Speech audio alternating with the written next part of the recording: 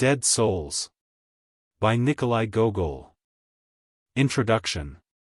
Dead Souls, first published in 1842, is the great prose classic of Russia. That amazing institution, the Russian novel, not only began its career with this unfinished masterpiece by Nikolai Gogol, but practically all the Russian masterpieces that have come since have grown out of it, like the limbs of a single tree. Dostoevsky goes so far as to bestow this tribute upon an earlier work by the same author, a short story entitled The Cloak.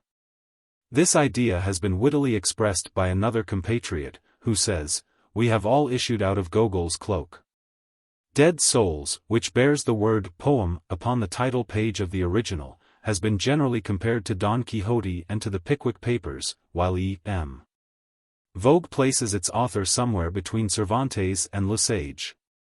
However considerable the influences of Cervantes and Dickens may have been, the first in the matter of structure, the other in background, humor, and detail of characterization, the predominating and distinguishing quality of the work is undeniably something foreign to both and quite peculiar to itself.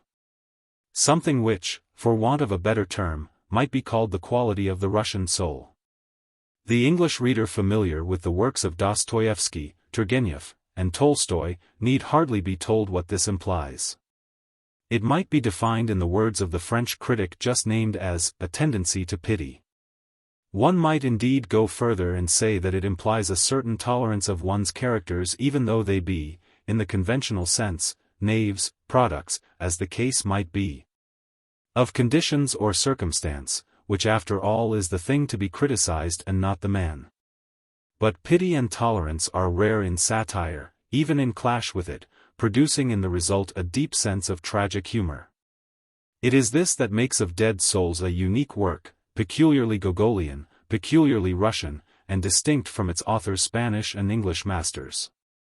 Still more profound are the contradictions to be seen in the author's personal character, and unfortunately they prevented him from completing his work.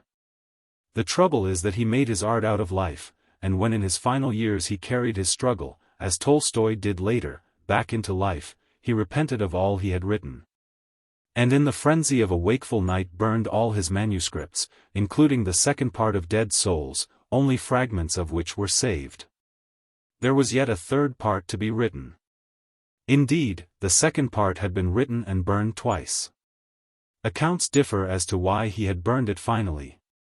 Religious remorse, fury at adverse criticism, and despair at not reaching ideal perfection are among the reasons given. Again it is said that he had destroyed the manuscript with the others inadvertently. The poet Pushkin, who said of Gogol that behind his laughter you feel the unseen tears, was his chief friend and inspirer. It was he who suggested the plot of Dead Souls as well as the plot of the earlier work The Reviser, which is almost the only comedy in Russian. The importance of both is their introduction of the social element in Russian literature, as Prince Kropotkin points out. Both hold up the mirror to Russian officialdom and the effects it has produced on the national character. The plot of Dead Souls is simple enough, and is said to have been suggested by an actual episode.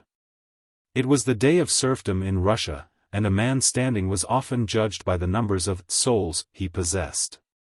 There was a periodical census of serfs, say once every 10 or 20 years. This being the case, an owner had to pay a tax on every soul registered at the last census, though some of the serfs might have died in the meantime. Nevertheless, the system had its material advantages, inasmuch as an owner might borrow money from a bank on the dead souls no less than on the living ones. The plan of Chichikov, Gogol's hero-villain, was therefore to make a journey through Russia and buy up the dead souls, at reduced rates of course, saving their owners the government tax, and acquiring for himself a list of fictitious serfs, which he meant to mortgage to a bank for a considerable sum. With this money he would buy an estate and some real-life serfs, and make the beginning of a fortune. Obviously, this plot, which is really no plot at all but merely a ruse to enable Chichikov to go across Russia in a troika, with Selifan the coachman as a sort of Russian Sancho Panza, gives Gogol a magnificent opportunity to reveal his genius as a painter of Russian panorama, peopled with characteristic native types commonplace enough but drawn in comic relief. The comic, explained the author yet at the beginning of his career, is hidden everywhere, only living in the midst of it we are not conscious of it. But if the artist brings it into his art, on the stage say, we shall roll about with laughter and only wonder we did not notice it before. But the comic in Dead Souls is merely external. Let us see how Pushkin, who loved to laugh, regarded the work. As Gogol read it aloud to him from the manuscript, the poet grew more and more gloomy and at last cried out, "God! What a sad country Russia is!" And later he said of it, Gogol invents nothing, it is the simple truth, the terrible truth. The work on one hand was received as nothing less than an exposure of all Russia. What would foreigners think of it? The liberal elements, however, the critical Belinsky among them, welcomed it as a revelation, as an omen of a freer future. Gogol, who had meant to do a service to Russia and not to heap ridicule upon her, took the criticisms of the Slavophiles to heart. And he palliated his critics by promising to bring about in the succeeding parts of his novel the redemption of Chichikov and the other knaves and blockheads. But the Westerner, Belinsky and others of the liberal camp were mistrustful. It was about this time, 1847, that Gogol published his correspondence with friends, and aroused a literary controversy that is alive to this day. Tolstoy is to be found among his apologists. Opinions as to the actual significance of Gogol's masterpiece differ. Some consider the author a realist who has drawn with meticulous detail a picture of Russia. Others, Merezhkovsky among them, see in him a great symbolist. The very title Dead Souls is taken to describe the living of Russia as well as its dead. Chichikov himself is now generally regarded as a universal character. We find an American professor, William Lyon Phelps, one of Yale, holding the opinion that no one can travel far in America without meeting scores of Chichikovs. Indeed, he is an accurate portrait of the American promoter, of the successful commercial traveler whose success depends entirely not on the real value and usefulness of his stock in trade, but on his knowledge of human nature and of the persuasive power of his tongue. This is also the opinion held by Prince Kropotkin too, who says, Chichikov may buy dead souls, or railway shares, or he may collect funds for some charitable institution, or look for a position in a bank, but he is an immortal international type. We meet him everywhere, he is of all lands and of all times, he but takes different forms to suit the requirements of nationality and time. Again, the work bears an interesting relation to Gogol himself. A romantic, writing of realities, he was appalled at the commonplaces of life, at finding no outlet for his love of color derived from his Cossack ancestry. He realized that he had drawn a host of heroes, one more commonplace than another, that there was not a single palliating circumstance. That there was not a single place where the reader might find pause to rest and to console himself. And that when he had finished the book it was as though he had walked out of an oppressive cellar into the open air. He felt perhaps inward need to redeem Chichikov. In Merezhkovsky's opinion he really wanted to save his own soul, but had succeeded only in losing it. His last years were spent morbidly. He suffered torments and ran from place to place like one hunted, but really always running from himself. Rome was his favorite refuge, and he returned to it again and again. In 1848, he made a pilgrimage to the Holy Land, but he could find no peace for his soul. Something of this mood had reflected itself even much earlier in the Diary of a Madman. Oh, little mother, save your poor son. Look how they are tormenting him. There's no place for him on earth. He's being driven. Oh, little mother, take pity on thy poor child. All the contradictions of Gogol's character are not to be disposed of in a brief essay. Such a strange combination of the tragic and the comic was truly seldom seen in one man. He, for one, realized that it is dangerous to jest with laughter. Everything that I laughed at became sad and terrible, adds Merezhkovsky. But earlier his humor was lighter, less tinged with the tragic. In those days Pushkin never failed to be amused by what Gogol had brought to read to him. Even Reveizer, 1835, with its tragic undercurrent, was a trifle compared to Dead Souls, so that one is not astonished to hear that not only did the Tsar, Nicholas I, give permission to have it acted, in spite of its being a criticism of official rottenness, but laughed uproariously, and led the applause. Moreover, he gave Gogol a grant of money, and asked that its source should not be revealed to the author lest he might feel obliged to write from the official point of view. Gogol was born at Sorochinets, Little Russia, in March 1809. He left college at 19 and went to St. Petersburg, where he secured a position as copying clerk in a government department. He did not keep his position long, yet long enough to store away in his mind a number of bureaucratic types which proved useful later. He quite suddenly started for America with money given to him by his mother for another purpose, but when he got as far as Lubeck he turned back. He then wanted to become an actor, but his voice proved not strong enough. Later he wrote a poem which was unkindly received. As the copies remained unsold, he gathered them all up at the various shops and burned them in his room. His next effort, Evenings at the Farm of Dykanka, 1831, was more successful. It was a series of gay and colorful pictures of Ukraine, the land he knew and loved, and if he is occasionally a little over-romantic here and there, he also achieves some beautifully lyrical passages. Then came another even finer series called Mirgorod, which won the admiration of Pushkin. Next he planned a history of Little Russia and a history of the Middle Ages, this last work to be in 8 or 9 volumes. The result of all this study was a beautiful and short Homeric epic in prose, called Taras Bulba. His appointment to a professorship in history was a ridiculous episode in his life. After a brilliant first lecture, in which he had evidently said all he had to say, he settled to a life of boredom for himself and his pupils. When he resigned he said joyously, "I am once more a free Cossack." Between 1834 and 1835 he produced a new series of stories, including his famous Cloak, which may be regarded as the legitimate beginning of the Russian novel. Gogol knew little about women, who played an equally minor role in his life and in his books. This may be partly because his personal appearance was not prepossessing. He is described by a contemporary as a little man with legs too short for his body. He walked crookedly. He was clumsy, ill-dressed, and rather ridiculous-looking, with his long lock of hair flapping on his forehead, and his large prominent nose. From 1835 Gogol spent almost his entire time abroad.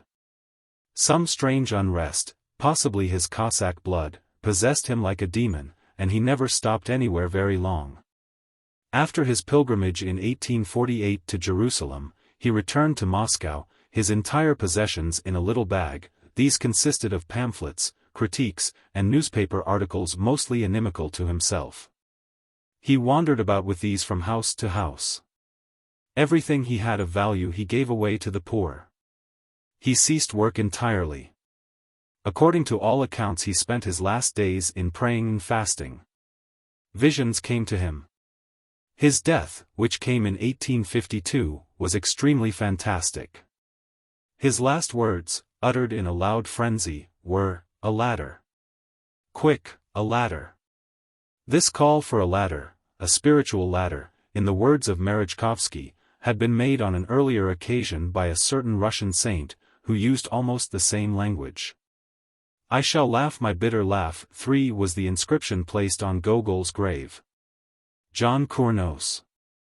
How do you find this book? Any thoughts about the book or the author? Any suggestion for improvement?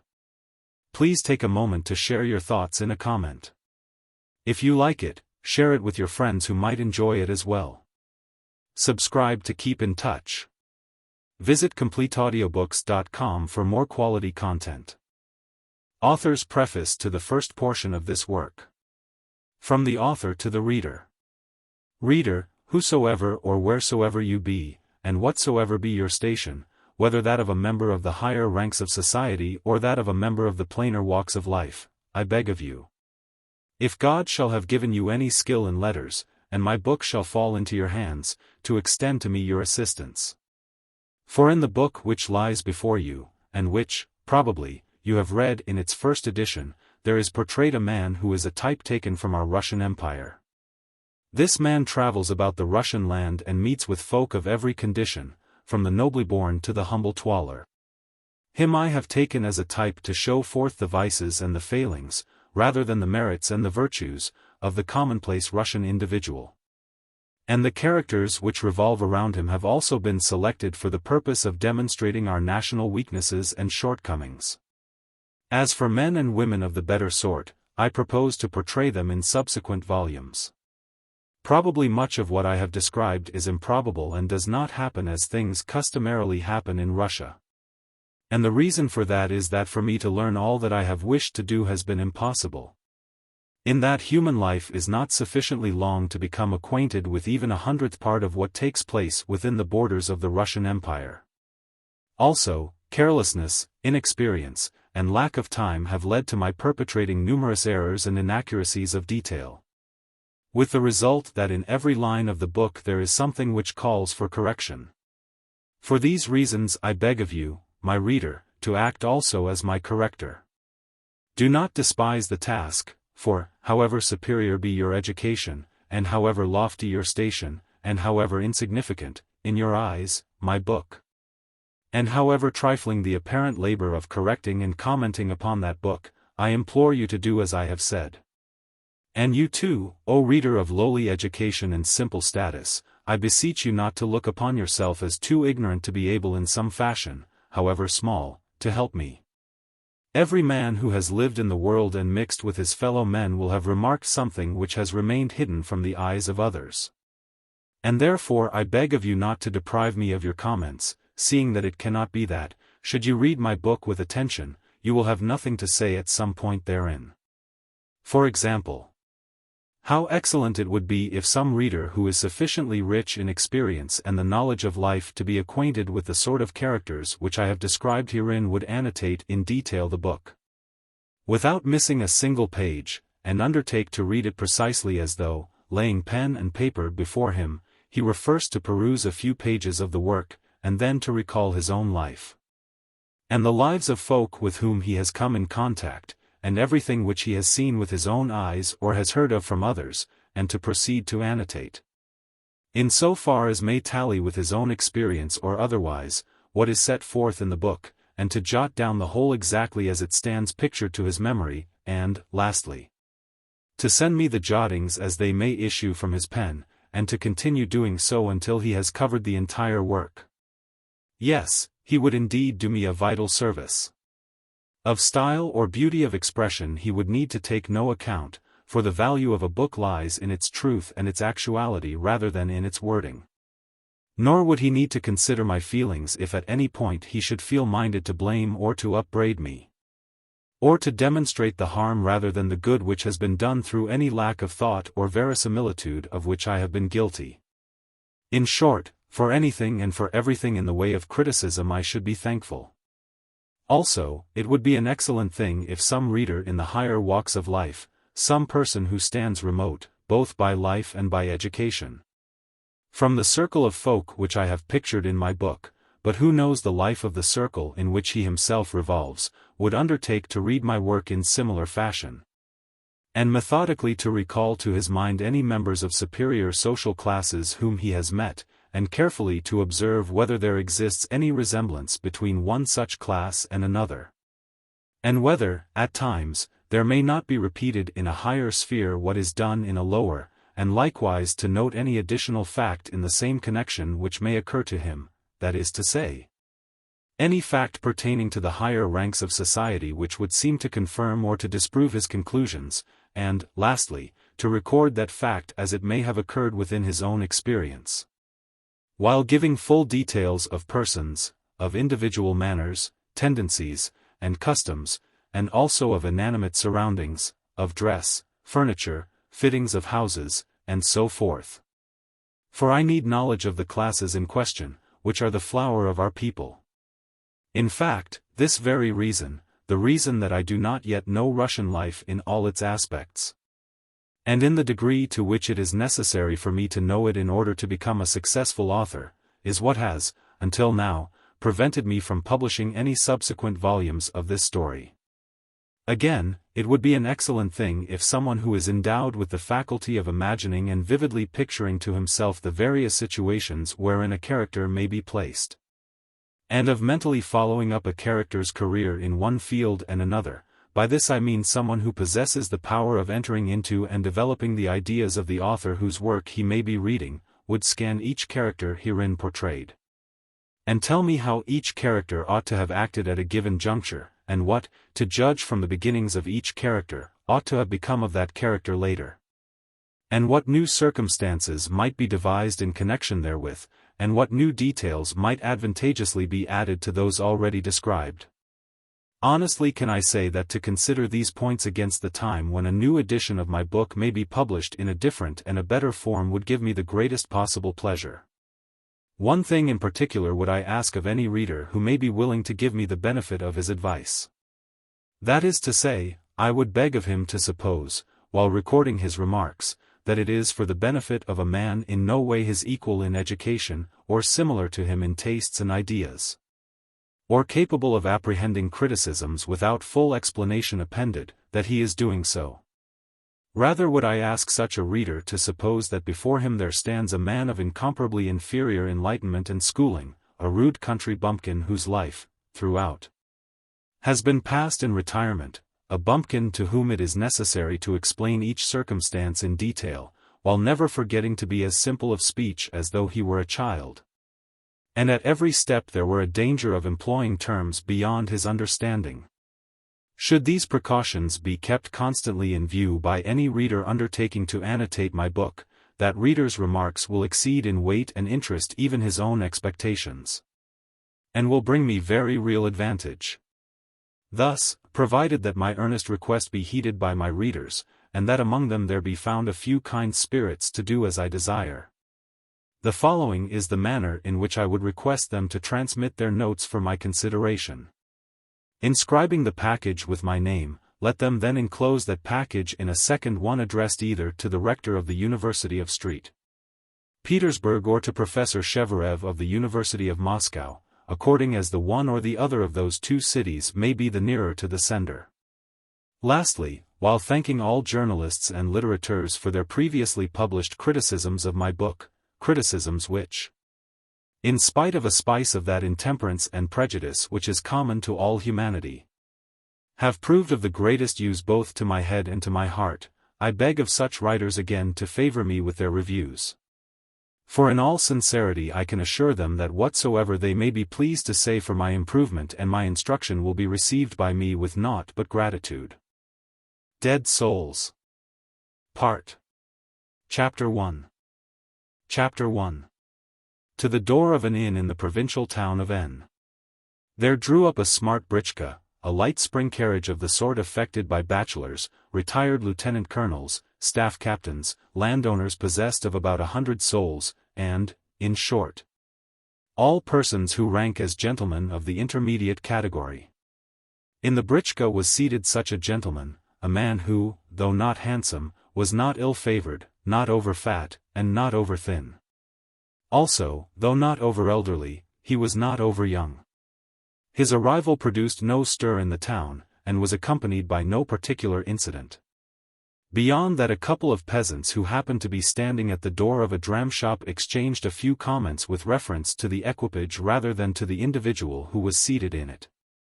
"Look at that carriage," one of them said to the other. "Think you it will be going as far as Moscow?" "I think it will," replied his companion. "But not as far as Kazan, eh?" "No, not as far as Kazan." With that the conversation ended. Presently, as the britchka was approaching the inn, it was met by a young man in a pair of very short, very tight breeches of white dimity, a quasi-fashionable frock coat, and a dickey fastened with a pistol-shaped bronze tie-pin. The young man turned his head as he passed the britchka and eyed it attentively, after which he clapped his hand to his cap, which was in danger of being removed by the wind, and resumed his way. On the vehicle reaching the inn door, its occupant found standing there to welcome him the polevoi or waiter of the establishment, an individual of such nimble and brisk movement that even to distinguish the character of his face was impossible.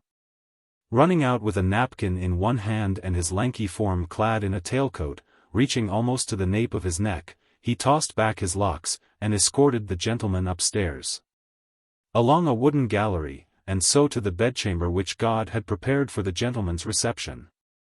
The said bedchamber was of quite ordinary appearance, since the inn belonged to the species to be found in all provincial towns, the species wherein, for 2 rubles a day, travelers may obtain a room swarming with black beetles, and communicating by a doorway with the apartment adjoining. True, the doorway may be blocked up with a wardrobe.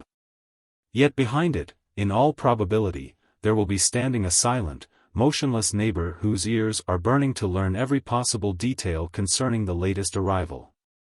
The inn's exterior corresponded with its interior.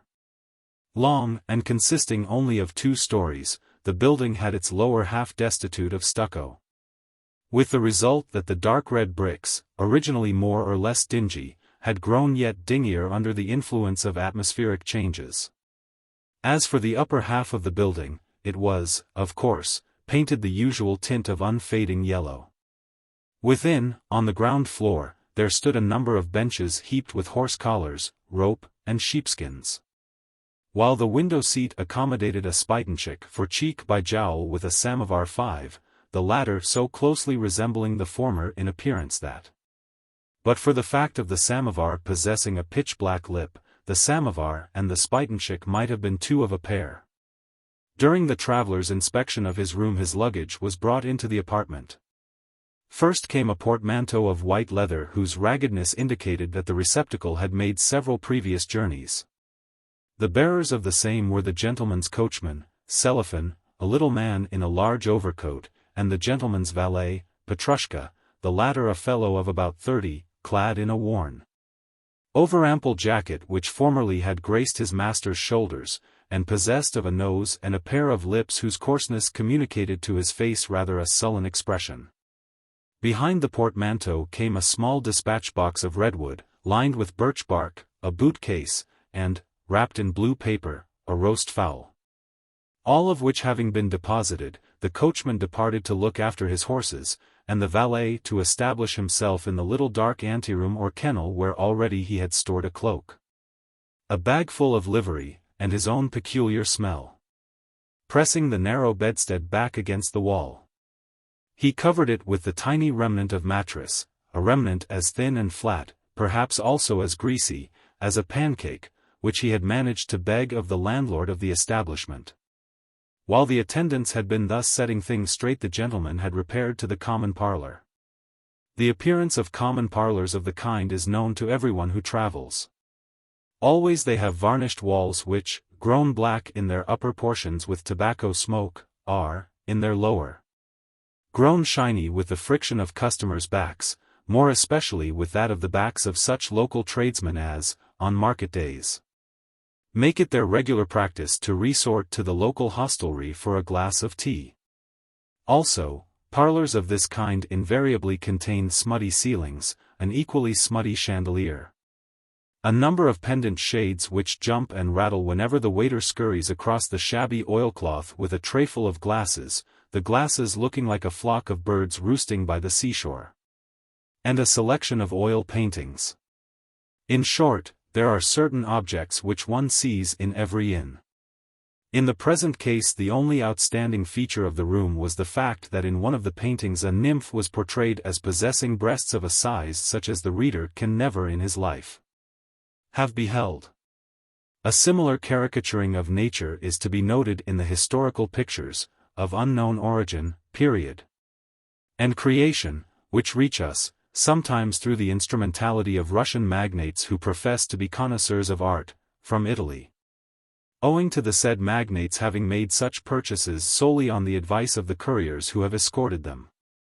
To resume, however, our traveler removed his cap, and divested his neck of a party-colored woolen scarf of the kind which a wife makes for her husband with her own hands, while accompanying the gift with interminable injunctions as to how best such a garment ought to be folded. True, bachelors also wear similar gauds, but, in their case, God alone knows who may have manufactured the articles. For my part, I cannot endure them. Having unfolded the scarf, the gentleman ordered dinner, and whilst the various dishes were being got ready, cabbage soup, a pie several weeks old, a dish of marrow and peas, a dish of sausages and cabbage, a roast fowl, some salted cucumber, and the sweet tart which stands perpetually ready for use in such establishments. Whilst, I say, these things were either being warmed up or brought in cold, the gentleman induced the waiter to retail certain fragments of tittle-tattle concerning the late landlord of the hostelry, the amount of income which the hostelry produced, and the character of its present proprietor. To the last-mentioned inquiry the waiter returned the answer invariably given in such cases, namely, "My master is a terribly hard man, sir." Curious that in enlightened Russia so many people cannot even take a meal at an inn without chattering to the attendant and making free with him. Nevertheless, not all the questions which the gentleman asked were aimless ones, for he inquired who was governor of the town, who president of the local council, and who public prosecutor. In short, he omitted no single official of note, while asking also, though with an air of detachment, the most exact particulars concerning the landowners of the neighborhood. Which of them, he inquired, possessed serfs, and how many of them? How far from the town did those landowners reside? What was the character of each landowner, and was he in the habit of paying frequent visits to the town? The gentleman also made searching inquiries concerning the hygienic condition of the countryside. Was there, he asked, much sickness about, whether sporadic fever, fatal forms of ague, smallpox, or what not? Yet, though his solicitude concerning these matters showed more than ordinary curiosity, his bearing retained its gravity unimpaired, and from time to time he blew his nose with portentous fervor. Indeed, the manner in which he accomplished this latter feat was marvelous in the extreme, for, though that member emitted sounds equal to those of a trumpet in intensity, he could yet, with his accompanying air of guileless dignity, evoke the waiter's undivided respect, so much so that, whenever the sounds of the nose reached that menial's ears, he would shake back his locks, straighten himself into a posture of marked solicitude, and inquire afresh, with head slightly inclined, whether the gentleman happened to require anything further. After dinner the guest consumed a cup of coffee, and then, seating himself upon the sofa, with, behind him, one of those wool-covered cushions which, in Russian taverns, resemble nothing so much as a cobblestone or a brick, fell to snoring. Whereafter, returning with a start to consciousness, he ordered himself to be conducted to his room, flung himself at full length upon the bed, and once more slept soundly for a couple of hours. Aroused, eventually, by the waiter, he, at the latter's request, inscribed a fragment of paper with his name, his surname, and his rank, for communication, in accordance with the law, to the police, and on that paper the waiter, leaning forward from the corridor, read, syllable by syllable, Pavel Ivanovich Chichikov, collegiate counselor, landowner, traveling on private affairs. The waiter had just time to accomplish this feat before Pavel Ivanovich Chichikov set forth to inspect the town. Apparently the place succeeded in satisfying him, and, to tell the truth, it was at least up to the usual standard of our provincial capitals. Where the staring yellow of stone edifices did not greet his eye, he found himself confronted with the more modest grey of wooden ones, which, consisting, for the most part, of 1 or 2 stories, added to the range of attics which provincial architects love so well, looked almost lost amid the expanses of street and intervening medleys of broken or half-finished partition walls. At other points evidence of more life and movement was to be seen, and here the houses stood crowded together and displayed dilapidated, rain-blurred signboards whereon boots or cakes or pairs of blue breeches inscribed, Arshavsky, tailor, and so forth, were depicted. Over a shop containing hats and caps was written Vasily Thedorov, foreigner. While, at another spot, a signboard portrayed a billiard table and 2 players, the latter clad in frock coats of the kind usually affected by actors whose part it is to enter the stage during the closing act of a piece. Even though, with arms sharply crooked and legs slightly bent, the said billiard players were taking the most careful aim, but succeeding only in making abortive strokes in the air. Each emporium of the sort had written over it, "This is the best establishment of its kind in the town."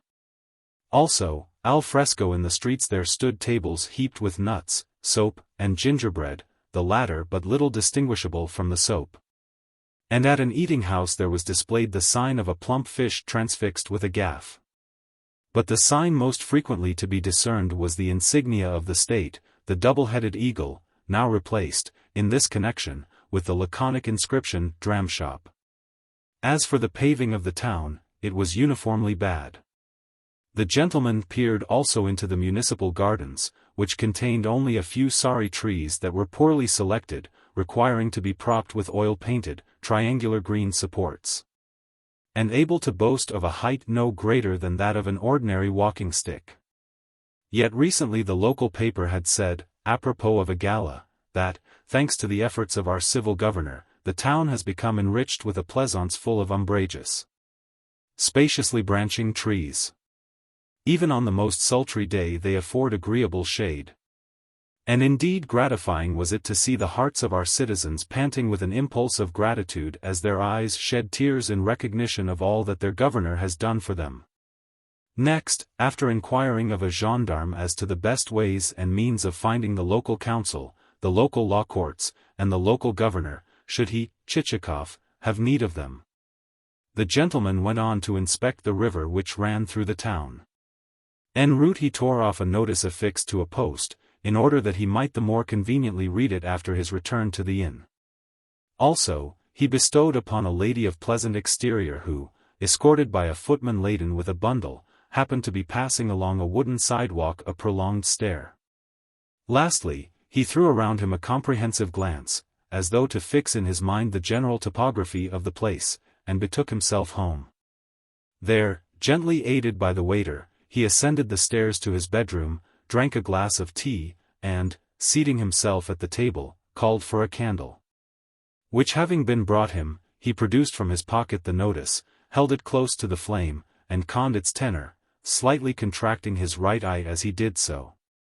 Yet there was little in the notice to call for remark.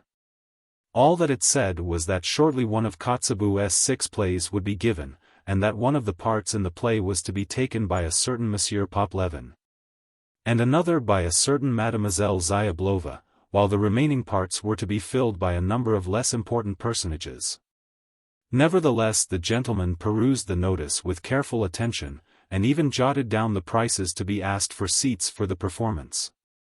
Also, he remarked that the bill had been printed in the press of the provincial government. Next, he turned over the paper, in order to see if anything further was to be read on the reverse side. But, finding nothing there, he refolded the document, placed it in the box which served him as a receptacle for odds and ends, and brought the day to a close with a portion of cold veal, a bottle of pickles, and a sound sleep. The following day he devoted to paying calls upon the various municipal officials, a first, and a very respectful, visit being paid to the governor. This personage turned out to resemble Chichikov himself in that he was neither fat nor thin. Also, he wore the riband of the Order of St. Anna about his neck, and was reported to have been recommended also for the star. For the rest, he was large and good-natured, and had a habit of amusing himself with occasional spells of knitting. Next, Chichikov repaired to the vice-governors, and thence to the house of the public prosecutor, to that of the president of the local council, to that of the chief of police, to that of the commissioner of taxes, and to that of the local director of state factories. True, the task of remembering every bigwig in this world of ours is not a very easy one. But at least our visitor displayed the greatest activity in his work of paying calls, seeing that he went so far as to pay his respects also to the inspector of the municipal department of medicine and to the city architect. Thereafter he sat thoughtfully in his britchka, plunged in meditation on the subject of whom else it might be well to visit.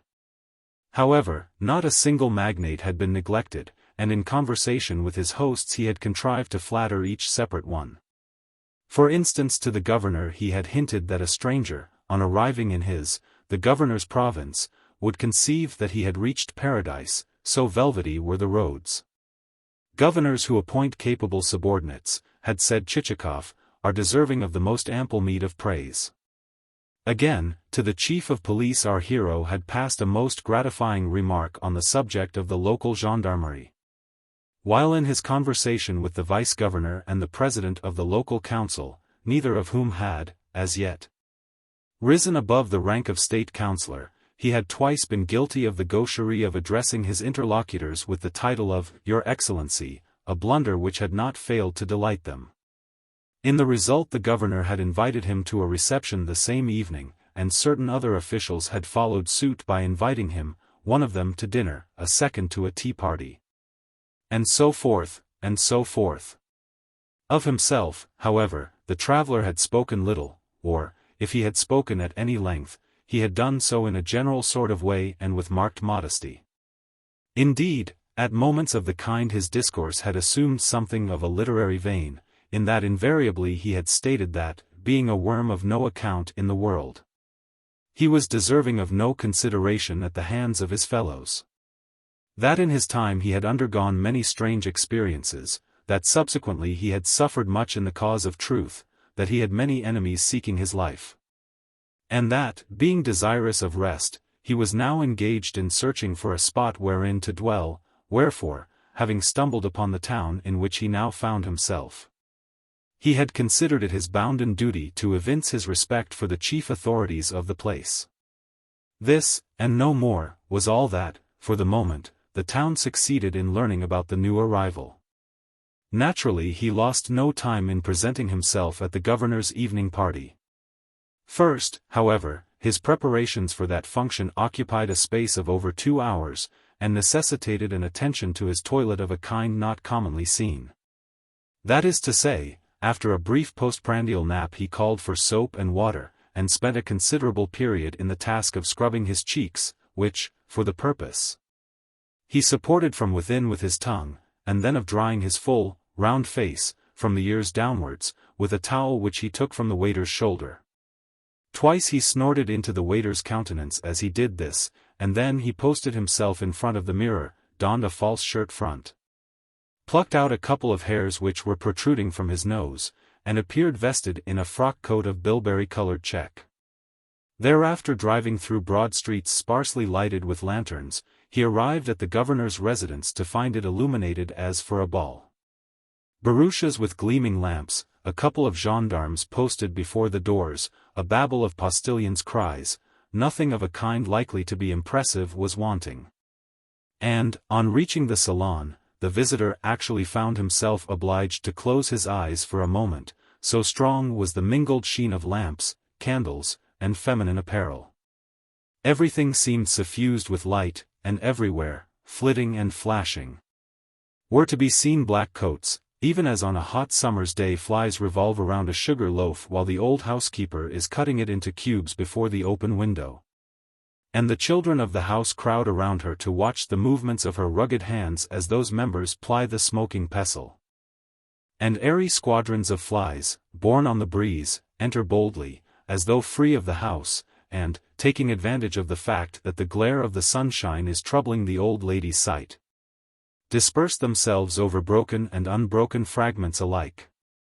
Even though the lethargy induced by the opulence of summer and the rich shower of dainties to be encountered at every step has induced them to enter less for the purpose of eating than for that of showing themselves in public, of parading up and down the sugar loaf, of rubbing both their hindquarters and their fore against one another, of cleaning their bodies under the wings, of extending their forelegs over their heads and grooming themselves, and of flying out of the window again to return with other predatory squadrons.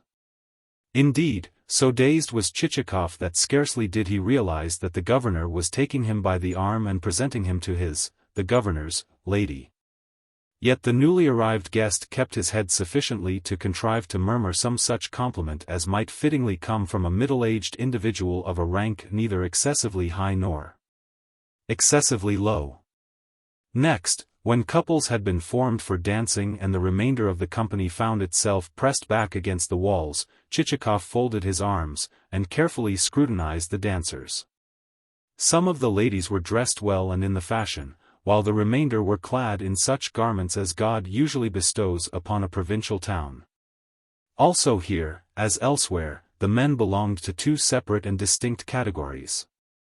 One of which comprised slender individuals who, flitting around the ladies, were scarcely to be distinguished from denizens of the metropolis, so carefully, so artistically groomed were their whiskers, so presentable their oval, clean-shaven faces, so easy the manner of their dancing attendance upon their womenfolk.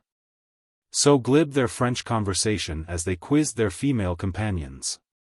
As for the other category, it comprised individuals who, stout, or of the same build as Chichikov, that is to say, neither very portly nor very lean, backed and sidled away from the ladies, and kept peering hither and thither to see whether the governor's footmen had set out green tables for whist.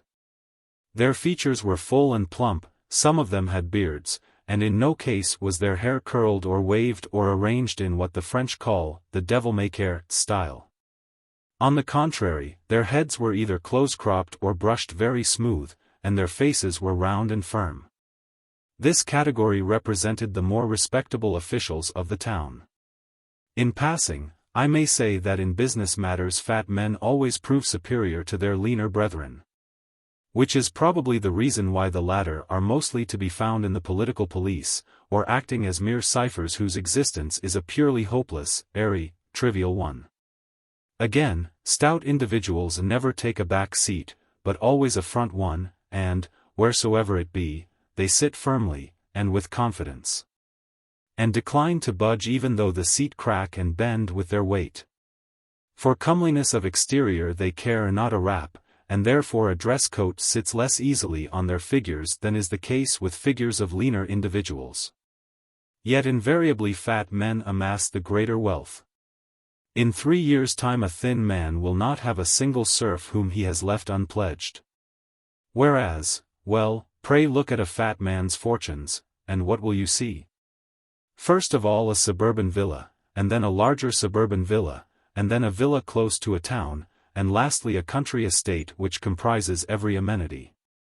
That is to say, having served both God and the state, the stout individual has won universal respect, and will end by retiring from business, reordering his mode of life, and becoming a Russian landowner, in other words, a fine gentleman who dispenses hospitality, lives in comfort and luxury, and is destined to leave his property to heirs who are purposing to squander the same on foreign travel.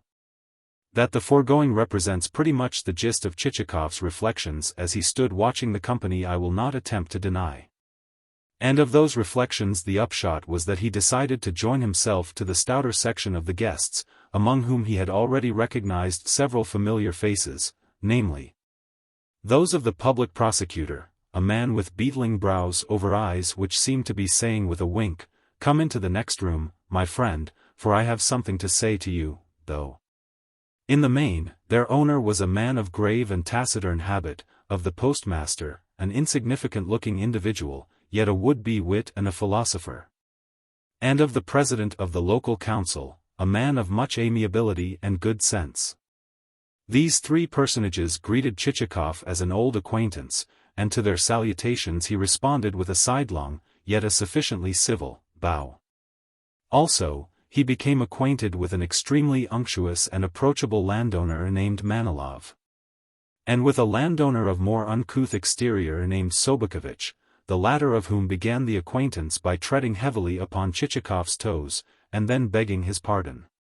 Next, Chichikov received an offer of a cut-in at whist, and accepted the same with his usual courteous inclination of the head. Seating themselves at a green table, the party did not rise therefrom till supper time. And during that period all conversation between the players became hushed, as is the custom when men have given themselves up to a really serious pursuit. Even the postmaster, a talkative man by nature, had no sooner taken the cards into his hands than he assumed an expression of profound thought, pursed his lips, and retained this attitude unchanged throughout the game. Only when playing a court card was it his custom to strike the table with his fist, and to exclaim, if the card happened to be a queen, "Now, old Popadia." 7 and, if the card happened to be a king, "Now, peasant of Tambov." To which ejaculations invariably the president of the local council retorted, "Ah, I have him by the ears, I have him by the ears." And from the neighborhood of the table other strong ejaculations relative to the play would arise, interposed with one or another of those nicknames which participants in a game are apt to apply to members of the various suits. I need hardly add that, the game over, the players fell to quarreling, and that in the dispute our friend joined, though so artfully as to let everyone see that, in spite of the fact that he was wrangling, he was doing so only in the most amicable fashion possible. Never did he say outright, "You played the wrong card at such and such a point." No, he always employed some such phrase as, "You permitted yourself to make a slip, and thus afforded me the honor of covering your deuce." Indeed, the better to keep in accord with his antagonists, he kept offering them his silver enameled snuff-box, at the bottom of which lay a couple of violets, placed there for the sake of their scent. In particular did the newcomer pay attention to landowners Manilov and Sobokovich. So much so that his haste to arrive on good terms with them led to his leaving the president and the postmaster rather in the shade. At the same time, certain questions which he put to those two landowners evinced not only curiosity, but also a certain amount of sound intelligence. For he began by asking how many peasant souls each of them possessed, and how their affairs happened at present to be situated. And then proceeded to enlighten himself also as their standing and their families. Indeed, it was not long before he had succeeded in fairly enchanting his new friends. In particular did Manilov, a man still in his prime, and possessed of a pair of eyes which, sweet as sugar, blinked whenever he laughed, find himself unable to make enough of his enchanter. Clasping Chichikov long and fervently by the hand, he besought him to do him, Manilov, the honor of visiting his country house, which he declared to lie at a distance of not more than 15 versts from the boundaries of the town. And in return Chichikov averred, with an exceedingly affable bow and a most sincere handshake, that he was prepared not only to fulfill his friend's behest, but also to look upon the fulfilling of it as a sacred duty. In the same way Sobokovich said to him laconically, "And do you pay me a visit?" And then proceeded to shuffle a pair of boots of such dimensions that to find a pair to correspond with them would have been indeed difficult, more especially at the present day, when the race of epic heroes is beginning to die out in Russia. Next day Chichikov dined and spent the evening at the house of the chief of police, a residence where, 3 hours after dinner, everyone sat down to whist, and remained so seated until 2 o'clock in the morning. On this occasion Chichikov made the acquaintance of, among others, a landowner named Nozdrev, a dissipated little fellow of 30 who had no sooner exchanged 3 or 4 words with his new acquaintance than he began to address him in the second person singular. Yet although he did the same to the chief of police and the public prosecutor, the company had no sooner seated themselves at the card table than both the one and the other of these functionaries started to keep a careful eye upon Nozdrev's tricks, and to watch practically every card which he played. The following evening Chichikov spent with the president of the local council, who received his guests, even though the latter included 2 ladies, in a greasy dressing gown. Upon that followed an evening at the vice-governor's, a large dinner party at the house of the commissioner of taxes, a smaller dinner party at the house of the public prosecutor, a very wealthy man, and a subsequent reception given by the mayor. In short, not an hour of the day did Chichikov find himself forced to spend at home, and his return to the inn became necessary only for the purposes of sleeping. Somehow or other he had landed on his feet, and everywhere he figured as an experienced man of the world. No matter what the conversation chanced to be about, he always contrived to maintain his part in the same. Did the discourse turn upon horse breeding he happened to be peculiarly well qualified to speak. Did the company fall to discussing well-bred dogs, at once he had remarks of the most pertinent kind possible to offer. Did the company touch upon a prosecution which had recently been carried out by the excise department, instantly he showed that he too was not wholly unacquainted with legal affairs. Did an opinion chance to be expressed concerning billiards, on that subject too he was at least able to avoid committing a blunder. Did a reference occur to virtue, concerning virtue he hastened to deliver himself in a way which brought tears to every eye. Did the subject in hand happen to be the distilling of brandy, well, that was a matter concerning which he had the soundest of knowledge.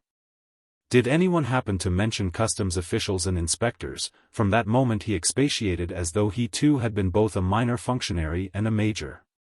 Yet a remarkable fact was the circumstance that he always contrived to temper his omniscience with a certain readiness to give way. A certain ability so to keep a rein upon himself that never did his utterances become too loud or too soft, or transcend what was perfectly befitting. In a word, he was always a gentleman of excellent manners, and every official in the place felt pleased when he saw him enter the door. Thus the governor gave it as his opinion that Chichikov was a man of excellent intentions, the public prosecutor, that he was a good man of business. The chief of gendarmerie, that he was a man of education, the president of the local council, that he was a man of breeding and refinement. And the wife of the chief of gendarmerie, that his politeness of behavior was equalled only by his affability of bearing. Nay, even Sobakevich, who as a rule never spoke well of anyone, said to his lanky wife when, on returning late from the town, he undressed and betook himself to bed by her side, "My dear, this evening, after dining with the chief of police, I went on to the governor's, and met there, among others, a certain Pavel Ivanovich Chichikov, who is a collegiate councillor and a very pleasant fellow." To this his spouse replied, and then dealt him a hearty kick in the ribs. Such were the flattering opinions earned by the newcomer to the town. And these opinions he retained until the time when a certain speciality of his, a certain scheme of his, the reader will learn presently what it was, plunged the majority of the townsfolk into a sea of perplexity. Chapter 2. For more than 2 weeks the visitor lived amid a round of evening parties and dinners, wherefore he spent, as the saying goes, a very pleasant time. Finally he decided to extend his visits beyond the urban boundaries by going and calling upon landowners Manilov and Sobakevich, seeing that he had promised on his honor to do so. Yet what really incited him to this may have been a more essential cause, a matter of greater gravity, a purpose which stood nearer to his heart, than the motive which I have just given.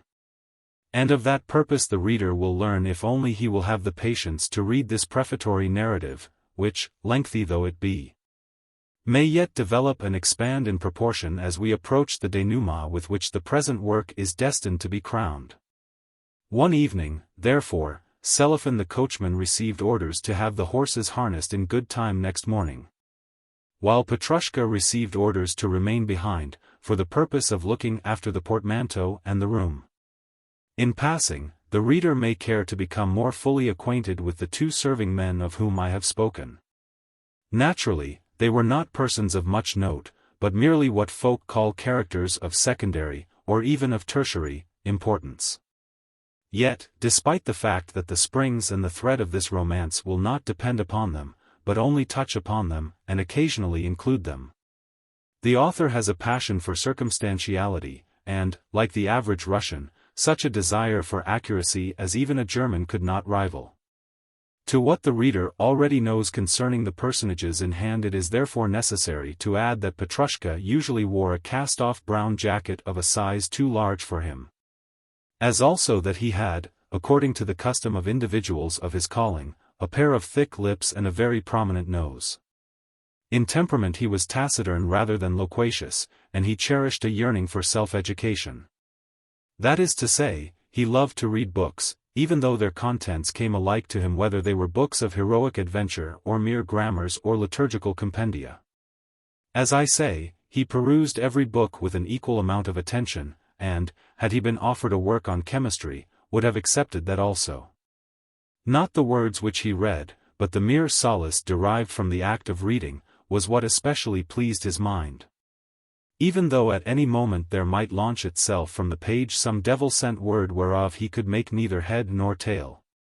For the most part, his task of reading was performed in a recumbent position in the anteroom, which circumstance ended by causing his mattress to become as ragged and as thin as a wafer.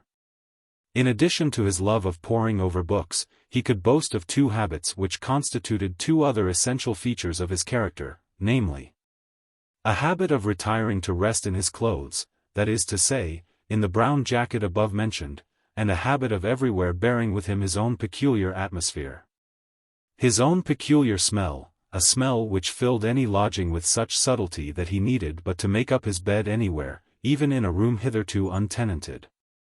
And to drag thither his greatcoat and other impedimenta, for that room at once to assume an air of having been lived in during the past 10 years.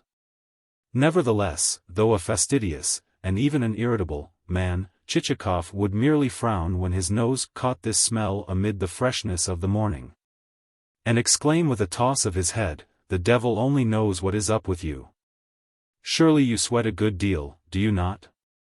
The best thing you can do is to go and take a bath."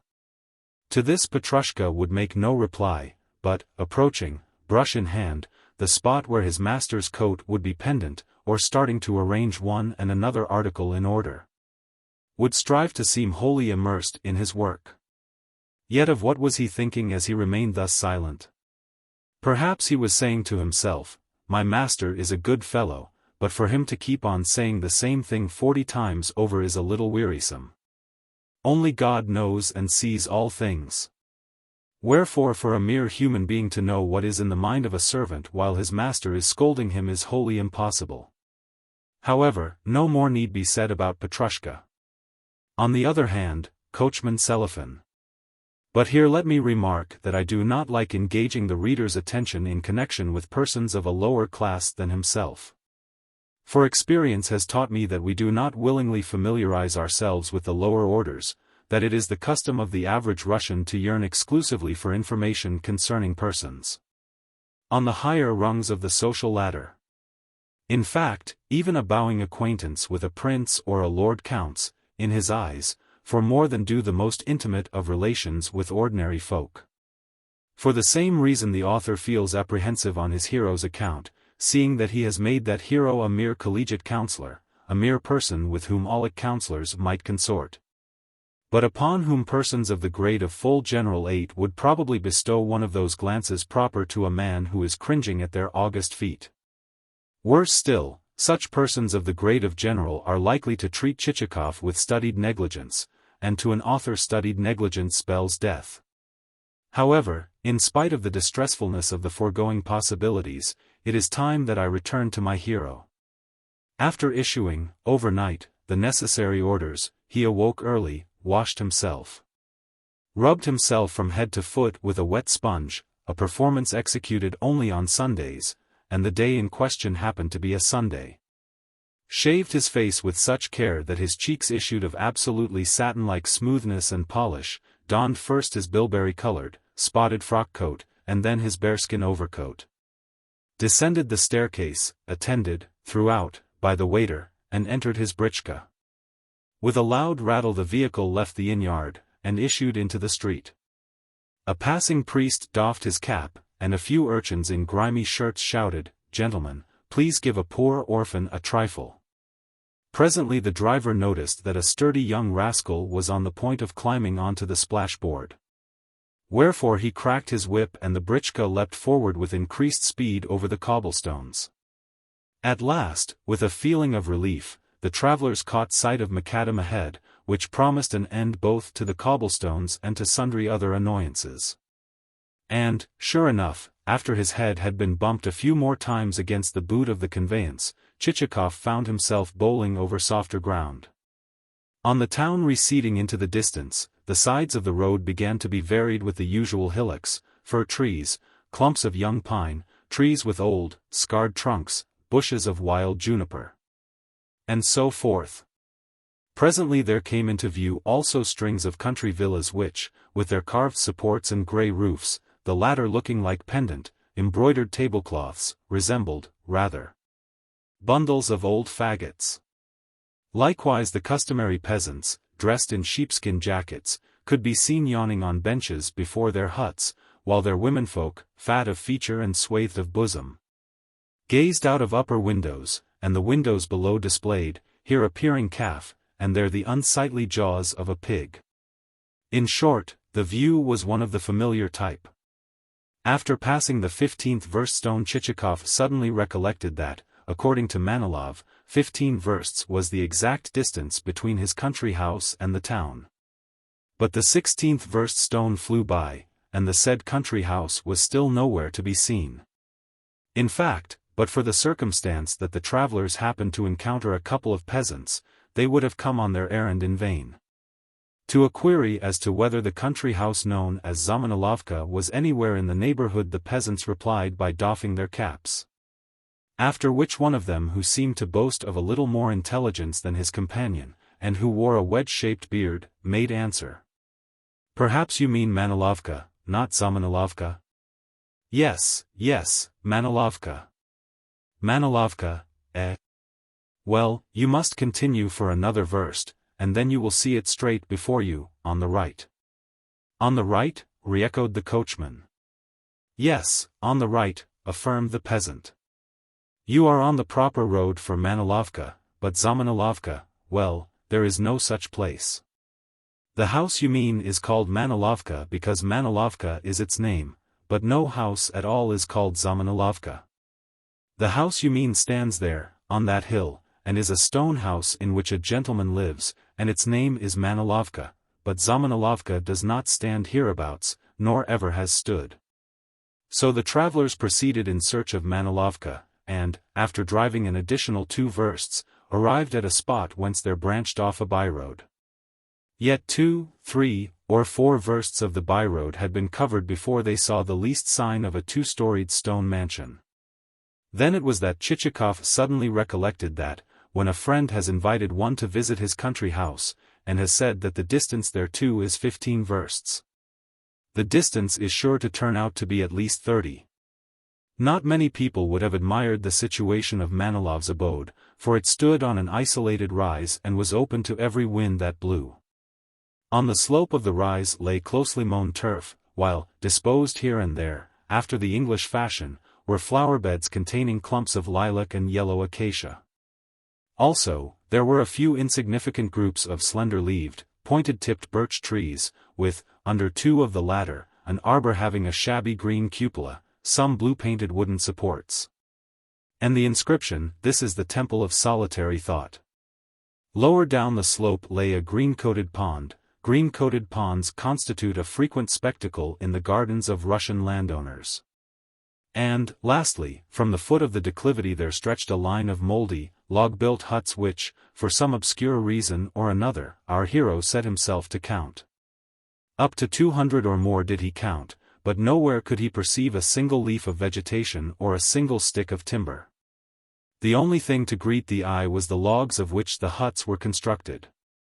Nevertheless, the scene was to a certain extent enlivened by the spectacle of 2 peasant women who, with clothes picturesquely tucked up, were wading knee-deep in the pond and dragging behind them, with wooden handles, a ragged fishing net, in the meshes of which 2 crawfish and a roach with glistening scales were entangled. The women appeared to have cause of dispute between themselves, to be rating one another about something. In the background, and to one side of the house, showed a faint, dusky blur of pinewood, and even the weather was in keeping with the surroundings, since the day was neither clear nor dull, but of the grey tint which may be noted in uniforms of garrison soldiers which have seen long service. To complete the picture, a cock, the recognized harbinger of atmospheric mutations, was present. And, in spite of the fact that a certain connection with affairs of gallantry had led to his having had his head pecked bare by other cocks, he flapped a pair of wings, appendages as bare as 2 pieces of bast, and crowed loudly. As Chichikov approached the courtyard of the mansion he caught sight of his host, clad in a green frock coat, standing on the veranda and pressing one hand to his eyes to shield them from the sun, and so get a better view of the approaching carriage. In proportion as the britchka drew nearer and nearer to the veranda, the host's eyes assumed a more and more delighted expression, and his smile a broader and broader sweep. "Paul Ivanovich!" he exclaimed when at length Chichikov leapt from the vehicle. "Never should I have believed that you would have remembered us." The 2 friends exchanged hearty embraces, and Manilov then conducted his guest to the drawing-room. During the brief time that they are traversing the hall, the anteroom, and the dining-room, let me try to say something concerning the master of the house. But such an undertaking bristles with difficulties. It promises to be a far less easy task than the depicting of some outstanding personality which calls but for a wholesale dashing of colors upon the canvas, the colors of a pair of dark burning eyes, a pair of dark, beetling brows, a forehead seamed with wrinkles, a black, or a fiery red, cloak thrown backwards over the shoulder, and so forth, and so forth. Yet, so numerous are Russian serf owners that, though careful scrutiny reveals to one's sight a quantity of outre peculiarities, they are, as a class, exceedingly difficult to portray. And one needs to strain one's faculties to the utmost before it becomes possible to pick out their variously subtle, their almost invisible, features. In short, one needs, before doing this, to carry out a prolonged probing with the aid of an insight sharpened in the acute school of research.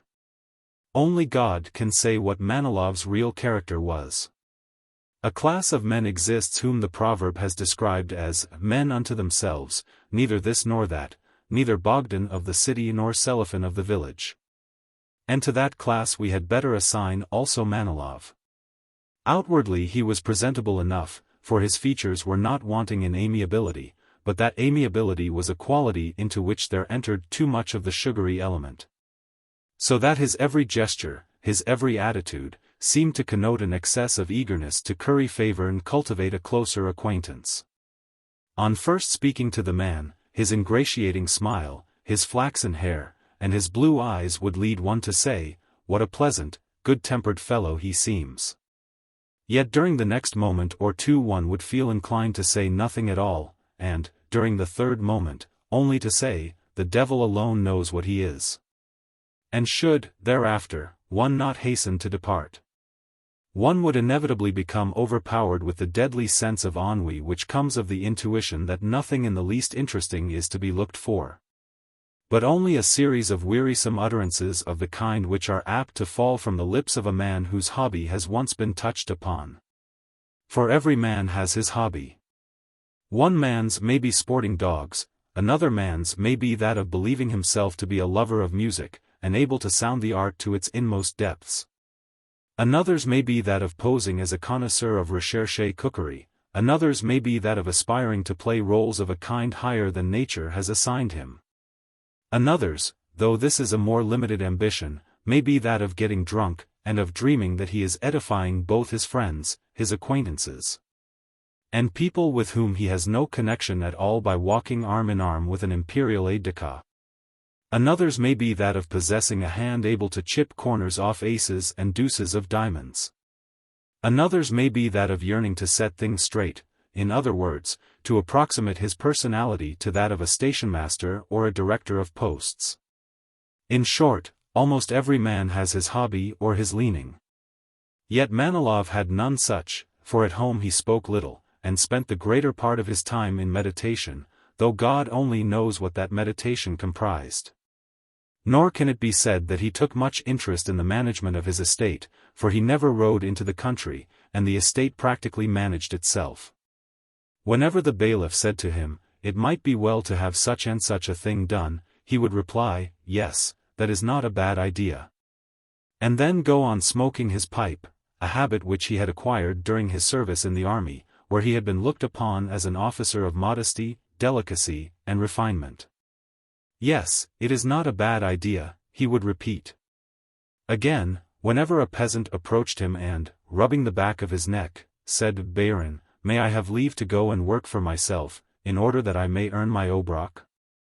9 He would snap out, with pipe in mouth as usual, "Yes, go," and never trouble his head as to whether the peasant's real object might not be to go and get drunk.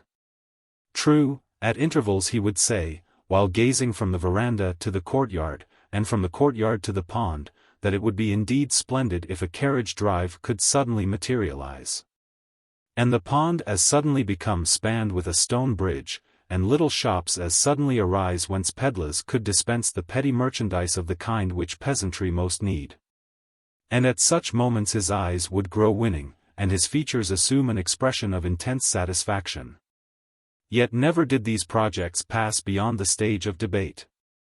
Likewise there lay in his study a book with the 14th page permanently turned down. It was a book which he had been reading for the past 2 years. In general, something seemed to be wanting in the establishment. For instance, although the drawing-room was filled with beautiful furniture, and upholstered in some fine silken material which clearly had cost no inconsiderable sum. 2 of the chairs lacked any covering but bast, and for some years past the master had been accustomed to warn his guests with the words, "Do not sit upon these chairs. They are not yet ready for use." Another room contained no furniture at all, although, a few days after the marriage, it had been said, "My dear, tomorrow let us set about procuring at least some temporary furniture for this room." Also, every evening would see placed upon the drawing-room table a fine bronze candelabrum, a statuette representative of the 3 Graces, a tray inlaid with mother-of-pearl, and a rickety, lopsided copper invalide. Yet of the fact that all 4 articles were thickly coated with grease neither the master of the house nor the mistress or the servant seemed to entertain the least suspicion. At the same time, Manilov and his wife were quite satisfied with each other. More than 8 years had elapsed since their marriage, yet one of them was forever offering his or her partner a piece of apple or a bonbon or a nut, while murmuring some tender something which voiced a wholehearted affection. "Open your mouth, dearest," thus ran the formula, "and let me pop into it this titbit." You may be sure that on such occasions the dearest mouth parted its lips most graciously.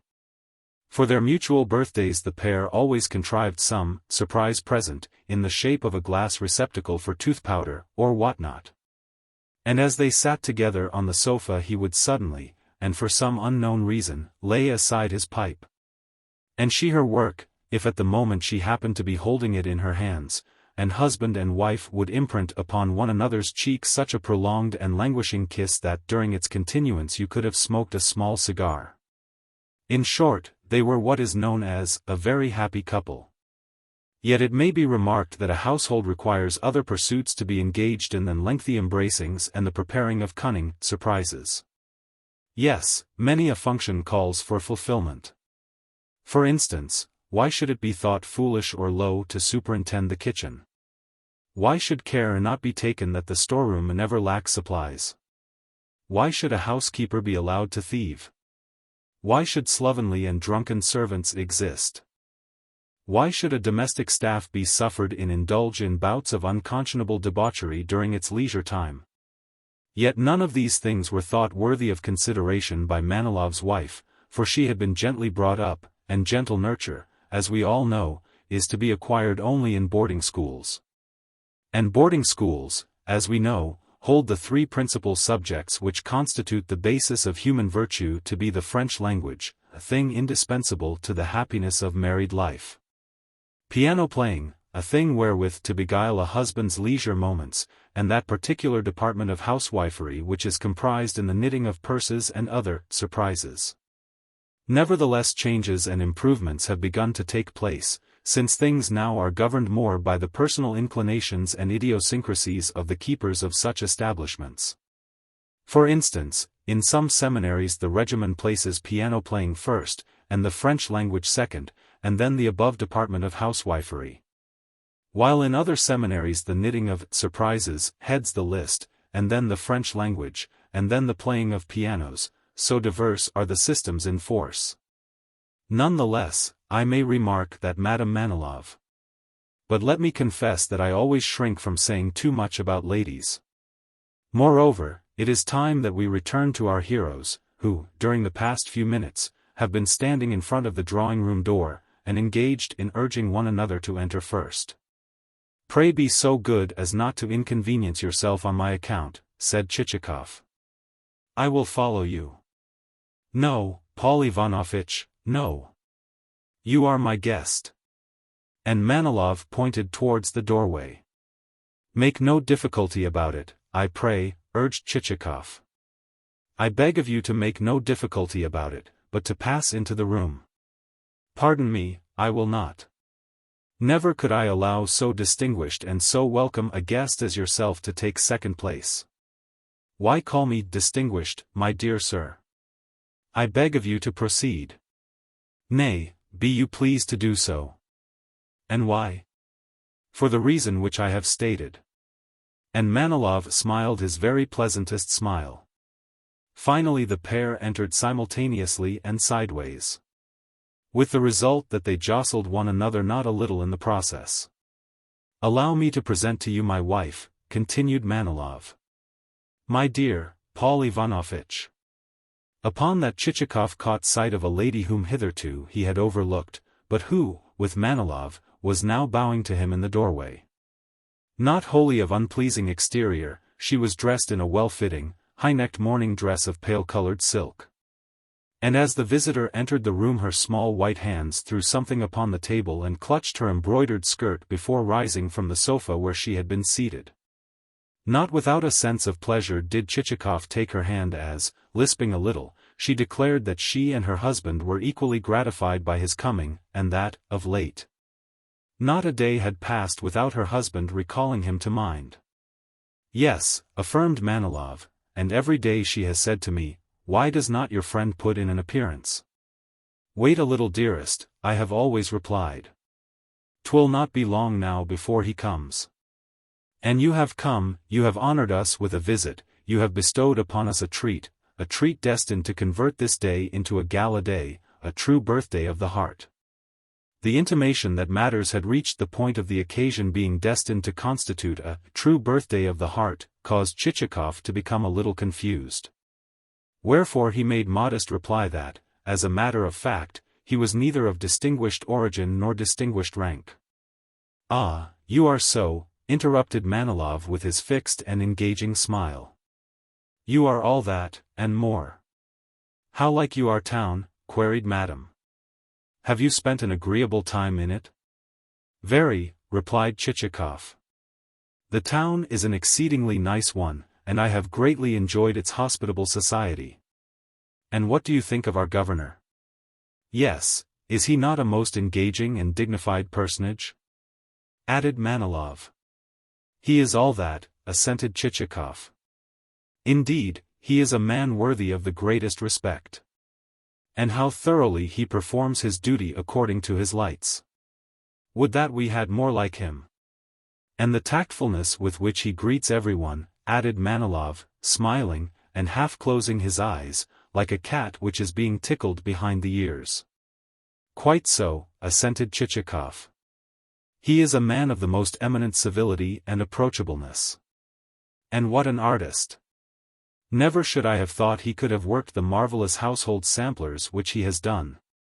Some specimens of his needlework which he showed me could not well have been surpassed by any lady in the land. And the vice-governor, too, he is a nice man, is he not? Inquired Manilov with renewed blinkings of the eyes. Who? The vice-governor?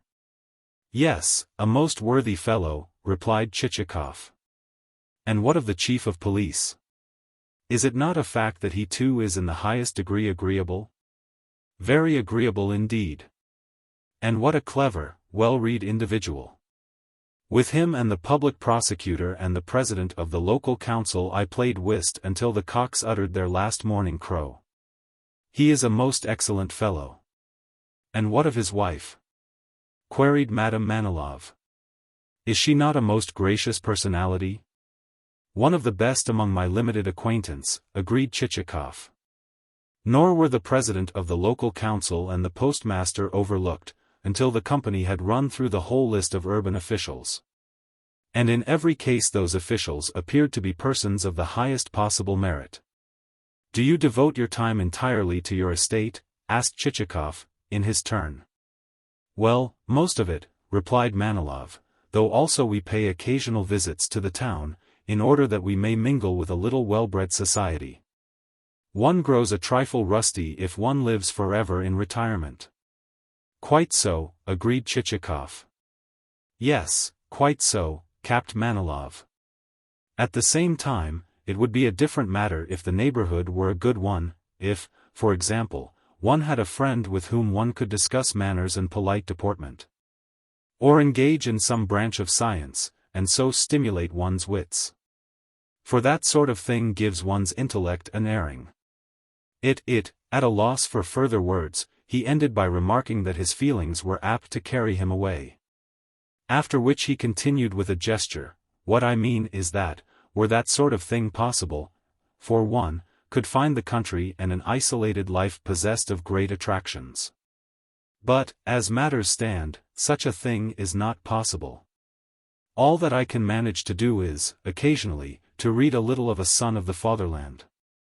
With these sentiments Chichikov expressed entire agreement, adding that nothing could be more delightful than to lead a solitary life in which there should be comprised only the sweet contemplation of nature and the intermittent perusal of a book. "Nay, but even that were worth nothing had not one a friend with whom to share one's life," remarked Manilov. "True, true," agreed Chichikov.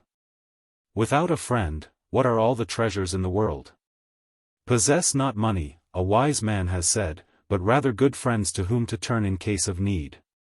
"Yes, Paul Ivanovich," said Manilov with a glance not merely sweet, but positively luscious, a glance akin to the mixture which even clever physicians have to render palatable before they can induce a hesitant patient to take it. "Consequently you may imagine what happiness, what perfect happiness, so to speak, the present occasion has brought me. Seeing that I am permitted to converse with you and to enjoy your conversation." "But what of my conversation?" replied Chichikov. "I am an insignificant individual, and, beyond that, nothing." "Oh, Paul Ivanovich," cried the other. "Permit me to be frank, and to say that I would give half my property to possess even a portion of the talents which you possess. On the contrary, I should consider it the highest honor in the world if—" The lengths to which this mutual outpouring of soul would have proceeded had not a servant entered to announce luncheon must remain a mystery. "I humbly invite you to join us at table," said Manilov. "Also, you will pardon us for the fact that we cannot provide a banquet such as is to be obtained in our metropolitan cities. We partake of simple fare, according to Russian custom, we confine ourselves to shchi 10, but we do so with a single heart. Come, I humbly beg of you." After another contest for the honor of yielding precedence, Chichikov succeeded in making his way, in zigzag fashion, to the dining room, where they found awaiting them a couple of youngsters. These were Manilov's sons, and boys of the age which admits of their presence at table, but necessitates the continued use of high chairs. Beside them was their tutor, who bowed politely and smiled. After which the hostess took her seat before her soup plate, and the guest of honor found himself ensconced between her and the master of the house, while the servant tied up the boys' necks in bibs. "What charming children," said Chichikov as he gazed at the pair. "And how old are they?" "The eldest is 8, replied Manilov, "and the younger one attained the age of 6 yesterday." "Themistocleus," went on the father, turning to his firstborn, who was engaged in striving to free his chin from the bib with which the footman had encircled it. On hearing this distinctly Greek name, to which, for some unknown reason, Manilov always appended the termination dus, Chichikov raised his eyebrows a little, but hastened, the next moment, to restore his face to a more befitting expression. "Themistocleus," repeated the father, "tell me which is the finest city in France." Upon this the tutor concentrated his attention upon Themistocleus, and appeared to be trying hard to catch his eye. Only when Themistocleus had muttered "Paris," did the preceptor grow calmer, and nod his head. "And which is the finest city in Russia?" continued Manilov. Again the tutor's attitude became wholly one of concentration. "St. Petersburg," replied Themistocleus. "And what other city?" "Moscow," responded the boy. "Clever little dear!" burst out Chichikov, turning with an air of surprise to the father. "Indeed, I feel bound to say that the child evinces the greatest possible potentialities." "You do not know him fully," replied the delighted Manilov.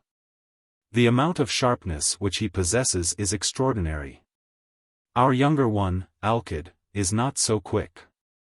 Whereas his brother, well, no matter what he may happen upon, whether upon a cow-bug or upon a water-beetle or upon anything else, his little eyes begin jumping out of his head. And he runs to catch the thing, and to inspect it. For him I am reserving a diplomatic post. Themistocleus, added the father, again turning to his son, do you wish to become an ambassador? Yes, I do, replied Themistocleus, chewing a piece of bread and wagging his head from side to side. At this moment the lackey who had been standing behind the future ambassador wiped the latter's nose. And well it was that he did so, since otherwise an inelegant and superfluous drop would have been added to the soup. After that the conversation turned upon the joys of a quiet life, though occasionally it was interrupted by remarks from the hostess on the subject of acting and actors.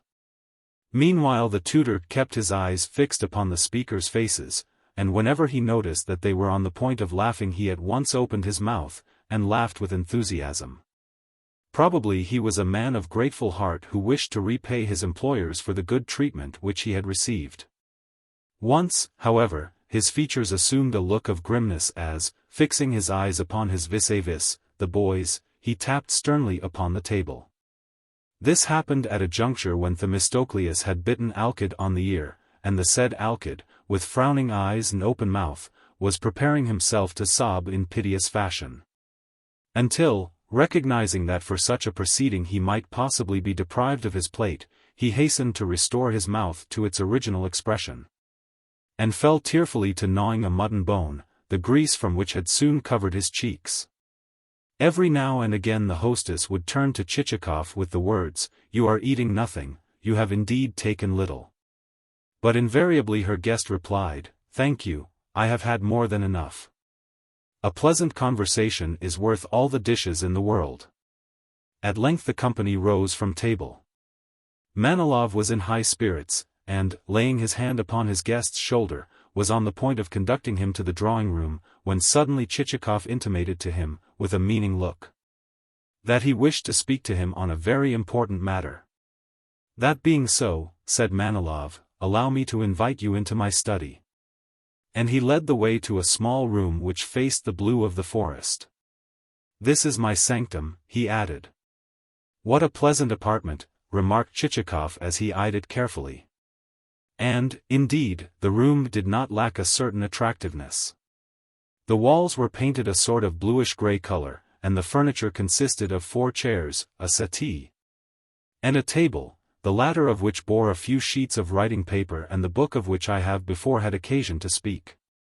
But the most prominent feature of the room was tobacco, which appeared in many different guises, in packets, in a tobacco jar, and in a loose heap strewn about the table. Likewise, both window-sills were studded with little heaps of ash, arranged, not without artifice, in rows of more or less tidiness. Clearly smoking afforded the master of the house a frequent means of passing the time. "Permit me to offer you a seat on this settee," said Manilov. "Here you will be quieter than you would be in the drawing-room. But I should prefer to sit upon this chair." "I cannot allow that," objected the smiling Manilov. "The settee is specially reserved for my guests. Whether you choose or no, upon it you must sit." Accordingly Chichikov obeyed. "And also let me hand you a pipe." "No, I never smoke," answered Chichikov civilly, and with an assumed air of regret. "And why?" inquired Manilov, equally civilly, but with a regret that was wholly genuine. "Because I fear that I have never quite formed the habit, owing to my having heard that a pipe exercises a desiccating effect upon the system." "Then allow me to tell you that that is mere prejudice. Nay, I would even go so far as to say that to smoke a pipe is a healthier practice than to take snuff. Among its members our regiment numbered a lieutenant, a most excellent, well-educated fellow, who was simply incapable of removing his pipe from his mouth. Whether at table or, pardon me, in other places. He is now 40, yet no man could enjoy better health than he has always done." Chichikov replied that such cases were common, since nature comprised many things which even the finest intellect could not compass. "But allow me to put to you a question," he went on in a tone in which there was a strange, or, at all events, rather a strange, note. For some unknown reason, also, he glanced over his shoulder. For some equally unknown reason, Manilov glanced over his. "How long is it," inquired the guest, "since you last rendered a census return?" Oh, a long, long time. In fact, I cannot remember when it was. And since then have many of your serfs died? I do not know. To ascertain that I should need to ask my bailiff. Footman, go and call the bailiff. I think he will be at home today. Before long the bailiff made his appearance. He was a man of under 40, clean-shaven, clad in a smock, and evidently used to a quiet life, seeing that his face was of that puffy fullness. And the skin encircling his slit-like eyes was of that sallow tint, which shows that the owner of those features is well acquainted with a feather bed. In a trice it could be seen that he had played his part in life as all such bailiffs do, that, originally a young serf of elementary education, he had married some agashka of a housekeeper or a mistress's favorite, and then himself become housekeeper, and, subsequently, bailiff. After which he had proceeded according to the rules of his tribe, that is to say, he had consorted with and stood in with the more well-to-do serfs on the estate, and added the poorer ones to the list of forced payers of obrok, while himself leaving his bed at 9 o'clock in the morning, and, when the samovar had been brought, drinking his tea at leisure. "Look here, my good man," said Manilov. "How many of our serfs have died since the last census revision? How many of them have died?" "Why, a great many." The bailiff hiccuped, and slapped his mouth lightly after doing so. "Yes, I imagined that to be the case," corroborated Manilov. "In fact, a very great many serfs have died." He turned to Chichikov and repeated the words. "How many, for instance?" asked Chichikov. "Yes, how many?" re-echoed Manilov. "How many?" re-echoed the bailiff. "Well, no one knows the exact number, for no one has kept any account." "Quite so," remarked Manilov. "I suppose the death rate to have been high, but was ignorant of its precise extent." "Then would you be so good as to have it computed for me?" said Chichikov. "And also to have a detailed list of the deaths made out?" "Yes, I will, a detailed list," agreed Manilov. "Very well." The bailiff departed. "For what purpose do you want it?" inquired Manilov when the bailiff had gone. The question seemed to embarrass the guest, for in Chichikov's face there dawned a sort of tense expression. And it reddened as though its owner were striving to express something not easy to put into words. True enough, Manilov was now destined to hear such strange and unexpected things as never before had greeted human ears. "You ask me," said Chichikov, "for what purpose I want the list. Well, my purpose in wanting it is this, that I desire to purchase a few peasants." And he broke off in a gulp. "But may I ask how you desire to purchase those peasants?" asked Manilov. "With land, or merely as souls for transferment, that is to say, by themselves, and without any land?" "I want the peasants themselves only," replied Chichikov. "And I want dead ones at that." "What? Excuse me, but I am a trifle deaf." "Really, your words sound most strange." "All that I am proposing to do," replied Chichikov, "is to purchase the dead peasants who, at the last census, were returned by you as alive."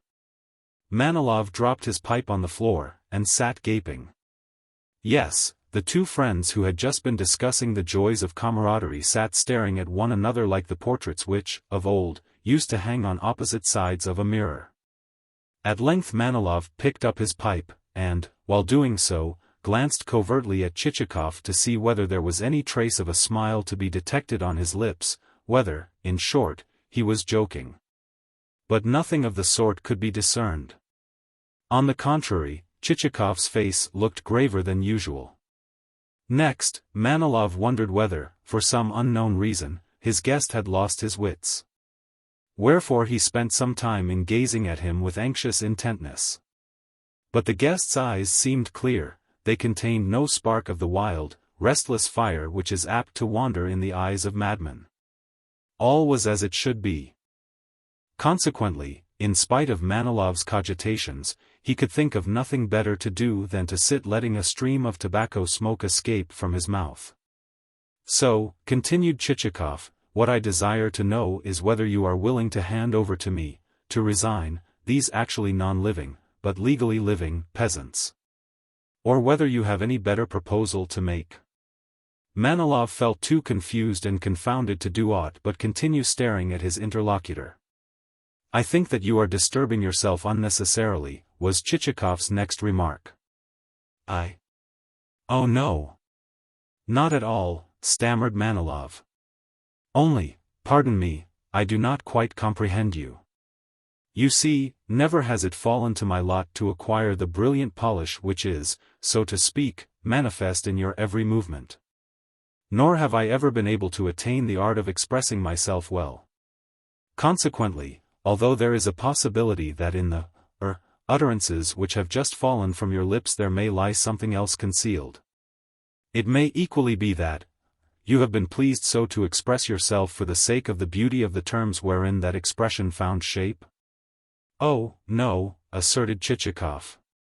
"I mean what I say and no more. My reference to such of your pleasant souls as are dead was intended to be taken literally." Manilov still felt at a loss, though he was conscious that he must do something, he must propound some question. But what question? The devil alone knew. In the end he merely expelled some more tobacco smoke, this time from his nostrils as well as from his mouth. "So," went on Chichikov, "if no obstacle stands in the way, we might as well proceed to the completion of the purchase." "What? Of the purchase of the dead souls?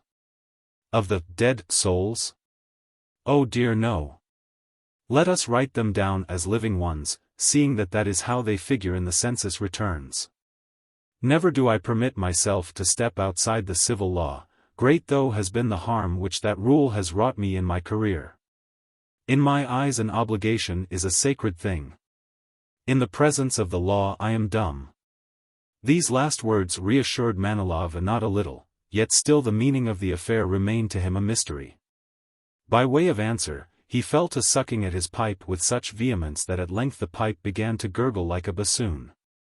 It was as though he had been seeking of it inspiration in the present unheard-of juncture. But the pipe only gurgled, iti praeterea nihil. "Perhaps you feel doubtful about the proposal?" said Chichikov. "Not at all," replied Manilov. "But you will, I know, excuse me if I say, and I say it out of no spirit of prejudice, nor yet as criticizing yourself in any way, you will, I know, excuse me if I say that possibly this scheme of yours, this transaction of yours, may fail altogether to accord with the civil statutes and provisions of the realm?" And Manilov, with a slight gesture of the head, looked meaningly into Chichikov's face, while displaying in his every feature, including his closely compressed lips, such an expression of profundity as never before was seen on any human countenance, unless on that of some particularly sapient minister of state who is debating some particularly abstruse problem. Nevertheless Chichikov rejoined that the kind of scheme or transaction which he had adumbrated in no way clashed with the civil statutes and provisions of Russia.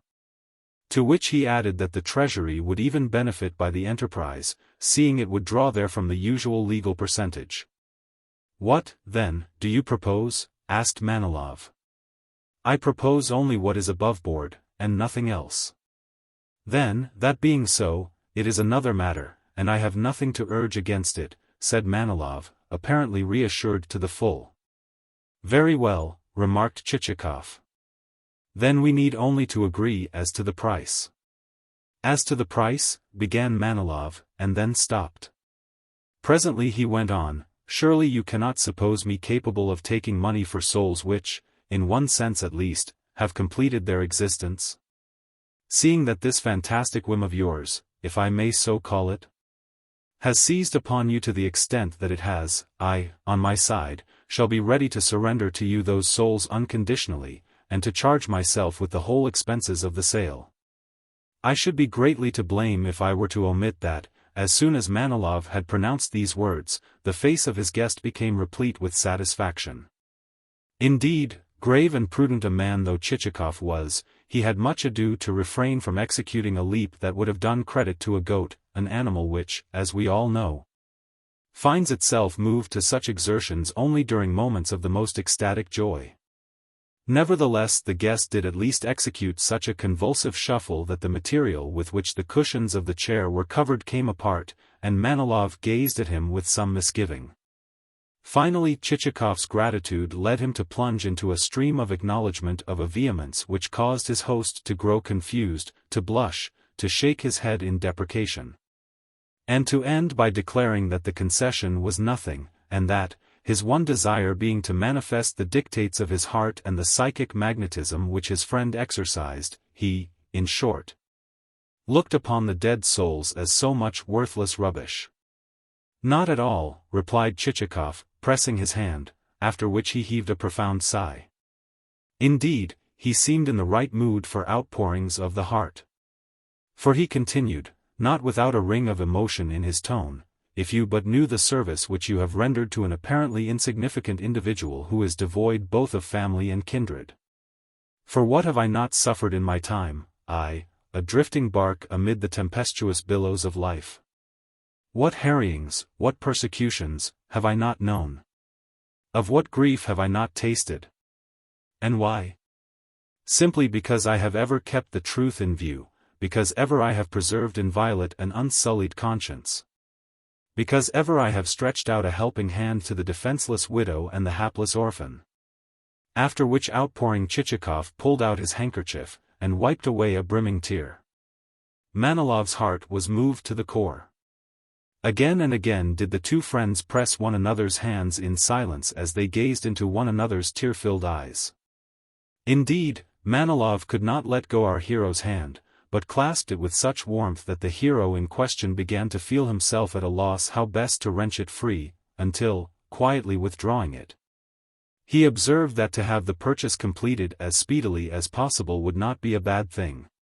Wherefore he himself would at once return to the town to arrange matters. Taking up his hat, therefore, he rose to make his adieus. "What? Are you departing already?"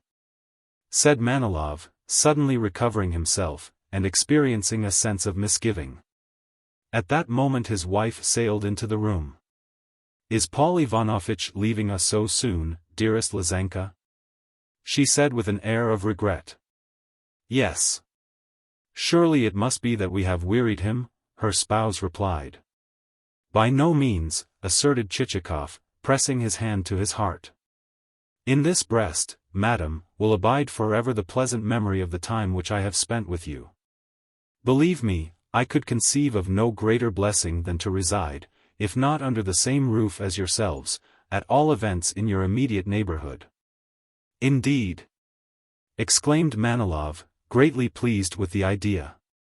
"How splendid it would be if you did come to reside under our roof, so that we could recline under an elm tree together, and talk philosophy, and delve to the very root of things."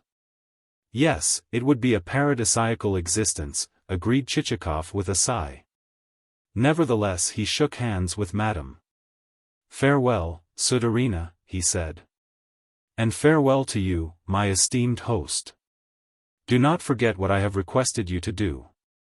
"Rest assured that I will not," responded Manilov.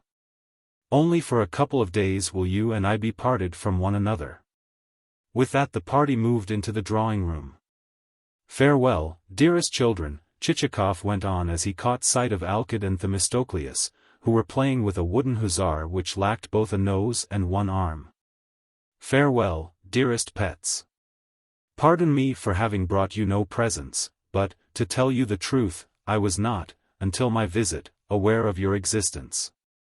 However, now that I shall be coming again, I will not fail to bring you gifts. Themistocleus, to you I will bring a sword. You would like that, would you not?" "I should," replied Themistocleus. "And to you, Alkid, I will bring a drum.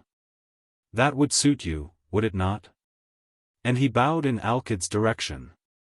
"Zeth, a drum," lisped the boy, hanging his head. "Good. Then a drum it shall be, such a beautiful drum. What a trrrung and a tratatatang you will be able to kick up. Farewell, my darling."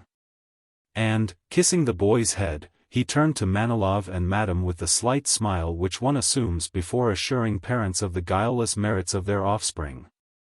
"But you had better stay, Paul Ivanovich," said the father as the trio stepped out onto the veranda. "See how the clouds are gathering." "They are only small ones," replied Chichikov. "And you know your way to Sobokovich's?" "No, I do not, and should be glad if you would direct me." "If you like I will tell your coachman." And in very civil fashion Manilov did so, even going so far as to address the man in the second person plural. On hearing that he was to pass 2 turnings, and then to take a third, Selifan remarked, "We shall get there all right, sir." And Chichikov departed amid a profound salvo of salutations and wavings of handkerchiefs on the part of his host and hostess, who raised themselves on tiptoe in their enthusiasm. For a long while Manilov stood following the departing britchka with his eyes.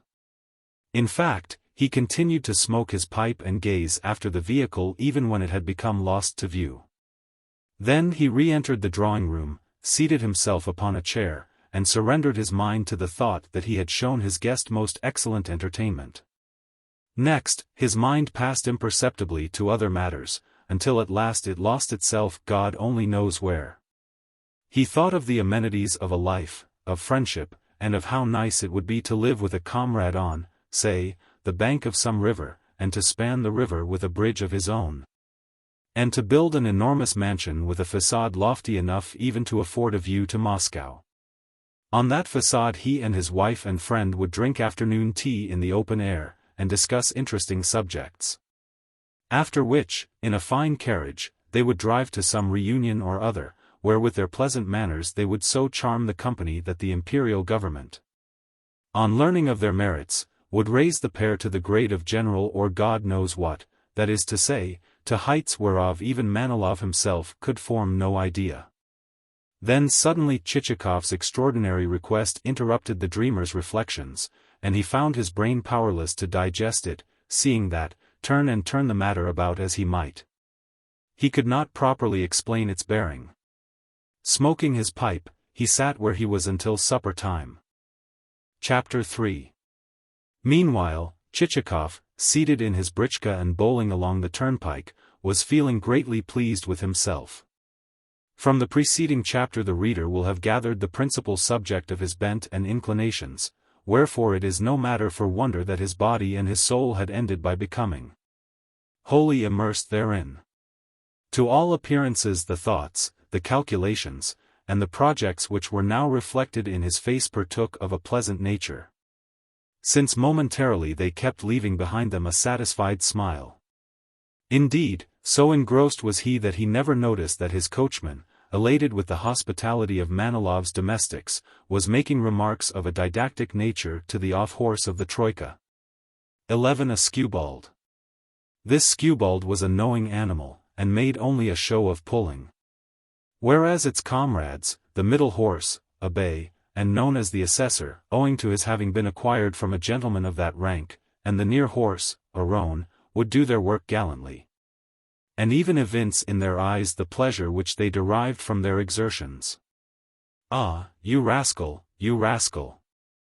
I'll get the better of you," ejaculated Selifan as he sat up and gave the lazy one a cut with his whip. "You know your business all right, you German pantaloon. The bay is a good fellow, and does his duty, and I will give him a bit over his feed, for he is a horse to be respected, and the assessor too is a good horse. But what are you shaking your ears for? You are a fool, so just mind when you're spoken to. 'Tis good advice I'm giving you, you blockhead. Ah! You can travel when you like."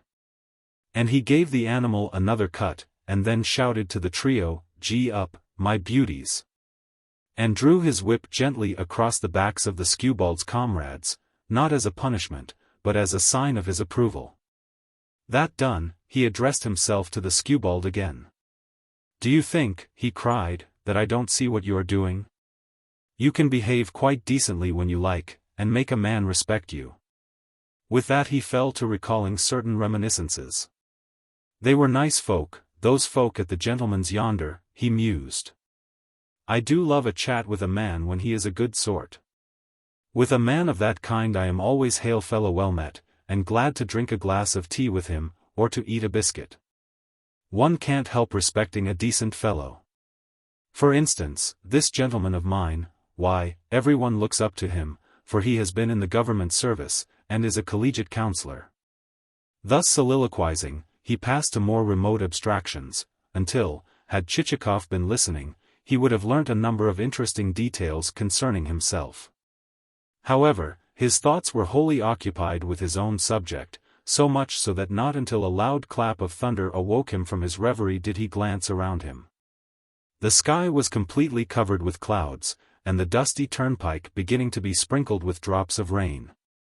At length a second and a nearer and a louder peal resounded, and the rain descended as from a bucket. Falling slantwise, it beat upon one side of the basketwork of the tilt until the splashings began to spurt into his face.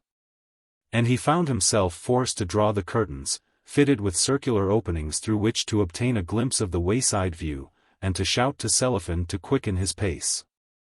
Upon that the coachman, interrupted in the middle of his harangue, bethought him that no time was to be lost. Wherefore, extracting from under the box seat a piece of old blanket, he covered over his sleeves, resumed the reins, and cheered on his threefold team, which, it may be said, had so completely succumbed to the influence of the pleasant lassitude induced by Selifan's discourse that it had taken to scarcely placing one leg before the other. Unfortunately, Selifan could not clearly remember whether 2 turnings had been passed or 3. Indeed, on collecting his faculties, and dimly recalling the lie of the road, he became filled with a shrewd suspicion that a very large number of turnings had been passed. But since, at moments which call for a hasty decision, a Russian is quick to discover what may conceivably be the best course to take, our coachman put away from him all ulterior reasoning, and, turning to the right at the next crossroad, shouted, "Hi, my beauties!" and set off at a gallop. Never for a moment did he stop to think whither the road might lead him. It was long before the clouds had discharged their burden, and, meanwhile, the dust on the road became kneaded into mire, and the horse's task of pulling the britchka heavier and heavier. Also, Chichikov had taken alarm at his continued failure to catch sight of Sobokovich's country house. According to his calculations, it ought to have been reached long ago. He gazed about him on every side, but the darkness was too dense for the eye to pierce. "Selifan," he exclaimed, leaning forward in the britchka. "What is it, Baron?" replied the coachman. "Can you see the country house anywhere?" "No, Baron."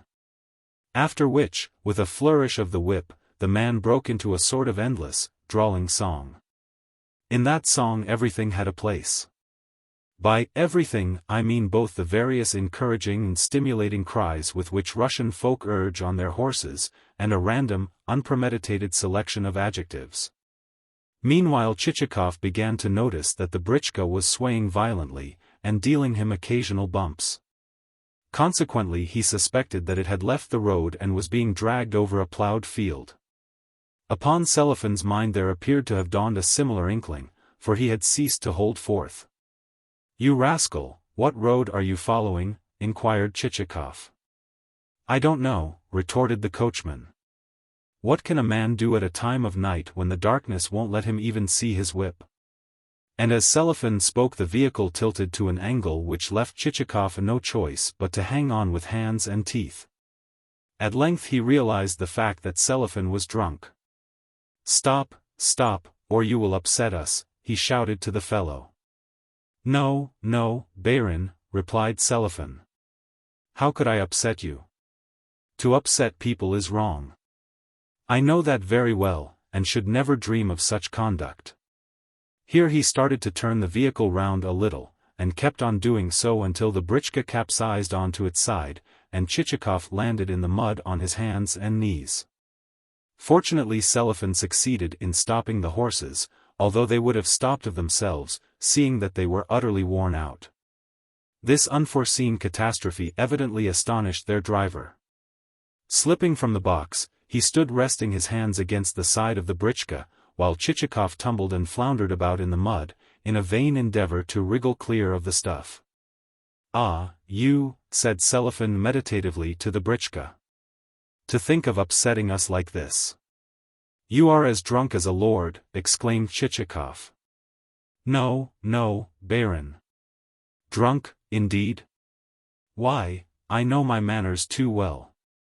A word or two with a friend, that is all that I have taken. Any one may talk with a decent man when he meets him. There is nothing wrong in that. Also, we had a snack together. There is nothing wrong in a snack, especially a snack with a decent man." "What did I say to you when last you got drunk?" asked Chichikov. "Have you forgotten what I said then?" "No, no, Baron. How could I forget it? I know what is what, and know that it is not right to get drunk. All that I have been having is a word or two with a decent man, for the reason that... Well, if I lay the whip about you, you'll know then how to talk to a decent fellow, I'll warrant." "As you please, Baron," replied the complacent Cellophane. "Should you whip me, you will whip me, and I shall have nothing to complain of. Why should you not whip me if I deserve it? 'Tis for you to do as you like. Whippings are necessary sometimes, for a peasant often plays the fool, and discipline ought to be maintained. If I have deserved it, beat me. Why should you not?" This reasoning seemed, at the moment, irrefutable, and Chichikov said nothing more. Fortunately fate had decided to take pity on the pair, for from afar their ears caught the barking of a dog. Plucking up courage, Chichikov gave orders for the britchka to be righted, and the horses to be urged forward.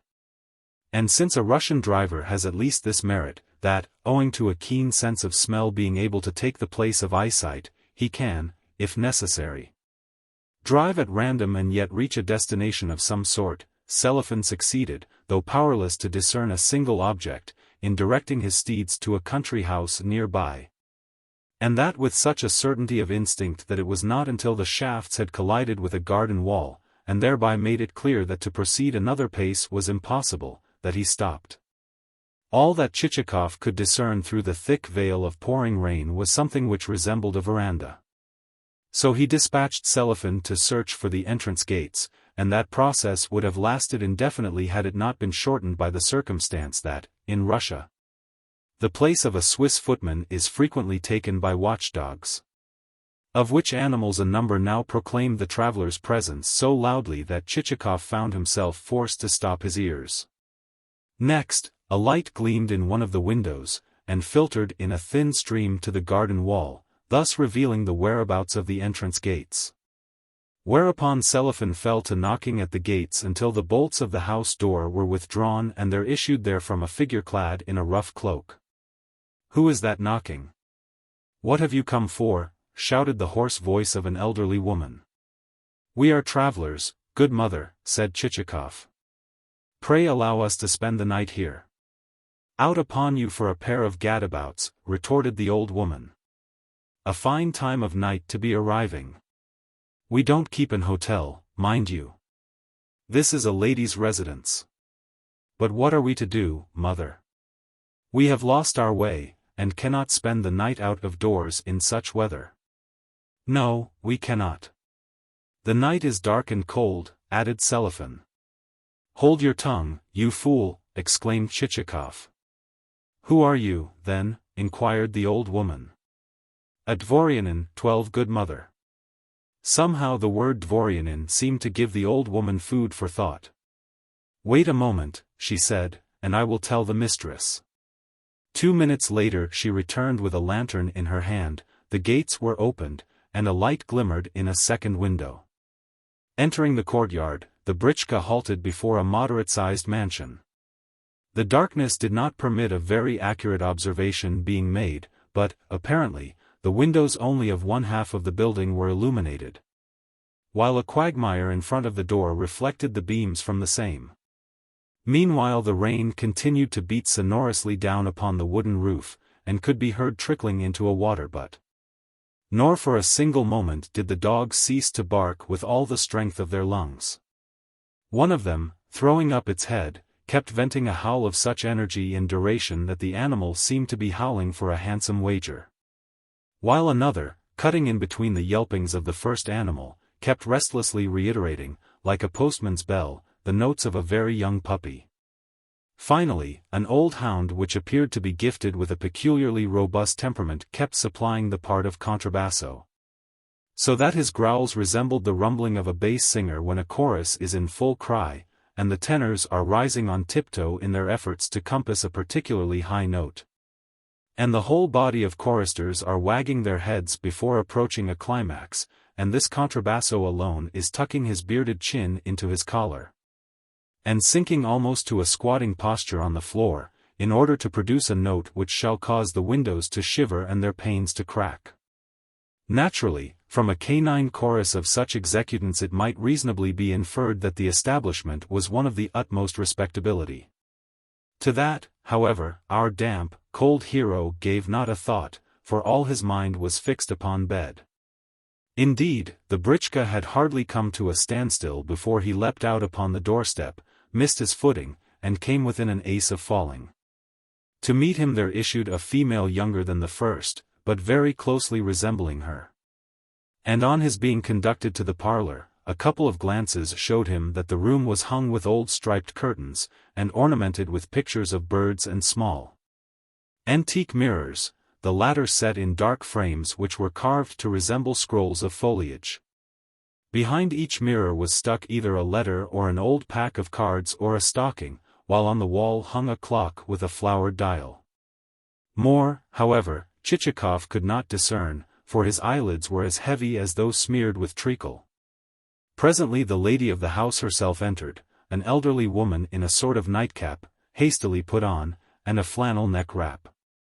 She belonged to that class of lady landowners who are forever lamenting failures of the harvest and their losses thereby. To the class who, drooping their heads despondently, are all the while stuffing money into striped purses, which they keep hoarded in the drawers of cupboards. Into one purse they will stuff ruble pieces, into another half rubles, and into a third chetvertachki. 13. Although from their mien you would suppose that the cupboard contained only linen and nightshirts and skeins of wool and the piece of shabby material which is destined, should the old gown become scorched during the baking of holiday cakes and other dainties, or should it fall into pieces of itself, to become converted into a new dress. But the gown never does get burnt or wear out, for the reason that the lady is too careful. Wherefore the piece of shabby material reposes in its unmade-up condition until the priest advises that it be given to the niece of some widowed sister, together with a quantity of other such rubbish. Chichikov apologized for having disturbed the household with his unexpected arrival. Not at all, replied the lady. But in what dreadful weather God has brought you hither? What wind and what rain! You could not help losing your way. Pray excuse us for being unable to make better preparations for you at this time of night. Suddenly there broke in upon the hostess' words the sound of a strange hissing, a sound so loud that the guest started in alarm, and the more so seeing that it increased until the room seemed filled with adders. On glancing upwards, however, he recovered his composure, for he perceived the sound to be emanating from the clock, which appeared to be in a mind to strike. To the hissing sound there succeeded a wheezing one, until, putting forth its best efforts, the thing struck two with as much clatter as though someone had been hitting an iron pot with a cudgel. That done, the pendulum returned to its right-left oscillation. Chichikov thanked his hostess kindly, and said that he needed nothing, and she must not put herself about, only for rest was he longing, though also he should like to know whither he had arrived, and whether the distance to the country house of landowner Sobokovich was anything very great. To this the lady replied that she had never so much as heard the name, since no gentleman of the name resided in the locality. But at least you are acquainted with landowner Manilov? Continued Chichikov. No. Who is he? Another landed proprietor, madam. Well, neither have I heard of him. No such landowner lives hereabouts. Then who are your local landowners? Bobrov, Svinin, Kanapativ, Kapakin, Trepakin, and Plyshikov. Are they rich men? No, none of them. One of them may own 20 souls, and another 30, but of gentry who own 100 there are none. Chichikov reflected that he had indeed fallen into an aristocratic wilderness. At all events, is the town far away? He inquired. About 60 versts. How sorry I am that I have nothing for you to eat. Should you care to drink some tea? I thank you, good mother, but I require nothing beyond a bed. Well, after such a journey you must indeed be needing rest, so you shall lie upon this sofa. Fetinia, bring a quilt and some pillows and sheets. What weather God has sent us! And what dreadful thunder! Ever since sunset I have had a candle burning before the icon in my bedroom. My God! Why, your back and sides are as muddy as a boar's. However have you managed to get into such a state? That I am nothing worse than muddy is indeed fortunate, since, but for the Almighty, I should have had my ribs broken. Dear, dear! To think of all that you must have been through. Had I not better wipe your back? I thank you, but you need not trouble. Merely be so good as to tell your maid to dry my clothes. Do you hear that, Fetinia? Said the hostess, turning to a woman who was engaged in dragging in a feather bed and deluging the room with feathers. Take this coat and this vest, and, after drying them before the fire, just as we used to do for your late master, give them a good rub, and fold them up neatly. Very well, mistress, said Fetinia, spreading some sheets over the bed, and arranging the pillows. Now your bed is ready for you, said the hostess to Chichikov. Good night, dear sir. I wish you good night. Is there anything else that you require? Perhaps you would like to have your heels tickled before retiring to rest? Never could my late husband get to sleep without that having been done. But the guest declined the proffered heel tickling, and, on his hostess taking her departure, hastened to divest himself of his clothing, both upper and under, and to hand the garments to Fetinia. She wished him good night, and removed the wet trappings, after which he found himself alone. Not without satisfaction did he eye his bed, which reached almost to the ceiling. Clearly Fetinia was a past mistress in the art of beating up such a couch, and, as the result, he had no sooner mounted it with the aid of a chair than it sank well nigh to the floor. And the feathers, squeezed out of their proper confines, flew hither and thither into every corner of the apartment. Nevertheless he extinguished the candle, covered himself over with the chintz quilt, snuggled down beneath it, and instantly fell asleep. Next day it was late in the morning before he awoke. Through the window the sun was shining into his eyes, and the flies which, overnight, had been roosting quietly on the walls and ceiling now turned their attention to the visitor. One settled on his lip, another on his ear, a third hovered as though intending to lodge in his very eye, and a fourth had the temerity to alight just under his nostrils.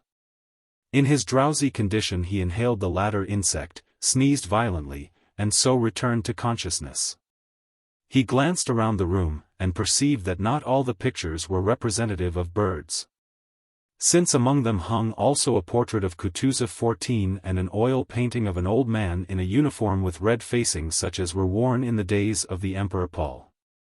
15 At this moment the clock uttered its usual hissing sound, and struck 10, while a woman's face peered in at the door, but at once withdrew, for the reason that, with the object of sleeping as well as possible, Chichikov had removed every stitch of his clothing. Somehow the face seemed to him familiar, and he set himself to recall whose it could be. At length he recollected that it was the face of his hostess. His clothes he found lying, clean and dry, beside him. So he dressed and approached the mirror. Meanwhile sneezing again with such vehemence that a cock which happened at the moment to be near the window, which was situated at no great distance from the ground, chuckled a short, sharp phrase. Probably it meant, in the bird's alien tongue, "Good morning to you." Chichikov retorted by calling the bird a fool, and then himself approached the window to look at the view. It appeared to comprise a poulterer's premises. At all events, the narrow yard in front of the window was full of poultry and other domestic creatures, of game fowls and barn-door fowls, with, among them, a cock which strutted with measured gait, and kept shaking its comb, and tilting its head as though it were trying to listen to something. Also, a sow and her family were helping to grace the scene. First, she rooted among a heap of litter, then, in passing, she ate up a young pullet. Lastly, she proceeded carelessly to munch some pieces of melon rind. To this small yard or poultry run a length of planking served as a fence, while beyond it lay a kitchen garden containing cabbages, onions, potatoes, beetroots, and other household vegetables. Also, the garden contained a few stray fruit trees that were covered with netting to protect them from the magpies and sparrows, flocks of which were even then wheeling and darting from one spot to another. For the same reason a number of scarecrows with outstretched arms stood reared on long poles, with, surmounting one of the figures, a cast-off cap of the hostesses. Beyond the garden again there stood a number of peasants' huts. Though scattered, instead of being arranged in regular rows, these appeared to Chichikov's eye to comprise well-to-do inhabitants. Since all rotten planks in their roofing had been replaced with new ones, and none of their doors were askew, and such of their tilt sheds as faced him evinced evidence of a presence of a spare wagon, in some cases almost a new one. "This lady owns by no means a poor village," said Chichikov to himself, wherefore he decided then and there to have a talk with his hostess, and to cultivate her closer acquaintance. Accordingly he peeped through the chink of the door whence her head had recently protruded, and, on seeing her seated at a tea-table, entered and greeted her with a cheerful, kindly smile. "Good morning, dear sir," she responded as she rose. "How have you slept?" She was dressed in better style than she had been on the previous evening. That is to say, she was now wearing a gown of some dark color, and lacked her nightcap, and had swathed her neck in something stiff. "I have slept exceedingly well," replied Chichikov, seating himself upon a chair. "And how are you, good madam?" "But poorly, my dear sir." "And why so?" "Because I cannot sleep. A pain has taken me in my middle, and my legs, from the ankles upwards, are aching as though they were broken." That will pass, good mother. You must pay no attention to it. God grant that it may pass. However, I have been rubbing myself with lard and turpentine. What sort of tea will you take? In this jar I have some of the scented kind. Excellent, good mother. Then I will take that. Probably the reader will have noticed that, for all his expressions of solicitude, Chichikov's tone towards his hostess partook of a freer, a more unceremonious nature than that which he had adopted towards Madame Manilov. And here I should like to assert that, howsoever much, in certain respects, we Russians may be surpassed by foreigners, at least we surpass them in adroitness of manner. In fact, the various shades and subtleties of our social intercourse defy enumeration. A Frenchman or a German would be incapable of envisaging and understanding all its peculiarities and differences. For his tone in speaking to a millionaire differs but little from that which he employs towards a small tobacconist, and that in spite of the circumstance that he is accustomed to cringe before the former. With us, however, things are different. In Russian society there exist clever folk who can speak in one manner to a landowner possessed of 200 peasant souls, and in another to a landowner possessed of 300. And in another to a landowner possessed of 500. In short, up to the number of 1,000,000 souls the Russian will have ready for each landowner a suitable mode of address. For example, suppose that somewhere there exists a government office, and that in that office there exists a director. I would beg of you to contemplate him as he sits among his myrmidons. Sheer nervousness will prevent you from uttering a word in his presence, so great are the pride and superiority depicted on his countenance. Also, were you to sketch him, you would be sketching a veritable Prometheus, for his glance is as that of an eagle, and he walks with measured, stately stride. Yet no sooner will the eagle have left the room to seek the study of his superior officer than he will go scurrying along, papers held close to his nose, like any partridge. But in society, and at the evening party, should the rest of those present be of lesser rank than himself, the Prometheus will once more become Prometheus. And the man who stands a step below him will treat him in a way never dreamt of by Ovid, seeing that each fly is of lesser account than its superior fly, and becomes, in the presence of the latter, even as a grain of sand. Surely that is not Ivan Petrovitch, you will say of such and such a man as you regard him. Ivan Petrovitch is tall, whereas this man is small and spare. Ivan Petrovitch has a loud, deep voice, and never smiles, whereas this man, whoever he may be, is twittering like a sparrow, and smiling all the time. Yet approach and take a good look at the fellow and you will see that is Ivan Petrovitch. Alack, alack, will be the only remark you can make. Let us return to our characters in real life.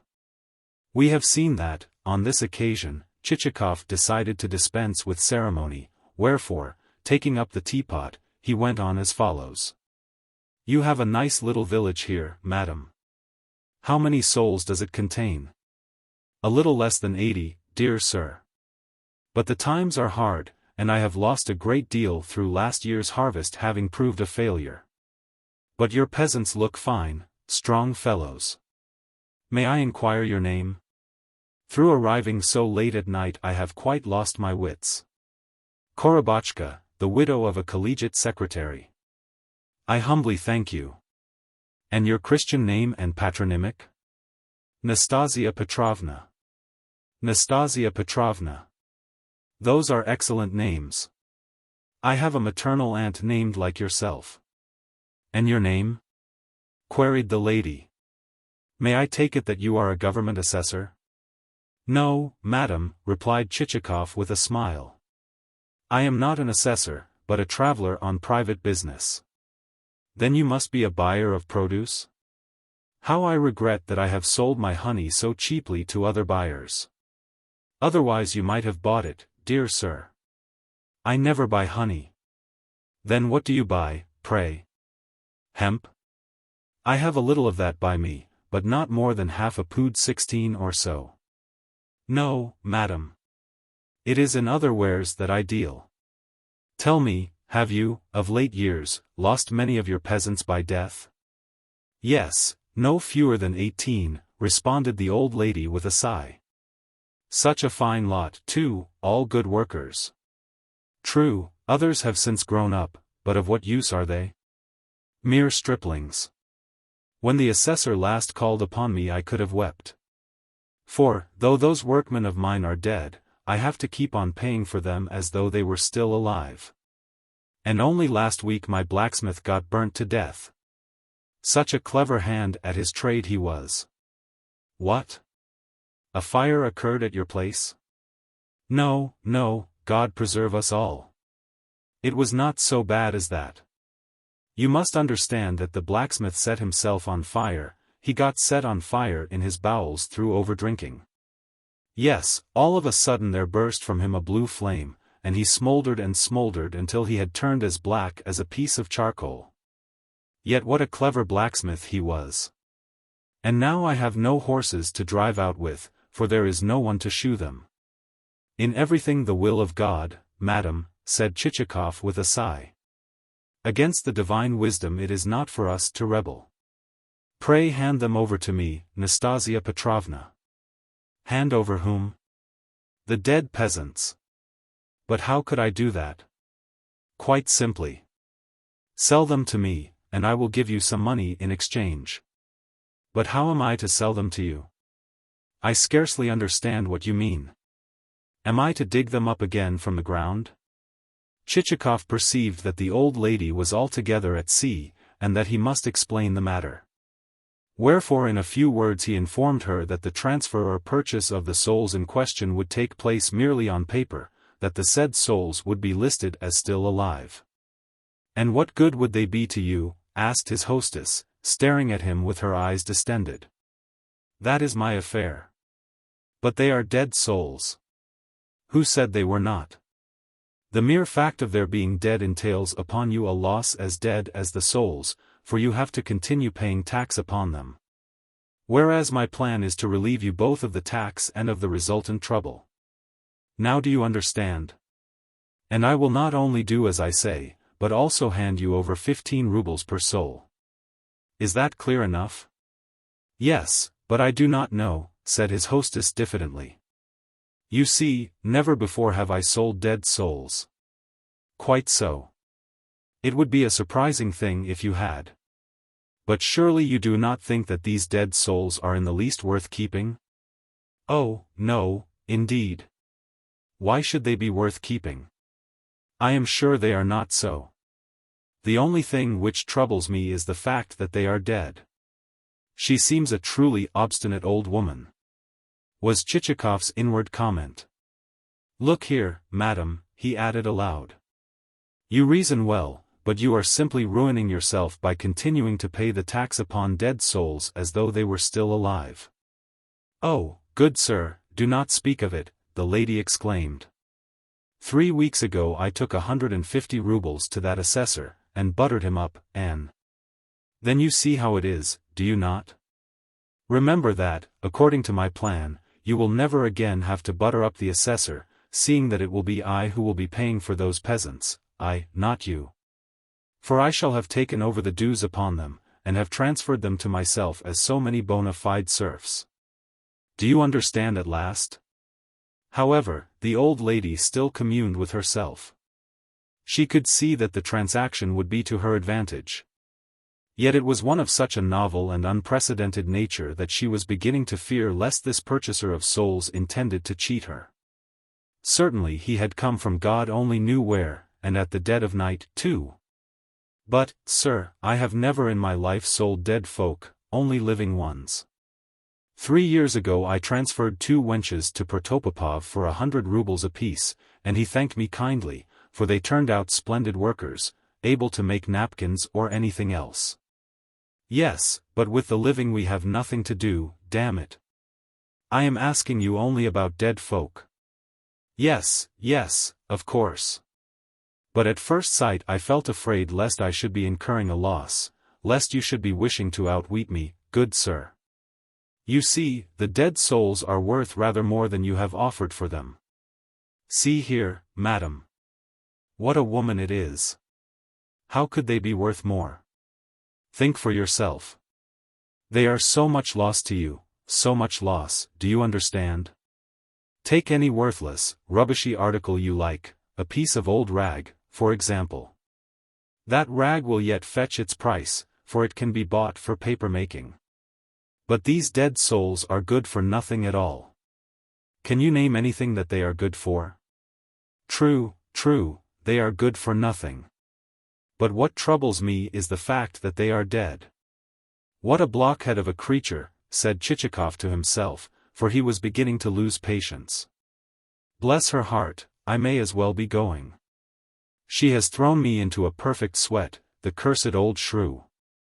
He took a handkerchief from his pocket, and wiped the perspiration from his brow. Yet he need not have flown into such a passion.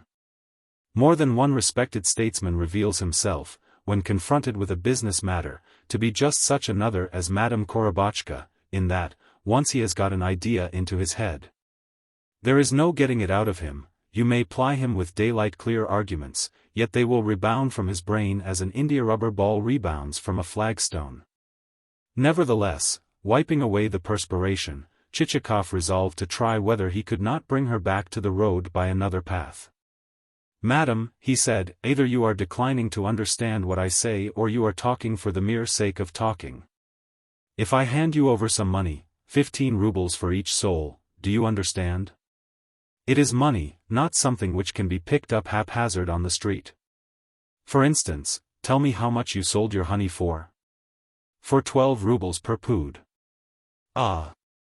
Then by those words, madam, you have laid a trifling sin upon your soul, for you did not sell the honey for 12 rubles. By the Lord God I did. Well. Never mind. Honey is only honey. Now, you had collected that stuff, it may be, for a year, and with infinite care and labor. You had fussed after it, you had trotted to and fro, you had duly frozen out the bees, and you had fed them in the cellar throughout the winter. But these dead souls of which I speak are quite another matter, for in this case you have put forth no exertions, it was merely God's will that they should leave the world, and thus decrease the personnel of your establishment. In the former case you received, so you allege, 12 rubles per pood for your labor, but in this case you will receive money for having done nothing at all. Nor will you receive 12 rubles per item, but 15, and rubles not in silver, but rubles in good paper currency. That these powerful inducements would certainly cause the old woman to yield Chichikov had not a doubt. True, his hostess replied. But how strangely business comes to me as a widow.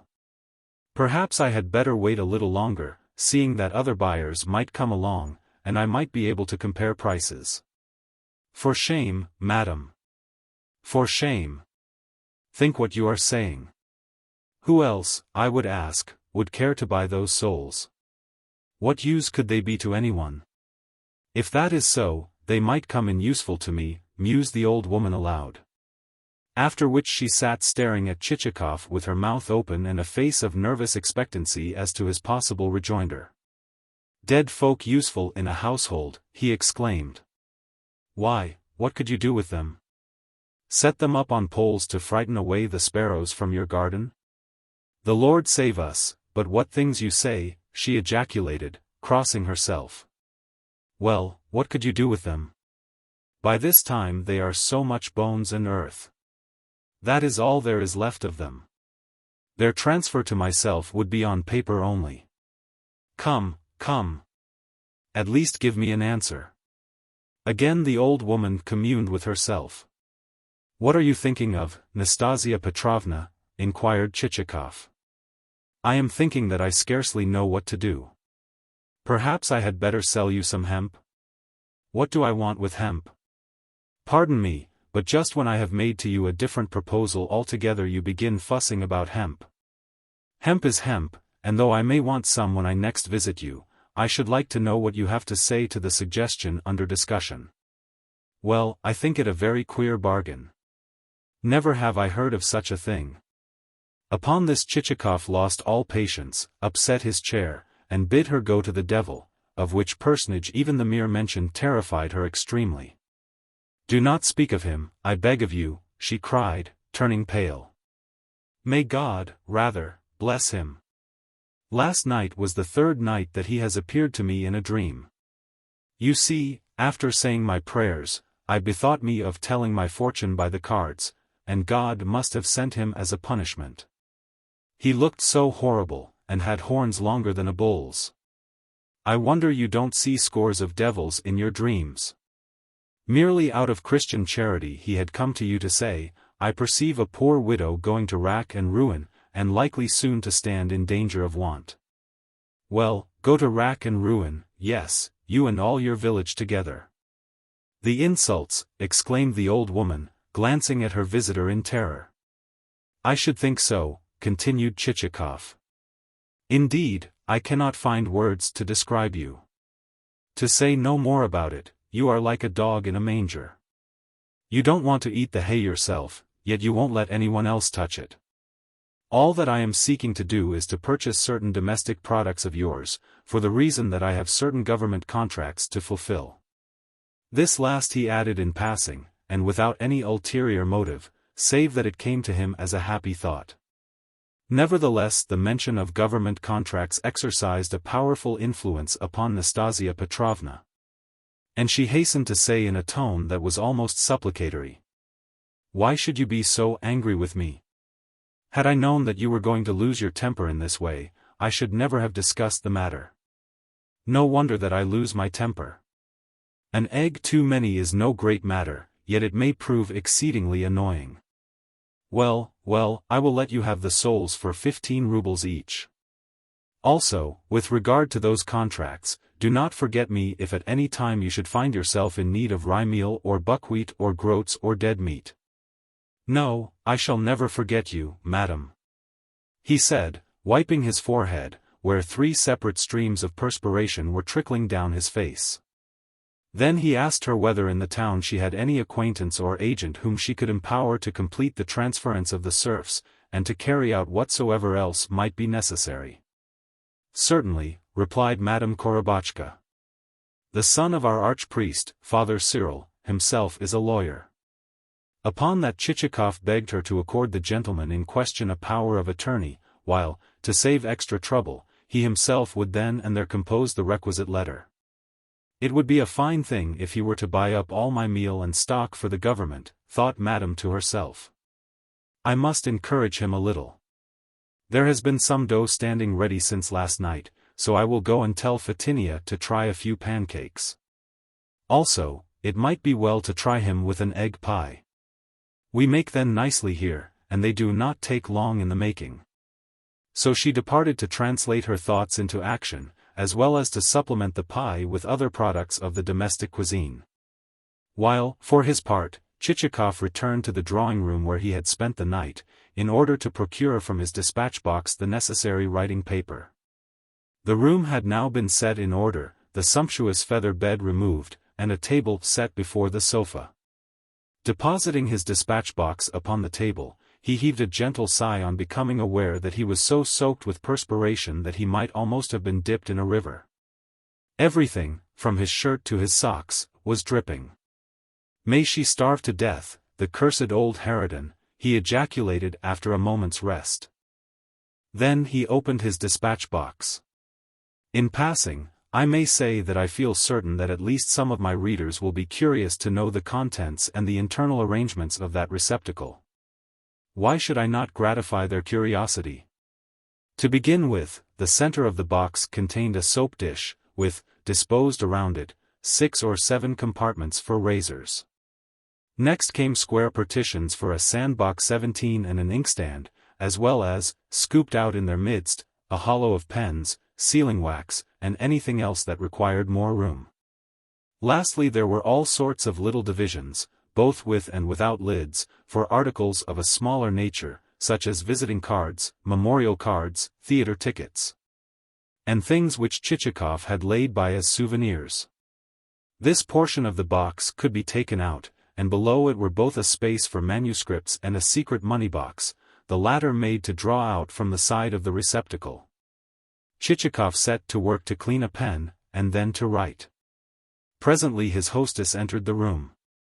"What a beautiful box you have got, my dear sir," she exclaimed as she took a seat beside him. "Probably you bought it in Moscow?" "Yes, in Moscow," replied Chichikov without interrupting his writing. "I thought so. One can get good things there. 3 years ago my sister brought me a few pairs of warm shoes for my sons, and they were such excellent articles. To this day my boys wear them. And what nice stamped paper you have." She had peered into the dispatch box, where, sure enough, there lay a further store of the paper in question. "Would you mind letting me have a sheet of it? I am without any at all, although I shall soon have to be presenting a plea to the land court, and possess not a morsel of paper to write it on." Upon this Chichikov explained that the paper was not the sort proper for the purpose, that it was meant for serf indenturing, and not for the framing of pleas. Nevertheless, to quiet her, he gave her a sheet stamped to the value of a rouble. Next, he handed her the letter to sign, and requested, in return, a list of her peasants. Unfortunately, such a list had never been compiled, let alone any copies of it, and the only way in which she knew the peasants' names was by heart. However, he told her to dictate them. Some of the names greatly astonished our hero, so, still more, did the surnames. Indeed, frequently, on hearing the latter, he had to pause before writing them down. Especially did he halt before a certain Peter Savelyev Novozai Korito. "What a string of titles," involuntarily he ejaculated.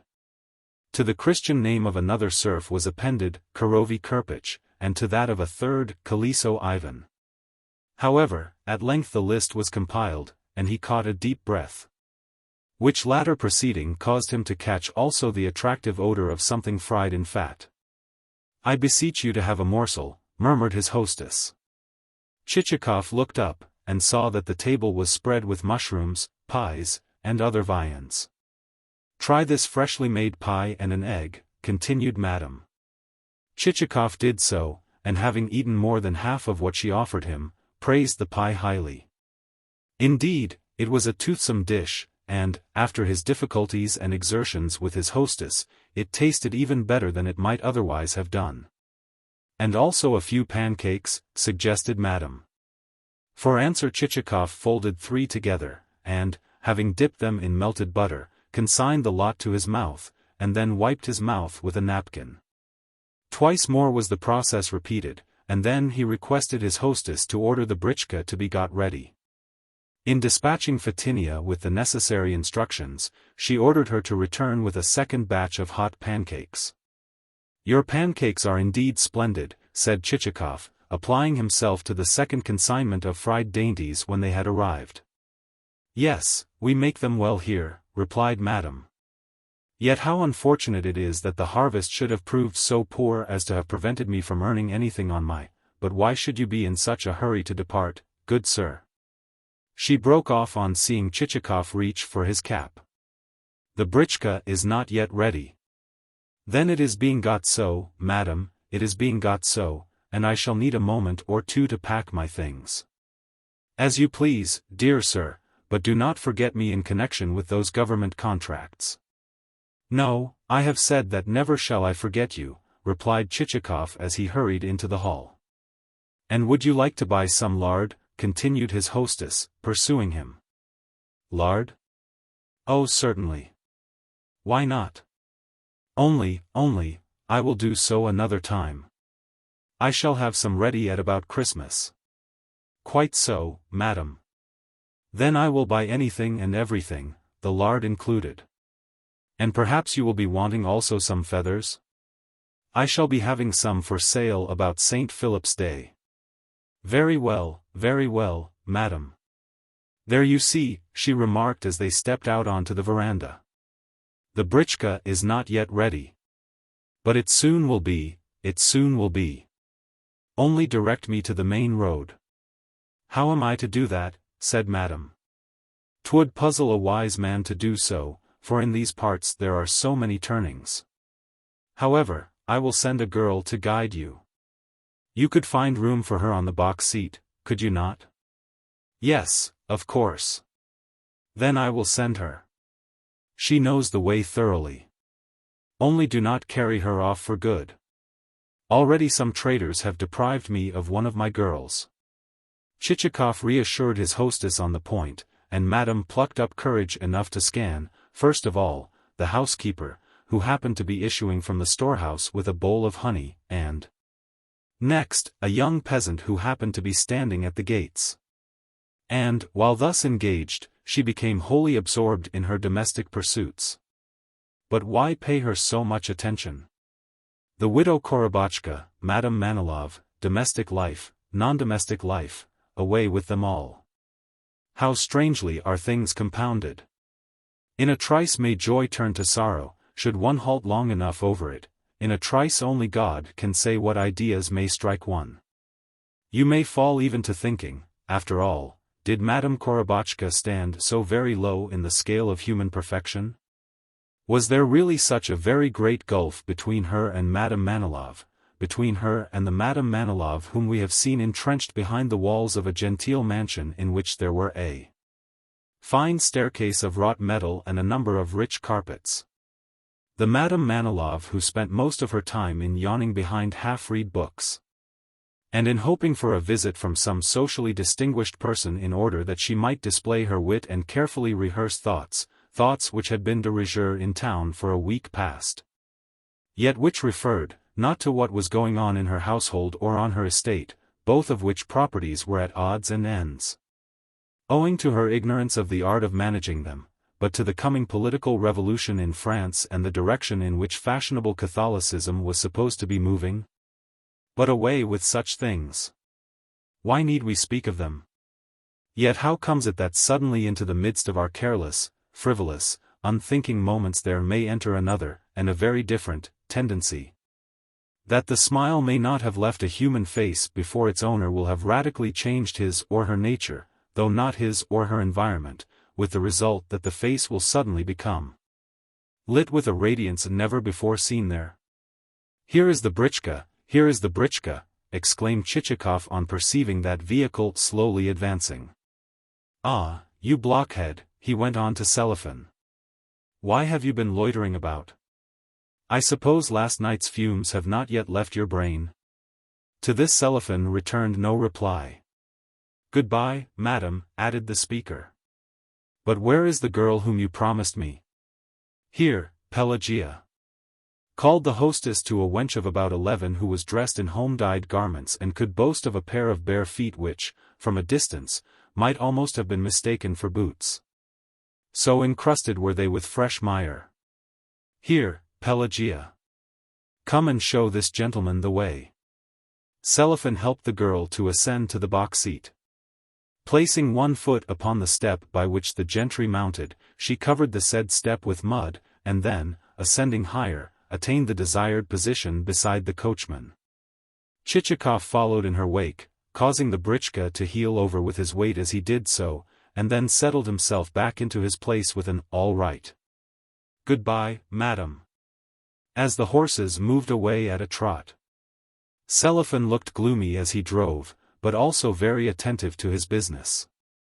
This was invariably his custom when he had committed the fault of getting drunk. Also, the horses looked unusually well groomed. In particular, the collar on one of them had been neatly mended, although hitherto its state of dilapidation had been such as perennially to allow the stuffing to protrude through the leather. The silence preserved was well nigh complete. Merely flourishing his whip, Selifan spoke to the team no word of instruction, although the skewbald was as ready as usual to listen to conversation of a didactic nature. Seeing that at such times the reins hung loosely in the hands of the loquacious driver, and the whip wandered merely as a matter of form over the backs of the troika. This time, however, there could be heard issuing from Selifan's sullen lips only the uniformly unpleasant exclamation, "Now then, you brutes! Get on with you, get on with you!" The bey and the assessor too felt put out at not hearing themselves called "my pets," or "good lads," while, in addition, the skewbald came in for some nasty cuts across his sleek and ample quarters. "What has put master out like this?" thought the animal as it shook its head. "Heaven knows where he does not keep beating me, across the back, and even where I am tenderer still. Yes, he keeps catching the whip in my ears, and lashing me under the belly. To the right, eh?" snapped Selifan to the girl beside him as he pointed to a rain-soaked road which trended away through fresh green fields. "No, no," she replied. "I will show you the road when the time comes." "Which way, then?" he asked again when they had proceeded a little further. "This way." And she pointed to the road just mentioned. "Get along with you," retorted the coachman. "That does go to the right. You don't know your right hand from your left." The weather was fine, but the ground so excessively sodden that the wheels of the britchka collected mire until they had become caked as with a layer of felt. A circumstance which greatly increased the weight of the vehicle, and prevented it from clearing the neighboring parishes before the afternoon was arrived. Also, without the girl's help the finding of the way would have been impossible, since roads wiggled away in every direction, like crabs released from a net, and, but for the assistance mentioned, Selifan would have found himself left to his own devices. Presently she pointed to a building ahead, with the words, "There is the main road." "And what is the building?" asked Selifan. "A tavern," she said. "Then we can get along by ourselves," he observed. "Do you get down, and be off home." With that he stopped, and helped her to alight, muttering as he did so, "Ah, you Blackfoot creature." Chichikov added a copper groat, and she departed well pleased with her ride in the gentleman's carriage. Chapter 4. On reaching the tavern, Chichikov called a halt. His reasons for this were twofold, namely, that he wanted to rest the horses, and that he himself desired some refreshment. In this connection the author feels bound to confess that the appetite and the capacity of such men are greatly to be envied. Of those well-to-do folk of St. Petersburg and Moscow who spend their time in considering what they shall eat on the morrow, and in composing a dinner for the day following. And who never sit down to a meal without first of all injecting a pill and then swallowing oysters and crabs and a quantity of other monsters, while eternally departing for Carlsbad or the Caucasus. The author has but a small opinion. Yes, they are not the persons to inspire envy.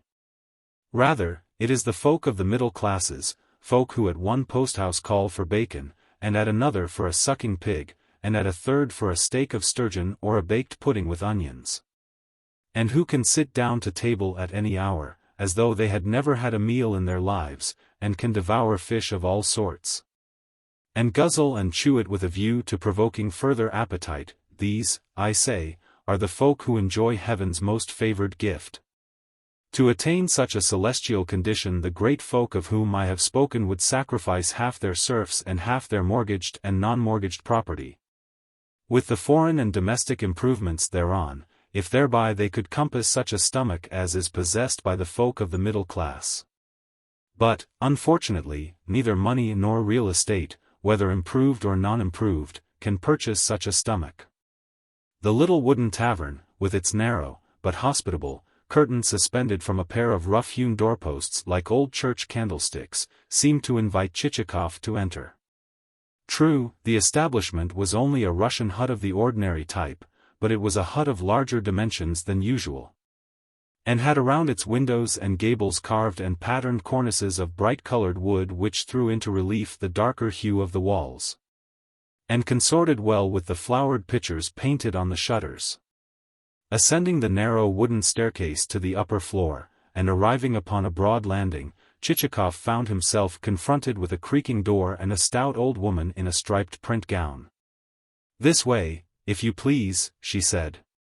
Within the apartment designated Chichikov encountered the old friends which one invariably finds in such roadside hostelries, to wit, a heavy samovar, for smooth, bescratched walls of white pine, a three-cornered press with cups and teapots, egg cups of gilded china standing in front of icons suspended by blue and red ribbons, a cat lately delivered of a family, a mirror which gives one 4 eyes instead of 2 and a pancake for a face, and, beside the icons, some bunches of herbs and carnations of such faded dustiness that, should one attempt to smell them, one is bound to burst out sneezing. "Have you a sucking pig?" Chichikov inquired of the landlady as she stood expectantly before him. "Yes." "And some horseradish and sour cream?" "Yes." "Then serve them." The landlady departed for the purpose, and returned with a plate, a napkin, the latter starched to the consistency of dried bark, a knife with a bone handle beginning to turn yellow, a 2-pronged fork as thin as a wafer, and a salt cellar incapable of being made to stand upright. Following the accepted custom, our hero entered into conversation with the woman, and inquired whether she herself or a landlord kept the tavern, how much income the tavern brought in, whether her sons lived with her, whether the oldest was a bachelor or married, whom the eldest had taken to wife, whether the dowry had been large, whether the father-in-law had been satisfied, and whether the said father-in-law had not complained of receiving too small a present at the wedding. In short, Chichikov touched on every conceivable point. Likewise, of course, he displayed some curiosity as to the landowners of the neighborhood. Their names, he ascertained, were Blokin, Pachativ, Minoy, Cheprikov, and Sobokovich. "Then you are acquainted with Sobokovich," he said. Whereupon the old woman informed him that she knew not only Sobokovich, but also Manilov, and that the latter was the more delicate eater of the two, since, whereas Manilov always ordered a roast fowl and some veal and mutton, and then tasted merely a morsel of each, Sobokovich would order one dish only, but consume the whole of it, and then demand more at the same price. Whilst Chichikov was thus conversing and partaking of the sucking pig until only a fragment of it seemed likely to remain, the sound of an approaching vehicle made itself heard. Peering through the window, he saw draw up to the tavern door a light britchka drawn by 3 fine horses. From it there descended 2 men, one flaxen-haired and tall, and the other dark-haired and of slighter build. While the flaxen-haired man was clad in a dark blue coat, the other one was wrapped in a coat of striped pattern. Behind the britchka stood a second, but an empty, turnout, drawn by 4 long-coated steeds in ragged collars and rope harnesses. The flaxen-haired man lost no time in ascending the staircase, while his darker friend remained below to fumble at something in the britchka, talking, as he did so, to the driver of the vehicle which stood hitched behind. Somehow, the dark-haired man's voice struck Chichikov as familiar, and as he was taking another look at him the flaxen-haired gentleman entered the room.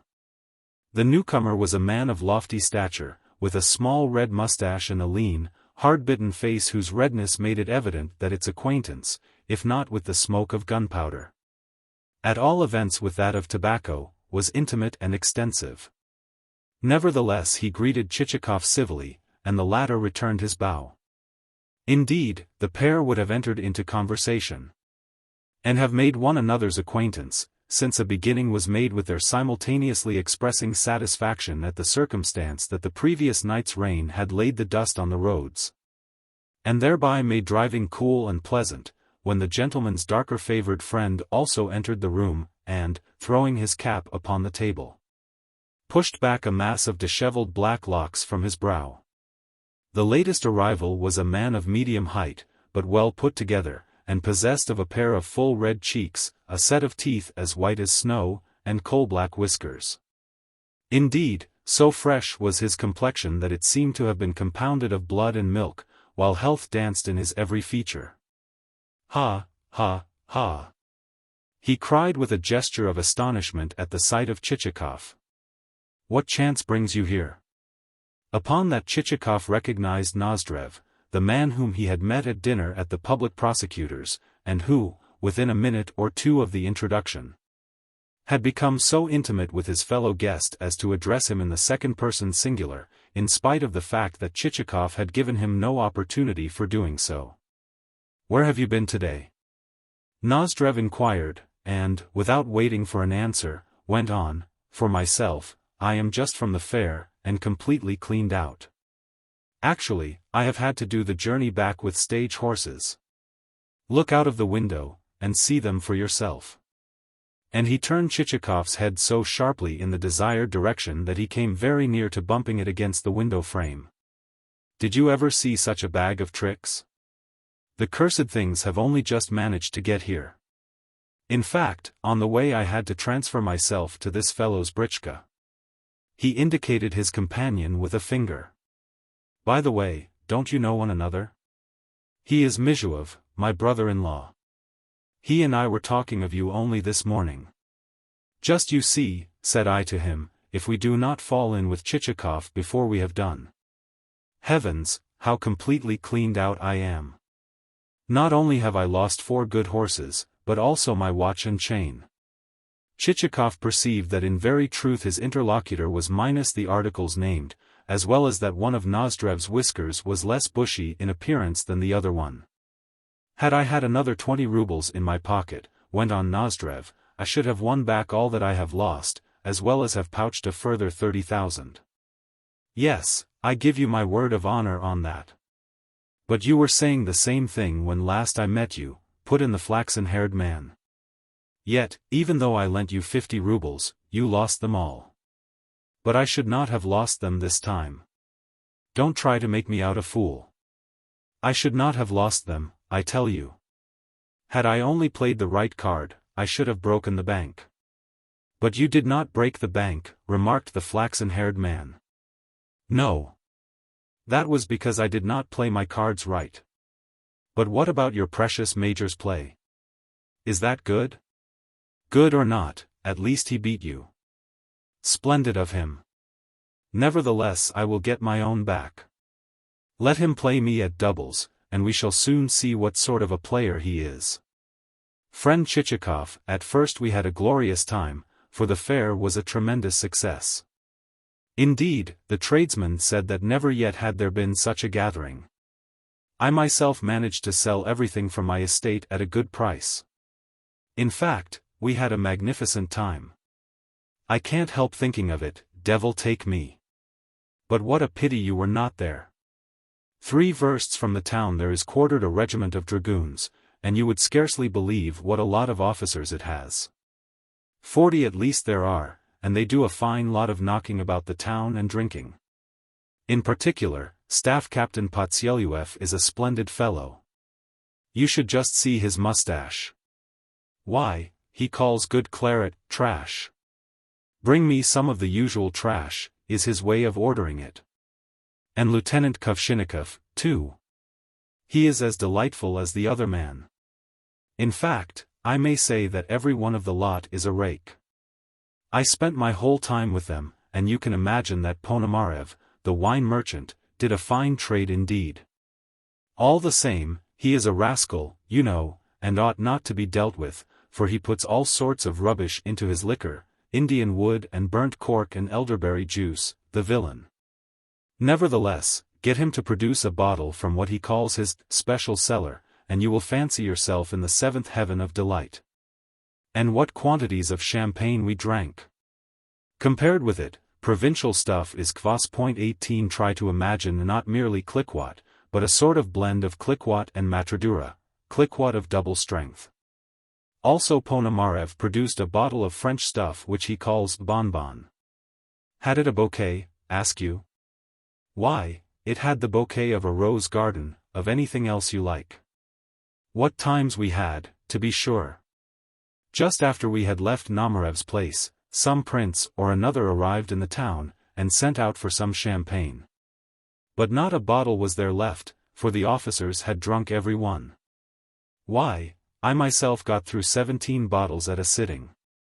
Come, come. You can't have got through 17, remarked the flaxen-haired man. But I did, I give my word of honor, retorted Nozdrev. Imagine what you like, but you didn't drink even 10 bottles at a sitting. Will you bet that I did not? No, for what would be the use of betting about it? Then at least wager the gun which you have bought. No, I am not going to do anything of the kind. Just as an experiment? No. It is as well for you that you don't, since, otherwise, you would have found yourself minus both gun and cap. However, friend Chichikov, it is a pity you were not there. Had you been there, I feel sure you would have found yourself unable to part with Lieutenant Kuvshinikov. You and he would have hit it off splendidly.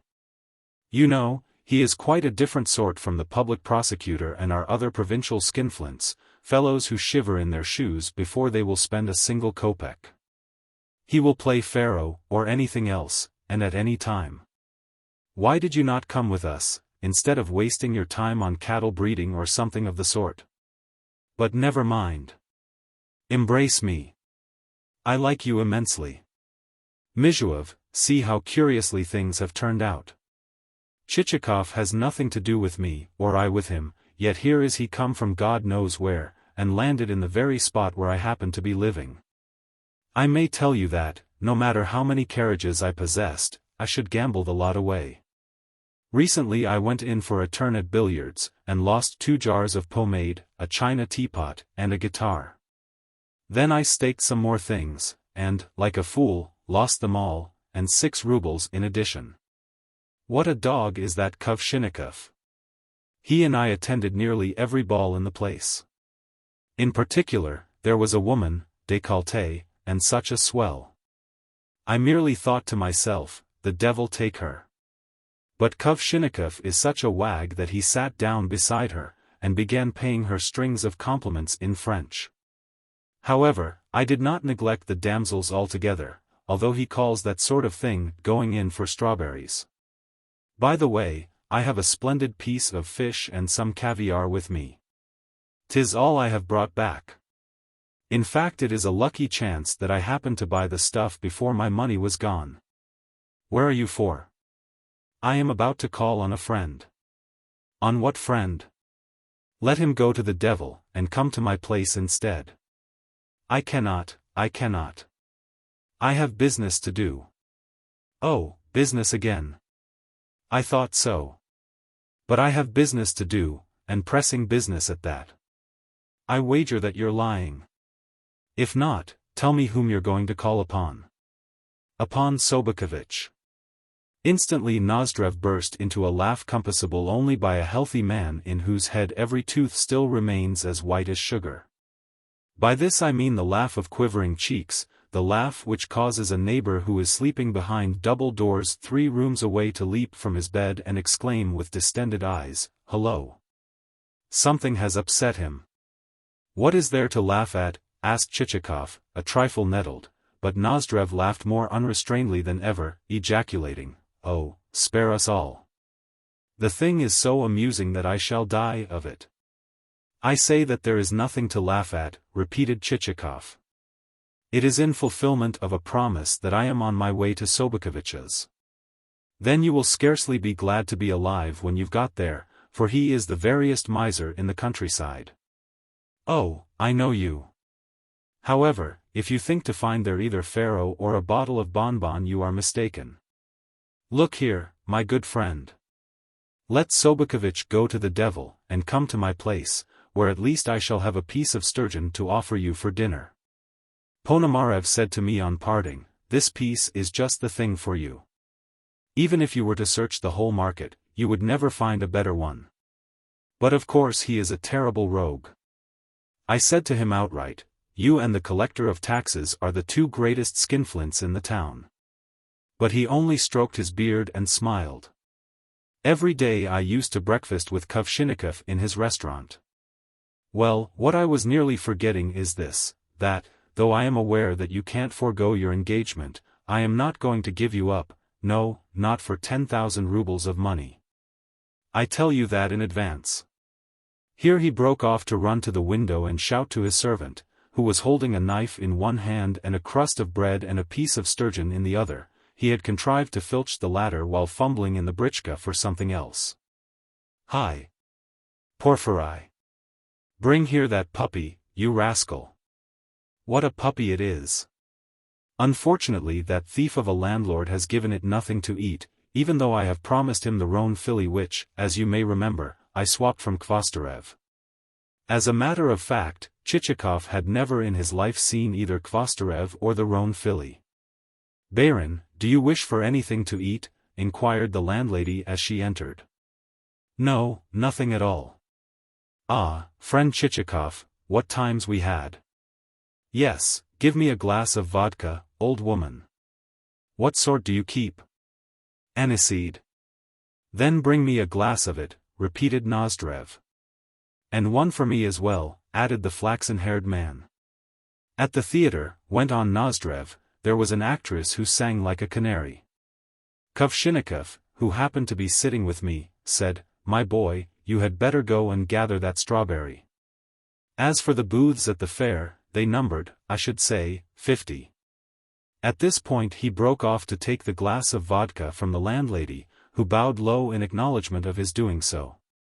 At the same moment Porfiry, a fellow dressed like his master, that is to say, in a greasy, wadded overcoat, entered with the puppy. Put the brute down here, commanded Nozdrev, and then fasten it up. Porfiry deposited the animal upon the floor, whereupon it proceeded to act after the manner of dogs. There's a puppy for you, cried Nozdrev, catching hold of it by the back, and lifting it up. The puppy uttered a piteous yelp. I can see that you haven't done what I told you to do, he continued to Porfiry after an inspection of the animal's belly. You have quite forgotten to brush him. I did brush him, protested Porfiry. Then where did these fleas come from? I cannot think. Perhaps they have leapt into his coat out of the britchka. You liar. As a matter of fact, you have forgotten to brush him. Nevertheless, look at these ears, Chichikov. Just feel them. Why should I? Without doing that, I can see that he is well bred. Nevertheless, catch hold of his ears and feel them.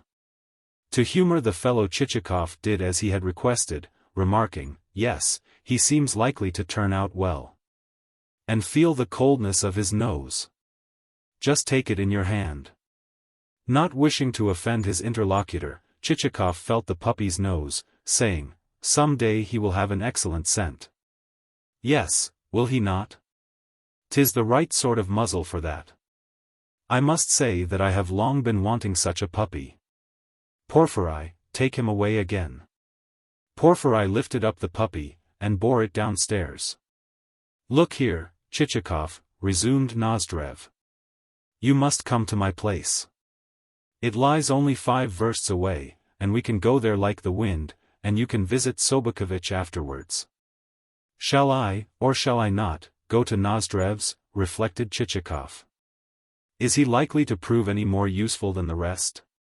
Well, at least he is as promising, even though he has lost so much at play. But he has a head on his shoulders, and therefore I must go carefully if I am to tackle him concerning my scheme. With that he added aloud, "Very well, I will come with you, but do not let us be long, for my time is very precious." That's right, cried Nozdrev.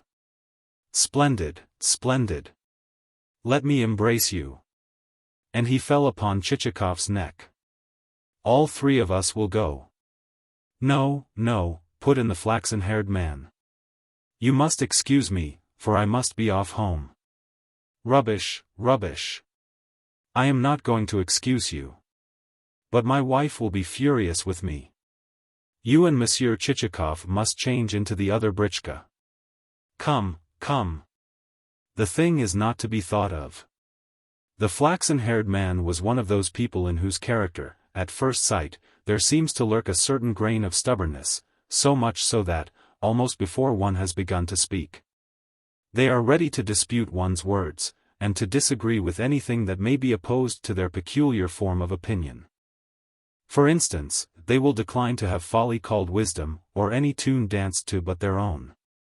Always, however, will there become manifest in their character a soft spot, and in the end they will accept what hitherto they have denied, and call what is foolish sensible, and even dance, yes, better than anyone else will do, to a tune set by someone else. In short, they generally begin well, but always end badly. "Rubbish," said Nozdrev in answer to a further objection on his brother-in-law's part. And, sure enough, no sooner had Nozdrev clapped his cap upon his head than the flaxen-haired man started to follow him and his companion. "But the gentleman has not paid for the vodka?" put in the old woman. All right, good mother. Look here, brother-in-law. Pay her, will you, for I have not a kopeck left." "How much?" inquired the brother-in-law. "What, sir?" 80 kopecks, if you please," replied the old woman. "A lie. Give her half a ruble.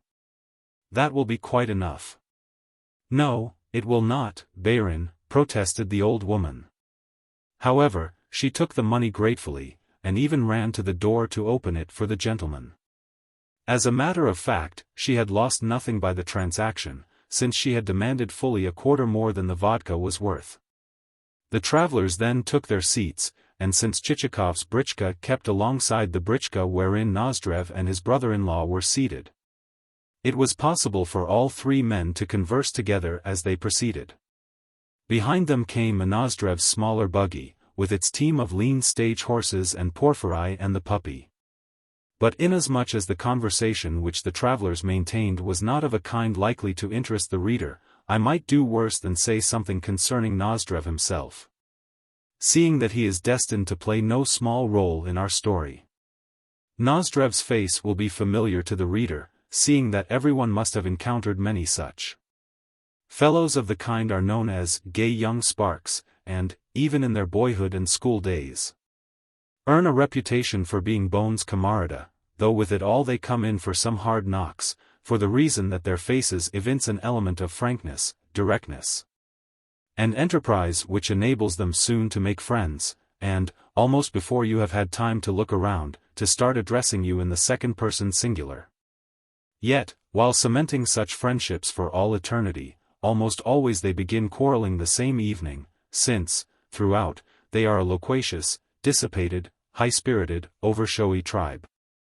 Indeed, at 35 Nozdrev was just what he had been in 18 and 20, he was just such a lover of fast living. Nor had his marriage in any way changed him, and the less so since his wife had soon departed to another world, and left behind her 2 children, whom he did not want, and who were therefore placed in the charge of a good-looking nursemaid. Never at any time could he remain at home for more than a single day, for his keen scent could range over scores and scores of versts, and detect any fare which promised balls and crowds. Consequently in a trice he would be there, quarreling, and creating disturbances over the gaming table, like all men of his type. He had a perfect passion for cards, yet playing neither a faultless nor an overclean game, since he was both a blunderer and able to indulge in a large number of illicit cuts and other devices. The result was that the game often ended in another kind of sport altogether. That is to say, either he received a good kicking, or he had his thick and very handsome whiskers pulled.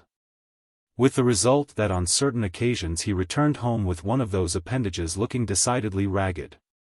Yet his plump, healthy-looking cheeks were so robustly constituted, and contained such an abundance of recreative vigor, that a new whisker soon sprouted in place of the old one, and even surpassed its predecessor. Again, and the following is a phenomenon peculiar to Russia, a very short time would have elapsed before once more he would be consorting with the very cronies who had recently cuffed him, and consorting with them as though nothing whatsoever had happened, no reference to the subject being made by him, and they too holding their tongues. In short, Nozdrev was, as it were, a man of incident. Never was he present at any gathering without some sort of a fracas occurring thereat. Either he would require to be expelled from the room by gendarmes, or his friends would have to kick him out into the street. At all events, should neither of those occurrences take place, at least he did something of a nature which would not otherwise have been witnessed. That is to say, should he not play the fool in a buffet to such an extent as to make everyone smile, you may be sure that he was engaged in lying to a degree which at times abashed even himself. Moreover, the man lied without reason. For instance, he would begin telling a story to the effect that he possessed a blue-coated or a red-coated horse, until, in the end, his listeners would be forced to leave him with the remark, "You are giving us some fine stuff, old fellow." Also, men like Nozdrev have a passion for insulting their neighbors without the least excuse afforded. For that matter, even a man of good standing and of respectable exterior, a man with a star on his breast, may unexpectedly press your hand one day, and begin talking to you on subjects of a nature to give food for serious thought. Yet just as unexpectedly may that man start abusing you to your face, and do so in a manner worthy of a collegiate registrar rather than of a man who wears a star on his breast and aspires to converse on subjects which merit reflection. All that one can do in such a case is to stand shrugging one's shoulders in amazement. Well, Nozdrev had just such a weakness. The more he became friendly with a man, the sooner would he insult him, and be ready to spread calumnies as to his reputation. Yet all the while he would consider himself the insulted one's friend, and, should he meet him again, would greet him in the most amicable style possible, and say, "You rascal! Why have you given up coming to see me?" Thus, taken all round, Nozdrev was a person of many aspects and numerous potentialities. In one and the same breath would he propose to go with you whithersoever you might choose, even to the very ends of the world should you so require, or to enter upon any sort of an enterprise with you, or to exchange any commodity for any other commodity which you might care to name. Guns, horses, dogs, all were subjects for barter, though not for profit so far as you were concerned. Such traits are mostly the outcome of a boisterous temperament, as is additionally exemplified by the fact that if at a fair he chanced to fall in with a simpleton and to fleece him, he would then proceed to buy a quantity of the very first articles which came to hand, horse collars, cigar lighters, dresses for his nursemaid, foals, raisins, silver ewers, lengths of Holland, wheatmeal, tobacco, revolvers, dried herrings, pictures, whetstones, crockery, boots, and so forth, until every atom of his money was exhausted.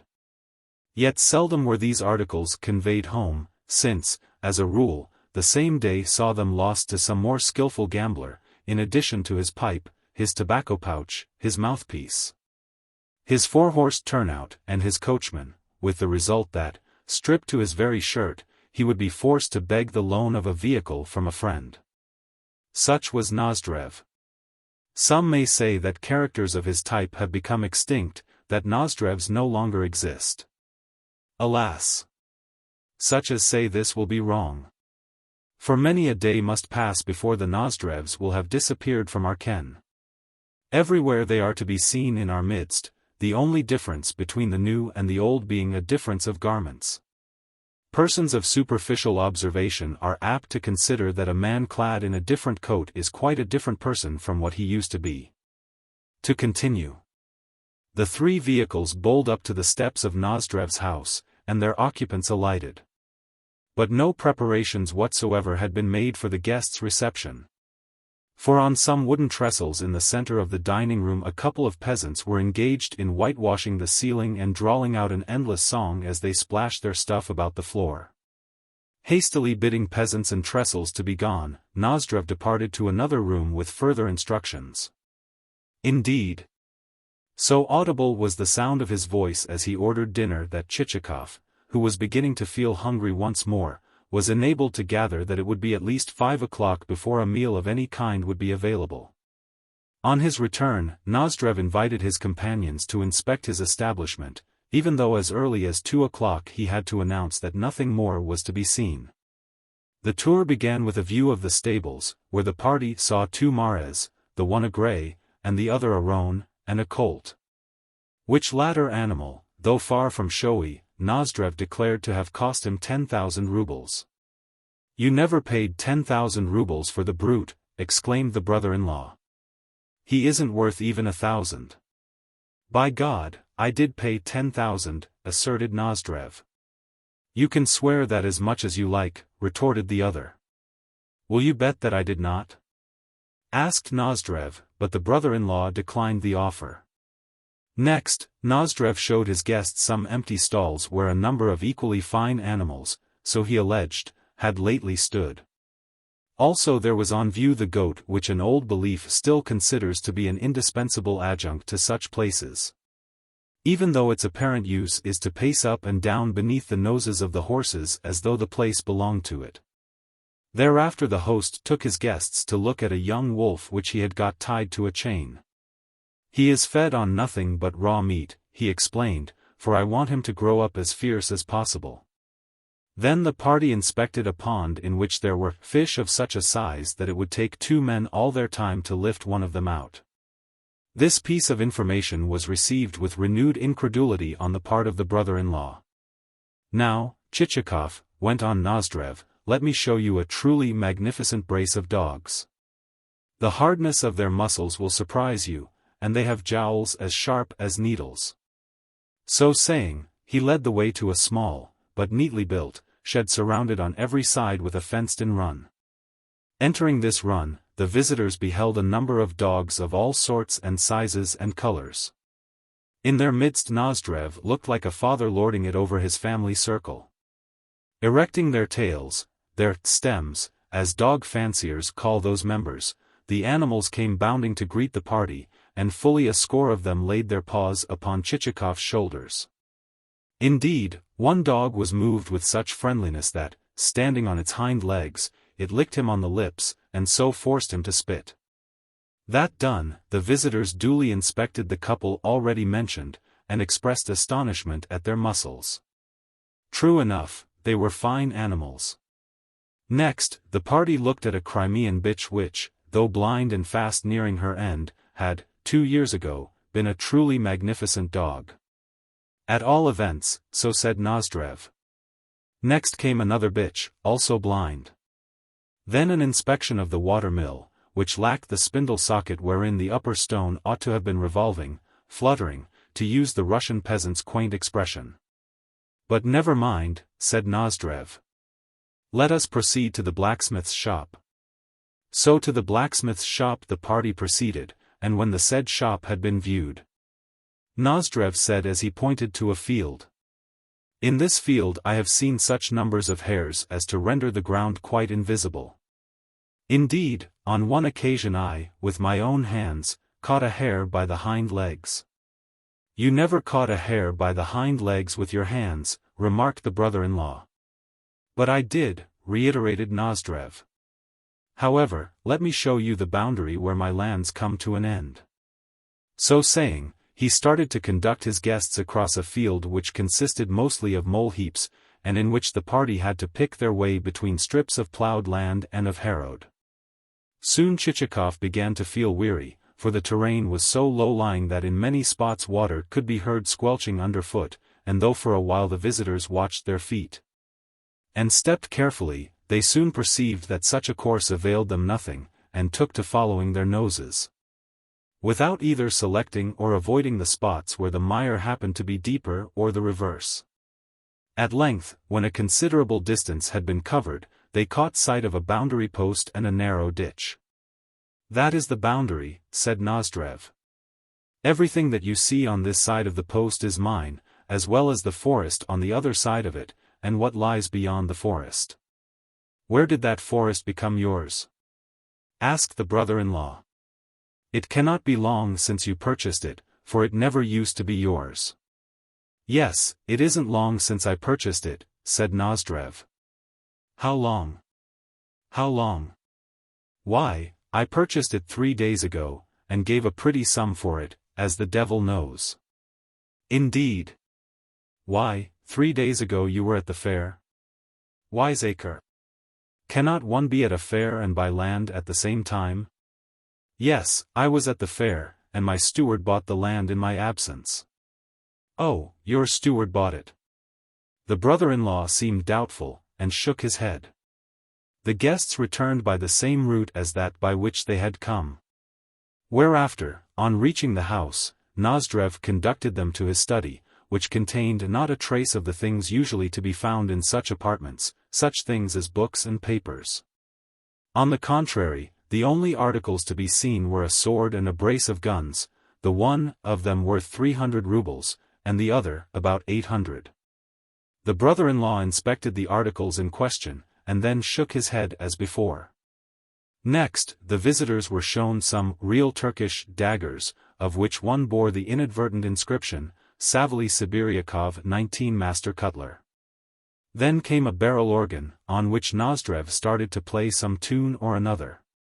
For a while the sounds were not wholly unpleasing, but suddenly something seemed to go wrong, for a mazurka started, to be followed by Marlborough Has Gone to the War, and to this, again.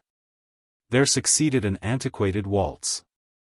Also, long after Nozdrev had ceased to turn the handle, one particularly shrill-pitched pipe which had, throughout, refused to harmonize with the rest kept up a protracted whistling on its own account. Then followed an exhibition of tobacco pipes, pipes of clay, of wood, of meerschaum, pipes smoked and non-smoked, pipes wrapped in chamois leather and not so wrapped.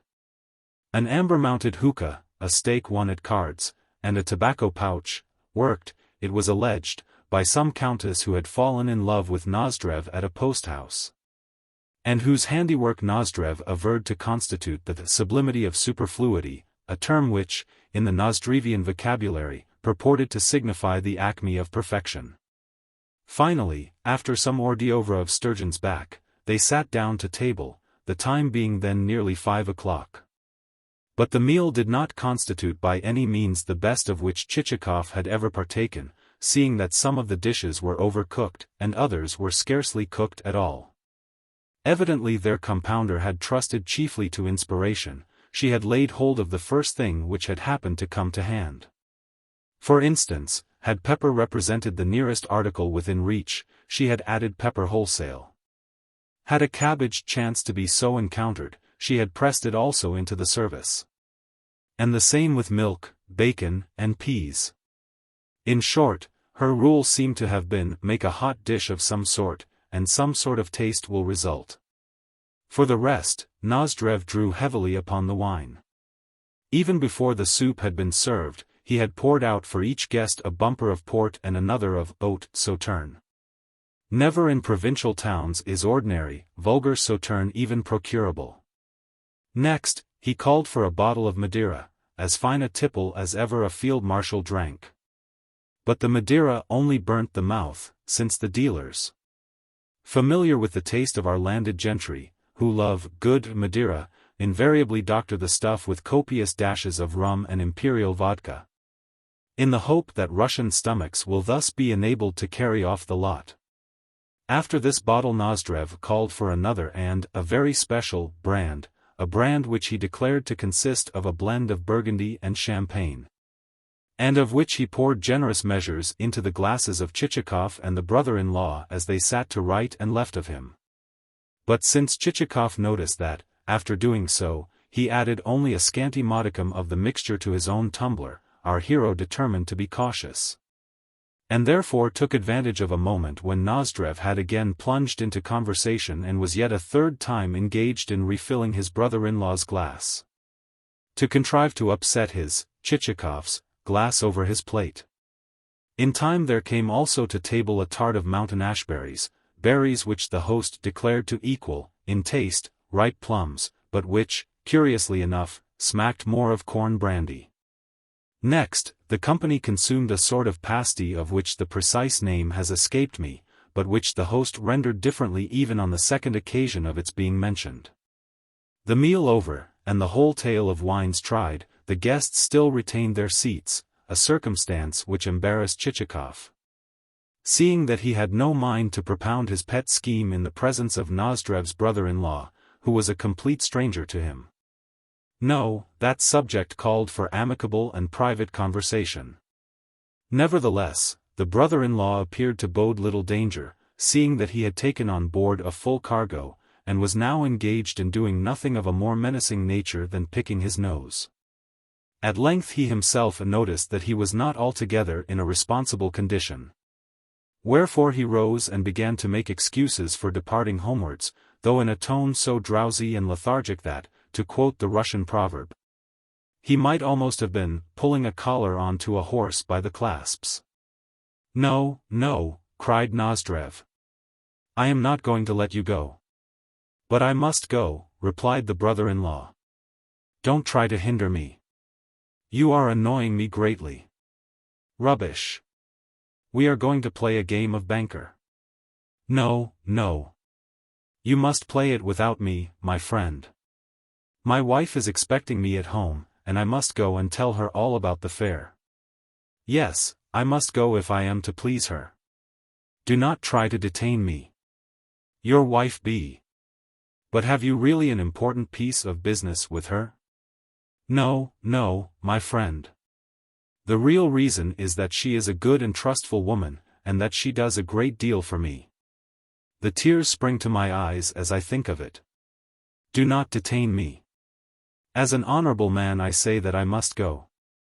Of that I do assure you in all sincerity." "Oh, let him go," put in Chichikov under his breath. "What use will he be here?" "Very well," said Nozdrev, "though, damn it, I do not like fellows who lose their heads." Then he added to his brother-in-law, "All right, Thetuk. 20 off you go to your wife and your woman's talk, and may the devil go with you." "Do not insult me with the term Thetuk," retorted the brother-in-law. "To her I owe my life, and she is a dear, good woman, and has shown me much affection. At the very thought of it I could weep. You see, she will be asking me what I have seen at the fair, and tell her about it I must, for she is such a dear, good woman. Then off you go to her with your pack of lies. Here is your cap. No, good friend, you are not to speak of her like that. By so doing you offend me greatly. I say that she is a dear, good woman. Then run along home to her." "Yes, I am just going. Excuse me for having been unable to stay. Gladly would I have stayed, but really I cannot." The brother-in-law repeated his excuses again and again without noticing that he had entered the britchka, that it had passed through the gates, and that he was now in the open country. Permissibly we may suppose that his wife succeeded in gleaning from him few details of the fair. "What a fool," said Nozdrev as, standing by the window, he watched the departing vehicle. "Yet his off-horse is not such a bad one. For a long time past I have been wanting to get hold of it. A man like that is simply impossible. Yes, he is a Thetuk, a regular Thetuk." With that they repaired to the parlor, where, on Porphyry bringing candles, Chichikov perceived that his host had produced a pack of cards. "I tell you what," said Nozdrev, pressing the sides of the pack together, and then slightly bending them, so that the pack cracked and a card flew out. "How would it be if, to pass the time, I were to make a bank of 300? Chichikov pretended not to have heard him, but remarked with an air of having just recollected a forgotten point. "By the way, I had omitted to say that I have a request to make of you." "What request?" "First give me your word that you will grant it." "What is the request, I say?" "Then you give me your word, do you?" "Certainly." "Your word of honor?" "My word of honor." "This, then, is my request. I presume that you have a large number of dead serfs whose names have not yet been removed from the revision list. I have. But why do you ask? Because I want you to make them over to me. Of what use would they be to you? Never mind. I have a purpose in wanting them. What purpose? A purpose which is strictly my own affair. In short, I need them. You seem to have hatched a very fine scheme. Out with it, now. What is in the wind? How could I have hatched such a scheme as you say? One could not very well hatch a scheme out of such a trifle as this. Then for what purpose do you want the serfs? Oh, the curiosity of the man. He wants to poke his fingers into and smell over every detail. Why do you decline to say what is in your mind? At all events, until you do say I shall not move in the matter. But how would it benefit you to know what my plans are? A whim has seized me. That is all. Nor are you playing fair. You have given me your word of honor, yet now you are trying to back out of it. No matter what you desire me to do, I decline to do it until you have told me your purpose. What am I to say to the fellow, thought Chichikov.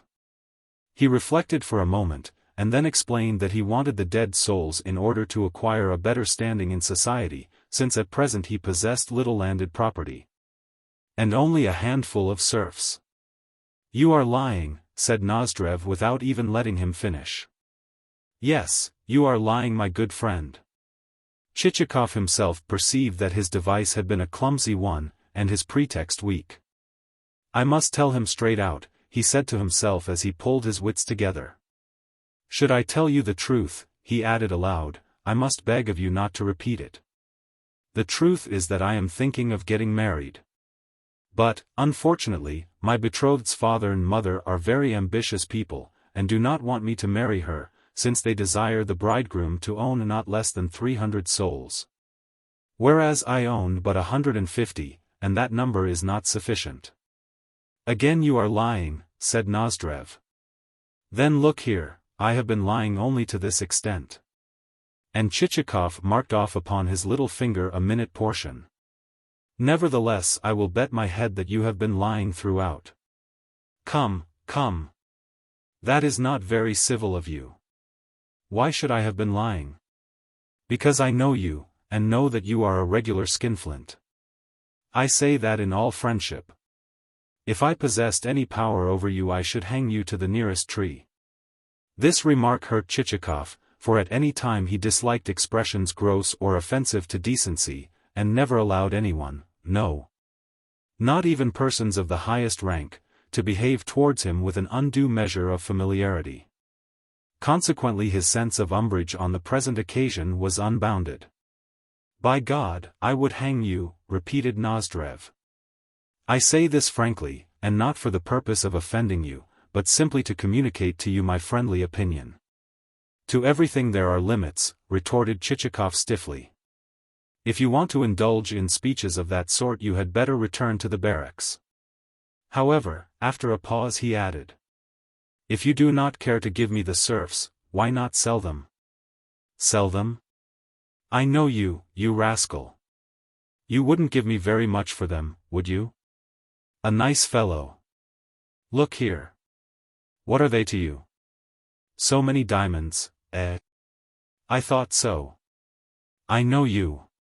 Pardon me, but I could wish that you were a member of the Jewish persuasion. You would give them to me fast enough then. On the contrary, to show you that I am not a usurer, I will decline to ask of you a single kopeck for the serfs. All that you need do is to buy that colt of mine, and then I will throw in the serfs in addition. But what should I want with your colt, said Chichikov, genuinely astonished at the proposal. What should you want with him? Why, I have bought him for 10,000 rubles, and am ready to let you have him for 4. I ask you again, of what use could the colt possibly be to me? I am not the keeper of a breeding establishment. Ah! I see that you fail to understand me. Let me suggest that you pay down at once 3,000 rubles of the purchase money, and leave the other 1,000 until later. But I do not mean to buy the colt, damn him. Then buy the roan mare. No, nor the roan mare. Then you shall have both the mare and the grey horse which you have seen in my stables for 2,000 rubles. I require no horses at all. But you would be able to sell them again. You would be able to get thrice their purchase price at the very first fair that was held. Then sell them at that fair yourself, seeing that you are so certain of making a triple profit. Oh, I should make it fast enough, only I want you to benefit by the transaction. Chichikov duly thanked his interlocutor, but continued to decline either the grey horse or the roan mare. Then buy a few dogs, said Nozdrev. I can sell you a couple of hides a-quiver, ears well pricked, coats like quills, ribs barrel-shaped, and paws so tucked up as scarcely to graze the ground when they run. Of what use would those dogs be to me? I am not a sportsman. But I want you to have the dogs. Listen. If you won't have the dogs, then buy my barrel organ. 'Tis a splendid instrument. As a man of honor I can tell you that, when new, it cost me 1,500 rubles. Well, you shall have it for 900. Come, come. What should I want with a barrel organ? I am not a German, to go hauling it about the roads and begging for coppers. But this is quite a different kind of organ from the one which Germans take about with them. You see, it is a real organ. Look at it for yourself. It is made of the best wood. I will take you to have another view of it. And seizing Chichikov by the hand, Nozdrev drew him towards the other room, where, in spite of the fact that Chichikov, with his feet planted firmly on the floor, assured his host, again and again, that he knew exactly what the organ was like, he was forced once more to hear how Marlborough went to the war. Then, since you don't care to give me any money for it, persisted Nozdrev, listen to the following proposal. I will give you the barrel organ and all the dead souls which I possess, and in return you shall give me your britchka, and another 300 rubles into the bargain. Listen to the man. In that case, what should I have left to drive in? Oh, I would stand you another britchka. Come to the coach house, and I will show you the one I mean. It only needs repainting to look a perfectly splendid britchka. The ramping, incorrigible devil! Thought Chichikov to himself as at all hazards he resolved to escape from britchkas, organs, and every species of dog, however marvellously barrel-ribbed and tucked up of paw. And in exchange you shall have the britchka, the barrel organ, and the dead souls, repeated Nozdrev. I must decline the offer, said Chichikov. And why? Because I don't want the things, I am full up already. I can see that you don't know how things should be done between good friends and comrades. Plainly you are a man of two faces. What do you mean, you fool? Think for yourself. Why should I acquire articles which I don't want? Say no more about it, if you please. I have quite taken your measure. But see here. Should you care to play a game of banker? I am ready to stake both the dead souls and the barrel organ at cards. No. To leave an issue to cards means to submit oneself to the unknown, said Chichikov, covertly glancing at the pack which Nozdrev had got in his hands. Somehow the way in which his companion had cut that pack seemed to him suspicious. Why, to the unknown? Asked Nozdrev. There is no such thing as the unknown. Should luck be on your side, you may win the devil knows what a haul.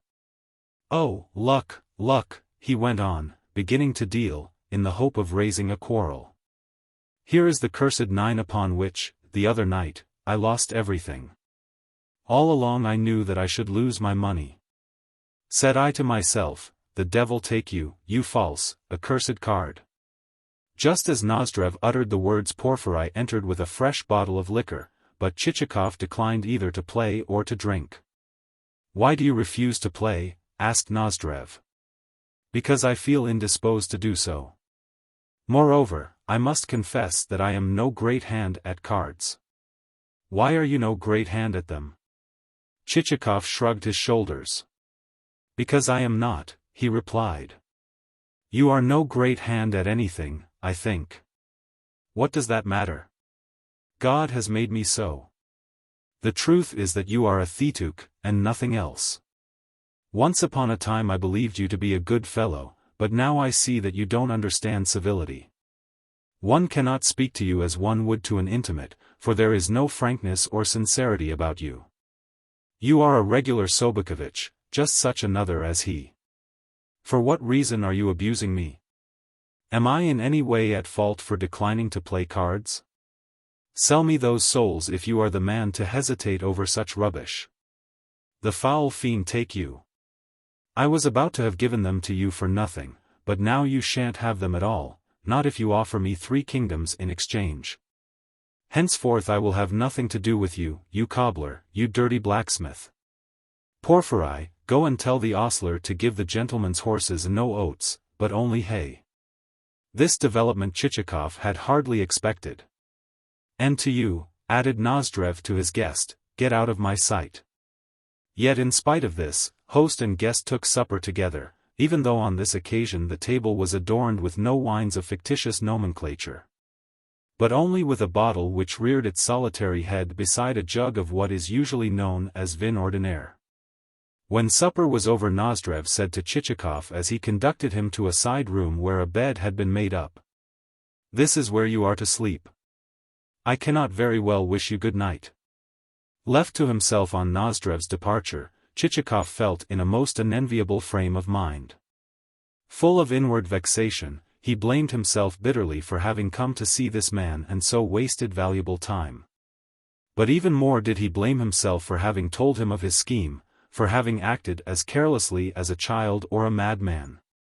Of a surety the scheme was not one which ought to have been confided to a man like Nozdrev, for he was a worthless fellow who might lie about it, and append additions to it, and spread such stories as would give rise to God knows what scandals.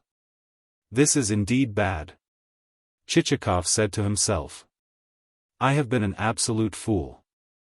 Consequently he spent an uneasy night, this uneasiness being increased by the fact that a number of small, but vigorous, insects so feasted upon him that he could do nothing but scratch the spots and exclaim, "The devil take you and Nozdrev alike."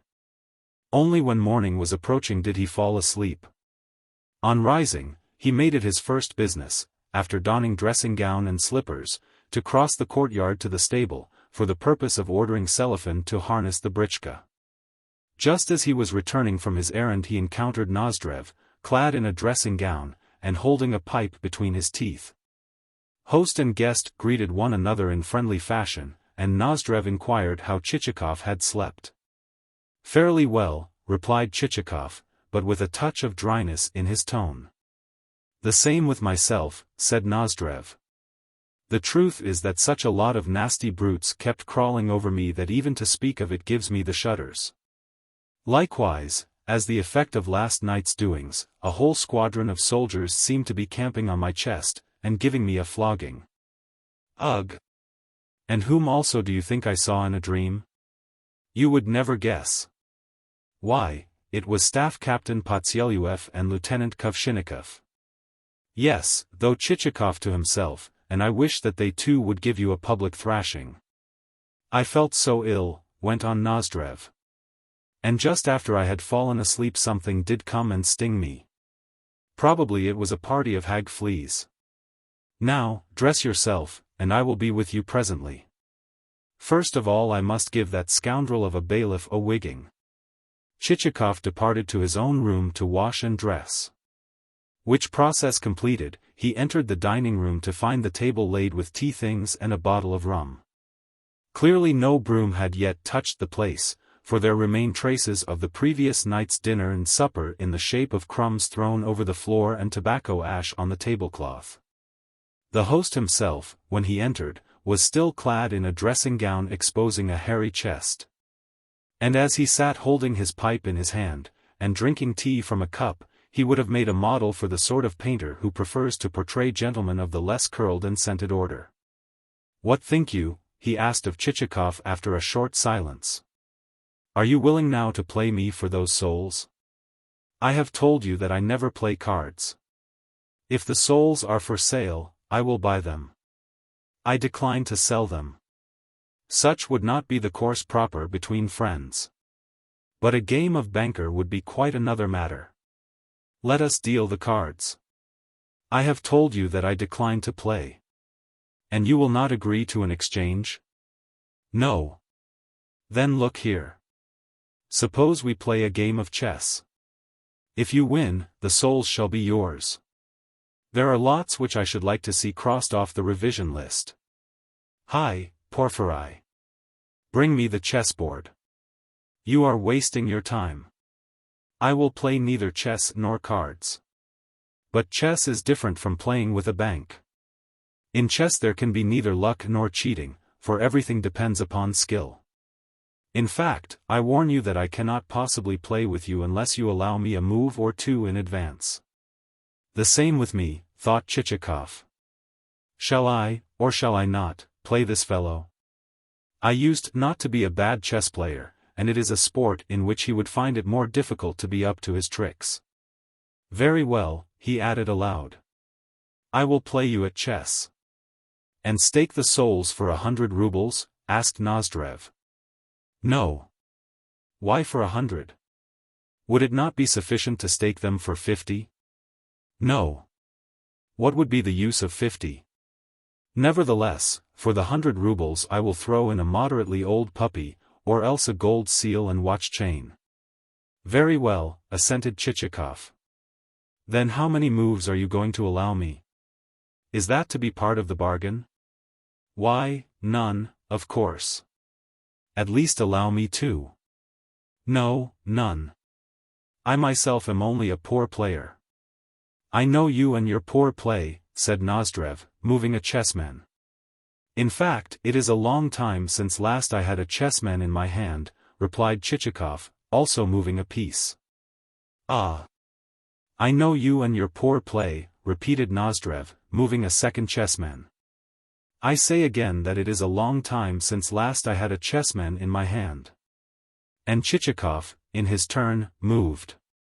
Ah. I know you and your poor play, repeated Nozdrev, for the third time as he made a third move. At the same moment the cuff of one of his sleeves happened to dislodge another chessman from its position. Again, I say, said Chichikov, that 'tis a long time since last, but hi. Look here. Put that piece back in its place. What piece? This one. And almost as Chichikov spoke he saw a third chessman coming into view between the queens. God only knows whence the chessman had materialized. No, no, shouted Chichikov as he rose from the table. It is impossible to play with a man like you. People don't move 3 pieces at once. How 3 pieces? All that I have done is to make a mistake, to move one of my pieces by accident. If you like, I will forfeit it to you. And whence has the third piece come? What third piece? The one now standing between the queens? 'Tis one of your own pieces. Surely you are forgetting? No, no, my friend. I have counted every move, and can remember each one. That piece has only just become added to the board. Put it back in its place, I say. Its place? Which is its place? But Nozdrev had reddened a good deal. I perceive you to be a strategist at the game. No, no, good friend. You are the strategist, though an unsuccessful one, as it happens. Then of what are you supposing me capable? Of cheating you? I am not supposing you capable of anything. All that I say is that I will not play with you any more. But you can't refuse to, said Nozdrev, growing heated. You see, the game has begun. Nevertheless, I have a right not to continue it, seeing that you are not playing as an honest man should do. You are lying, you cannot truthfully say that. 'Tis you who are lying. But I have not cheated. Consequently you cannot refuse to play, but must continue the game to a finish. You cannot force me to play, retorted Chichikov coldly as, turning to the chessboard, he swept the pieces into confusion. Nozdrev approached Chichikov with a manner so threatening that the other fell back a couple of paces. I will force you to play, said Nozdrev. It is no use you making a mess of the chessboard, for I can remember every move. We will replace the chessmen exactly as they were. No, no, my friend. The game is over, and I play you no more. You say that you will not? Yes. Surely you can see for yourself that such a thing is impossible? That cock won't fight. Say at once that you refuse to play with me. And Nozdrev approached a step nearer. Very well. I do say that, replied Chichikov, and at the same moment raised his hands towards his face, for the dispute was growing heated. Nor was the act of caution altogether unwarranted, for Nozdrev also raised his fist, and it may be that one of our hero's plump, pleasant-looking cheeks would have sustained an indelible insult had not he, Chichikov, parried the blow and, seizing Nozdrev by his whirling arms, held them fast. Porphyry! Pavlushka! Shouted Nozdrev as madly he strove to free himself. On hearing the words, Chichikov, both because he wished to avoid rendering the servants witnesses of the unedifying scene and because he felt that it would be of no avail to hold Nozdrev any longer, let go of the latter's arms. But at the same moment Porphyry and Pavlushka entered the room, a pair of stout rascals with whom it would be unwise to meddle. Do you, or do you not, intend to finish the game? Said Nozdrev. Give me a direct answer. No, it will not be possible to finish the game, replied Chichikov, glancing out of the window. He could see his britchka standing ready for him, and Selifan evidently awaiting orders to draw up to the entrance steps. But from the room there was no escape, since in the doorway was posted the couple of well-built serving men. Then it is as I say? You refuse to finish the game? Repeated Nozdrev, his face as red as fire. I would have finished it had you played like a man of honor. But, as it is, I cannot. You cannot, you villain. You find that you cannot as soon as you find that you are not winning? Thrash him, you fellows. And as he spoke Nozdrev grasped the cherrywood shank of his pipe. Chichikov turned as white as a sheet. He tried to say something, but his quivering lips emitted no sound. Thrash him! Again shouted Nozdrev as he rushed forward in a state of heat and perspiration more proper to a warrior who is attacking an impregnable fortress. Thrash him! Again he shouted in a voice like that of some half-demented lieutenant whose desperate bravery has acquired such a reputation that orders have had to be issued that his hands shall be held lest he attempt deeds of over-presumptuous daring. Seized with the military spirit, however, the lieutenant's head begins to whirl, and before his eye there flits the image of Suvorov. 21 He advances to the great encounter, and impulsively cries, "Forward, my sons!" Cries it without reflecting that he may be spoiling the plan of the general attack, that millions of rifles may be protruding their muzzles through the embrasures of the impregnable towering walls of the fortress, that his own impotent assault may be destined to be dissipated like dust before the wind. And that already there may have been launched on its whistling career the bullet which is to close forever his vociferous throat. However, if Nozdrev resembled the headstrong, desperate lieutenant whom we have just pictured as advancing upon a fortress, at least the fortress itself in no way resembled the impregnable stronghold which I have described. As a matter of fact, the fortress became seized with a panic which drove its spirit into its boots. First of all, the chair with which Chichikov, the fortress in question, sought to defend himself was wrested from his grasp by the serfs. And then, blinking and neither alive nor dead, he turned to parry the Circassian pipestem of his host. In fact, God only knows what would have happened had not the fates been pleased by a miracle to deliver Chichikov's elegant back and shoulders from the onslaught. Suddenly, and as unexpectedly as though the sound had come from the clouds, there made itself heard the tinkling notes of a collar bell, and then the rumble of wheels approaching the entrance steps.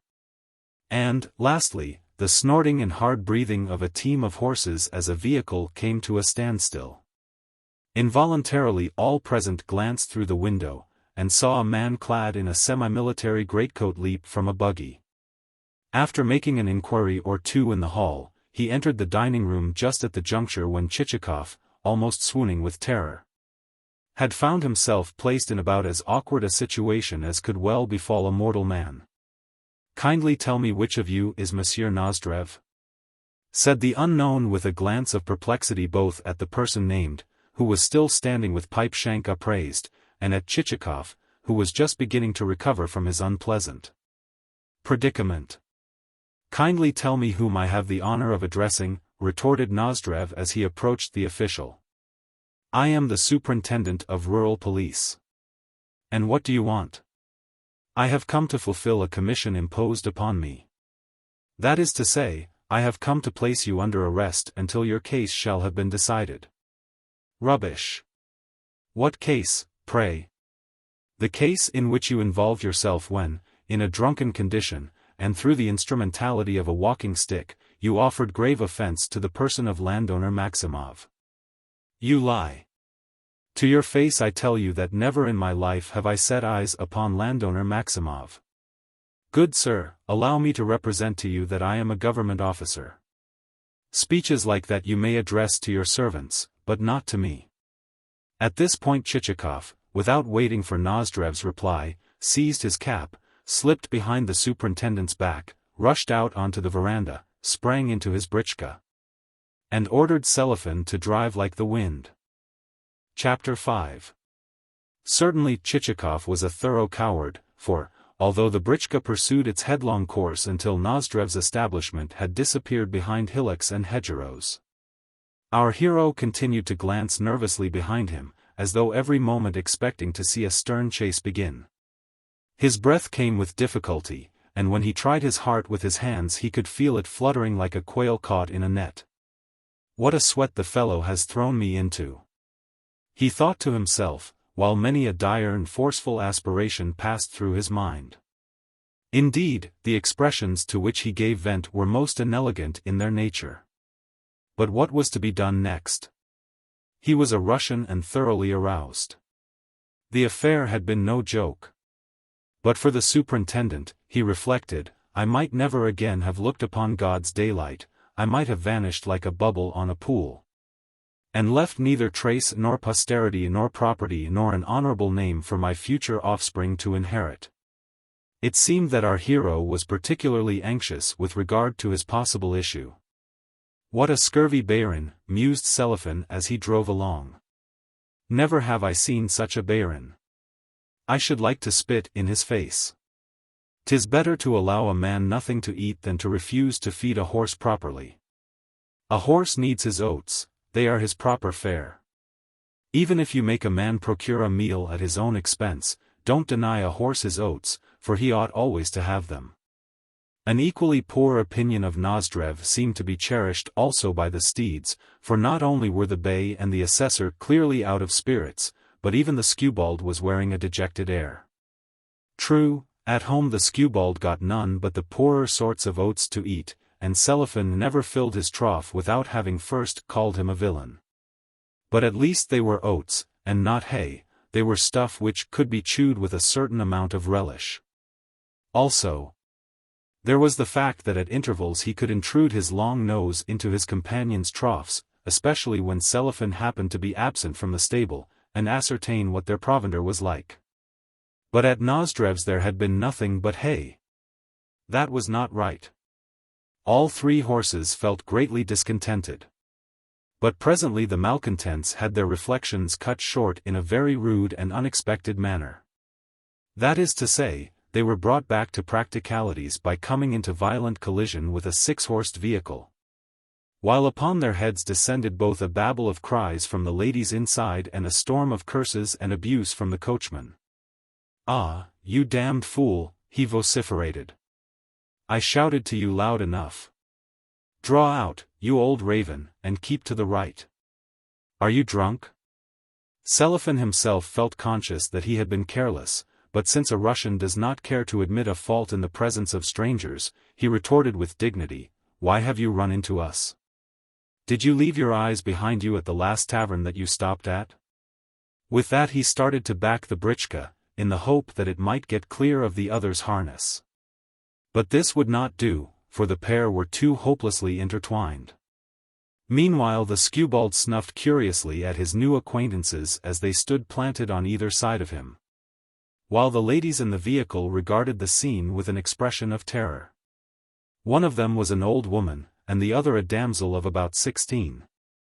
A mass of golden hair fell daintily from a small head, and the oval of her comely face was as shapely as an egg, and white with the transparent whiteness seen when the hands of a housewife hold a new-laid egg to the light to let the sun's rays filter through its shell.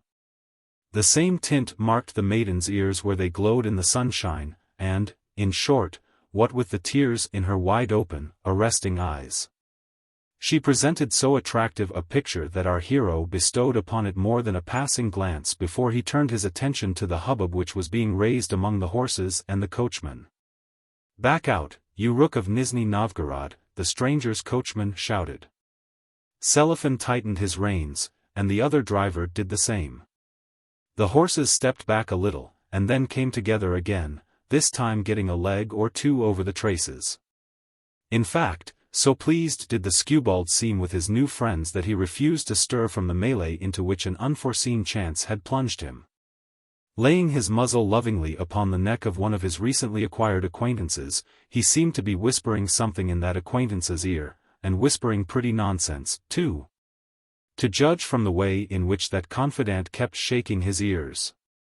At length peasants from a village which happened to be near the scene of the accident tackled the mess.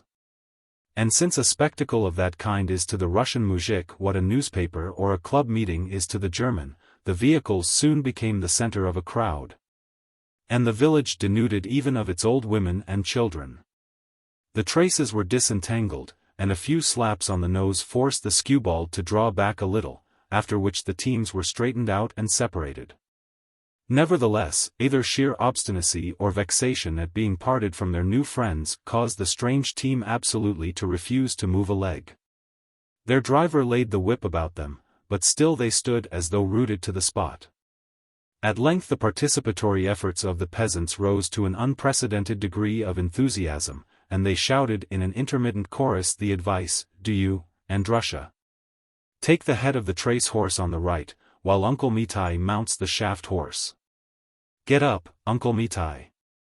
Upon that the lean, long, and red-bearded Uncle Mitai mounted the shaft horse, in which position he looked like a village steeple or the winder which is used to raise water from wells. The coachman whipped up his steeds afresh, but nothing came of it, and Uncle Mitai had proved useless. Hold on," shouted the peasants again.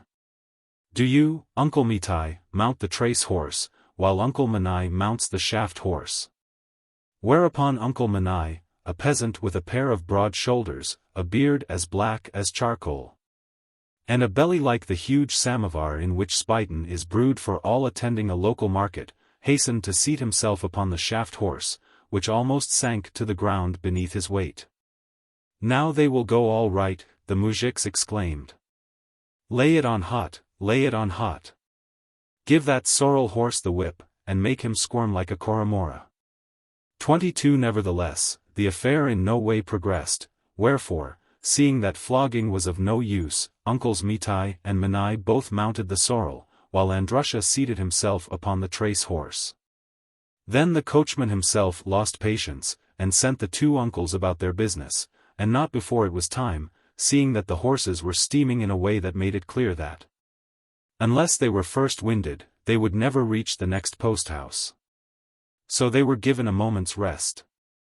That done, they moved off of their own accord.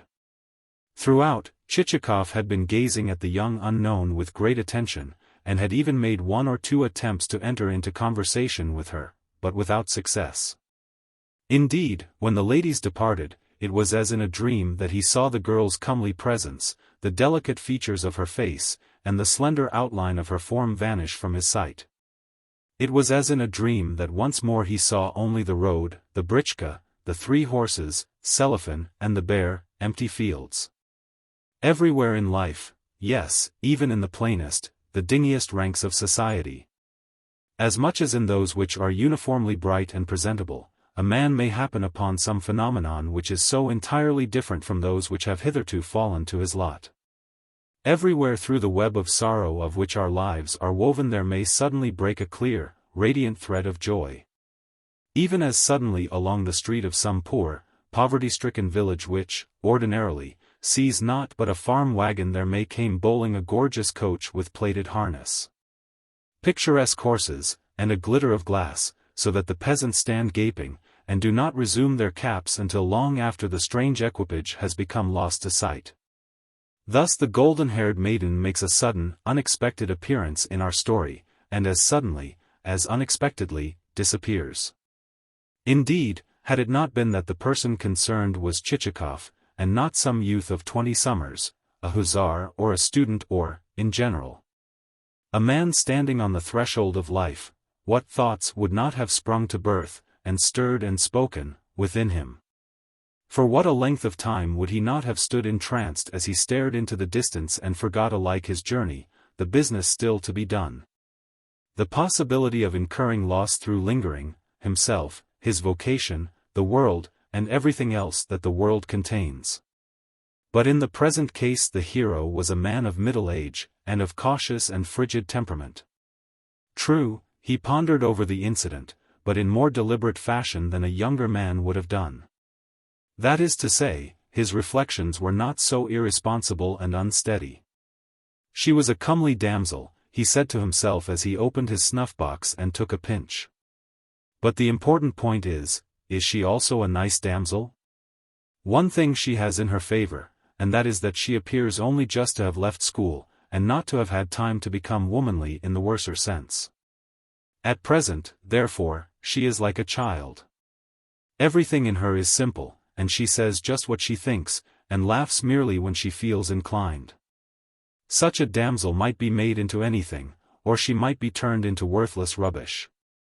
The latter, I surmise, for trudging after her she will have a fond mother and a bevy of aunts, and so forth, persons who, within a year, will have filled her with womanishness to the point where her own father wouldn't know her.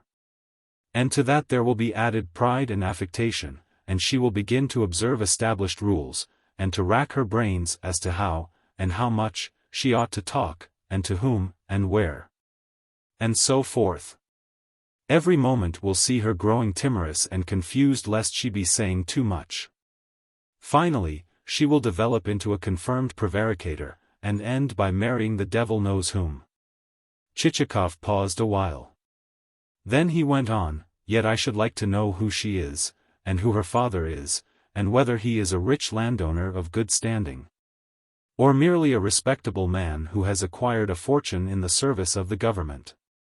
Should he allow her, on marriage, a dowry of, say, 200,000 rubles, she will be a very nice catch indeed. She might even, so to speak, make a man of good breeding happy. Indeed, so attractively did the idea of the 200,000 rubles begin to dance before his imagination that he felt a twinge of self-reproach because, during the hubbub, he had not inquired of the postilion or the coachman who the travelers might be. But soon the sight of Sobokovich's country house dissipated his thoughts, and forced him to return to his stock subject of reflection. Sobokovich's country house and estate were of very fair size, and on each side of the mansion were expanses of birch and pine forest in 2 shades of green. The wooden edifice itself had dark grey walls and a red-gabled roof, for it was a mansion of the kind which Russia builds for her military settlers and for German colonists. A noticeable circumstance was the fact that the taste of the architect had differed from that of the proprietor, the former having manifestly been a pedant and desirous of symmetry, and the latter having wished only for comfort. Consequently he, the proprietor, had dispensed with all windows on one side of the mansion, and had caused to be inserted, in their place, only a small aperture which, doubtless, was intended to light an otherwise dark lumber room. Likewise, the architect's best efforts had failed to cause the pediment to stand in the center of the building, since the proprietor had had one of its 4 original columns removed. Evidently durability had been considered throughout, for the courtyard was enclosed by a strong and very high wooden fence, and both the stables, the coach-house, and the culinary premises were partially constructed of beams warranted to last for centuries. Nay, Even the wooden huts of the peasantry were wonderful in the solidity of their construction, and not a clay wall or a carved pattern or other device was to be seen. Everything fitted exactly into its right place, and even the draw-well of the mansion was fashioned of the oak wood usually thought suitable only for mills or ships. In short, wherever Chichikov's eye turned he saw nothing that was not free from shoddy make and well and skillfully arranged. As he approached the entrance steps he caught sight of two faces peering from a window. One of them was that of a woman in a mobcap with features as long and as narrow as a cucumber. And the other that of a man with features as broad and as short as the Moldavian pumpkins, known as gorlyanki, whereof balalaiki, the species of light two-stringed instrument which constitutes the pride and the joy of the gay young fellow of 20 as he sits winking and smiling at the white-necked, white-bosomed maidens who have gathered to listen to his low-pitched tinkling, are fashioned. This scrutiny made, both faces withdrew, and there came out onto the entrance steps a lackey clad in a grey jacket and a stiff blue collar. This functionary conducted Chichikov into the hall, where he was met by the master of the house himself, who requested his guest to enter, and then led him into the inner part of the mansion. A covert glance at Sobokovich showed our hero that his host exactly resembled a moderate-sized bear. To complete the resemblance, Sobokovich's long frock coat and baggy trousers were of the precise color of a bear's hide, while, when shuffling across the floor, he made a crisscross motion of the legs, and had, in addition, a constant habit of treading upon his companion's toes. As for his face, it was of the warm, ardent tint of a piatok. 23 persons of this kind, persons to whose designing nature has devoted not much thought, and in the fashioning of whose frames she has used no instruments so delicate as a file or a gimlet and so forth, are not uncommon. Such persons she merely rough-hews. One cut with a hatchet, and there results a nose, another such cut with a hatchet, and there materializes a pair of lips. Two thrusts with a drill, and there issues a pair of eyes. Lastly, scorning to plane down the roughness, she sends out that person into the world, saying, "There is another live creature." Sobokovich was just such a ragged, curiously put-together figure, though the above model would seem to have been followed more in his upper portion than in his lower. One result was that he seldom turned his head to look at the person with whom he was speaking, but, rather, directed his eyes towards, say, the stove corner or the doorway. As host and guest crossed the dining room Chichikov directed a second glance at his companion. "He is a bear, and nothing but a bear," he thought to himself. And, indeed, the strange comparison was inevitable. Incidentally, Sobokovich's Christian name and patronymic were Michael Semenovich. Of his habit of treading upon other people's toes Chichikov had become fully aware, wherefore he stepped cautiously, and, throughout, allowed his host to take the lead. As a matter of fact, Sobokovich himself seemed conscious of his failing, for at intervals he would inquire, "I hope I have not hurt you?" And Chichikov, with a word of thanks, would reply that as yet he had sustained no injury. At length they reached the drawing-room, where Sobokovich pointed to an armchair, and invited his guest to be seated. Chichikov gazed with interest at the walls and the pictures. In every such picture there were portrayed either young men or Greek generals of the type of Mavrocordato, clad in a red uniform and breeches, Canaris, and others. And all these heroes were depicted with a solidity of thigh and a wealth of mustache which made the beholder simply shudder with awe. Among them there were placed also, according to some unknown system, and for some unknown reason, firstly, Bagration 24, tall and thin, and with a cluster of small flags and cannon beneath him, and the whole set in the narrowest of frames, and, secondly, the Greek heroine, Babalina, whose legs looked larger than do the whole bodies of the drawing-room dandies of the present day. Apparently the master of the house was himself a man of health and strength, and therefore liked to have his apartments adorned with none but folk of equal vigor and robustness. Lastly, in the window, and suspended cheek by jowl with Babalina, there hung a cage whence at intervals there peered forth a white-spotted blackbird. Like everything else in the apartment, it bore a strong resemblance to Sobokovich. When host and guest had been conversing for 2 minutes or so, the door opened, and there entered the hostess, a tall lady in a cap adorned with ribbons of domestic coloring and manufacture. She entered deliberately, and held her head as erect as a palm. "This is my wife, Theodolia Ivanovna," said Sobakevich. Chichikov approached and took her hand. The fact that she raised it nearly to the level of his lips apprised him of the circumstance that it had just been rinsed in cucumber oil. "My dear, allow me to introduce Pavel Ivanovich Chichikov," added Sobakevich. "He has the honor of being acquainted both with our governor and with our postmaster." Upon this, Theodolia Ivanovna requested her guest to be seated, and accompanied the invitation with the kind of bow usually employed only by actresses who are playing the role of queens. Next, she took a seat upon the sofa, drew around her her merino gown, and sat thereafter without moving an eyelid or an eyebrow. As for Chichikov, he glanced upwards, and once more caught sight of Canaris with his fat thighs and interminable mustache, and of Babalina and the blackbird. For fully 5 minutes all present preserved a complete silence, the only sound audible being that of the blackbird's beak against the wooden floor of the cage as the creature fished for grains of corn. Meanwhile Chichikov again surveyed the room, and saw that everything in it was massive and clumsy in the highest degree, as also that everything was curiously in keeping with the master of the house.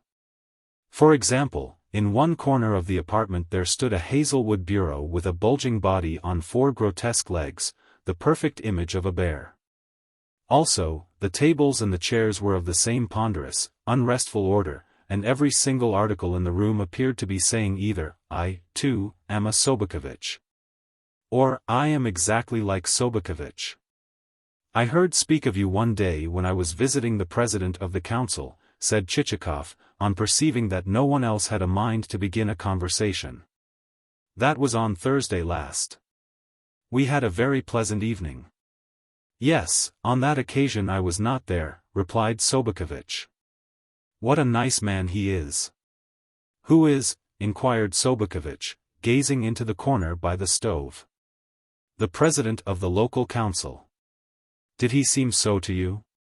"True, he is a mason, but he is also the greatest fool that the world ever saw." Chichikov started a little at this mordant criticism, but soon pulled himself together again, and continued. "Of course, every man has his weakness. Yet the president seems to be an excellent fellow." "And do you think the same of the governor?" "Yes." "Why not?" "Because there exists no greater rogue than he."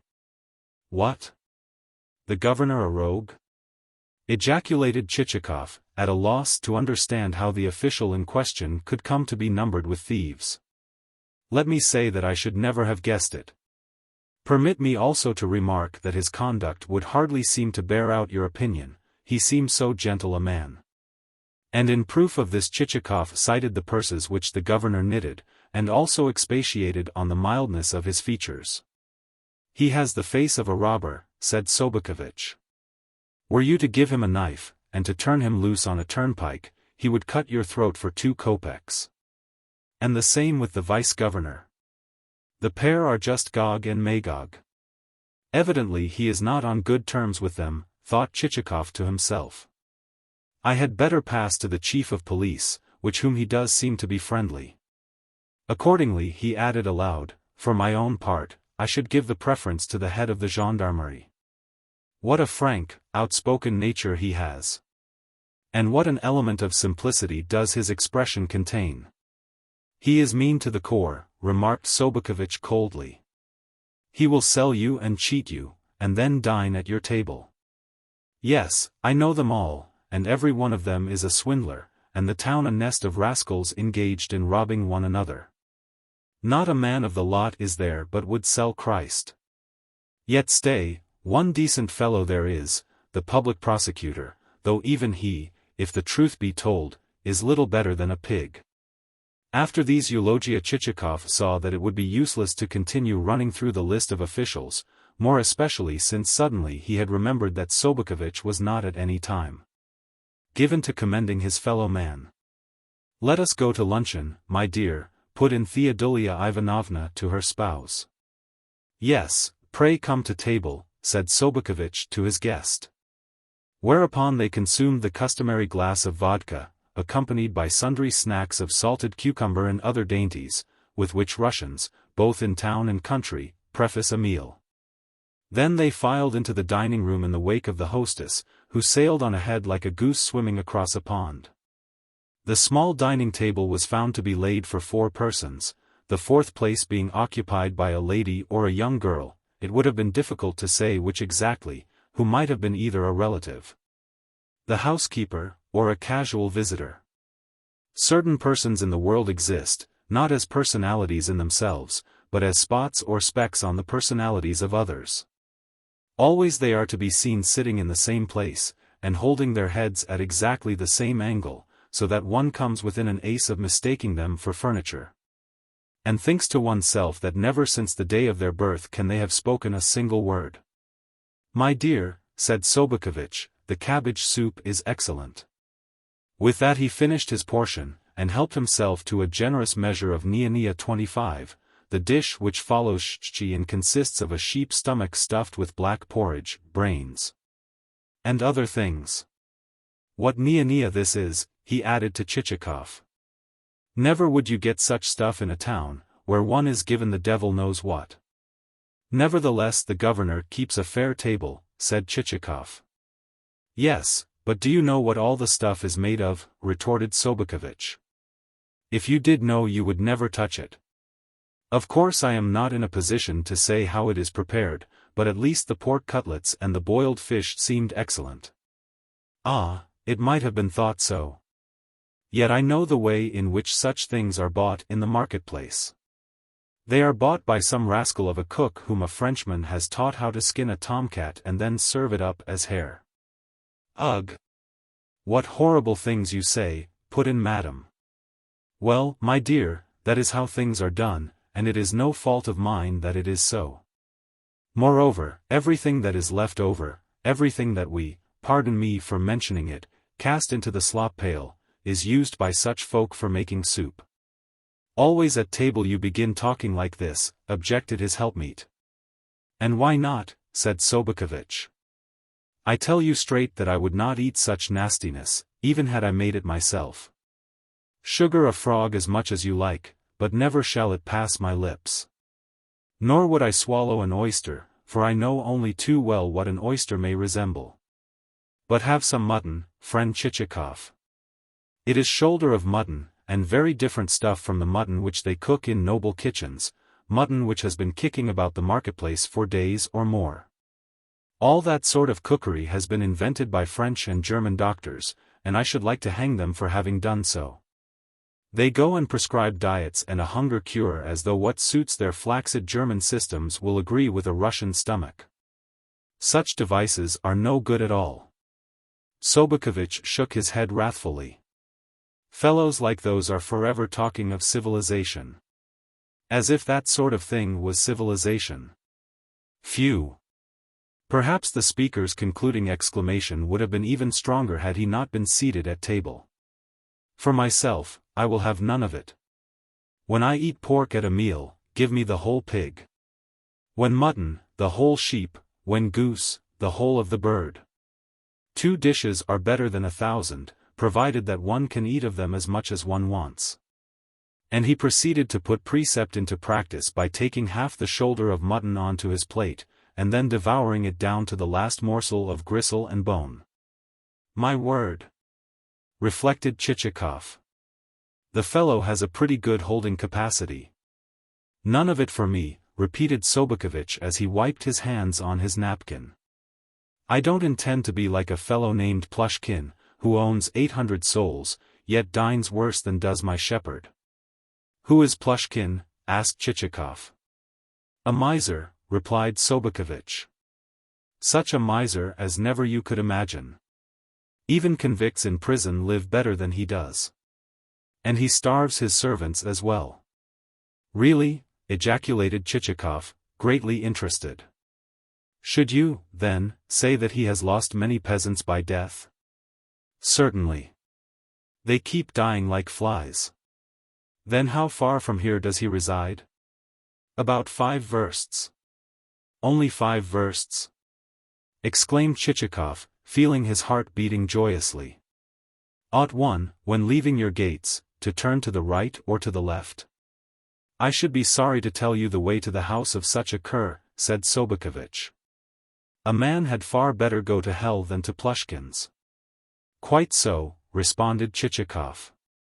My only reason for asking you is that it interests me to become acquainted with any and every sort of locality.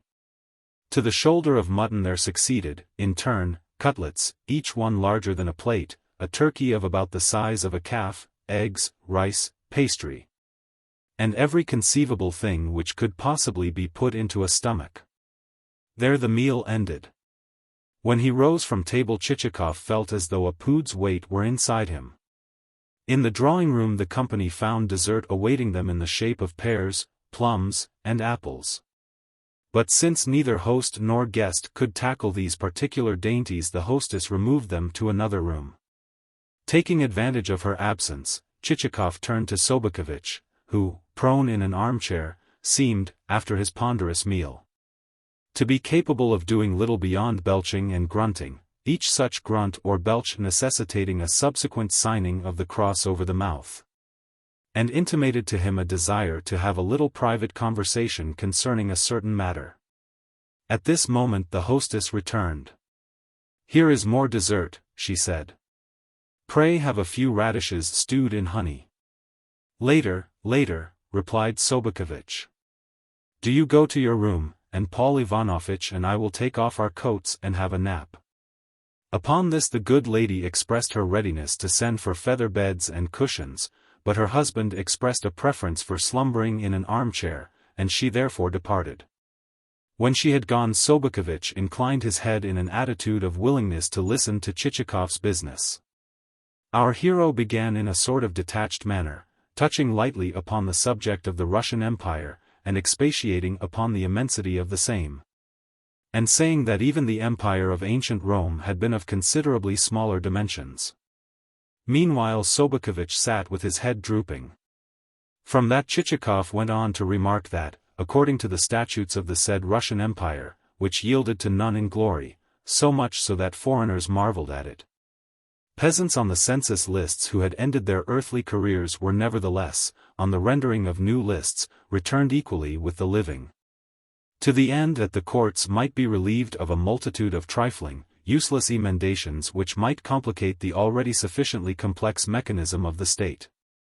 Nevertheless, said Chichikov, the general equity of this measure did not obviate a certain amount of annoyance to landowners, since it forced them to pay upon a non-living article the tax due upon a living. Hence, our hero concluded, he, Chichikov, was prepared, owing to the personal respect which he felt for Sobokovich, to relieve him, in part, of the irksome obligation referred to, in passing. It may be said that Chichikov referred to his principal point only guardedly, for he called the souls which he was seeking not dead, but non-existent. Meanwhile Sobokovich listened with bent head, though something like a trace of expression dawned in his face as he did so.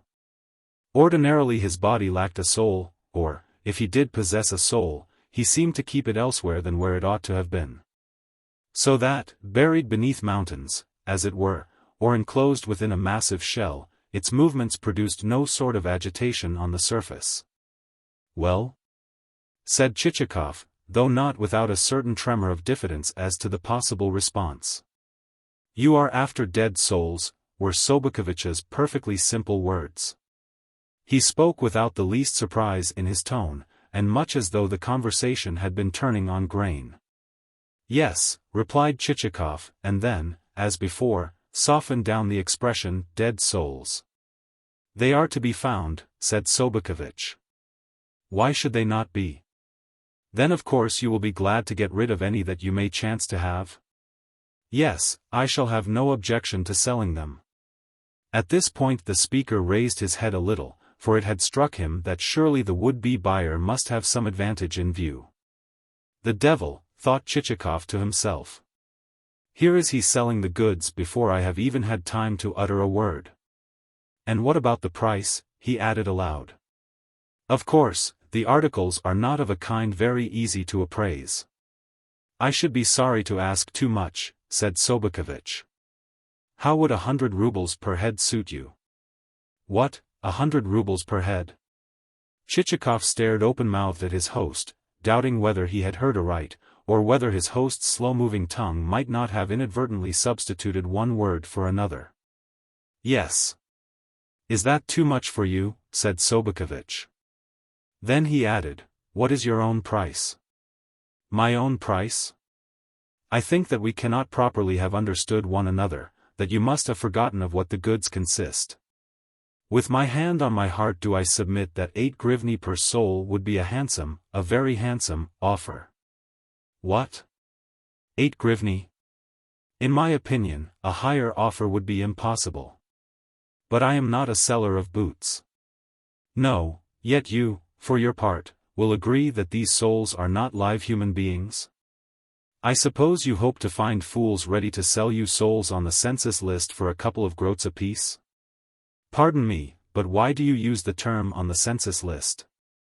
The souls themselves have long since passed away, and have left behind them only their names. Not to trouble you with any further discussion of the subject, I can offer you 1.5 rubles per head, but no more. You should be ashamed even to mention such a sum. Since you deal in articles of this kind, quote me a genuine price. I cannot, Michael Semenovich.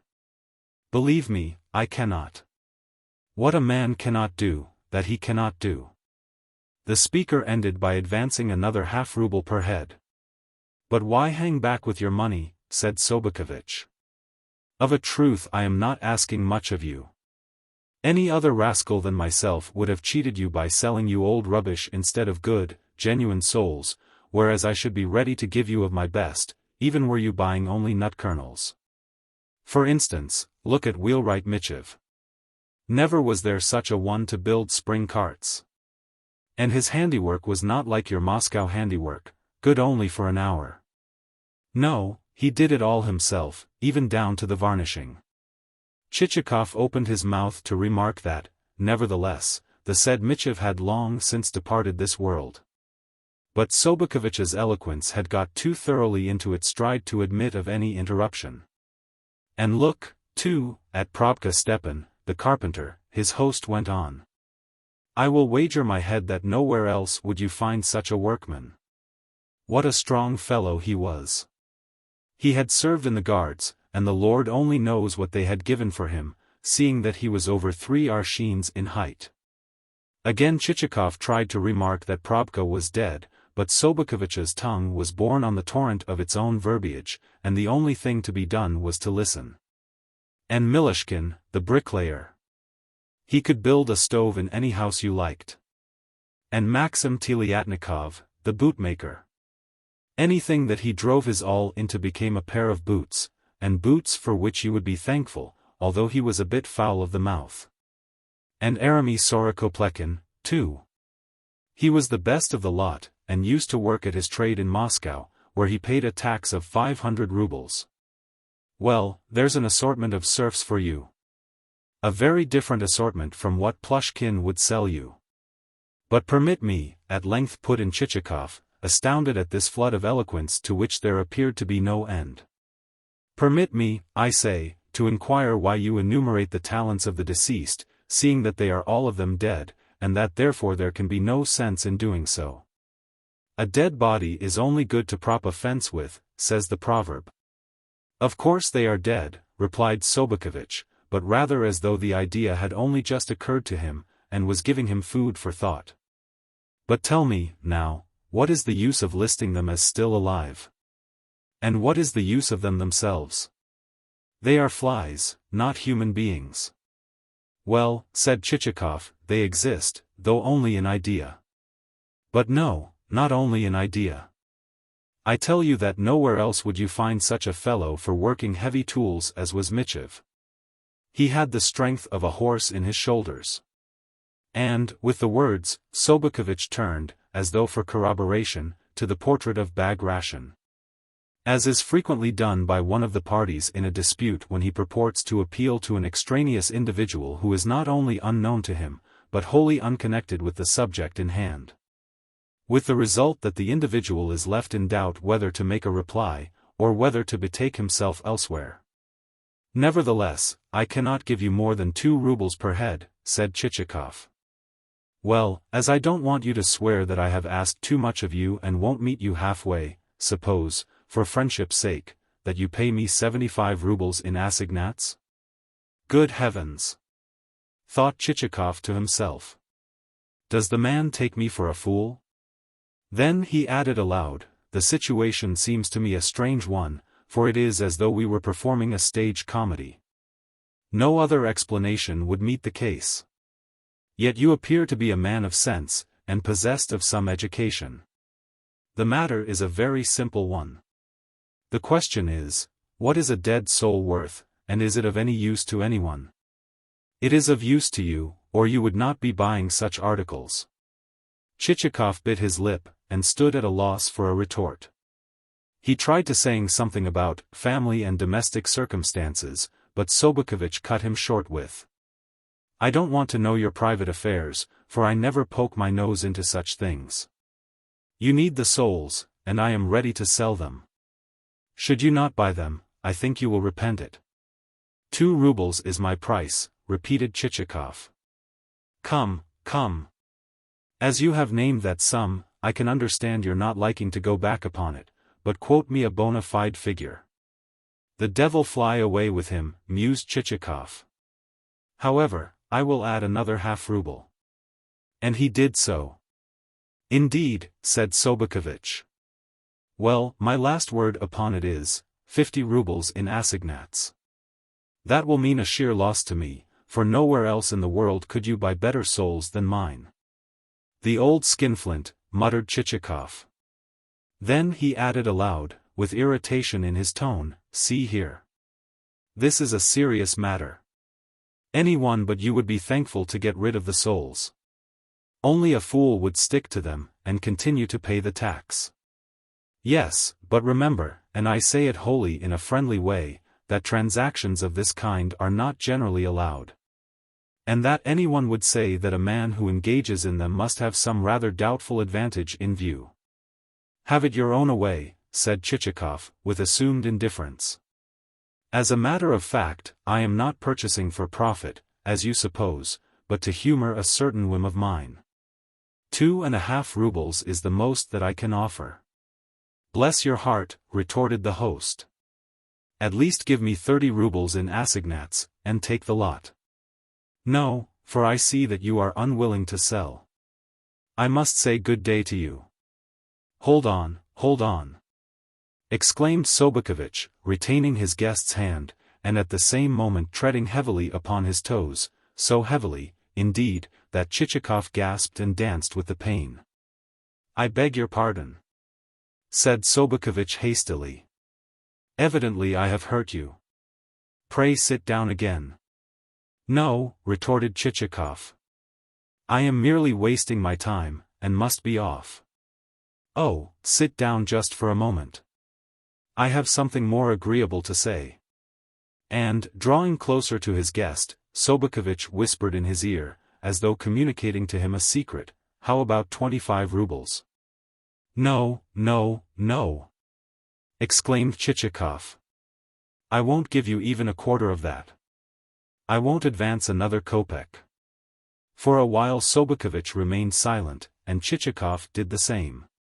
This lasted for a couple of minutes, and, meanwhile, the aquiline-nosed Bagration gazed from the wall as though much interested in the bargaining. What is your outside price? At length said Sobokovich. 2.5 rubles. Then you seem to rate a human soul at about the same value as a boiled turnip. At least give me 3 rubles. No, I cannot. Pardon me, but you are an impossible man to deal with. However, even though it will mean a dead loss to me, and you have not shown a very nice spirit about it, I cannot well refuse to please a friend. I suppose a purchase deed had better be made out in order to have everything in order? Of course. Then for that purpose let us repair to the town. The affair ended in their deciding to do this on the morrow, and to arrange for the signing of a deed of purchase. Next, Chichikov requested a list of the peasants. To which Sobokovich readily agreed. Indeed, he went to his writing desk then and there, and started to indite a list which gave not only the peasants' names, but also their late qualifications. Meanwhile Chichikov, having nothing else to do, stood looking at the spacious form of his host. And as he gazed at his back as broad as that of a cart horse, and at the legs as massive as the iron standards which adorn a street, he could not help inwardly ejaculating, "Truly God has endowed you with much. Though not adjusted with nicety, at least you are strongly built. I wonder whether you were born a bear or whether you have come to it through your rustic life, with its tilling of crops and its trading with peasants? Yet no. I believe that, even if you had received a fashionable education, and had mixed with society, and had lived in St. Petersburg, you would still have been just the Kulak 26 that you are. The only difference is that circumstances, as they stand, permit of your polishing off a stuffed shoulder of mutton at a meal, whereas in St. Petersburg you would have been unable to do so. Also, as circumstances stand, you have under you a number of peasants, whom you treat well for the reason that they are your property. Whereas, otherwise, you would have had under you chinovniks 27 whom you would have bullied because they were not your property. Also, you would have robbed the treasury, since a kulak always remains a money grubber. The list is ready, said Sobokovich, turning round. Indeed. Then please let me look at it. Chichikov ran his eye over the document, and could not but marvel at its neatness and accuracy. Not only were there set forth in it the trade, the age, and the pedigree of every serf, but on the margin of the sheet were jotted remarks concerning each serf's conduct and sobriety. Truly it was a pleasure to look at it. And do you mind handing me the earnest money? Said Sobokovich. Yes, I do. Why need that be done? You can receive the money in a lump sum as soon as we visit the town. But it is always the custom, you know, asserted Sobokovich. Then I cannot follow it, for I have no money with me. However, here are 10 rubles. 10 rubles, indeed? You might as well hand me 50 while you are about it. Once more Chichikov started to deny that he had any money upon him, but Sobokovich insisted so strongly that this was not so that at length the guest pulled out another 15 rubles. And added them to the 10 already produced. Kindly give me a receipt for the money, he added. A receipt? Why should I give you a receipt? Because it is better to do so, in order to guard against mistakes. Very well. But first hand me over the money. The money? I have it here. Do you write out the receipt, and then the money shall be yours. Pardon me, but how am I to write out the receipt before I have seen the cash? Chichikov placed the notes in Sobokovich's hand. Whereupon the host moved nearer to the table, and added to the list of serfs a note that he had received for the peasants, therewith sold, the sum of 25 rubles, as earnest money. This done, he counted the notes once more. This is a very old note, he remarked, holding one up to the light. Also, it is a trifle torn. However, in a friendly transaction one must not be too particular. What a kulak, thought Chichikov to himself. And what a brute beast. Then you do not want any women's souls? Queried Sobokovich. I thank you, no. I could let you have some cheap, say, as between friends, at a ruble a head? No, I should have no use for them. Then, that being so, there is no more to be said. There is no accounting for tastes. One man loves the priest, and another the priest's wife, says the proverb. Chichikov rose to take his leave. Once more I would request of you, he said, that the bargain be left as it is. Of course, of course. What is done between friends holds good because of their mutual friendship. Goodbye, and thank you for your visit. In advance I would beg that, whenever you should have an hour or two to spare, you will come and lunch with us again. Perhaps we might be able to do one another further service? Not if I know it, reflected Chichikov as he mounted his britchka. Not I, seeing that I have had 2.5 rubles per soul squeezed out of me by a brute of a kulak. Altogether he felt dissatisfied with Sobokovich's behavior. In spite of the man being a friend of the governor and the chief of police, he had acted like an outsider in taking money for what was worthless rubbish. As the britchka left the courtyard, Chichikov glanced back and saw Sobokovich still standing on the veranda, apparently for the purpose of watching to see which way the guest's carriage would turn. "The old villain, to be still standing there," muttered Chichikov through his teeth. After which he ordered Selifan to proceed so that the vehicle's progress should be invisible from the mansion, the truth being that he had a mind next to visit Plushkin, whose serfs, to quote Sobokovich, had a habit of dying like flies, but not to let his late host learn of his intention. Accordingly, on reaching the further end of the village, he hailed the first peasant whom he saw, a man who was in the act of hoisting a ponderous beam onto his shoulder before setting off with it, ant-like, to his hut. "Hi!" shouted Chichikov. "How can I reach landowner Plushkin's place without first going past the mansion here?" The peasant seemed nonplussed by the question. "Don't you know?" queried Chichikov. "No, Baron," replied the peasant. "What? You don't know Skinflint Plushkin, who feeds his people so badly?" "Of course I do," exclaimed the fellow, and added thereto an uncomplimentary expression of a species not ordinarily employed in polite society. We may guess that it was a pretty apt expression, since long after the man had become lost to view, Chichikov was still laughing in his britchka. And, indeed, the language of the Russian populace is always forcible in its phraseology. Chapter 6. Chichikov's amusement at the peasant's outburst prevented him from noticing that he had reached the center of a large and populous village. But, presently, a violent jolt aroused him to the fact that he was driving over wooden pavements of a kind compared with which the cobblestones of the town had been as nothing. Like the keys of a piano, the planks kept rising and falling. And unguarded passage over them entailed either a bump on the back of the neck or a bruise on the forehead or a bite on the tip of one's tongue. At the same time Chichikov noticed a look of decay about the buildings of the village. The beams of the huts had grown dark with age, many of their roofs were riddled with holes, others had but a tile of the roof remaining. And yet others were reduced to the rib-like framework of the same.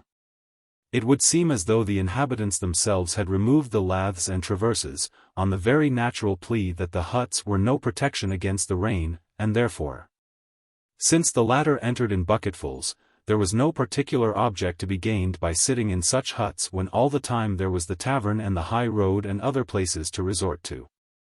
Suddenly a woman appeared from an outbuilding, apparently the housekeeper of the mansion, but so roughly and dirtily dressed as almost to seem indistinguishable from a man. Chichikov inquired for the master of the place. "He is not at home," she replied, almost before her interlocutor had had time to finish.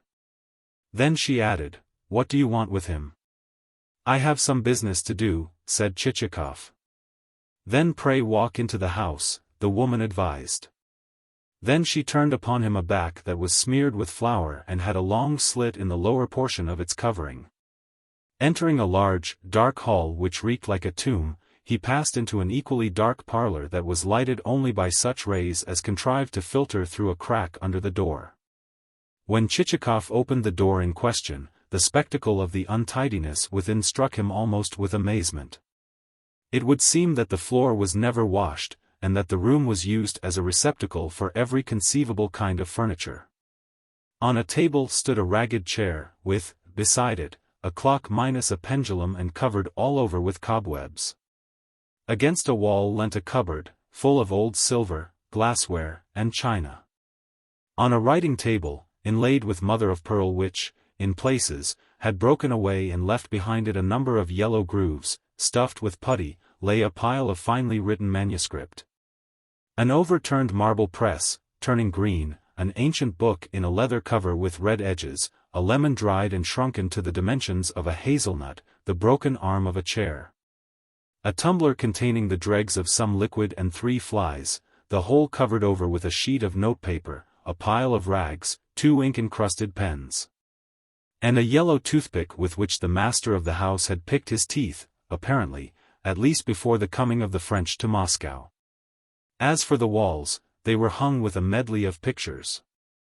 Among the latter was a long engraving of a battle scene, wherein soldiers in three-cornered hats were brandishing huge drums and slender lances.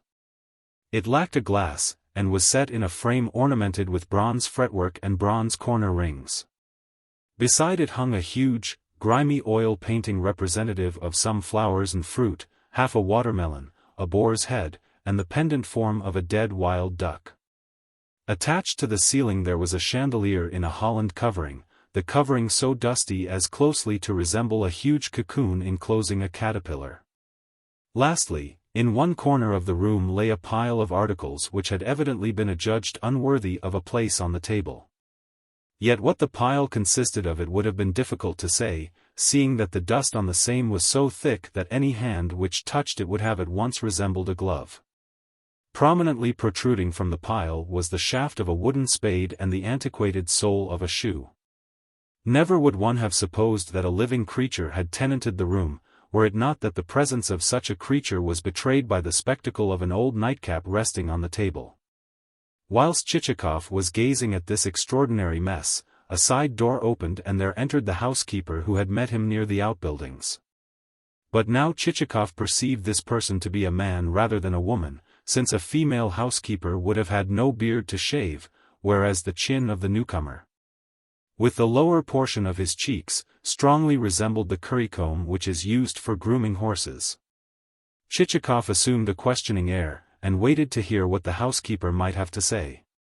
The housekeeper did the same. At length, surprised at the misunderstanding, Chichikov decided to ask the first question. "Is the master at home?" he inquired. "Yes," replied the person addressed. "Then where is he?" continued Chichikov. "Are you blind, my good sir?" retorted the other. "I am the master." Involuntarily our hero started and stared. During his travels it had befallen him to meet various types of men, some of them, it may be, types which you and I have never encountered, but even to Chichikov this particular species was new. In the old man's face there was nothing very special, it was much like the wizened face of many another dotard.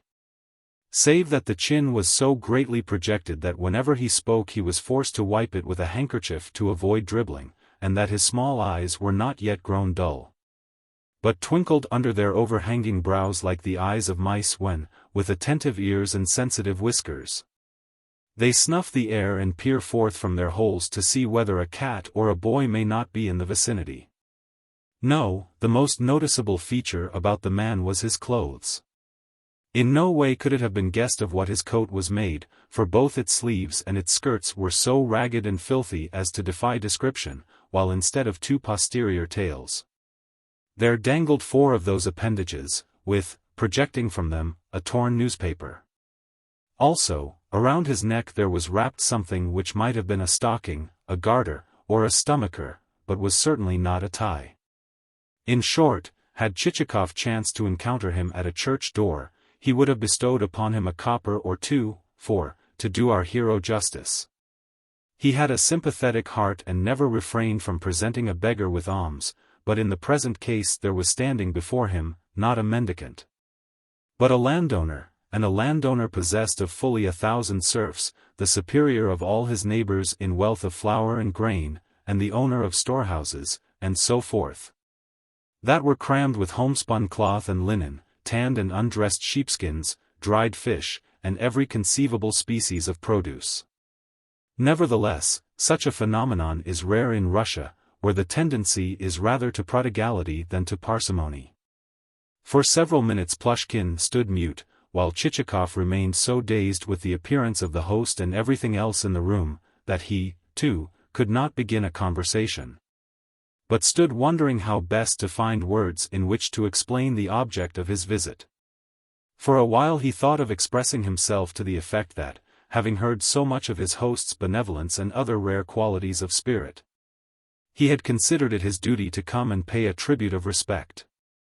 But presently even he came to the conclusion that this would be overdoing the thing, and, after another glance round the room, decided that the phrase benevolence and other rare qualities of spirit might to advantage give place to economy and genius for method.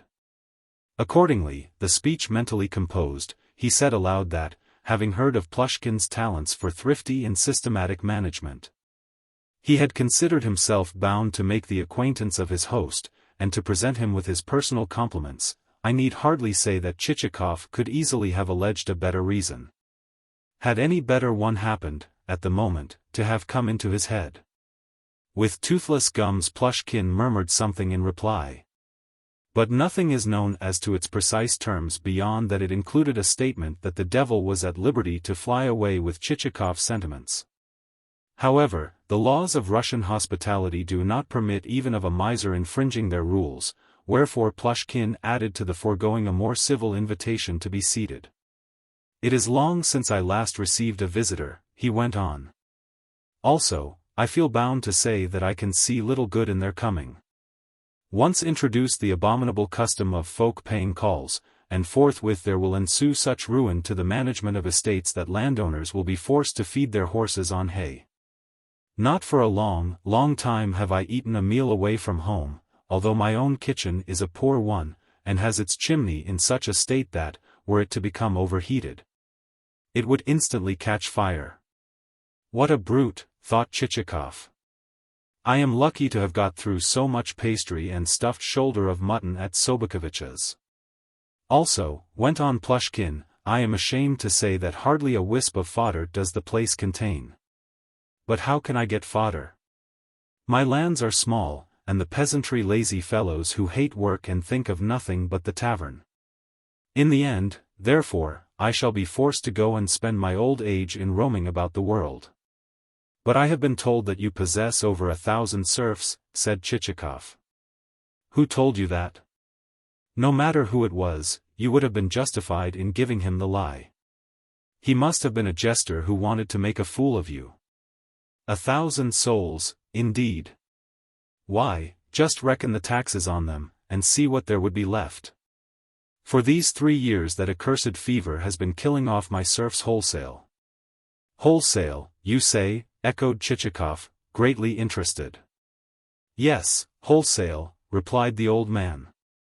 "Then might I ask you the exact number?" "Fully 80. "Surely not." "But it is so." "Then might I also ask whether it is from the date of the last census revision that you are reckoning these souls?" "Yes, damn it. And since that date I have been bled for taxes upon 120 souls in all." "Indeed?" "Upon 120 souls in all." And Chichikov's surprise and elation were such that, this said, he remained sitting open-mouthed. "Yes, good sir," replied Plushkin. "I am too old to tell you lies, for I have passed my 70th year." Somehow he seemed to have taken offense at Chichikov's almost joyous exclamation. Wherefore the guest hastened to heave a profound sigh, and to observe that he sympathized to the full with his host's misfortunes. "But sympathy does not put anything into one's pocket," retorted Plushkin. "For instance, I have a kinsman who is constantly plaguing me. He is a captain in the army, damn him, and all day he does nothing but call me dear uncle, and kiss my hand, and express sympathy until I am forced to stop my ears. You see, he has squandered all his money upon his brother officers, as well as made a fool of himself with an actress, so now he spends his time in telling me that he has a sympathetic heart." Chichikov hastened to explain that his sympathy had nothing in common with the captain's, since he dealt, not in empty words alone, but in actual deeds.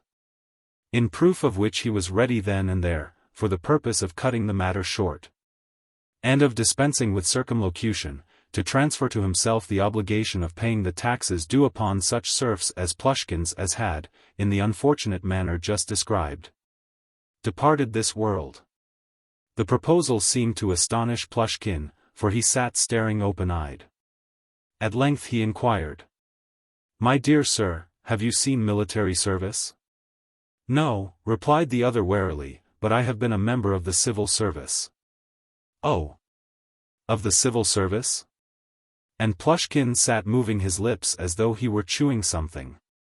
"Well, what of your proposal?" he added presently. Are you prepared to lose by it? Yes, certainly, if thereby I can please you. My dear sir. My good benefactor.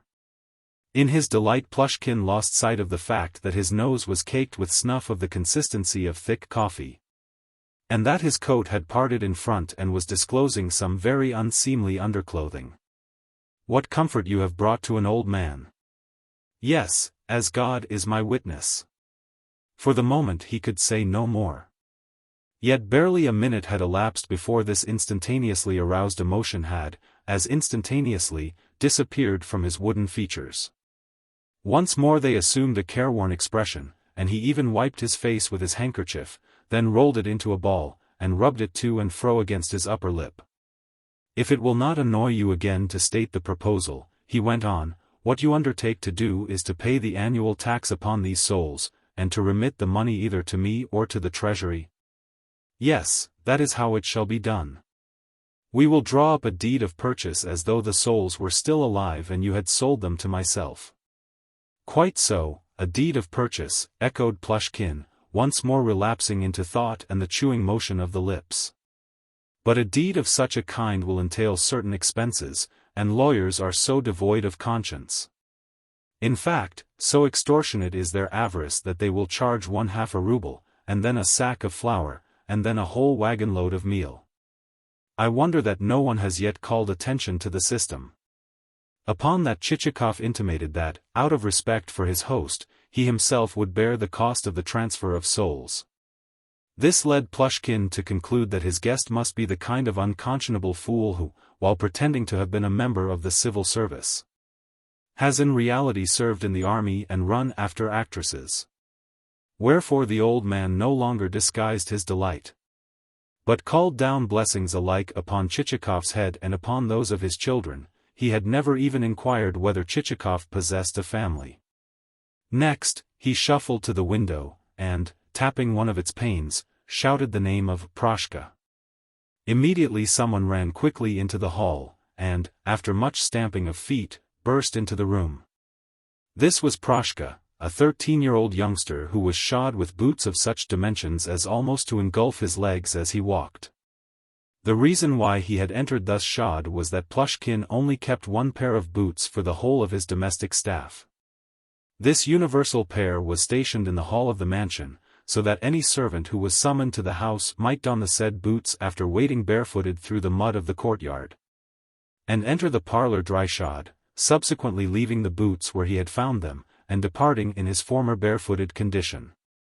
Indeed, had anyone, on a slushy winter's morning, glanced from a window into the said courtyard, he would have seen Plushkin's servitors performing saltatory feats worthy of the most vigorous of stage dancers. Look at that boy's face, said Plushkin to Chichikov as he pointed to Proshka. It is stupid enough, yet, lay anything aside, and in a trice he will have stolen it. Well, my lad, what do you want? He paused a moment or two, but Proshka made no reply. Come, come, went on the old man. Set out the samovar, and then give Mavra the key of the storeroom, here it is, and tell her to get out some loaf sugar for tea. Here. Wait another moment, fool. Is the devil in your legs that they itch so to be off? Listen to what more I have to tell you. Tell Mavra that the sugar on the outside of the loaf has gone bad, so that she must scrape it off with a knife, and not throw away the scrapings, but give them to the poultry. Also, see that you yourself don't go into the storeroom, or I will give you a birching that you won't care for. Your appetite is good enough already, but a better one won't hurt you. Don't even try to go into the storeroom, for I shall be watching you from this window.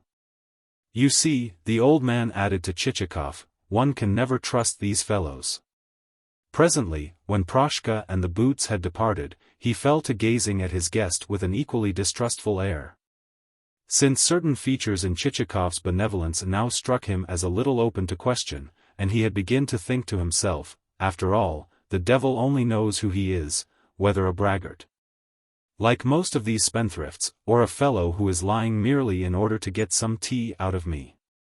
Finally, his circumspection, combined with a desire to test his guest, led him to remark that it might be well to complete the transaction immediately. Since he had not overmuch confidence in humanity, seeing that a man might be alive today and dead tomorrow. To this Chichikov assented readily enough, merely adding that he should like first of all to be furnished with a list of the dead souls. This reassured Plushkin as to his guest's intention of doing business, so he got out his keys, approached a cupboard, and, having pulled back the door, rummaged among the cups and glasses with which it was filled. At length he said, "I cannot find it now, but I used to possess a splendid bottle of liquor. Probably the servants have drunk it all, for they are such thieves. Oh no, perhaps this is it." Looking up, Chichikov saw that Plushkin had extracted a decanter coated with dust. "My late wife made the stuff," went on the old man, "but that rascal of a housekeeper went and threw away a lot of it, and never even replaced the stopper. Consequently bugs and other nasty creatures got into the decanter, but I cleaned it out, and now beg to offer you a glassful." The idea of a drink from such a receptacle was too much for Chichikov, so he excused himself on the ground that he had just had luncheon. "You have just had luncheon?" re-echoed Plushkin.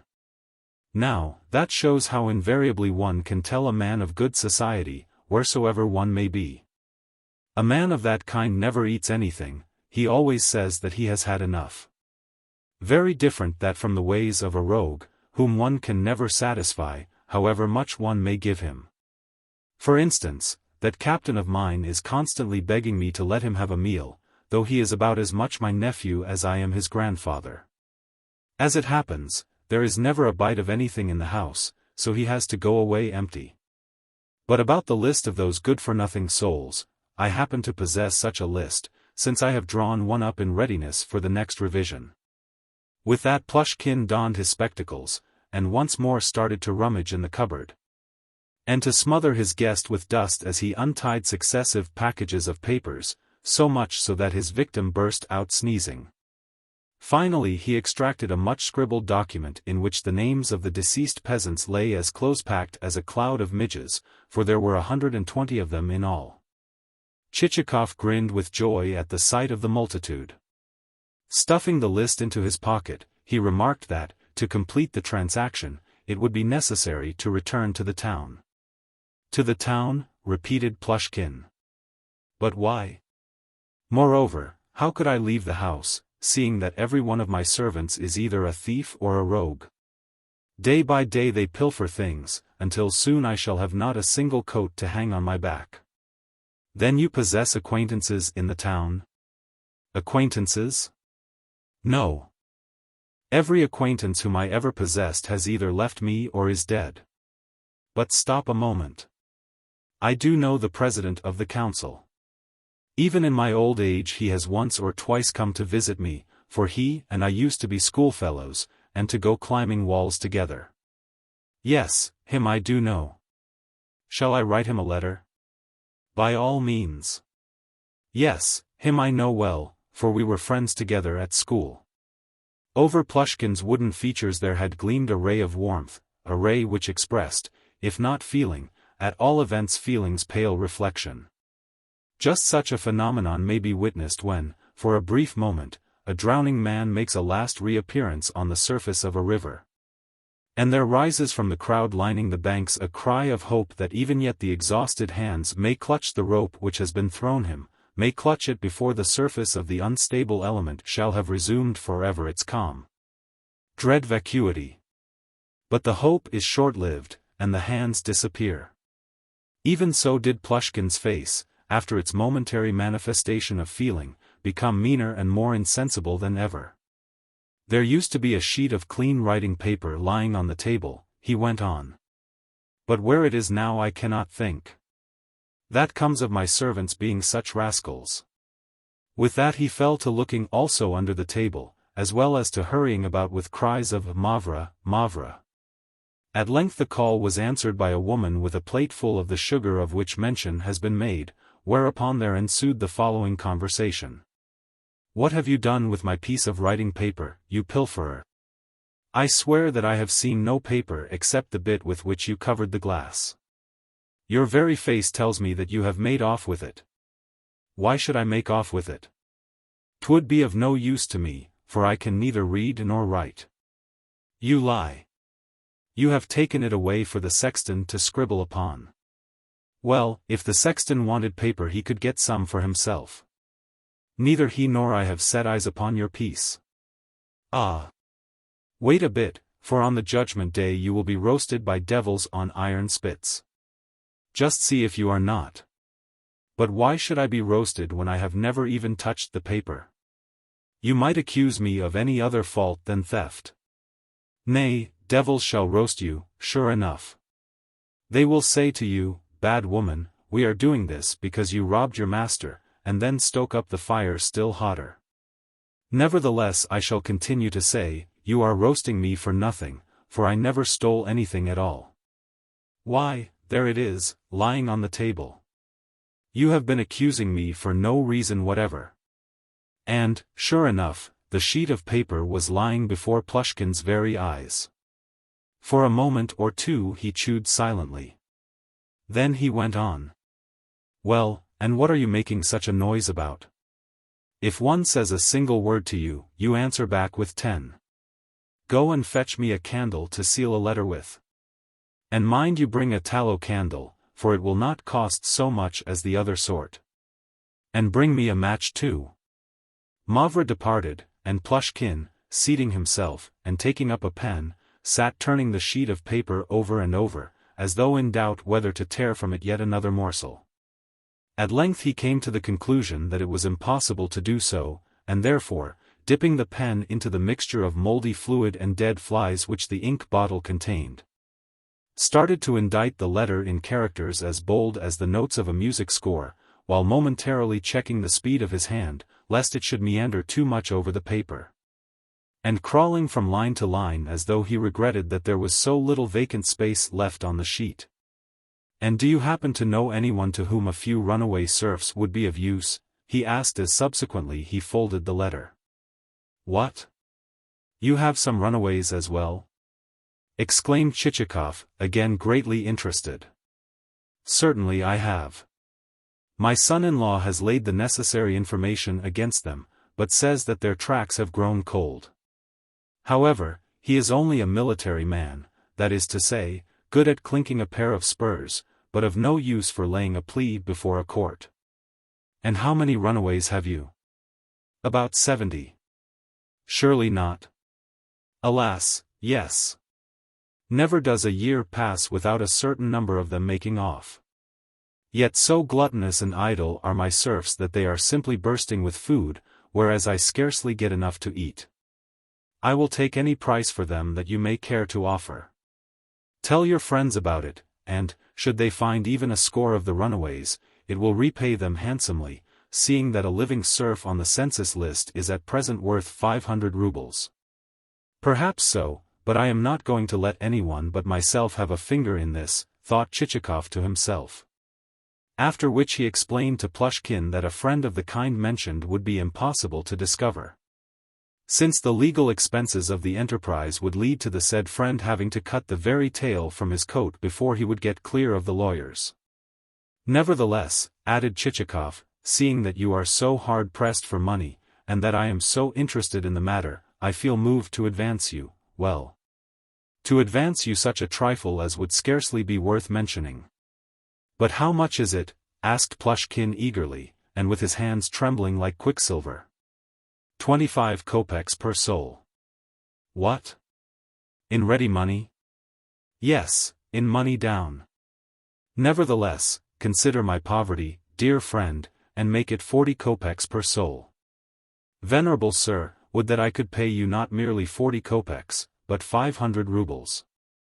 I should be only too delighted if that were possible, since I perceive that you, an aged and respected gentleman, are suffering for your own goodness of heart.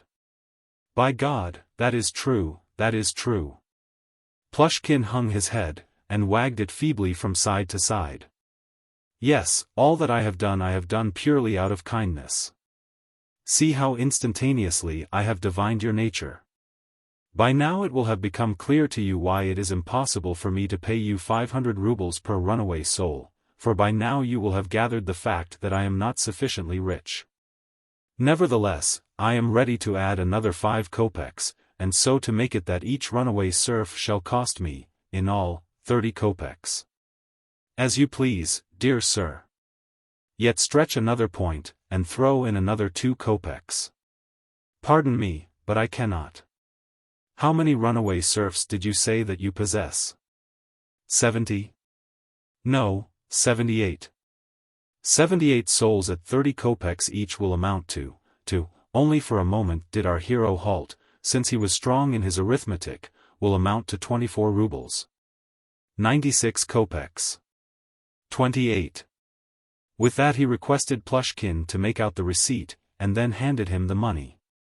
Plushkin took it in both hands, bore it to a bureau with as much caution as though he were carrying a liquid which might at any moment splash him in the face, and, arrived at the bureau, and glancing round once more, carefully packed the cash in one of his money bags, where, doubtless, it was destined to lie buried until, to the intense joy of his daughters and his son-in-law, and perhaps, of the captain who claimed kinship with him, he should himself receive burial at the hands of Fathers Carp and Polycarp, the 2 priests attached to his village. Lastly, the money concealed, Plushkin reseated himself in the armchair, and seemed at a loss for further material for conversation. Are you thinking of starting? At length he inquired, on seeing Chichikov making a trifling movement, though the movement was only to extract from his pocket a handkerchief. Nevertheless the question reminded Chichikov that there was no further excuse for lingering. Yes, I must be going, he said as he took his hat. Then what about the tea? Thank you, I will have some on my next visit. What? Even though I have just ordered the samovar to be got ready? Well, well. I myself do not greatly care for tea, for I think it an expensive beverage. Moreover, the price of sugar has risen terribly. Proshka, he then shouted. The samovar will not be needed. Return the sugar to Mavra, and tell her to put it back again. But no.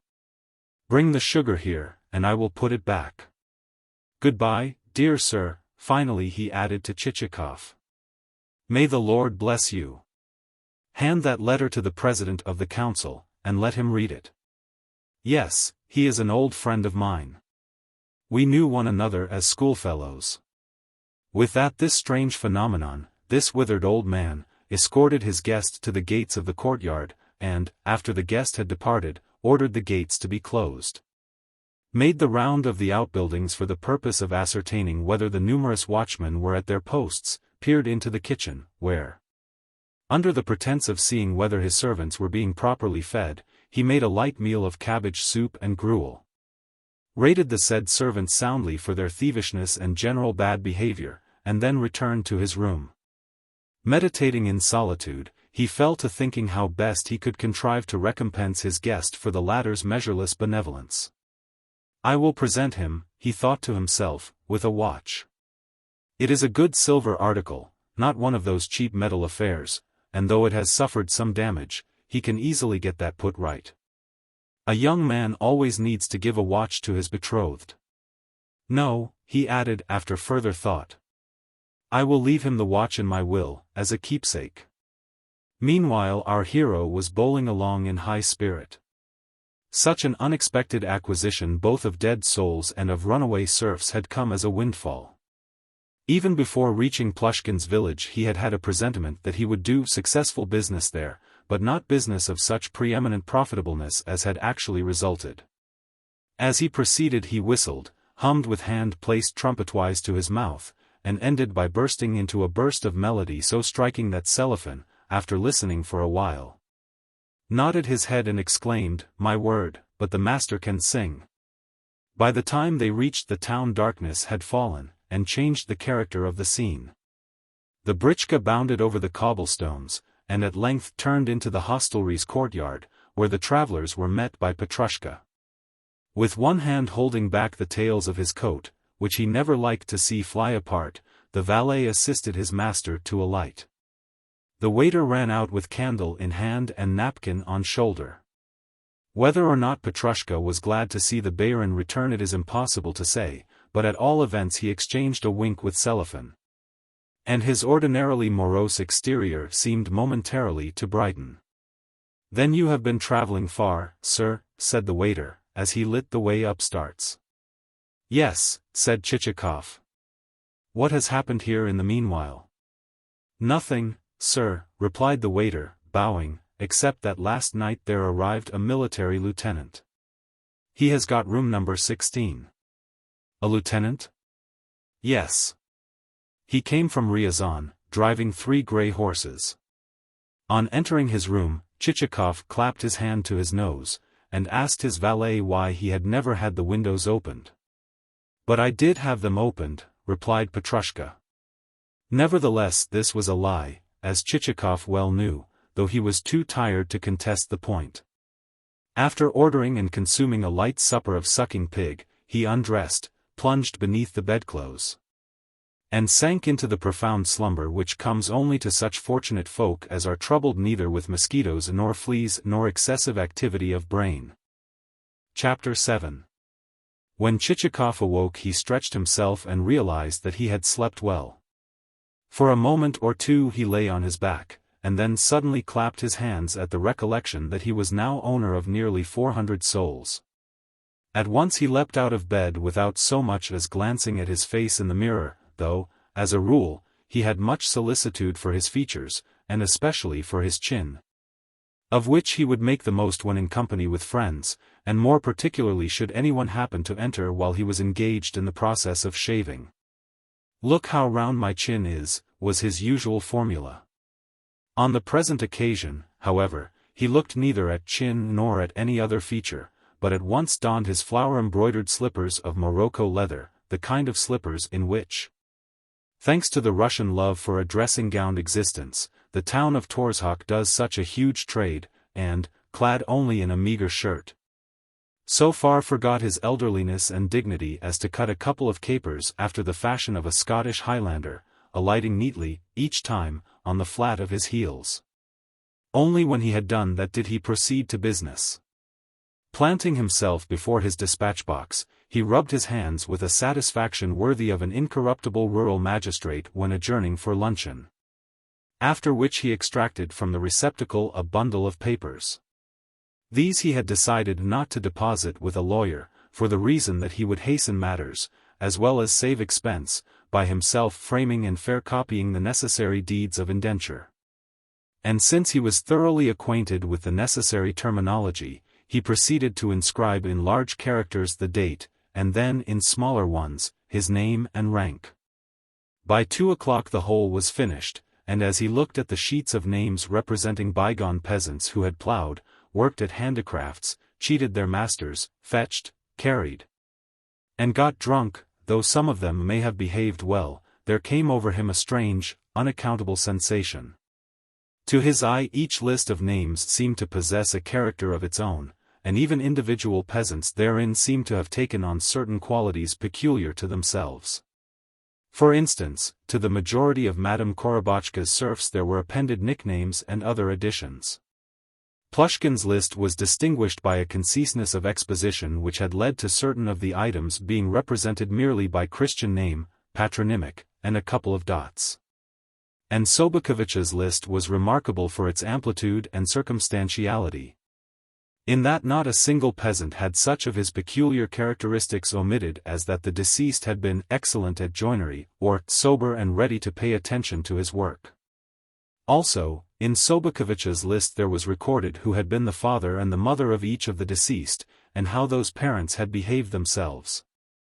Only against the name of a certain Theodotov was there inscribed, father unknown, mother the maidservant Kapitolina, morals and honesty good. These details communicated to the document a certain air of freshness, they seemed to connote that the peasants in question had lived but yesterday.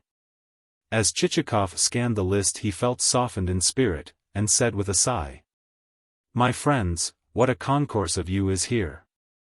How did you all pass your lives, my brethren? And how did you all come to depart hence?" As he spoke his eyes halted at one name in particular, that of the same Peter Savelyev Novozai Korito who had once been the property of the window Korobotchka.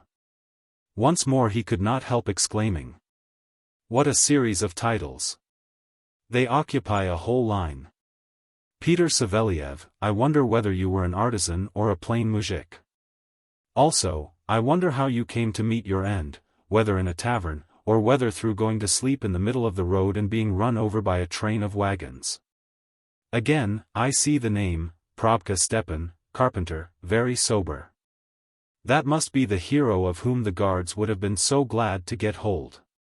How well I can imagine him tramping the country with an axe in his belt and his boots on his shoulder, and living on a few groats worth of bread and dried fish per day. And taking home a couple of half-ruble pieces in his purse, and sewing the notes into his breeches, or stuffing them into his boots. In what manner came you by your end, Probka Stepan? Did you, for good wages, mount a scaffold around the cupola of the village church, and, climbing thence to the cross above, miss your footing on a beam? And fall headlong with none at hand but Uncle Mike High, the good uncle who, scratching the back of his neck, and muttering, "Ah, Vanya, for once you have been too clever," straightway lashed himself to a rope, and took your place. Maxim Teliatnikov, shoemaker. A shoemaker, indeed? As drunk as a shoemaker, says the proverb. I know what you were like, my friend. If you wish, I will tell you your whole history. You were apprenticed to a German, who fed you and your fellows at a common table, thrashed you with a strap, kept you indoors whenever you had made a mistake, and spoke of you in uncomplimentary terms to his wife and friends.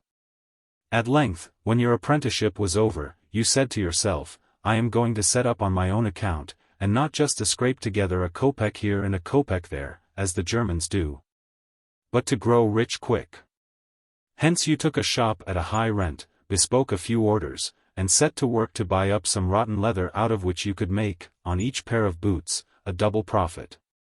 But those boots split within a fortnight, and brought down upon your head dire showers of maledictions. With the result that gradually your shop grew empty of customers, and you fell to roaming the streets and exclaiming, the world is a very poor place indeed. A Russian cannot make a living for German competition. Well, well. Elizabeta Vorobii. But that is a woman's name. How comes she to be on the list? That villain Sobokovich must have sneaked her in without my knowing it. Grigory Gwyzany Deutsch, he went on. What sort of a man were you, I wonder?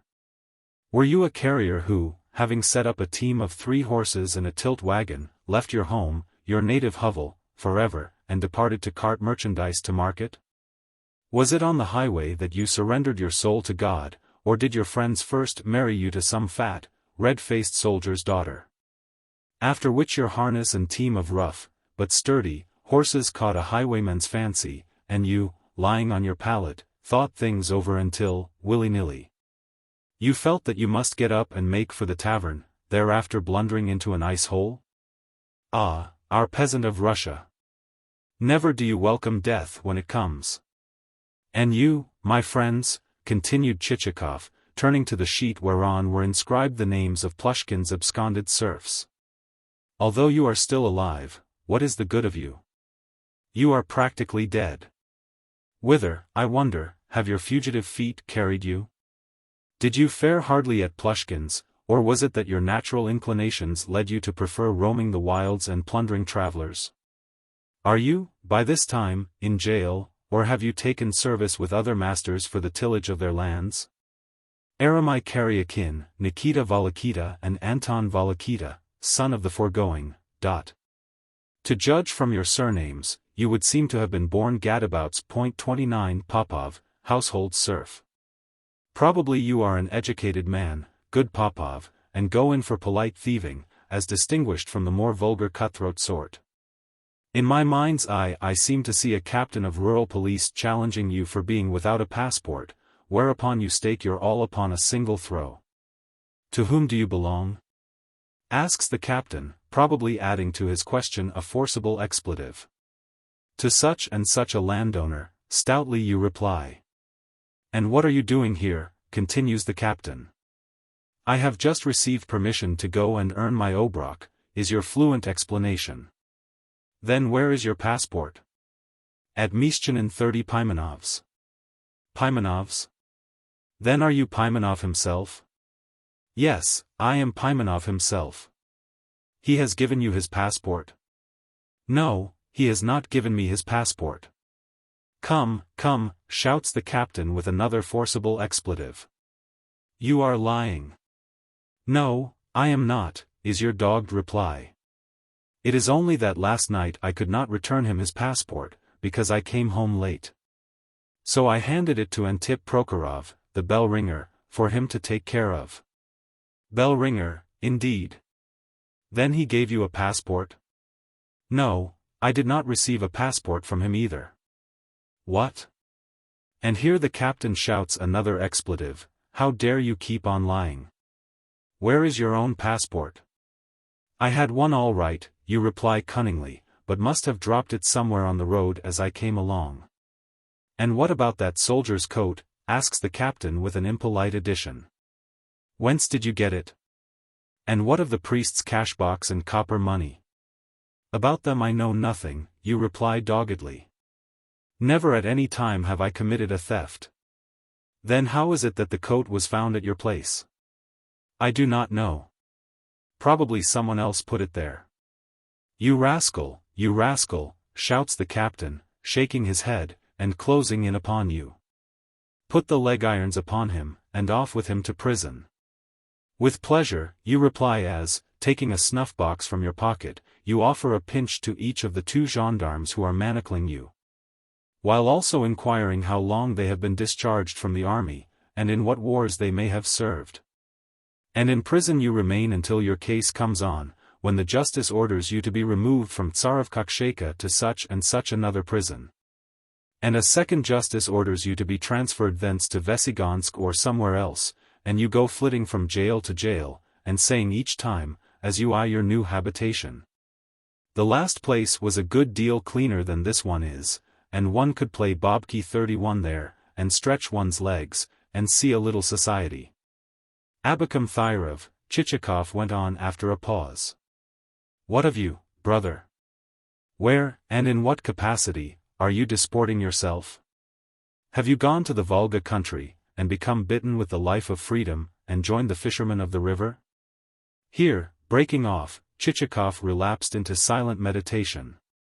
Of what was he thinking as he sat there? Was he thinking of the fortunes of Abakam Thyrov, or was he meditating as meditates every Russian when his thoughts once turn to the joys of an emancipated existence? Ah, well. He sighed, looking at his watch. It has now gone 12 o'clock. Why have I so forgotten myself? There is still much to be done, yet I go shutting myself up and letting my thoughts wander. What a fool I am. So saying, he exchanged his Scottish costume, of a shirt and nothing else, for attire of a more European nature. After which he pulled tight the waistcoat over his ample stomach, sprinkled himself with eau de cologne, tucked his papers under his arm, took his fur cap, and set out for the municipal offices. For the purpose of completing the transfer of souls. The fact that he hurried along was not due to a fear of being late, seeing that the president of the local council was an intimate acquaintance of his.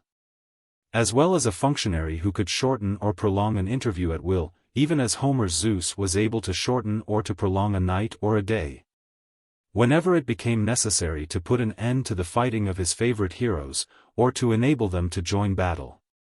But rather to a feeling that he would like to have the affair concluded as quickly as possible, seeing that, throughout, it had been an anxious and difficult business.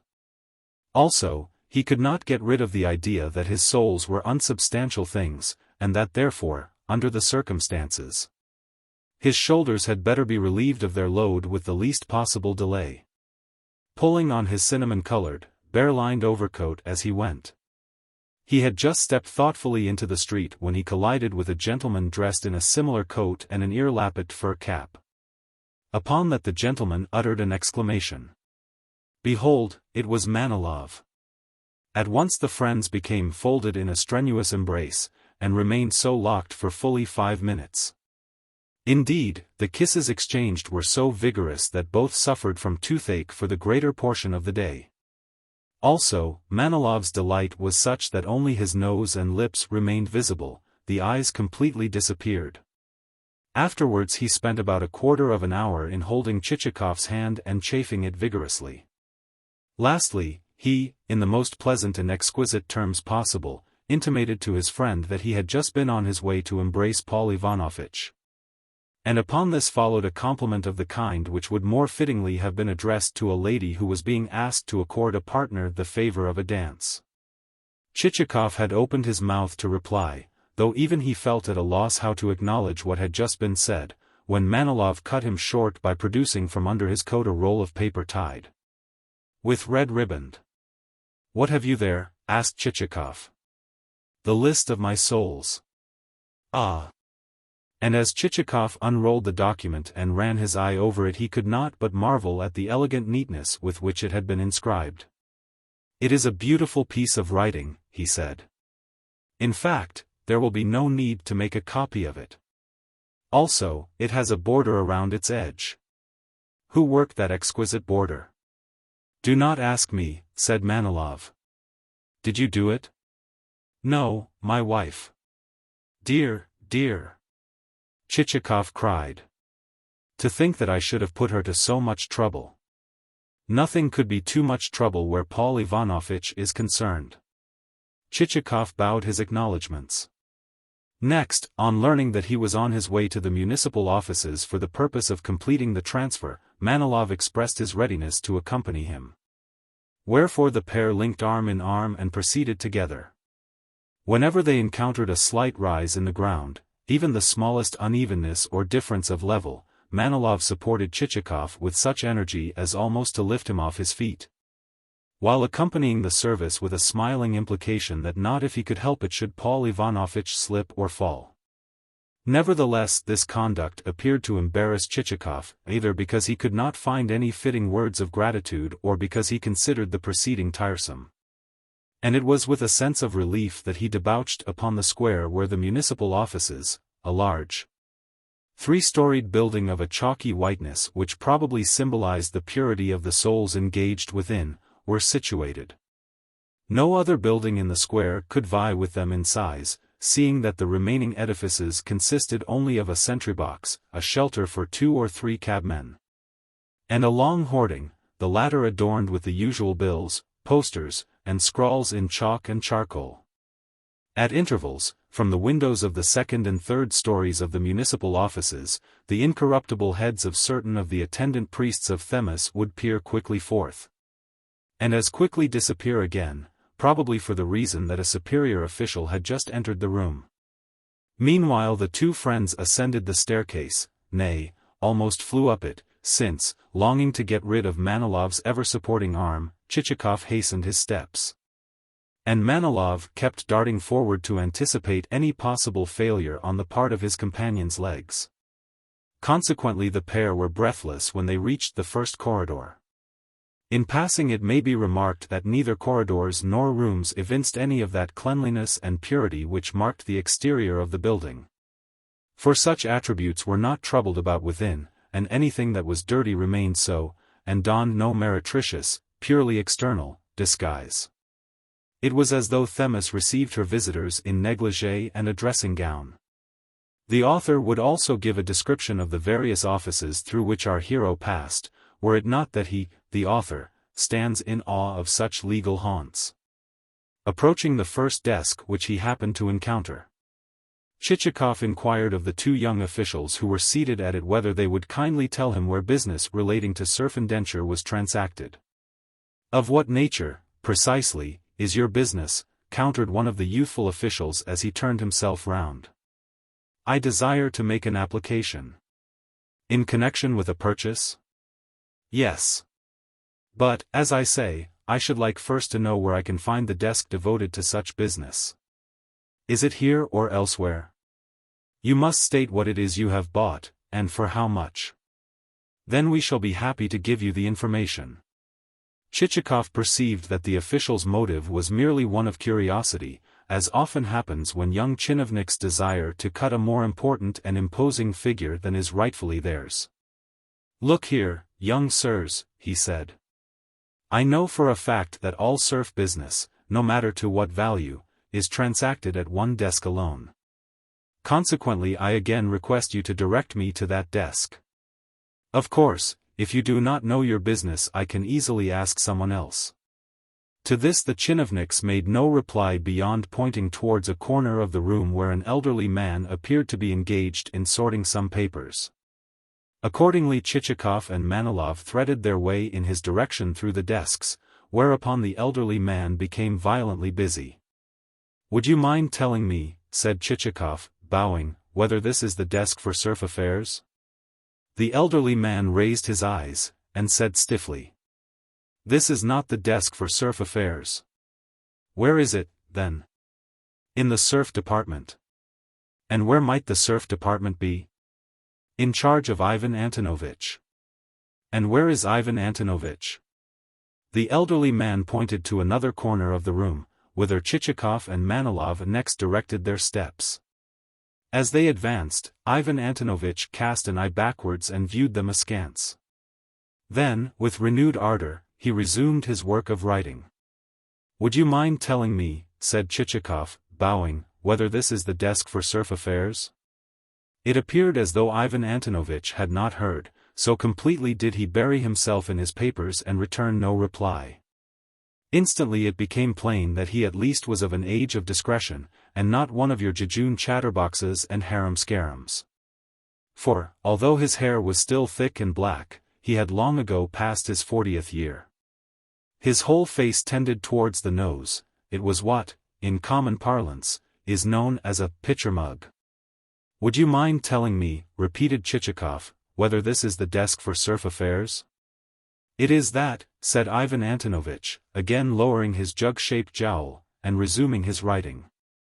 "Then I should like to transact the following business. From various landowners in this canton I have purchased a number of peasants for transfer. Here is the purchase list, and it needs but to be registered. Have you also the vendors here?" "Some of them, and from the rest I have obtained powers of attorney." "And have you your statement of application?" "Yes. I desire, indeed, it is necessary for me so to do, to hasten matters a little. Could the affair, therefore, be carried through today?" "Today? Oh, dear no," said Ivan Antonovitch. "Before that can be done you must furnish me with further proofs that no impediments exist. Then, to expedite matters, let me say that Ivan Grigorievich, the president of the council, is a very intimate friend of mine." "Possibly," said Ivan Antonovitch without enthusiasm. "But Ivan Grigorievich alone will not do, it is customary to have others as well." "Yes, but the absence of others will not altogether invalidate the transaction. I too have been in the service, and know how things can be done." "You had better go and see Ivan Grigorievich," said Ivan Antonovitch more mildly. "Should he give you an order addressed to whom it may concern, we shall soon be able to settle the matter." Upon that Chichikov pulled from his pocket a paper, and laid it before Ivan Antonovitch. At once the latter covered it with a book. Chichikov again attempted to show it to him, but, with a movement of his head, Ivan Antonovitch signified that that was unnecessary. "A clerk," he added, "will now conduct you to Ivan Grigorievitch's room." Upon that one of the toilers in the service of Themis, a zealot who had offered her such heartfelt sacrifice that his coat had burst at the elbows and lacked a lining, escorted our friends, even as Virgil had once escorted Dante, to the apartment of the presence. In this sanctum were some massive armchairs, a table laden with 2 or 3 fat books, and a large looking-glass. Lastly, in, apparently, sun-like isolation, there was seated at the table the president. On arriving at the door of the apartment, our modern Virgil seemed to have become so overwhelmed with awe that, without daring even to intrude a foot, he turned back, and, in so doing, once more exhibited a back as shiny as a mat, and having adhering to it, in one spot, a chicken's feather. As soon as the two friends had entered the hall of the presence they perceived that the president was not alone, but, on the contrary, had seated by his side Sobokovitch, whose form had hitherto been concealed by the intervening mirror. The newcomer's entry evoked sundry exclamations and the pushing back of a pair of government chairs as the voluminous-sleeved Sobokovich rose into view from behind the looking-glass. Chichikov the president received with an embrace, and for a while the hall of the presence resounded with osculatory salutations as mutually the pair inquired after one another's health. It seemed that both had lately had a touch of that pain under the waistband which comes of a sedentary life. Also, it seemed that the president had just been conversing with Sobokovich on the subject of sales of souls. Since he now proceeded to congratulate Chichikov on the same, a proceeding which rather embarrassed our hero, seeing that Manilov and Sobokovich, two of the vendors, and persons with whom he had bargained in the strictest privacy, were now confronting one another direct. However, Chichikov duly thanked the president, and then, turning to Sobokovich, inquired after his health. "Thank God, I have nothing to complain of," replied Sobokovich, which was true enough. Seeing that a piece of iron would have caught cold and taken to sneezing sooner than would that uncouthly fashioned landowner. "Ah, yes, you have always had good health, have you not?" put in the president. "Your late father was equally strong." "Yes, he even went out bear hunting alone," replied Sobokovich. "I should think that you two could worst a bear if you were to try a tussle with him," rejoined the president. "Oh no," said Sobokovich. "My father was a stronger man than I am." Then with a sigh the speaker added, "But nowadays there are no such men as he. What is even a life like mine worth?" "Then you do not have a comfortable time of it?" exclaimed the president. "No. Far from it," rejoined Sobokovich, shaking his head. "Judge for yourself, Ivan Grigorievich. I am 50 years old, yet never in my life had been ill, except for an occasional carbuncle or boil. That is not a good sign. Sooner or later I shall have to pay for it." And he relapsed into melancholy. "Just listen to the fellow," was Chichikov's and the president's joint inward comment. "What on earth has he to complain of?" "I have a letter for you, Ivan Grigorievich," went on Chichikov aloud as he produced from his pocket Plushkin's epistle. "From whom?" inquired the president.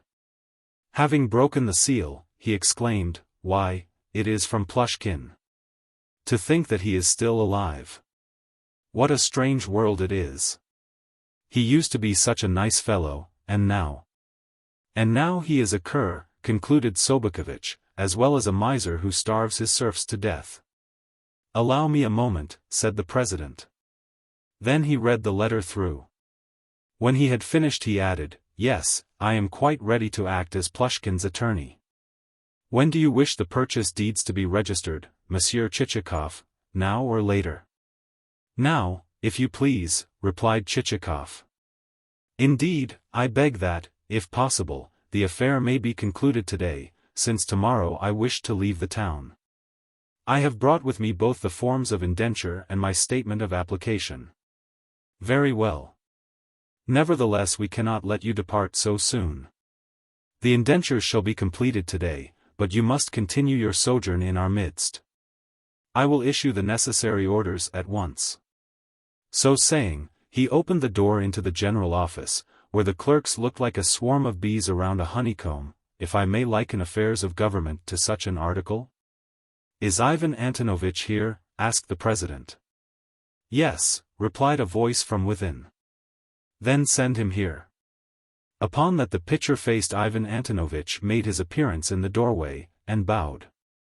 "Take these indentures, Ivan Antonovich," said the president, "and see that they—" "But first I would ask you to remember," put in Sobokovich, "that witnesses ought to be in attendance, not less than 2 on behalf of either party.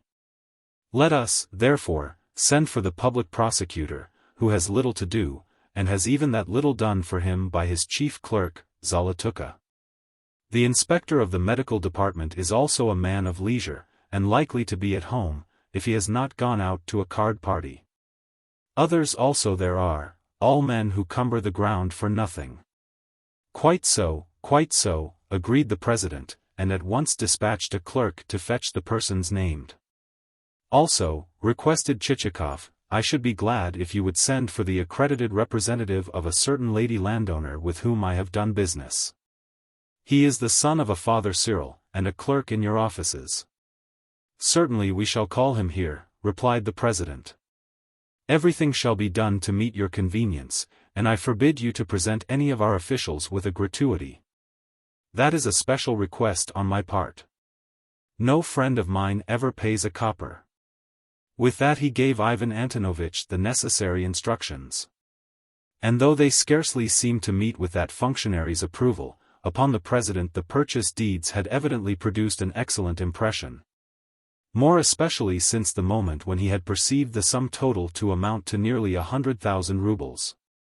For a moment or two he gazed into Chichikov's eyes with an expression of profound satisfaction. Then he said, "Well done, Pavel Ivanovich. You have indeed made a nice haul." "That is so," replied Chichikov. "Excellent business." "Yes, excellent business. I, too, conceive that I could not well have done better. The truth is that never until a man has driven home the piles of his life structure upon a lasting bottom, instead of upon the wayward chimeras of youth, will his aims in life assume a definite end." And, that said, Chichikov went on to deliver himself of a very telling indictment of liberalism and our modern young men. Yet in his words there seemed to lurk a certain lack of conviction. Somehow he seemed secretly to be saying to himself, "My good sir, you are talking the most absolute rubbish, and nothing but rubbish." Nor did he even throw a glance at Sobokovich and Manilov. It was as though he were uncertain what he might not encounter in their expression. Yet he need not have been afraid. Never once did Sobokovich's face move a muscle, and, as for Manilov, he was too much under the spell of Chichikov's eloquence to do aught beyond nod his approval at intervals, and strike the kind of attitude which is assumed by lovers of music when a lady singer has, in rivalry of an accompanying violin, produced a note whereof the shrillness would exceed even the capacity of a bird's throstle. "But why not tell Ivan Grigorievich precisely what you have bought?" inquired Sobokovich of Chichikov.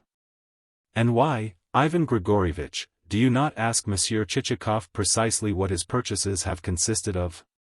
What a splendid lot of serfs, to be sure! I myself have sold him my wheelwright, Michev." "What? You have sold him Michev?" exclaimed the president. "I know the man well. He is a splendid craftsman, and, on one occasion, made me a drozhki .32 only, well, lately didn't you tell me that he is dead?" "That Michev is dead?" re-echoed Sobokovich, coming perilously near to laughing. "Oh dear no. That was his brother. Michev himself is very much alive, and in even better health than he used to be. Any day he could knock you up a britchka such as you could not procure even in Moscow. However, he is now bound to work for only one master." "Indeed, a splendid craftsman," repeated the president. "My only wonder is that you can have brought yourself to part with him. Then think you that Michev is the only serf with whom I have parted? Nay, for I have parted also with Probka Stepan, my carpenter, with Milishkin, my bricklayer, and with Teliatnikov, my bootmaker. Yes, the whole lot I have sold." And to the president's inquiry why he had so acted, seeing that the serfs named were all skilled workers and indispensable to a household, Sobokovich replied that a mere whim had led him to do so. And thus the sale had owed its origin to a piece of folly. Then he hung his head as though already repenting of his rash act, and added, "Although a man of grey hairs, I have not yet learned wisdom." "But," inquired the president further, "how comes it about, Pavel Ivanovich, that you have purchased peasants apart from land? Is it for transferment elsewhere that you need them?" "Yes." "Very well, then. That is quite another matter. To what province of the country?" "To the province of Kherson." "Indeed. That region contains some splendid land," said the president. Whereupon he proceeded to expatiate on the fertility of the Kherson pastures. "And have you much land there?" he continued. "Yes, quite sufficient to accommodate the serfs whom I have purchased." And is there a river on the estate or a lake? Both. After this reply Chichikov involuntarily threw a glance at Sobokovich. And though that landowner's face was as motionless as every other, the other seemed to detect in it, "You liar! Don't tell me that you own both a river and a lake, as well as the land which you say you do." Whilst the foregoing conversation had been in progress, various witnesses had been arriving on the scene. They consisted of the constantly blinking public prosecutor, the inspector of the medical department, and others, all, to quote Sobokovich, men who cumbered the ground for nothing. With some of them, however, Chichikov was altogether unacquainted, since certain substitutes and supernumeraries had to be pressed into the service from among the ranks of the subordinate staff. There also arrived, in answer to the summons, not only the son of Father Cyril before mentioned, but also Father Cyril himself. Each such witness appended to his signature a full list of his dignities and qualifications, one man in printed characters, another in a flowing hand, a third in topsy-turvy characters of a kind never before seen in the Russian alphabet, and so forth. Meanwhile our friend Ivan Antonovich comported himself with not a little address.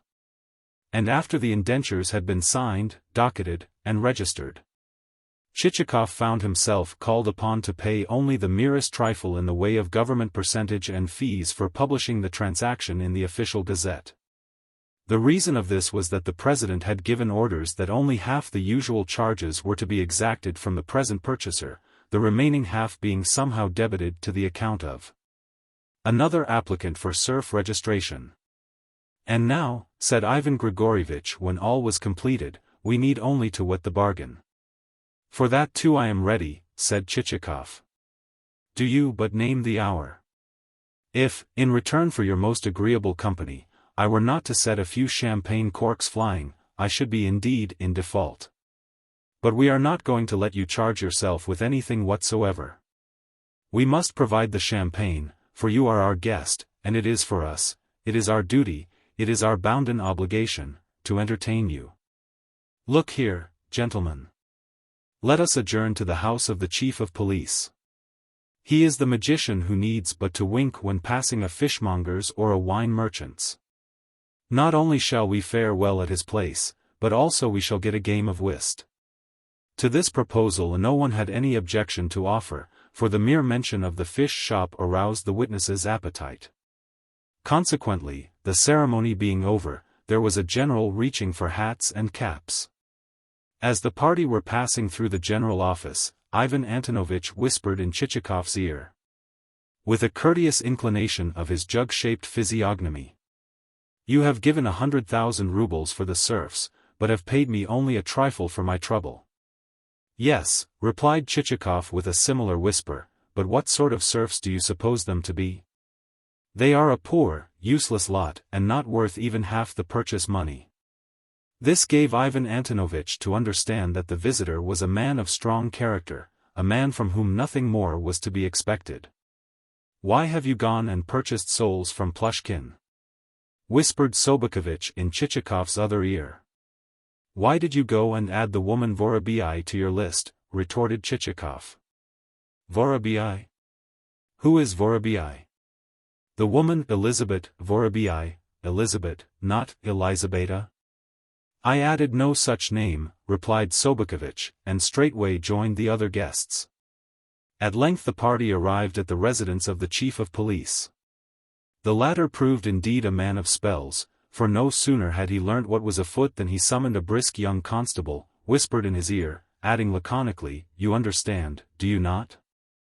and brought it about that, during the time that the guests were cutting for partners at whist in an adjoining room, the dining table became laden with sturgeon, caviar, salmon, herrings, cheese, smoked tongue, fresh roe, and a potted variety of the same, all procured from the local fish market, and reinforced with additions from the host's own kitchen. The fact was that the worthy chief of police filled the office of a sort of father and general benefactor to the town, and that he moved among the citizens as though they constituted part and parcel of his own family, and watched over their shops and markets as though those establishments were merely his own private larder. Indeed, it would be difficult to say, so thoroughly did he perform his duties in this respect, whether the post most fitted him, or he the post. Matters were also so arranged that though his income more than doubled that of his predecessors, he had never lost the affection of his fellow townsmen. In particular did the tradesmen love him, since he was never above standing godfather to their children or dining at their tables. True, he had differences of opinion with them, and serious differences at that. But always these were skillfully adjusted by his slapping the offended ones jovially on the shoulder, drinking a glass of tea with them, promising to call at their houses and play a game of chess, asking after their belongings, and, should he learn that a child of theirs was ill, prescribing the proper medicine. In short, he bore the reputation of being a very good fellow. On perceiving the feast to be ready, the host proposed that his guests should finish their whist after luncheon. Whereupon all proceeded to the room whence for some time past an agreeable odor had been tickling the nostrils of those present, and towards the door of which Sobakevitch in particular had been glancing since the moment when he had caught sight of a huge sturgeon reposing on the sideboard. After a glassful of warm, olive-colored vodka apiece, vodka of the tint to be seen only in the species of Siberian stone whereof seals are cut, the company applied themselves to knife and fork work, and, in so doing, evinced their several characteristics and tastes. For instance, Sobakevitch, disdaining lesser trifles, tackled the large sturgeon, and, during the time that his fellow guests were eating minor comestibles, and drinking and talking, contrived to consume more than a quarter of the whole fish. So that, on the host remembering the creature, and, with fork in hand, leading the way in its direction and saying, "What, gentlemen, think you of this striking product of nature?" there ensued the discovery that of the said product of nature there remained little beyond the tail, while Sobakevitch, with an air as though at least he had not eaten it, was engaged in plunging his fork into a much more diminutive piece of fish which happened to be resting on an adjacent platter. After his divorce from the sturgeon, Sobakevitch ate and drank no more, but sat frowning and blinking in an armchair. Apparently the host was not a man who believed in sparing the wine, for the toasts drunk were innumerable. The first toast, as the reader may guess, was quaffed to the health of the new landowner of Kherson, the second to the prosperity of his peasants and their safe transferment, and the third to the beauty of his future wife, a compliment which brought to our hero's lips a flickering smile. Lastly, he received from the company a pressing, as well as an unanimous, invitation to extend his stay in town for at least another fortnight, and, in the meanwhile, to allow a wife to be found for him. "Quite so," agreed the president. "Fight us tooth and nail though you may, we intend to have you married. You have happened upon us by chance, and you shall have no reason to repent of it. We are in earnest on this subject." "But why should I fight you tooth and nail?" said Chichikov, smiling. "Marriage would not come amiss to me, were I but provided with a betrothed." "Then a betrothed you shall have." "Why not? We will do as you wish." "Very well," assented Chichikov. "Bravo, bravo," the company shouted. "Long live Pavel Ivanovich! Hurrah! Hurrah!" And with that everyone approached to clink glasses with him, and he readily accepted the compliment, and accepted it many times in succession. Indeed, as the hours passed on, the hilarity of the company increased yet further. And more than once the president, a man of great urbanity when thoroughly in his cups, embraced the chief guest of the day with the heartfelt words, "My dearest fellow. My own most precious of friends." Nay, he even started to crack his fingers, to dance around Chichikov's chair, and to sing snatches of a popular song. To the champagne succeeded Hungarian wine, which had the effect of still further heartening and enlivening the company. By this time everyone had forgotten about whist, and given himself up to shouting and disputing. Every conceivable subject was discussed, including politics and military affairs. And in this connection guests voiced jejune opinions for the expression of which they would, at any other time, have soundly spanked their offspring.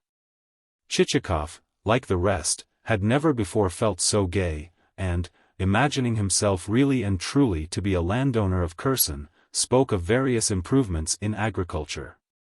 of the three-field system of tillage 33 and of the beatific felicity of a union between two kindred souls. Also, he started to recite poetry to Sobokovich, who blinked as he listened, for he greatly desired to go to sleep. At length the guest of the evening realized that matters had gone far enough, so begged to be given a lift home, and was accommodated with the public prosecutor's drozhki.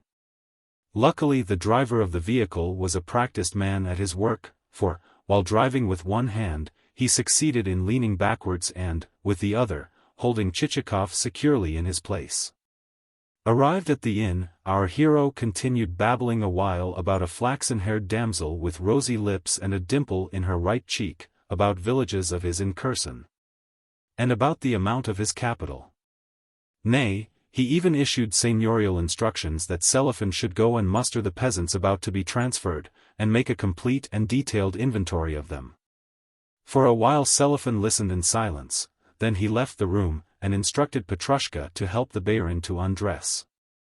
As it happened, Chichikov's boots had no sooner been removed than he managed to perform the rest of his toilet without assistance, to roll onto the bed, which creaked terribly as he did so, and to sink into a sleep in every way worthy of a landowner of Kherson. Meanwhile Petrushka had taken his master's coat and trousers of bilberry-colored check into the corridor, where, spreading them over a clothes horse, he started to flick and to brush them, and to fill the whole corridor with dust. Just as he was about to replace them in his master's room he happened to glance over the railing of the gallery, and saw Selifan returning from the stable. Glances were exchanged, and in an instant the pair had arrived at an instinctive understanding, an understanding to the effect that the barin was sound asleep, and that therefore one might consider one's own pleasure a little. Accordingly Petrushka proceeded to restore the coat and trousers to their appointed places, and then descended the stairs, whereafter he and Selifan left the house together. Not a word passed between them as to the object of their expedition. On the contrary, they talked solely of extraneous subjects. Yet their walk did not take them far. It took them only to the other side of the street, and thence into an establishment which immediately confronted the inn. Entering a mean, dirty courtyard covered with glass, they passed thence into a cellar where a number of customers were seated around small wooden tables. What thereafter was done by Selifan and Petrushka God alone knows. At all events, within an hour's time they issued, arm in arm, and in profound silence, yet remaining markedly assiduous to one another, and ever ready to help one another around an awkward corner. Still linked together, never once releasing their mutual hold, they spent the next quarter of an hour in attempting to negotiate the stairs of the inn. But at length even that ascent had been mastered, and they proceeded further on their way. Halting before his mean little pallet, Petrushka stood a while in thought. His difficulty was how best to assume a recumbent position. Eventually he lay down on his face, with his legs trailing over the floor. After which Selifan also stretched himself upon the pallet, with his head resting upon Petrushka's stomach, and his mind wholly oblivious of the fact that he ought not to have been sleeping there at all, but in the servants' quarters, or in the stable beside his horses. Scarcely a moment had passed before the pair were plunged in slumber and emitting the most raucous snores, to which their master, next door, responded with snores of a whistling and nasal order. Indeed, before long everyone in the inn had followed their soothing example, and the hostelry lay plunged in complete restfulness. Only in the window of the room of the newly arrived lieutenant from Ryazan did a light remain burning. Evidently he was a devotee of boots, for he had purchased 4 pairs, and was now trying on a 5th. Several times he approached the bed with a view to taking off the boots and retiring to rest. But each time he failed, for the reason that the boots were so alluring in their make that he had no choice but to lift up first one foot, and then the other, for the purpose of scanning their elegant welts. Chapter 8. It was not long before Chichikov's purchases had become the talk of the town, and various were the opinions expressed as to whether or not it was expedient to procure peasants for transferment. Indeed, such was the interest taken by certain citizens in the matter that they advised the purchaser to provide himself and his convoy with an escort, in order to ensure their safe arrival at the appointed destination. But though Chichikov thanked the donors of this advice for the same, and declared that he should be very glad, in case of need, to avail himself of it. He declared also that there was no real need for an escort, seeing that the peasants whom he had purchased were exceptionally peace-loving folk, and that, being themselves consenting parties to the transferment, they would undoubtedly prove in every way tractable. One particularly good result of this advertisement of his scheme was that he came to rank as neither more nor less than a millionaire. Consequently, much as the inhabitants had liked our hero in the first instance, as seen in Chapter 1, they now liked him more than ever. As a matter of fact, they were citizens of an exceptionally quiet, good-natured, easy-going disposition, and some of them were even well-educated. For instance, the president of the local council could recite the whole of Zhukovsky's Ludmila by heart, and give such an impressive rendering of the passage, "The pine forest was asleep and the valley at rest," as well as of the exclamation, "Phew!" that one felt, as he did so, that the pine forest and the valley really were as he described them. The effect was also further heightened by the manner in which, at such moments, he assumed the most portentous frown. For his part, the postmaster went in more for philosophy, and diligently perused such works as Jung's Night Thoughts, and Eckharthausen's A Key to the Mysteries of Nature.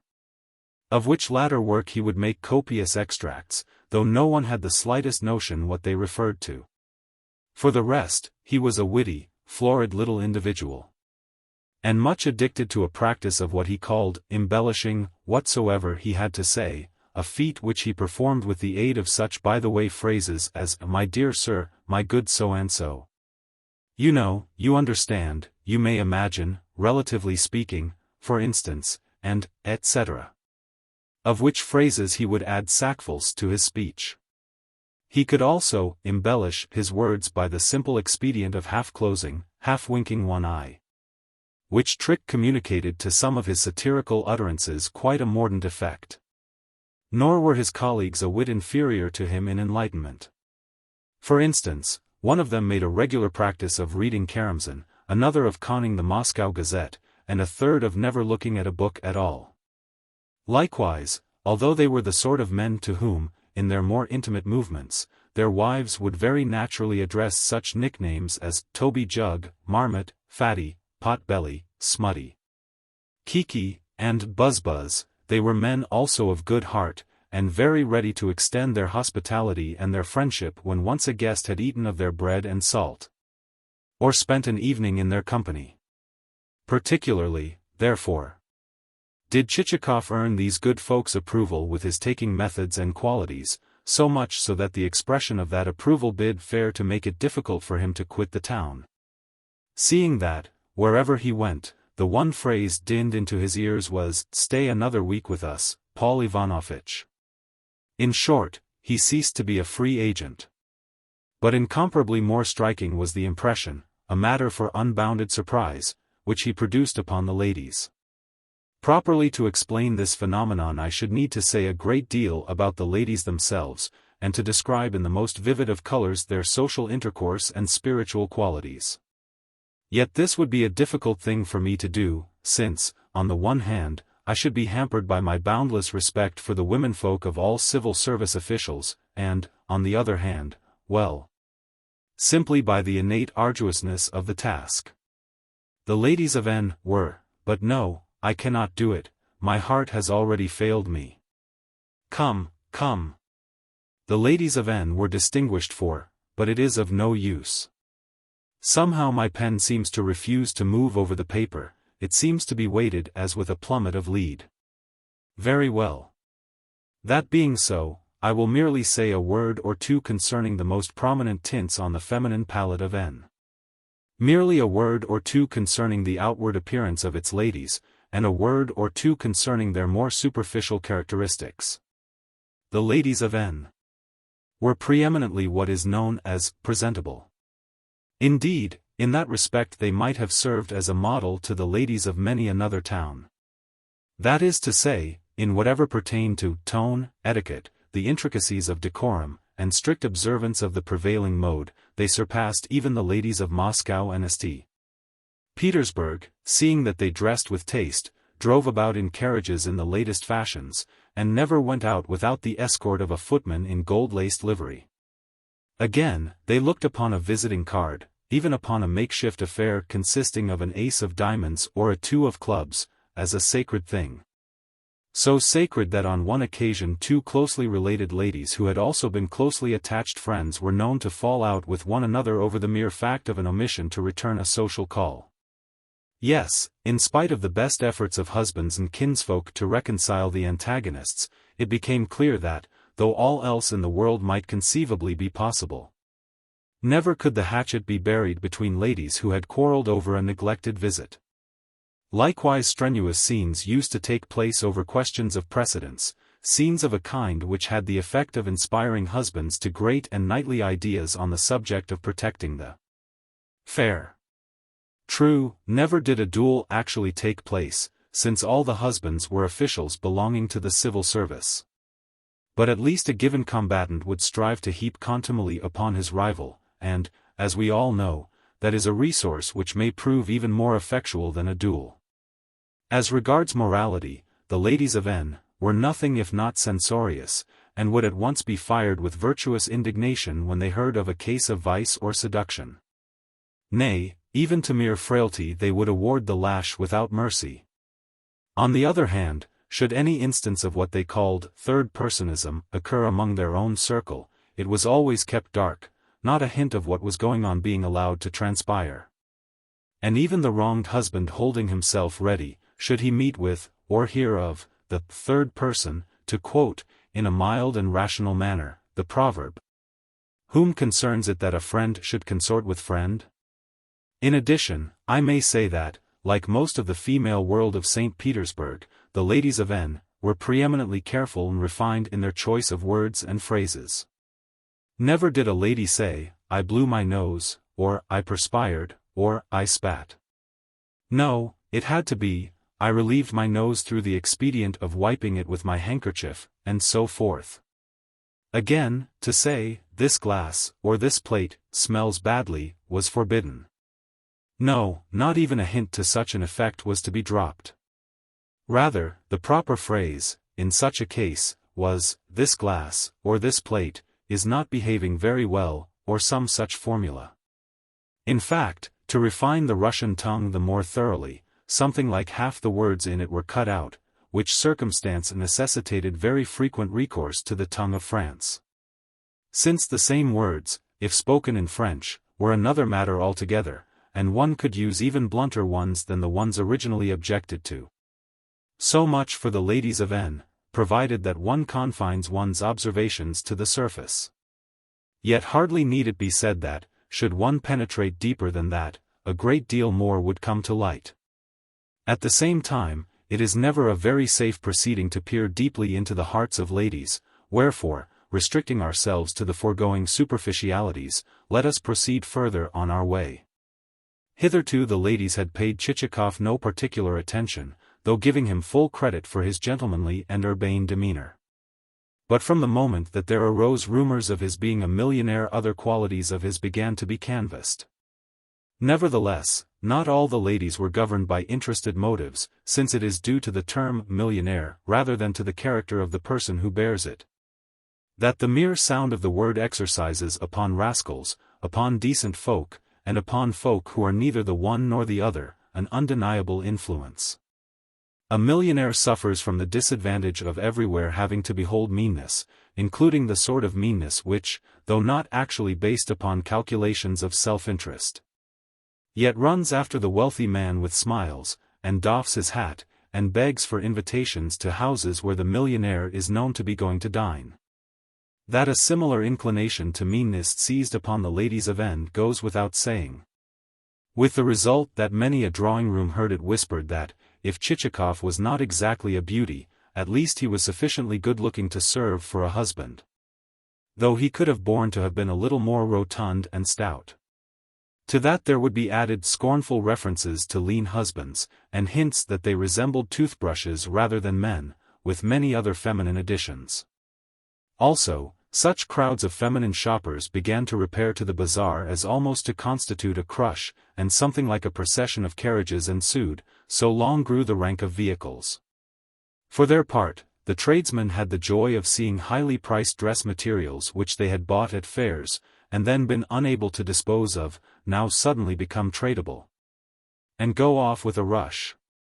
For instance, on one occasion a lady appeared at Mass in a bustle which filled the church to an extent which led the verger on duty to bid the commoner folk withdraw to the porch, lest the lady's toilet should be soiled in the crush. Even Chichikov could not help privately remarking the attention which he aroused. On one occasion, when he returned to the inn, he found on his table a note addressed to himself. Whence it had come, and who had delivered it, he failed to discover, for the waiter declared that the person who had brought it had omitted to leave the name of the writer. Beginning abruptly with the words, "I must write to you," the letter went on to say that between a certain pair of souls there existed a bond of sympathy. And this verity the epistle further confirmed with rows of full stops to the extent of nearly half a page. Next there followed a few reflections of a correctitude so remarkable that I have no choice but to quote them. "What, I would ask, is this life of ours?" inquired the writer. "'Tis naught but a veil of woe. And what, I would ask, is the world? 'Tis naught but a mob of unthinking humanity." Thereafter, incidentally remarking that she had just dropped a tear to the memory of her dear mother, who had departed this life 25 years ago.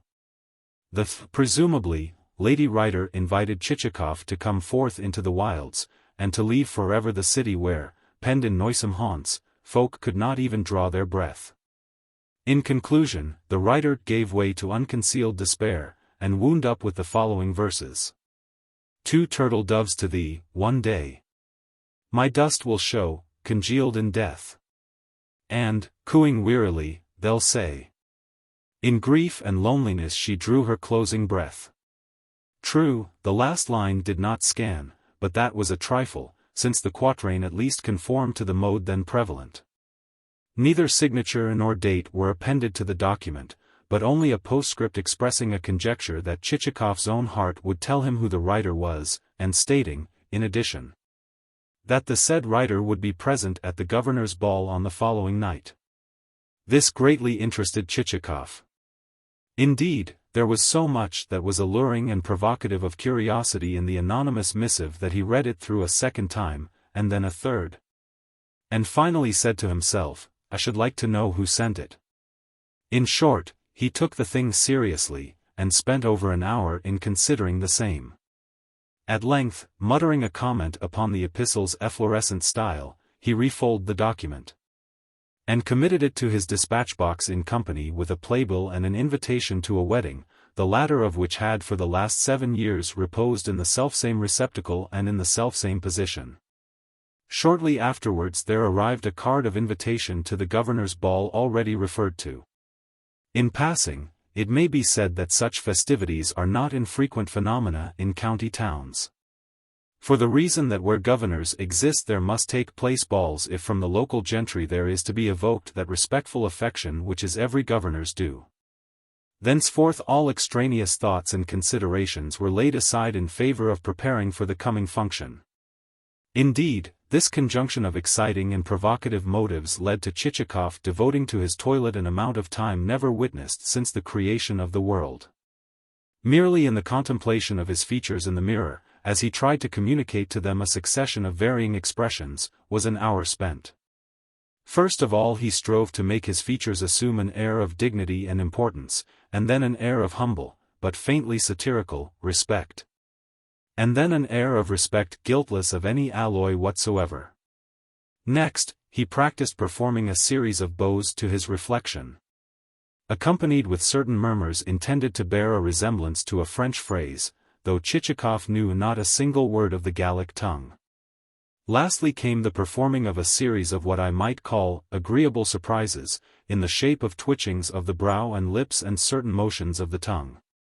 In short, he did all that a man is apt to do when he is not only alone, but also certain that he is handsome and that no one is regarding him through a chink. Finally he tapped himself lightly on the chin, and said, "Ah, good old face." In the same way, when he started to dress himself for the ceremony, the level of his high spirits remained unimpaired throughout the process. That is to say, while adjusting his braces and tying his tie, he shuffled his feet in what was not exactly a dance, but might be called the entr'acte of a dance, which performance had the not very serious result of setting a wardrobe rattle, and causing a brush to slide from the table to the floor. Later, his entry into the ballroom produced an extraordinary effect. Every one present came forward to meet him, some with cards in their hands, and one man even breaking off a conversation at the most interesting point, namely, the point that the inferior land court must be made responsible for everything.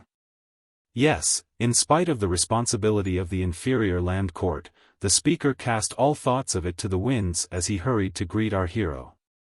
From every side resounded acclamations of welcome, and Chichikov felt himself engulfed in a sea of embraces. Thus, scarcely had he extricated himself from the arms of the president of the local council when he found himself just as firmly clasped in the arms of the chief of police, who, in turn, surrendered him to the inspector of the medical department, who, in turn, handed him over to the commissioner of taxes, who, again, committed him to the charge of the town architect. Even the governor, who hitherto had been standing among his womenfolk with a box of sweets in one hand and a lapdog in the other, now threw down both sweets and lapdog, the lapdog giving vent to a yelp as he did so, and added his greeting to those of the rest of the company. Indeed, not a face was there to be seen on which ecstatic delight, or, at all events, the reflection of other people's ecstatic delight, was not painted. The same expression may be discerned on the faces of subordinate officials when, the newly arrived director having made his inspection, the said officials are beginning to get over their first sense of awe on perceiving that he has found much to commend, and that he can even go so far as to jest and utter a few words of smiling approval. Thereupon every chinovnik responds with a smile of double strength, and those who, it may be, have not heard a single word of the director's speech smile out of sympathy with the rest.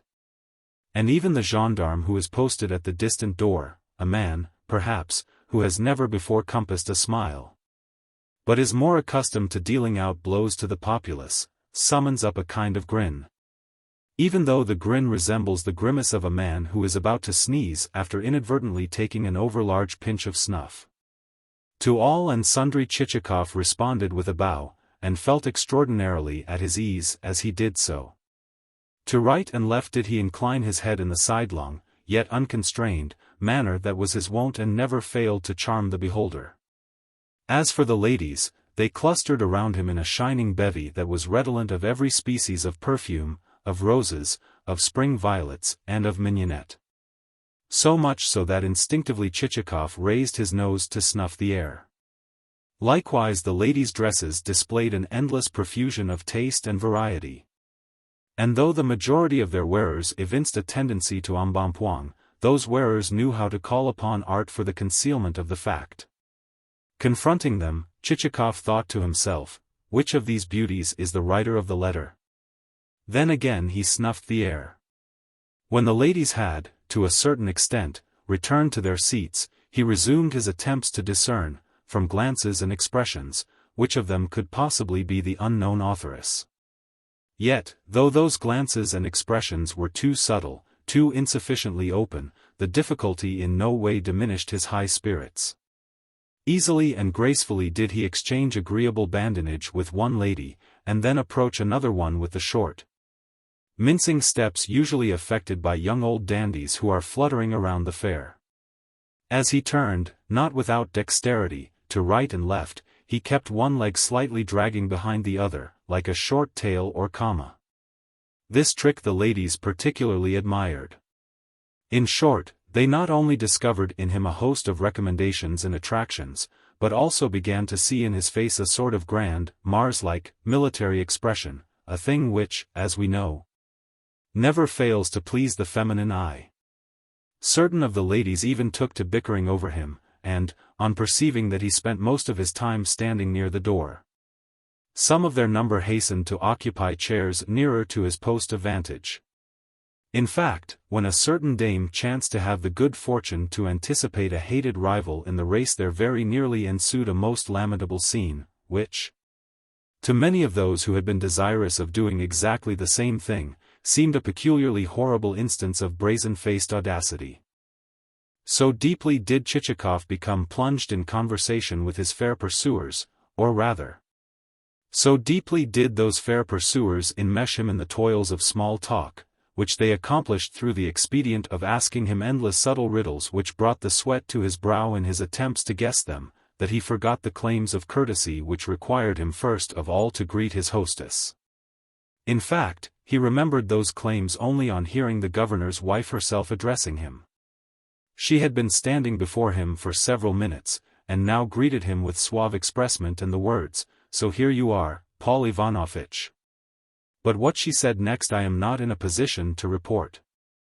For she spoke in the ultra-refined tone and vein wherein ladies and gentlemen customarily express themselves in high-class novels which have been written by experts more qualified than I am to describe salons, and able to boast of some acquaintance with good society. In effect, what the governor's wife said was that she hoped, she greatly hoped, that Monsieur Chichikov's heart still contained a corner, even the smallest possible corner, for those whom he had so cruelly forgotten. Upon that Chichikov turned to her, and was on the point of returning a reply at least no worse than that which would have been returned, under similar circumstances, by the hero of a fashionable novelette, when he stopped short, as though thunderstruck. Before him there was standing not only Madame, but also a young girl whom she was holding by the hand. The golden hair, the fine-drawn, delicate contours, the face with its bewitching oval, a face which might have served as a model for the countenance of the Madonna, since it was of a type rarely to be met with in Russia, where nearly everything, from plains to human feet, is, rather, on the gigantic scale. These features, I say, were those of the identical maiden whom Chichikov had encountered on the road when he had been fleeing from Nozdrev's. His emotion was such that he could not formulate a single intelligible syllable. He could merely murmur the devil only knows what, though certainly nothing of the kind which would have risen to the lips of the hero of a fashionable novel. "I think that you have not met my daughter before," said Madame. "She is just fresh from school." He replied that he had had the happiness of meeting Mademoiselle before, and under rather unexpected circumstances, but on his trying to say something further his tongue completely failed him. The governor's wife added a word or two, and then carried off her daughter to speak to some of the other guests.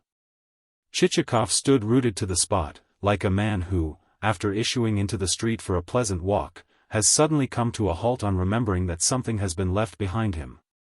In a moment, as he struggles to recall what that something is, the mien of careless expectancy disappears from his face, and he no longer sees a single person or a single object in his vicinity.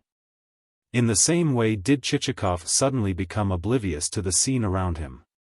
Yet all the while the melodious tongues of ladies were plying him with multitudinous hints and questions inspired with a desire to captivate. "Might we poor cumbers of the ground make so bold as to ask you what you are thinking of? Pray tell us where lie the happy regions in which your thoughts are wandering? Might we be informed of the name of her who has plunged you into this sweet abandonment of meditation?" Such were the phrases thrown at him. But to everything he turned a dead ear, and the phrases in question might as well have been stones dropped into a pool. Indeed, his rudeness soon reached the pitch of his walking away altogether, in order that he might go and reconnoiter whither the governor's wife and daughter had retreated. But the ladies were not going to let him off so easily.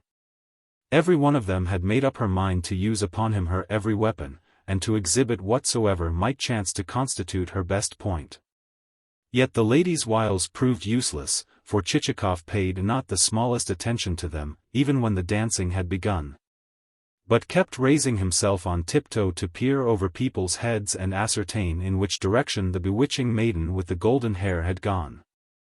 Also, when seated, he continued to peep between his neighbors' backs and shoulders, until at last he discovered her sitting beside her mother, who was wearing a sort of oriental turban and feather.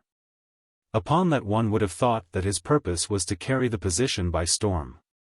For, whether moved by the influence of spring, or whether moved by a push from behind, He pressed forward with such desperate resolution that his elbow caused the commissioner of taxes to stagger on his feet, and would have caused him to lose his balance altogether but for the supporting row of guests in the rear. Likewise the postmaster was made to give ground, whereupon he turned and eyed Chichikov with mingled astonishment and subtle irony. But Chichikov never even noticed him. He saw in the distance only the golden-haired beauty. At that moment she was drawing on a long glove and, doubtless, pining to be flying over the dancing floor, where, with clicking heels, for couples had now begun to thread the mazes of the mazurka. In particular was a military staff captain working body and soul and arms and legs to compass such a series of steps as were never before performed, even in a dream. However, Chichikov slipped past the mazurka dancers, and, almost treading on their heels, made his way towards the spot where Madame and her daughter were seated. Yet he approached them with great diffidence and none of his late mincing and prancing. Nay, he even faltered as he walked, his every movement had about it an air of awkwardness. It is difficult to say whether or not the feeling which had awakened in our hero's breast was the feeling of love. For it is problematical whether or not men who are neither stout nor thin are capable of any such sentiment. Nevertheless, something strange, something which he could not altogether explain, had come upon him. It seemed as though the ball, with its talk and its clatter, had suddenly become a thing remote, that the orchestra had withdrawn behind a hill, and the scene grown misty, like the carelessly painted-in background of a picture. And from that misty void there could be seen glimmering only the delicate outlines of the bewitching maiden. Somehow her exquisite shape reminded him of an ivory toy, in such fair, white, transparent relief did it stand out against the dull blur of the surrounding throng. Herein we see a phenomenon not infrequently observed, the phenomenon of the Chichikovs of this world becoming temporarily poets. At all events, for a moment or two our Chichikov felt that he was a young man again, if not exactly a military officer. On perceiving an empty chair beside the mother and daughter, he hastened to occupy it, and though conversation at first hung fire, things gradually improved, and he acquired more confidence. At this point I must reluctantly deviate to say that men of weight and high office are always a trifle ponderous when conversing with ladies. Young lieutenants, or, at all events, officers not above the rank of captain, are far more successful at the game. How they contrive to be so God only knows. Let them but make the most inane of remarks, and at once the maiden by their side will be rocking with laughter. Whereas, should a state councillor enter into conversation with a damsel, and remark that the Russian Empire is one of vast extent, or utter a compliment which he has elaborated not without a certain measure of intelligence, however strongly the said compliment may smack of a book, of a surety the thing will fall flat. Even a witticism from him will be laughed at far more by him himself than it will by the lady who may happen to be listening to his remarks. These comments I have interposed for the purpose of explaining to the reader why, as our hero conversed, the maiden began to yawn. Blind to this, however, he continued to relate to her sundry adventures which had befallen him in different parts of the world. Meanwhile, as need hardly be said, the rest of the ladies had taken umbrage at his behavior. One of them purposely stalked past him to intimate to him the fact, as well as to jostle the governor's daughter, and let the flying end of a scarf flick her face. While from a lady seated behind the pair came both a whiff of violets and a very venomous and sarcastic remark. Nevertheless, either he did not hear the remark or he pretended not to hear it. This was unwise of him, since it never does to disregard ladies' opinions. Later, but too late, he was destined to learn this to his cost. In short, dissatisfaction began to display itself on every feminine face. No matter how high Chichikov might stand in society, and no matter how much he might be a millionaire and include in his expression of countenance an indefinable element of grandness and martial ardor, there are certain things which no lady will pardon, whosoever be the person concerned. We know that at governors' balls it is customary for the onlookers to compose verses at the expense of the dancers, and in this case the verses were directed to Chichikov's address. Briefly, the prevailing dissatisfaction grew until a tacit edict of proscription had been issued against both him and the poor young maiden. But an even more unpleasant surprise was in store for our hero. For whilst the young lady was still yawning as Chichikov recounted to her certain of his past adventures and also touched lightly upon the subject of Greek philosophy, there appeared from an adjoining room the figure of Nozdrev. Whether he had come from the buffet, or whether he had issued from a little green retreat where a game more strenuous than whist had been in progress, or whether he had left the latter resort unaided, or whether he had been expelled therefrom, is unknown. But at all events when he entered the ballroom, he was in an elevated condition, and leading by the arm the public prosecutor, whom he seemed to have been dragging about for a long while past. Seeing that the poor man was glancing from side to side as though seeking a means of putting an end to this personally conducted tour, certainly he must have found the situation almost unbearable, in view of the fact that, after deriving inspiration from 2 glasses of tea not wholly undiluted with rum, Nozdrev was engaged in lying unmercifully. On sighting him in the distance, Chichikov at once decided to sacrifice himself.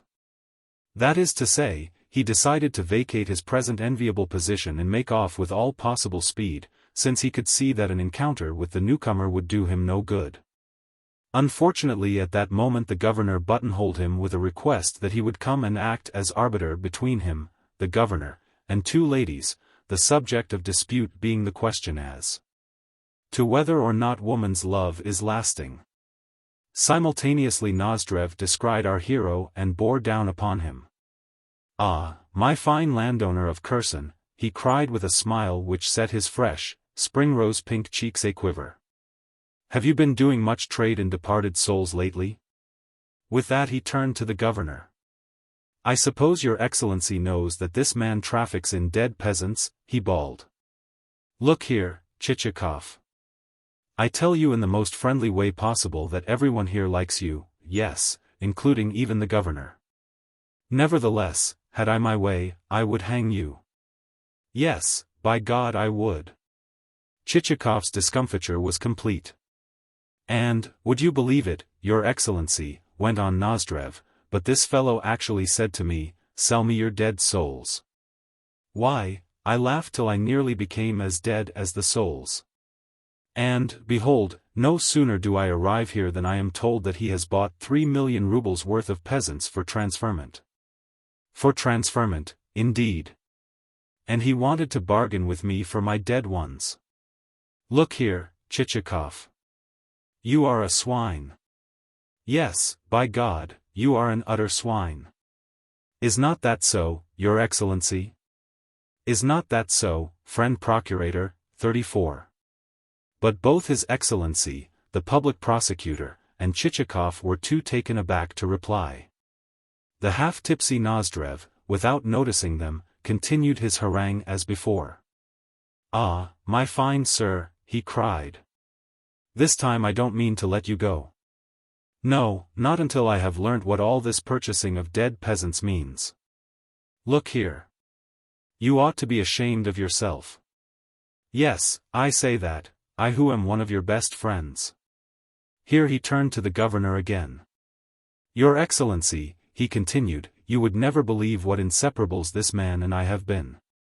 Indeed, if you had stood there and said to me, 'Nozdrev, tell me on your honor which of the 2 you love best, your father or Chichikov?' I should have replied, 'Chichikov, by God.'" With that he tackled our hero again. Come, my friend," he urged. "Let me imprint upon your cheeks a baiser or 2.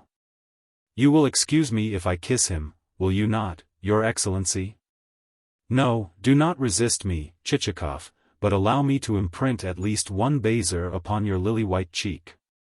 And in his efforts to force upon Chichikov what he termed his baisers, he came near to measuring his length upon the floor. Every one now edged away, and turned a deaf ear to his further babblings. But his words on the subject of the purchase of dead souls had none the less been uttered at the top of his voice, and been accompanied with such uproarious laughter that the curiosity even of those who had happened to be sitting or standing in the remoter corners of the room had been aroused. So strange and novel seemed the idea that the company stood with faces expressive of nothing but a dumb, dull wonder. Only some of the ladies, as Chichikov did not fail to remark, exchanged meaning, ill-natured winks and a series of sarcastic smiles, which circumstance still further increased his confusion. That Nozdrev was a notorious liar everyone, of course, knew, and that he should have given vent to an idiotic outburst of this sort had surprised no one. But a dead soul, well, what was one to make of Nozdrev's reference to such a commodity? Naturally this unseemly contretemps had greatly upset our hero. For, however foolish be a madman's words, they may yet prove sufficient to sow doubt in the minds of saner individuals. He felt much as does a man who, shod with well-polished boots, has just stepped into a dirty, stinking puddle. He tried to put away from him the occurrence, and to expand, and to enjoy himself once more. Nay, he even took a hand at whist. But all was of no avail, matters kept going as awry as a badly bent hoop. Twice he blundered in his play, and the president of the council was at a loss to understand how his friend, Pavel Ivanovich, lately so good and so circumspect a player, could perpetrate such a mauvaise pas as to throw away a particular king of spades which the president has been trusting as, to quote his own expression, he would have trusted God. At supper, too, matters felt uncomfortable, even though the society at Chichikov's table was exceedingly agreeable and Nozdrev had been removed, owing to the fact that the ladies had found his conduct too scandalous to be borne. Now that the delinquent had taken to seating himself on the floor and plucking at the skirts of passing lady dancers. As I say, therefore, Chichikov found the situation not a little awkward, and eventually put an end to it by leaving the supper room before the meal was over, and long before the hour when usually he returned to the inn. In his little room, with its door of communication blocked with a wardrobe, his frame of mind remained as uncomfortable as the chair in which he was seated. His heart ached with a dull, unpleasant sensation, with a sort of oppressive emptiness.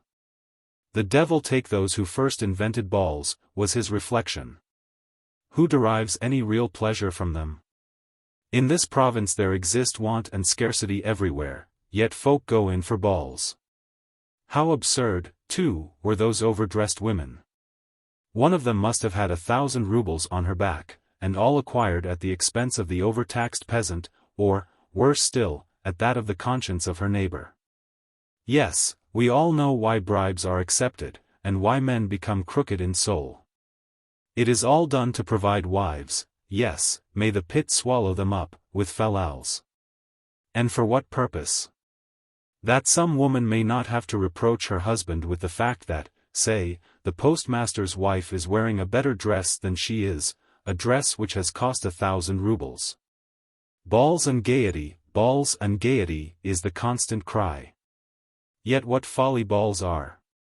They do not consort with the Russian spirit and genius, and the devil only knows why we have them. A grown, middle-aged man, a man dressed in black, and looking as stiff as a poker, suddenly takes the floor and begins shuffling his feet about, while another man, even though conversing with a companion on important business, will, the while, keep capering to right and left like a billy-goat. Mimicry, sheer mimicry. The fact that the Frenchman is at 40 precisely what he was at 15 leads us to imagine that we too, forsooth, ought to be the same. No. A ball leaves one feeling that one has done a wrong thing, so much so that one does not care even to think of it. It also leaves one's head perfectly empty, even as does the exertion of talking to a man of the world. A man of that kind chatters away, and touches lightly upon every conceivable subject, and talks in smooth, fluent phrases which he has culled from books without grazing their substance. Whereas go and have a chat with a tradesman who knows at least one thing thoroughly, and through the medium of experience, and see whether his conversation will not be worth more than the prattle of 1,000 chatterboxes. For what good does one get out of balls? Suppose that a competent writer were to describe such a scene exactly as it stands? Why, even in a book it would seem senseless, even as it certainly is in life. Are, therefore, such functions right or wrong? One would answer that the devil alone knows, and then spit and close the book. Such were the unfavorable comments which Chichikov passed upon balls in general. With it all, however, there went a second source of dissatisfaction. That is to say, his principal grudge was not so much against balls as against the fact that at this particular one he had been exposed. He had been made to disclose the circumstance that he had been playing a strange, an ambiguous part. Of course, when he reviewed the contretemps in the light of pure reason, he could not but see that it mattered nothing. And that a few rude words were of no account now that the chief point had been attained. Yet man is an odd creature, and Chichikov actually felt pained by the cold shouldering administered to him by persons for whom he had not an atom of respect, and whose vanity and love of display he had only that moment been censuring. Still more, on viewing the matter clearly, he felt vexed to think that he himself had been so largely the cause of the catastrophe. Yet he was not angry with himself, of that you may be sure, seeing that all of us have a slight weakness for sparing our own faults, and always do our best to find some fellow creature upon whom to vent our displeasure, whether that fellow creature be a servant, a subordinate official, or a wife. In the same way Chichikov sought a scapegoat upon whose shoulders he could lay the blame for all that had annoyed him. He found one in Nozdrev, and you may be sure that the scapegoat in question received a good drubbing from every side. Even as an experienced captain or chief of police will give a knavish starosta or postboy a rating not only in the terms become classical, but also in such terms as the said captain or chief of police may invent for himself. In short, Nozdrev's whole lineage was passed in review, and many of its members in the ascending line fared badly in the process. Meanwhile, at the other end of the town there was in progress an event which was destined to augment still further the unpleasantness of our hero's position. That is to say, through the outlying streets and alleys of the town there was clattering a vehicle to which it would be difficult precisely to assign a name, seeing that, though it was of a species peculiar to itself, it most nearly resembled a large, rickety watermelon on wheels. Eventually this monstrosity drew up at the gates of a house where the archpriest of one of the churches resided. And from its doors there leapt a damsel clad in a jerkin and wearing a scarf over her head. For a while she thumped the gates so vigorously as to set all the dogs barking, then the gate stiffly opened, and admitted this unwieldy phenomenon of the road. Lastly, the Barinia herself alighted, and stood revealed as Madame Korobotchka, widow of a collegiate secretary. The reason of her sudden arrival was that she had felt so uneasy about the possible outcome of Chichikov's whim, that during the 3 nights following his departure she had been unable to sleep a wink. Whereafter, in spite of the fact that her horses were not shod, she had set off for the town, in order to learn at first hand how the dead souls were faring, and whether, which might God forfend, she had not sold them at something like 1/3 of their true value. The consequences of her venture the reader will learn from a conversation between 2 ladies. We will reserve it for the ensuing chapter. Chapter 9.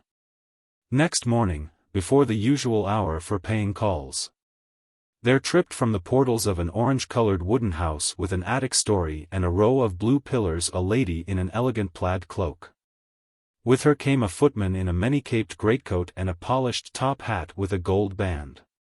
Hastily, but gracefully, the lady ascended the steps let down from a koliaska which was standing before the entrance, and as soon as she had done so the footman shut her in, put up the steps again, and, catching hold of the strap behind the vehicle, shouted to the coachman, "Right away." The reason of all this was that the lady was the possessor of a piece of intelligence that she was burning to communicate to a fellow creature. Every moment she kept looking out of the carriage window, and perceiving, with almost speechless vexation, that, as yet, she was but halfway on her journey. The fronts of the houses appeared to her longer than usual, and in particular did the front of the white stone hospital, with its rows of narrow windows, seem interminable to a degree which at length forced her to ejaculate, "Oh, the cursed building! Positively there is no end to it." Also, she twice adjured the coachman with the words, "Go quicker, Andrusha. You are a horribly long time over the journey this morning." But at length the goal was reached, and the Koliaska stopped before a one-storied wooden mansion, dark gray in color, and having white carvings over the windows. A tall wooden fence and narrow garden in front of the latter, and a few meager trees looming white with an incongruous coating of road dust. In the windows of the building were also a few flower pots and a parrot that kept alternately dancing on the floor of its cage and hanging on to the ring of the same with its beak. Also, in the sunshine before the door 2 pet dogs were sleeping. Here there lived the lady's bosom friend. As soon as the bosom friend in question learnt of the newcomer's arrival, she ran down into the hall, and the 2 ladies kissed and embraced one another. Then they adjourned to the drawing-room. "How glad I am to see you," said the bosom friend. "When I heard someone arriving I wondered who could possibly be calling so early." Parasha declared that it must be the vice-governor's wife, so, as I did not want to be bored with her, I gave orders that I was to be reported not at home. For her part, the guest would have liked to have proceeded to business by communicating her tidings. But a sudden exclamation from the hostess imparted, temporarily, a new direction to the conversation. "What a pretty chintz," she cried, gazing at the other's gown. "Yes, it is pretty," agreed the visitor. "On the other hand, Praskovia Theodorovna thinks that." In other words, the ladies proceeded to indulge in a conversation on the subject of dress. And only after this had lasted for a considerable while did the visitor let fall a remark which led her entertainer to inquire, "And how is the universal charmer?" "My God," replied the other. "There has been such a business. In fact, do you know why I am here at all?" And the visitor's breathing became more hurried, and further words seemed to be hovering between her lips like hawks preparing to stoop upon their prey.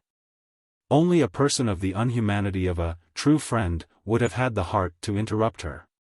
But the hostess was just such a friend, and at once interposed with, "I wonder how anyone can see anything in the man to praise or to admire. For my own part, I think, and I would say the same thing straight to his face, that he is a perfect rascal. Yes, but do listen to what I have got to tell you." "Oh, I know that some people think him handsome," continued the hostess, unmoved, "but I say that he is nothing of the kind, that, in particular, his nose is perfectly odious." "Yes, but let me finish what I was saying." The guest's tone was almost piteous in its appeal. "What is it, then?" "You cannot imagine my state of mind. You see, this morning I received a visit from Father Cyril's wife, the archpriest's wife. You know her, don't you? Well, whom do you suppose that fine gentleman visitor of ours has turned out to be? The man who has built the archpriest a poultry run? Oh dear no. Had that been all, it would have been nothing. No. Listen to what Father Cyril's wife had to tell me. She said that, last night, a lady landowner named Madame Korobotchka arrived at the archpriest's house, arrived all pale and trembling, and told her, oh, such things. They sound like a piece out of a book. That is to say, at dead of night, just when everyone had retired to rest, there came the most dreadful knocking imaginable, and someone screamed out, 'Open the gates, or we will break them down.' Just think. After this, how anyone can say that the man is charming I cannot imagine.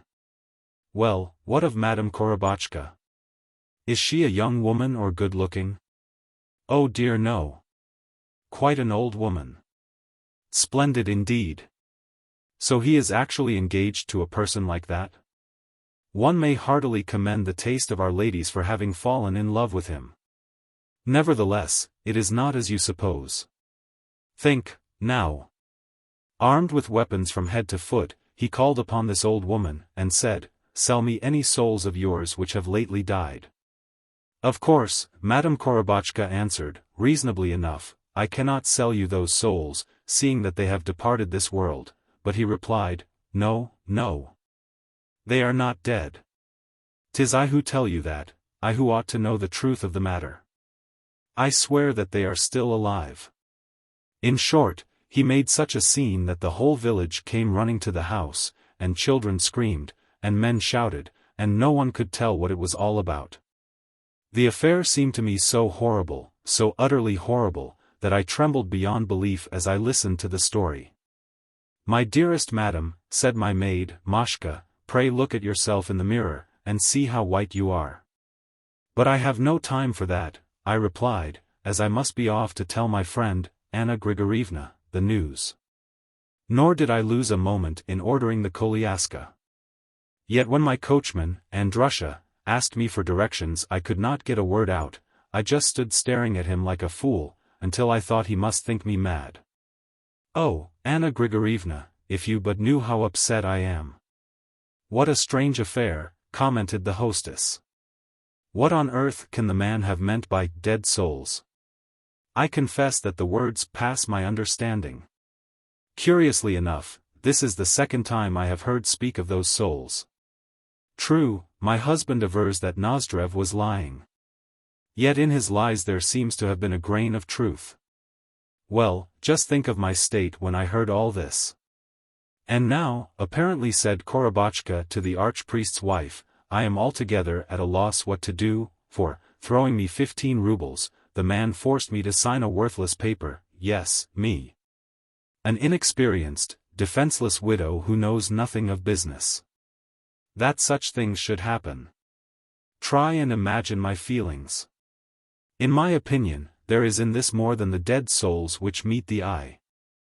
"I think so too," agreed the other.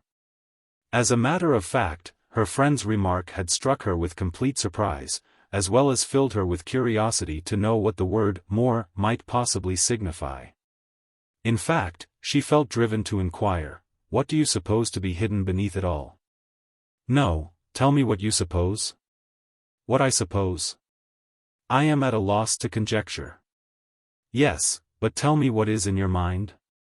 Upon this the visitor had to confess herself nonplussed, for, though capable of growing hysterical, she was incapable of propounding any rational theory. Consequently she felt the more that she needed tender comfort and advice. "Then this is what I think about the dead souls," said the hostess. Instantly the guest pricked up her ears, or, rather, they pricked themselves up, and straightened herself and became, somehow, more modish, and, despite her not inconsiderable weight, posed herself to look like a piece of thistledown floating on the breeze. "The dead souls," began the hostess. Are what?" inquired the guest in great excitement. Are. Tell me, for heaven's sake. They are an invention to conceal something else. The man's real object is, to abduct the governor's daughter." So startling and unexpected was this conclusion that the guest sat reduced to a state of pale, petrified, genuine amazement. "My God!" she cried, clapping her hands, "I should never have guessed it." "Well, to tell you the truth, I guessed it as soon as ever you opened your mouth. So much, then, for educating girls like the governor's daughter at school. Just see what comes of it." "Yes, indeed. And they tell me that she says things which I hesitate even to repeat. Truly it wrings one's heart to see to what lengths immorality has come.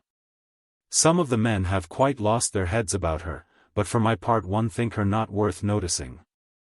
Of course. And her manners are unbearable. But what puzzles me most is how a traveled man like Chichikov could come to let himself in for such an affair. Surely he must have accomplices?" "Yes. And I should say that one of those accomplices is Nozdrev." "Surely not." "Certainly I should say so. Why, I have known him even try to sell his own father. At all events he staked him at cards." "Indeed. You interest me. I should never had thought him capable of such things. I always guessed him to be so."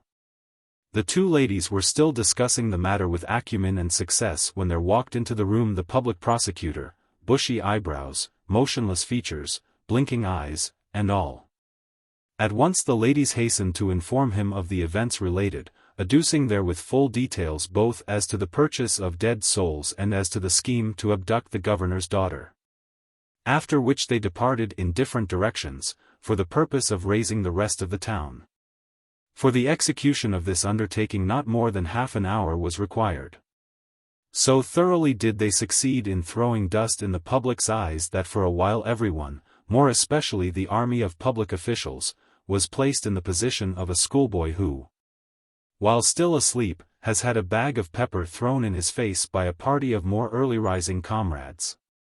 The questions now to be debated resolved themselves into two, namely, the question of the dead souls and the question of the governor's daughter. To this end two parties were formed, the men's party and the feminine section. The men's party, the more absolutely senseless of the two, devoted its attention to the dead souls. The women's party occupied itself exclusively with the alleged abduction of the governor's daughter. And here it may be said, to the ladies' credit, that the women's party displayed far more method and caution than did its rival faction. Probably because the function in life of its members had always been that of managing and administering a household.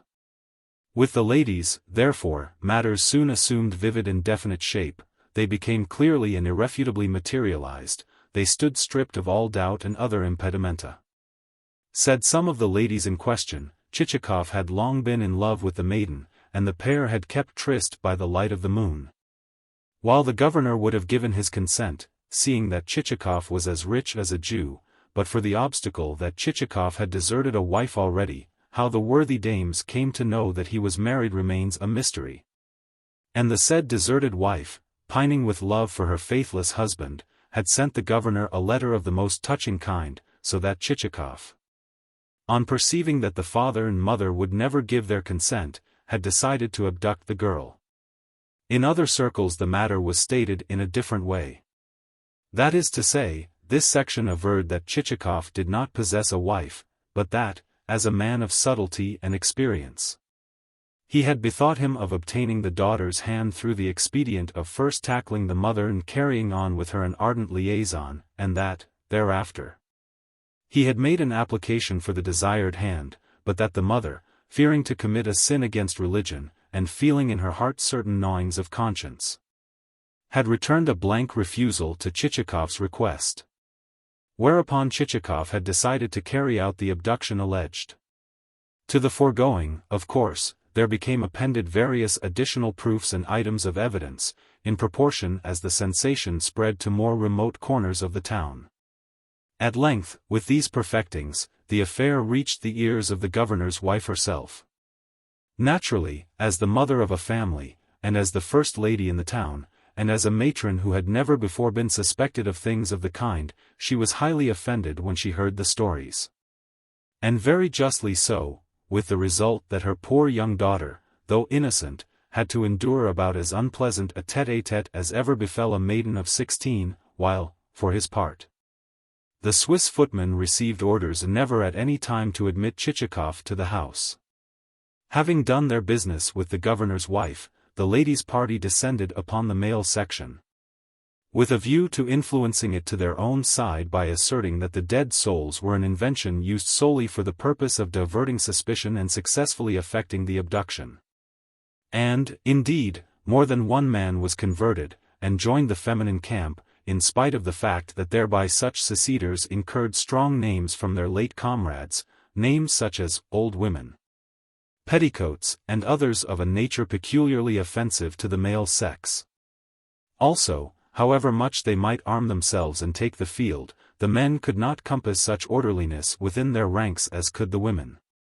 With the former everything was of the antiquated and rough-hewn and ill-fitting and unsuitable and badly adapted and inferior kind. Their heads were full of nothing but discord and triviality and confusion and slovenliness of thought.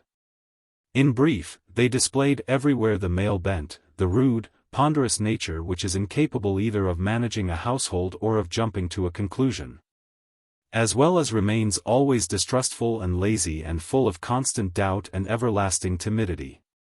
For instance, the men's party declared that the whole story was rubbish, that the alleged abduction of the governor's daughter was the work rather of a military than of a civilian culprit, that the ladies were lying when they accused Chichikov of the deed, that a woman was like a money-bag, whatsoever you put into her she thenceforth retained, that the subject which really demanded attention was the dead souls, of which the devil only knew the meaning, but in which there certainly lurked something that was contrary to good order and discipline. One reason why the men's party was so certain that the dead souls connoted something contrary to good order and discipline was that there had just been appointed to the province a new governor-general, an event which, of course, had thrown the whole army of provincial chinovniks into a state of great excitement.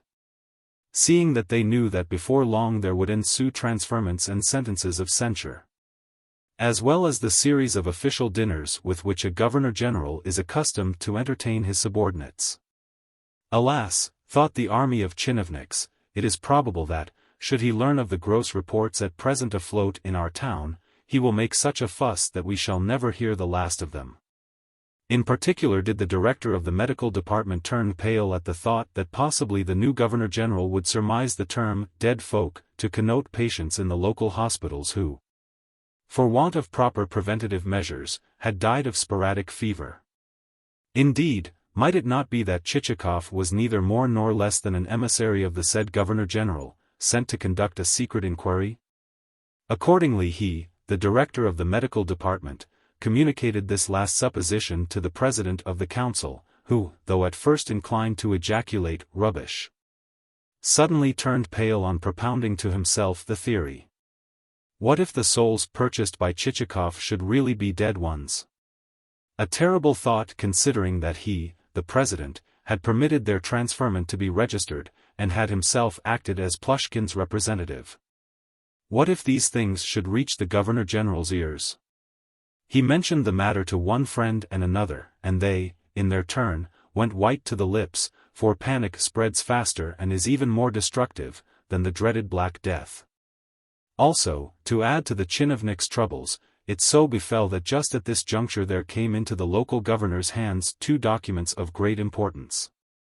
The first of them contained advices that, according to received evidence and reports, there was operating in the province a forger of rouble notes who had been passing under various aliases and must therefore be sought for with the utmost diligence.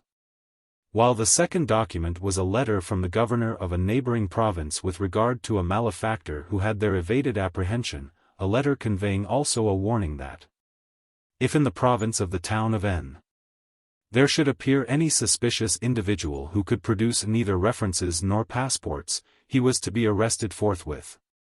These two documents left everyone thunderstruck, for they knocked on the head all previous conceptions and theories. Not for a moment could it be supposed that the former document referred to Chichikov. Yet, as each man pondered the position from his own point of view, he remembered that no one really knew who Chichikov was, as also that his vague references to himself had, yes, included statements that his career in the service had suffered much to the cause of truth, and that he possessed a number of enemies who were seeking his life.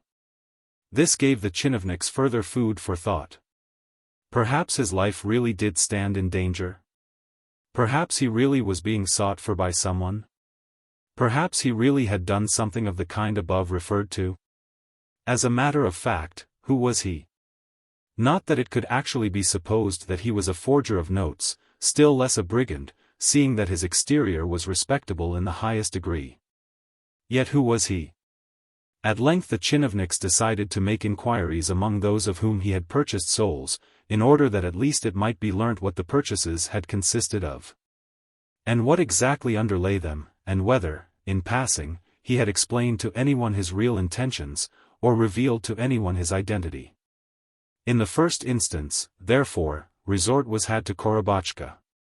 Yet little was gleaned from that source, merely a statement that he had bought of her some souls for 15 rubles apiece, and also a quantity of feathers, while promising also to buy some other commodities in the future, seeing that, in particular, he had entered into a contract with the treasury for lard.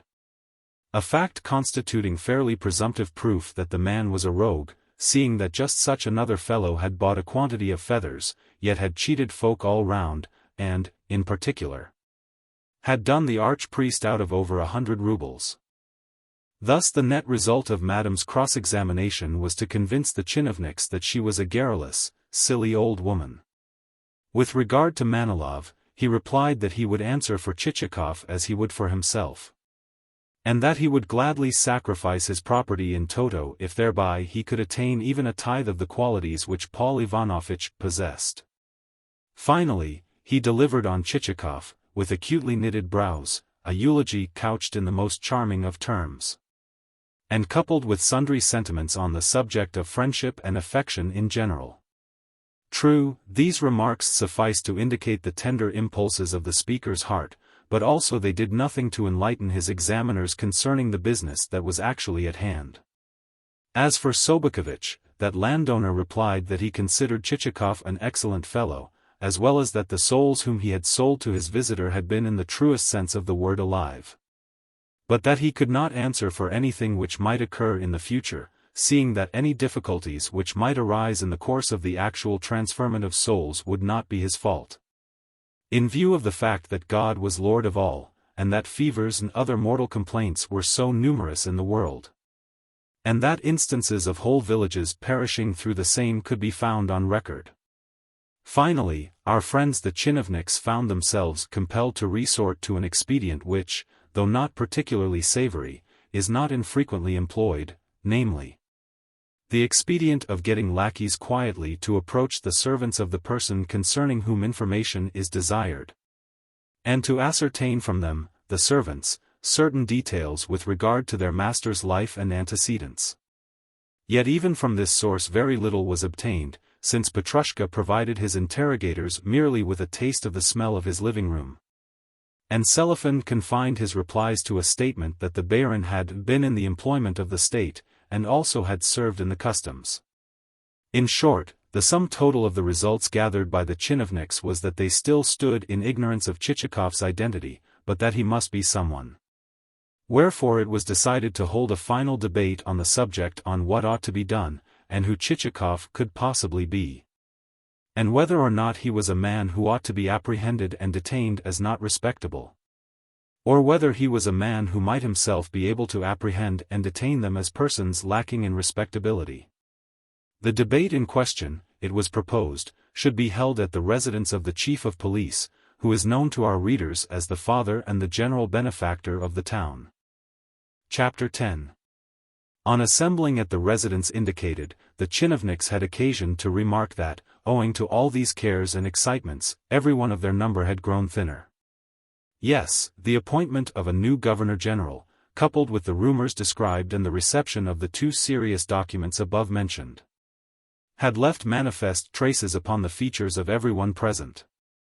More than one frock-coat had come to look too large for its wearer, and more than one frame had fallen away, including the frames of the president of the council, the director of the medical department, and the public prosecutor. Even a certain Seaman Ivanovich, who, for some reason or another, was never alluded to by his family name, but who wore on his index finger a ring with which he was accustomed to dazzle his lady friends, had diminished in bulk. Yet, as always happens at such junctures, there were also present a score of brazen individuals who had succeeded in not losing their presence of mind, even though they constituted a mere sprinkling.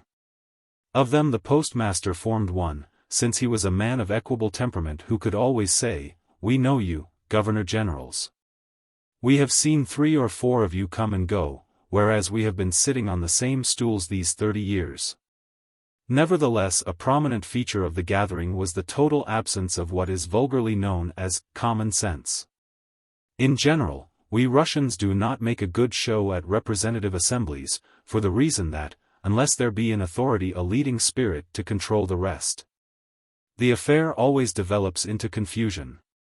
Why this should be so one could hardly say, but at all events a success is scored only by such gatherings as have for their object dining and festivity, to wit, gatherings at clubs or in German-run restaurants.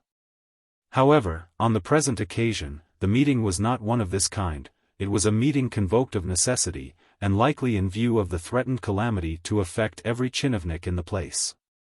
Also, in addition to the great divergency of views expressed thereat, there was visible in all the speakers an invincible tendency to indecision which led them at one moment to make assertions, and at the next to contradict the same. But on at least one point all seemed to agree, namely, that Chichikov's appearance and conversation were too respectable for him to be a forger or a disguised brigand. That is to say, all seemed to agree on the point, until a sudden shout arose from the direction of the postmaster, who for some time past had been sitting plunged in thought. "I can tell you," he cried, "who Chichikov is." "Who, then?" replied the crowd in great excitement. "He is none other than Captain Kopeikin."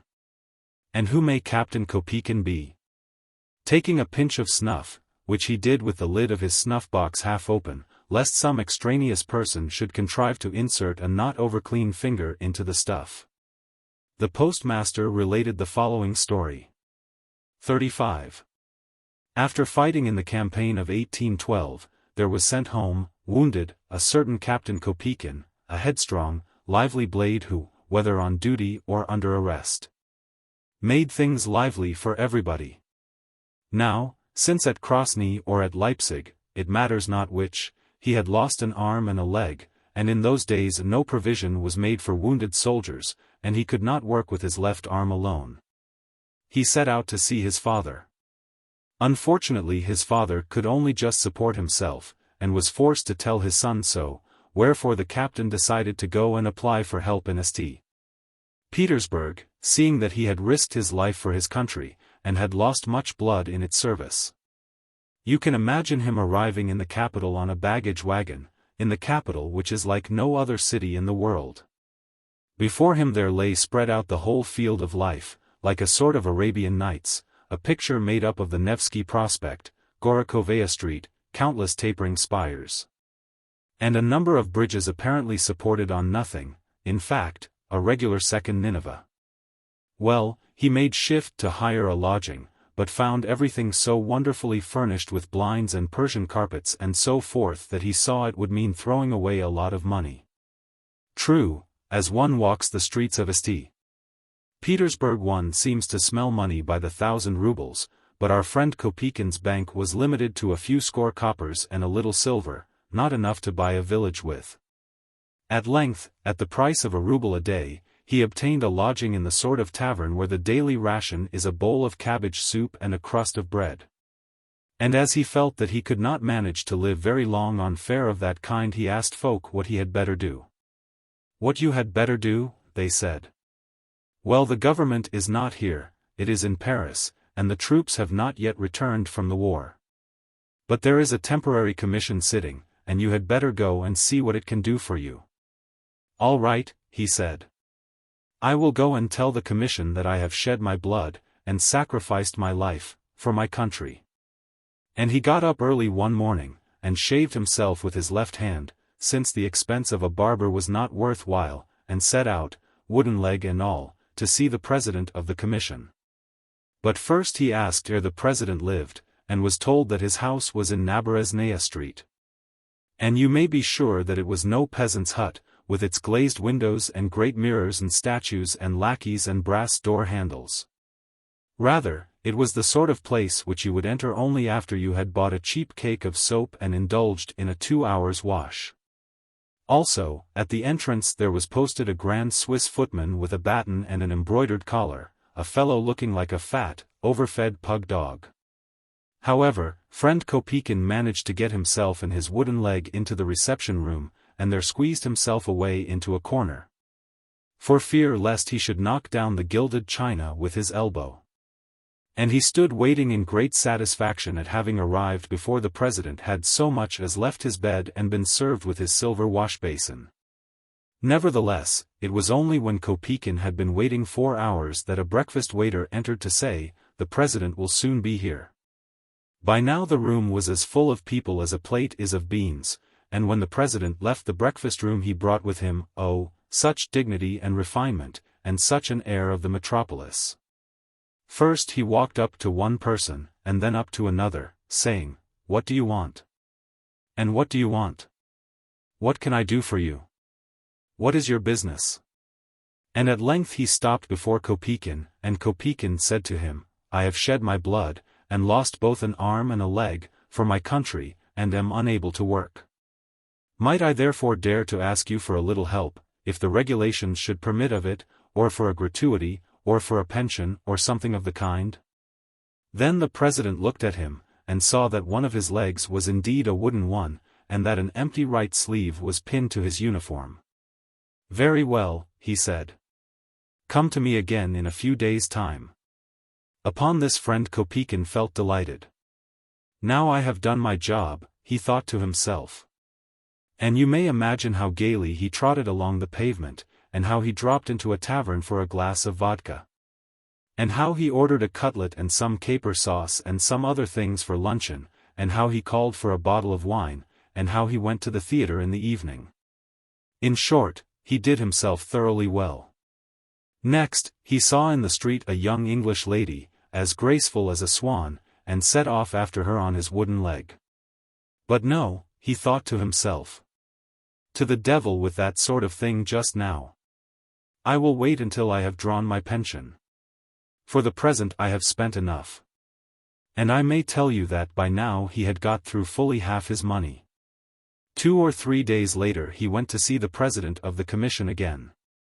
I should be glad to know, he said, whether by now you can do anything for me in return for my having shed my blood and suffered sickness and wounds on military service. First of all, said the president, I must tell you that nothing can be decided in your case without the authority of the supreme government. Without that sanction we cannot move in the matter. Surely you see how things stand until the army shall have returned from the war? All that I can advise you to do is wait for the minister to return, and, in the meanwhile, to have patience. Rest assured that then you will not be overlooked. And if for the moment you have nothing to live upon, this is the best that I can do for you. With that he handed Kopeikin a trifle until his case should have been decided. However, that was not what Kopeikin wanted. He had supposed that he would be given a gratuity of 1,000 rubles straight away, whereas, instead of drink and be merry, it was wait, for the time is not yet.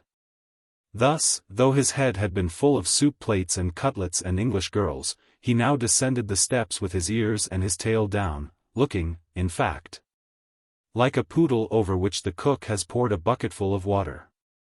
You see, St. Petersburg life had changed him not a little since first he had got a taste of it, and, now that the devil only knew how he was going to live, it came all the harder to him that he should have no more sweets to look forward to. Remember that a man in the prime of years has an appetite like a wolf. And as he passed a restaurant he could see a round-faced, holland-shirted, snow-white aproned fellow of a French chef preparing a dish delicious enough to make it turn to and eat itself. While, again, as he passed a fruit shop he could see delicacies looking out of a window for fools to come and buy them at 100 rubles apiece.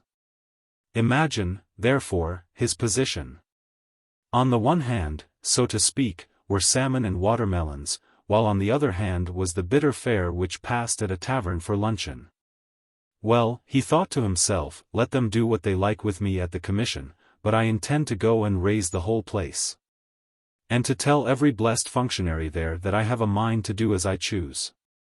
And in truth this bold impertinence of a man did have the hardihood to return to the commission. What do you want? Said the president. Why are you here for the 3rd time? You have had your orders given you. I dare say I have, he retorted, but I am not going to be put off with them. I want some cutlets to eat, and a bottle of French wine, and a chance to go and amuse myself at the theatre. Pardon me, said the president. What you really need, if I may venture to mention it, is a little patience. You have been given something for food until the military committee shall have met, and then, doubtless, you will receive your proper reward. Seeing that it would not be seemly that a man who has served his country should be left destitute. On the other hand, if, in the meanwhile, you desire to indulge in cutlets and theatre-going, please understand that we cannot help you, but you must make your own resources. And try as best you can to help yourself. You can imagine that this went in at one of Kopeikin's ears, and out at the other, that it was like shooting peas at a stone wall. Accordingly he raised a turmoil which sent the staff flying. One by one, he gave the mob of secretaries and clerks a real good hammering. You, and you, and you, he said, do not even know your duties. You are lawbreakers. Yes, he trod every man of them under foot. At length the general himself arrived from another office, and sounded the alarm. What was to be done with a fellow like Kopeikin? The president saw that strong measures were imperative. Very well, he said. Since you decline to rest satisfied with what has been given you, and quietly to await the decision of your case in St. Petersburg, I must find you a lodging. Here, constable, remove the man to jail. Then a constable who had been called to the door, a constable 3 ells in height, and armed with a carbine, a man well fitted to guard a bank, placed our friend in a police wagon. Well, reflected Kopeikin, at least I shan't have to pay my fare for this ride. That's one comfort. Again, after he had ridden a little way, he said to himself, they told me at the commission to go and make my own means of enjoying myself. Very good. I'll do so. However, what became of Kopeikin, and whither he went, is known to no one. He sank, to use the poet's expression, into the waters of Lethe, and his doings now lie buried in oblivion. But allow me, gentlemen, to piece together the further threads of the story. Not 2 months later there appeared in the forests of Ryazan a band of robbers, and of that band the chieftain was none other than. Allow me, put in the head of the police department. You have said that Kopeikin had lost an arm and a leg, whereas Chichikov. To say anything more was unnecessary. The postmaster clapped his hand to his forehead, and publicly called himself a fool, though, later, he tried to excuse his mistake by saying that in England the science of mechanics had reached such a pitch that wooden legs were manufactured which would enable the wearer, on touching a spring, to vanish instantaneously from sight. Various other theories were then propounded, among them a theory that Chichikov was Napoleon, escaped from St. Helena and traveling about the world in disguise. And if it should be supposed that no such notion could possibly have been broached, let the reader remember that these events took place not many years after the French had been driven out of Russia, and that various prophets had since declared that Napoleon was Antichrist, and would one day escape from his island prison to exercise universal sway on earth. Nay, some good folk had even declared the letters of Napoleon's name to constitute the apocalyptic cipher. As a last resort, the tchinovniks decided to question Nozdrev, since not only had the latter been the first to mention the dead souls, but also he was supposed to stand on terms of intimacy with Chichikov. Accordingly the chief of police dispatched a note by the hand of a commissionaire. At the time Nozdrev was engaged on some very important business, so much so that he had not left his room for 4 days, and was receiving his meals through the window, and no visitors at all. The business referred to consisted of the marking of several dozen selected cards in such a way as to permit of his relying upon them as upon his bosom friend. Naturally he did not like having his retirement invaded, and at first consigned the commissionaire to the devil. But as soon as he learnt from the note that, since a novice at cards was to be the guest of the chief of police that evening, a call at the latter's house might prove a not wholly unprofitable, he relented, unlocked the door of his room, threw on the first garments that came to hand, and set forth. To every question put to him by the tchinovniks he answered firmly and with assurance. Chichikov, he averred, had indeed purchased dead souls, and to the tune of several thousand roubles. In fact, he, Nozdrev, had himself sold him some, and still saw no reason why he should not have done so. Next, to the question of whether or not he considered Chichikov to be a spy, he replied in the affirmative, and added that, as long ago as his and Chichikov's joint schooldays, the said Chichikov had been known as the informer, and repeatedly been thrashed by his companions on that account. Again, to the question of whether or not Chichikov was a forger of currency notes the deponent, as before, responded in the affirmative, and appended thereto an anecdote illustrative of Chichikov's extraordinary dexterity of hand, namely, an anecdote to that effect that, once upon a time, on learning that 2 million rubles worth of counterfeit notes were lying in Chichikov's house, the authorities had placed seals upon the building, and had surrounded it on every side with an armed guard. Whereupon Chichikov had, during the night, changed each of these seals for a new one, and also so arranged matters that, when the house was searched, the forged notes were found to be genuine ones. Again, to the question of whether or not Chichikov had schemed to abduct the governor's daughter, and also whether it was true that he, Nozdrev, had undertaken to aid and abet him in the act, The witness replied that, had he not undertaken to do so, the affair would never have come off. At this point the witness pulled himself up, on realizing that he had told a lie which might get him into trouble. But his tongue was not to be denied, the details trembling on its tip were too alluring, and he even went on to cite the name of the village church where the pair had arranged to be married. That of the priest who had performed the ceremony, the amount of the fees paid for the same, 75 rubles. And statements, 1. That the priest had refused to solemnize the wedding until Chichikov had frightened him by threatening to expose the fact that he, the priest, had married Mikhail, a local corn dealer, to his paramour, and, 2. That Chichikov had ordered both a koliaska for the couple's conveyance and relays of horses from the post-houses on the road. Nay, the narrative, as detailed by Nozdrev, even reached the point of his mentioning certain of the postilions by name. Next, the chinovniks sounded him on the question of Chichikov's possible identity with Napoleon. But before long they had reason to regret the step, for Nozdrev responded with a rambling rigmarole such as bore no resemblance to anything possibly conceivable. Finally, the majority of the audience left the room, and only the chief of police remained to listen, in the hope of gathering something more. But at last even he found himself forced to disclaim the speaker with a gesture which said, "The devil only knows what the fellow is talking about," and so voiced the general opinion that it was no use trying to gather figs of thistles. Meanwhile Chichikov knew nothing of these events. For, having contracted a slight chill, coupled with a sore throat, he had decided to keep his room for 3 days. During which time he gargled his throat with milk and fig juice, consumed the fruit from which the juice had been extracted, and wore around his neck a poultice of chamomile and camphor. Also, to while away the hours, he made new and more detailed lists of the souls which he had bought, perused a work by the Duchesse de la Vallière 36 rummaged in his portmanteau, looked through various articles and papers which he discovered in his dispatch box, and found every one of these occupations tedious. Nor could he understand why none of his official friends had come to see him and inquire after his health, seeing that, not long since, there had been standing in front of the inn the drozhkis both of the postmaster, the public prosecutor, and the president of the council. He wondered, and then, with a shrug of his shoulders, fell to pacing the room. At length he felt better, and his spirits rose at the prospect of once more going out into the fresh air. Wherefore, having shaved a plentiful growth of hair from his face, he dressed with such alacrity as almost to cause a split in his trousers, sprinkled himself with eau de cologne, and wrapping himself in warm clothes, and turning up the collar of his coat, sallied forth into the street.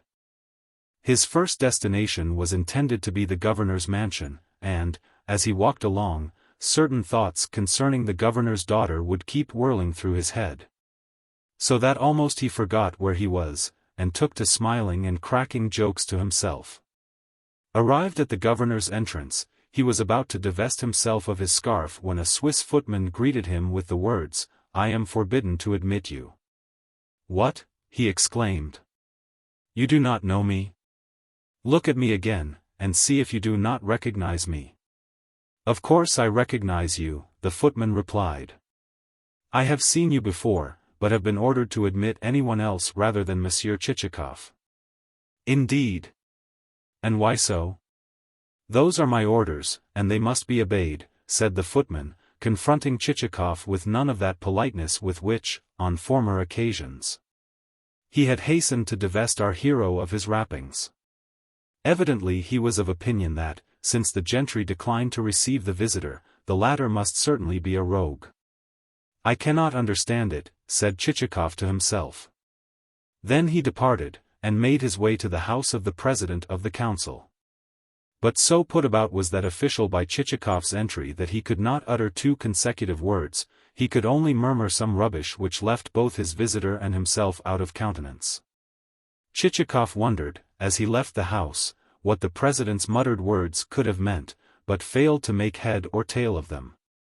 Next, he visited, in turn, the chief of police, the vice-governor, the postmaster, and others.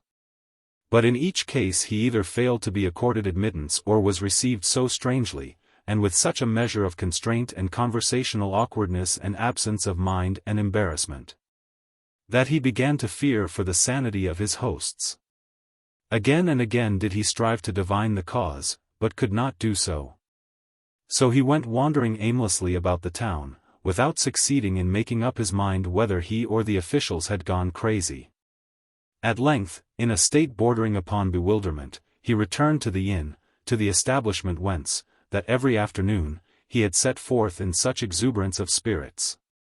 Feeling the need of something to do, he ordered tea, and, still marveling at the strangeness of his position, was about to pour out the beverage when the door opened and Nozdrev made his appearance. "What says the proverb?" he began. "To see a friend, 7 versts is not too long a round to make. I happened to be passing the house, saw a light in your window, and thought to myself, now, suppose I were to run up and pay him a visit? It is unlikely that he will be asleep. Ah, ha! I see tea on your table. Good. Then I will drink a cup with you, for I had wretched stuff for dinner, and it is beginning to lie heavy on my stomach. Also, tell your man to fill me a pipe." "Where is your own pipe?" "I never smoke," rejoined Chichikov drily. "Rubbish. As if I did not know what a chimney-pot you are. What is your man's name?" "Hi, Vakramai.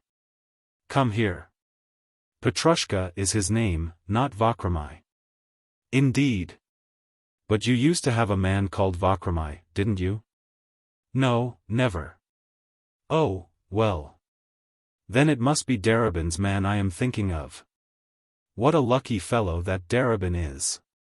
An aunt of his has gone and quarrelled with her son for marrying a serf woman, and has left all her property to him, to Darabin. Would that I had an aunt of that kind to provide against future contingencies.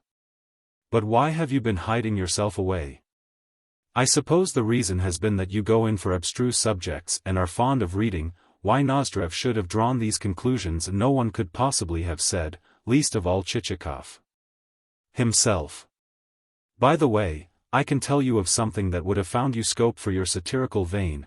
The conclusion as to Chichikov's satirical vein was, as before, altogether unwarranted on Nozdrev's part. That is to say, you would have seen Merchant Likachev losing a pile of money at play. My word, you would have laughed. A fellow with me named Perependev said, would that Chichikov had been here.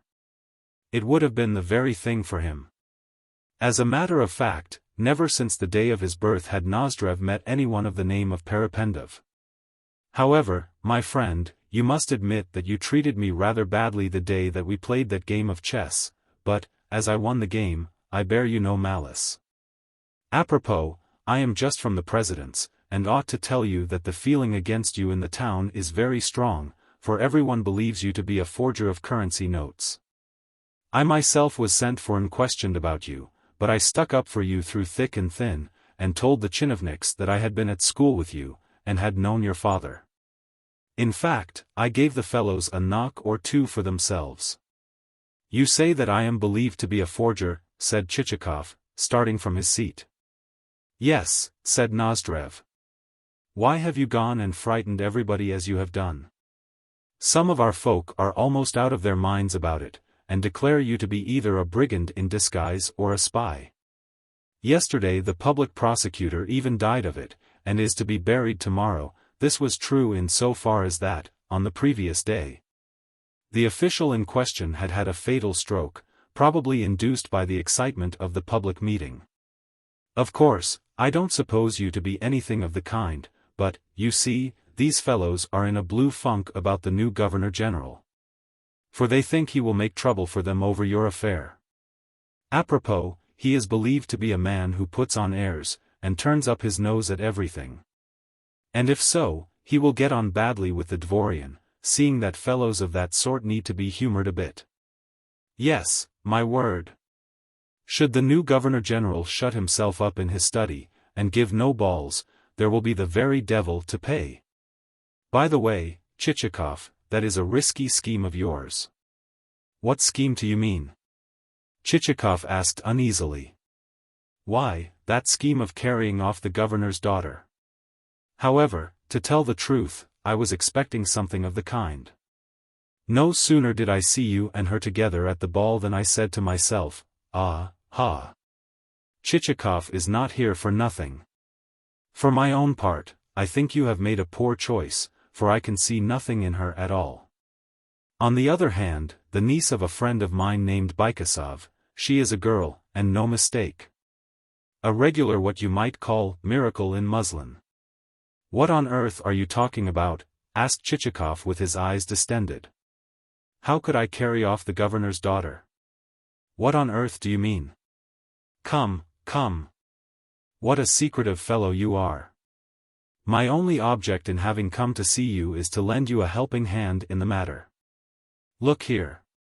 On condition that you will lend me 3,000 rubles, I will stand you the cost of the wedding, the kolyaska, and the relays of horses. I must have the money even if I die for it. Throughout Nozdrev's maunderings Chichikov had been rubbing his eyes to ascertain whether or not he was dreaming. What with the charge of being a forger, the accusation of having schemed an abduction, the death of the public prosecutor, whatever might have been its cause, and the advent of a new governor-general, he felt utterly dismayed.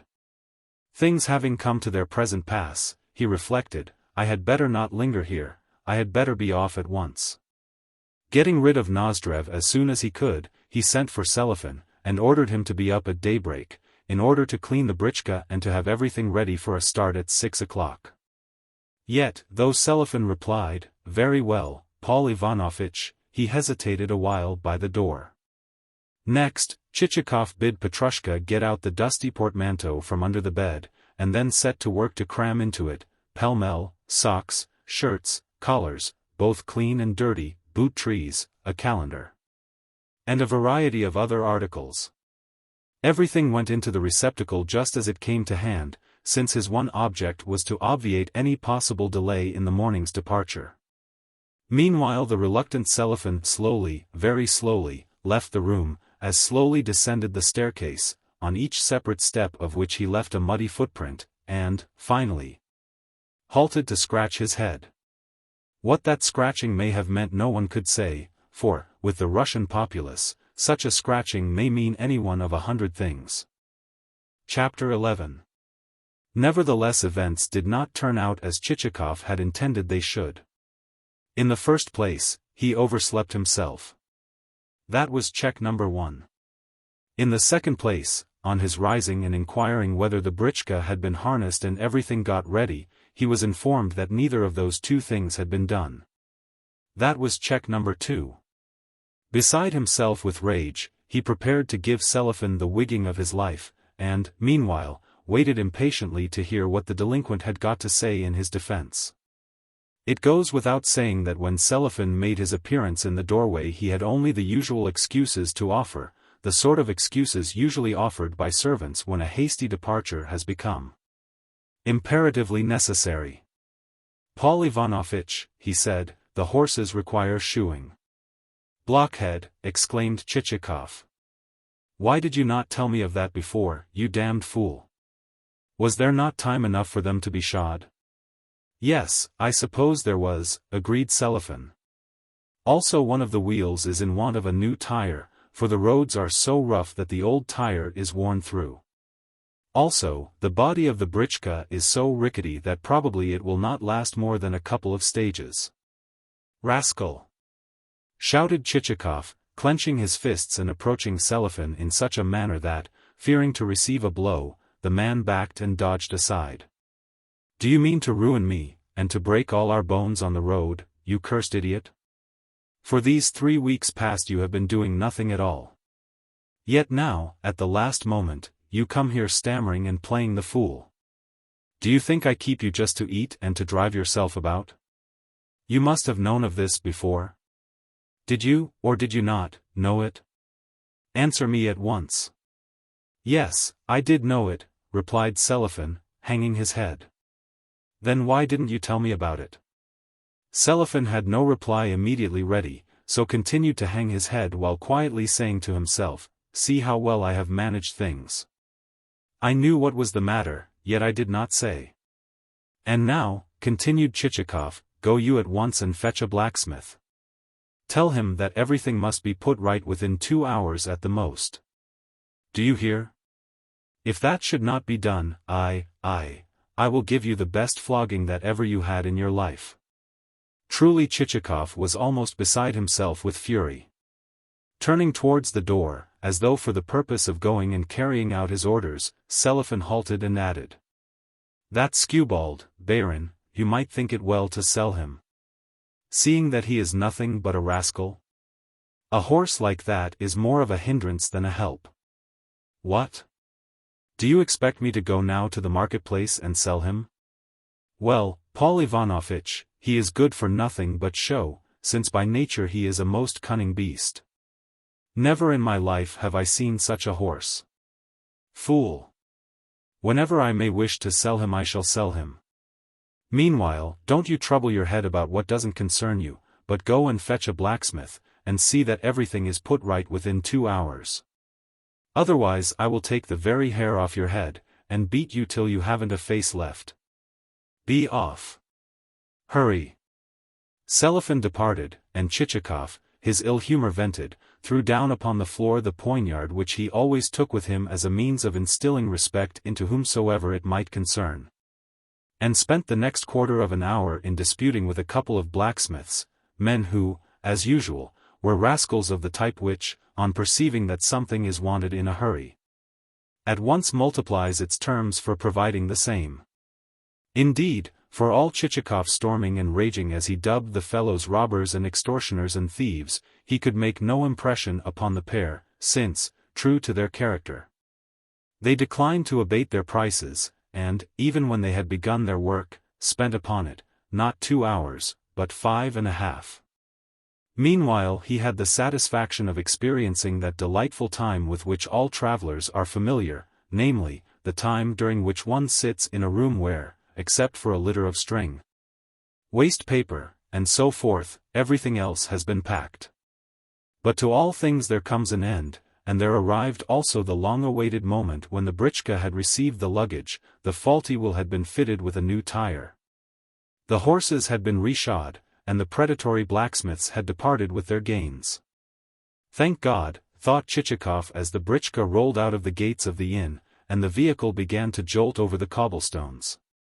Yet a feeling which he could not altogether have defined filled his breast as he gazed upon the houses and the streets and the garden walls which he might never see again. Presently, on turning a corner, the britchka was brought to a halt through the fact that along the street there was filing a seemingly endless funeral procession.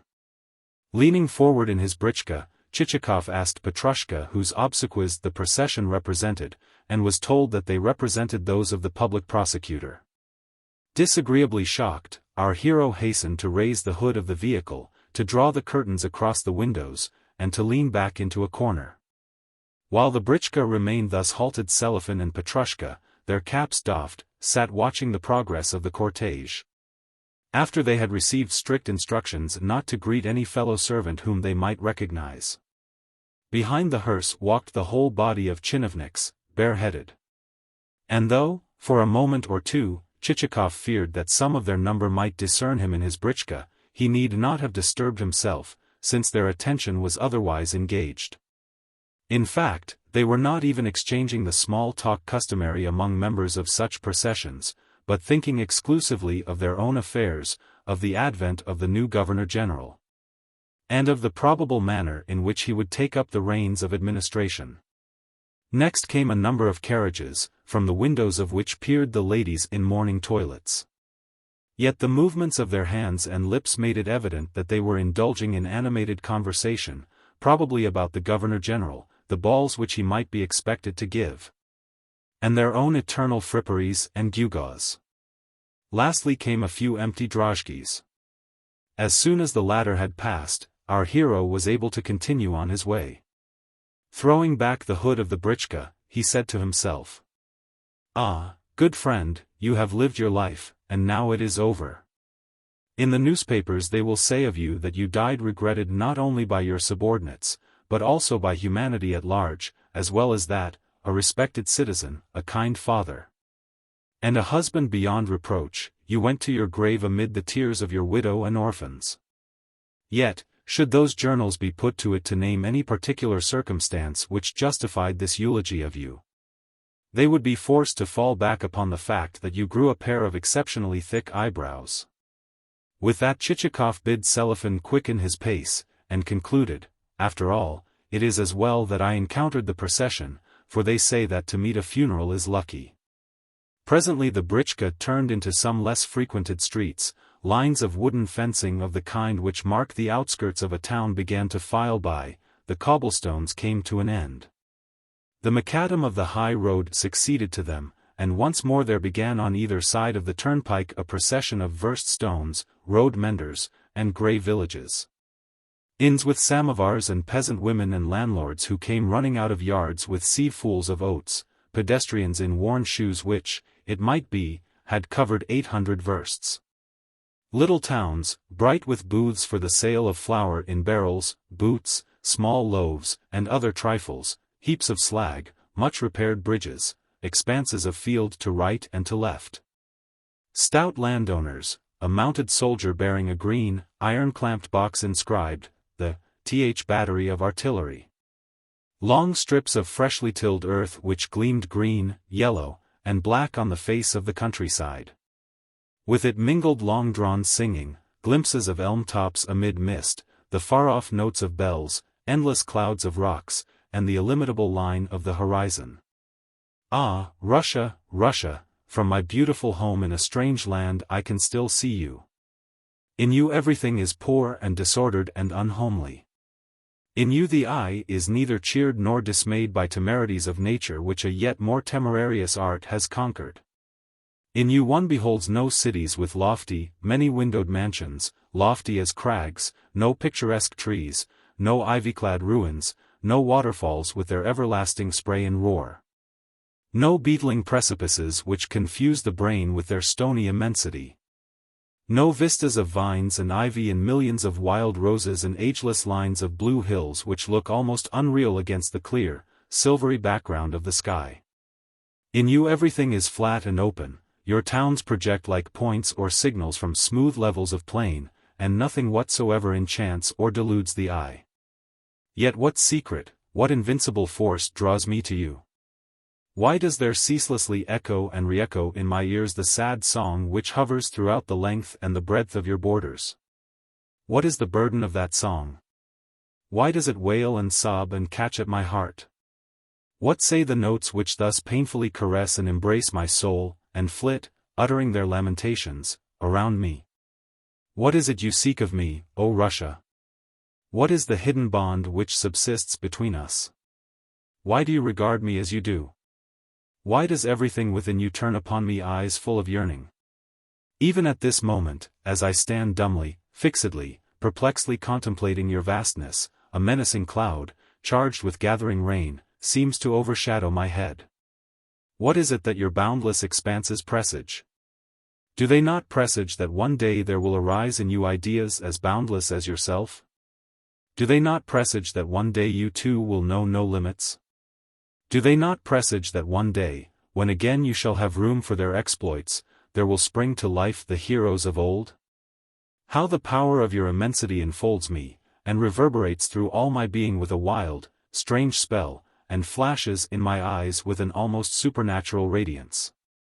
Yes, a strange, brilliant, unearthly vista indeed do you disclose, O Russia, country of mine. Stop, stop, you fool, shouted Chichikov to Selifan. And even as he spoke a troika, bound on government business, came chattering by, and disappeared in a cloud of dust.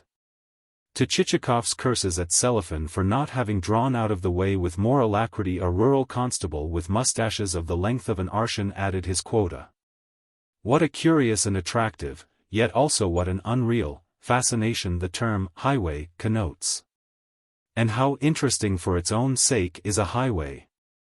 Should the day be a fine one, though chilly, in mellowing autumn, press closer your traveling cloak, and draw down your cap over your ears, and snuggle cozily, comfortably into a corner of the britchka before a last shiver shall course through your limbs, and the ensuing warmth shall put to flight the autumnal cold and damp. As the horses gallop on their way, how delightfully will drowsiness come stealing upon you, and make your eyelids droop. For a while, through your somnolence, you will continue to hear the hard breathing of the team and the rumbling of the wheels. But at length, sinking back into your corner, you will relapse into the stage of snoring. And when you awake, behold!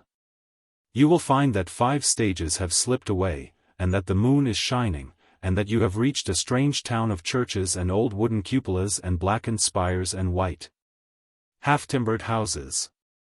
And as the moonlight glints hither and thither, almost you will believe that the walls and the streets and the pavements of the place are spread with sheets shot with coal-black shadows which make the wooden roofs look all the brighter under the slanting beams of the pale luminary.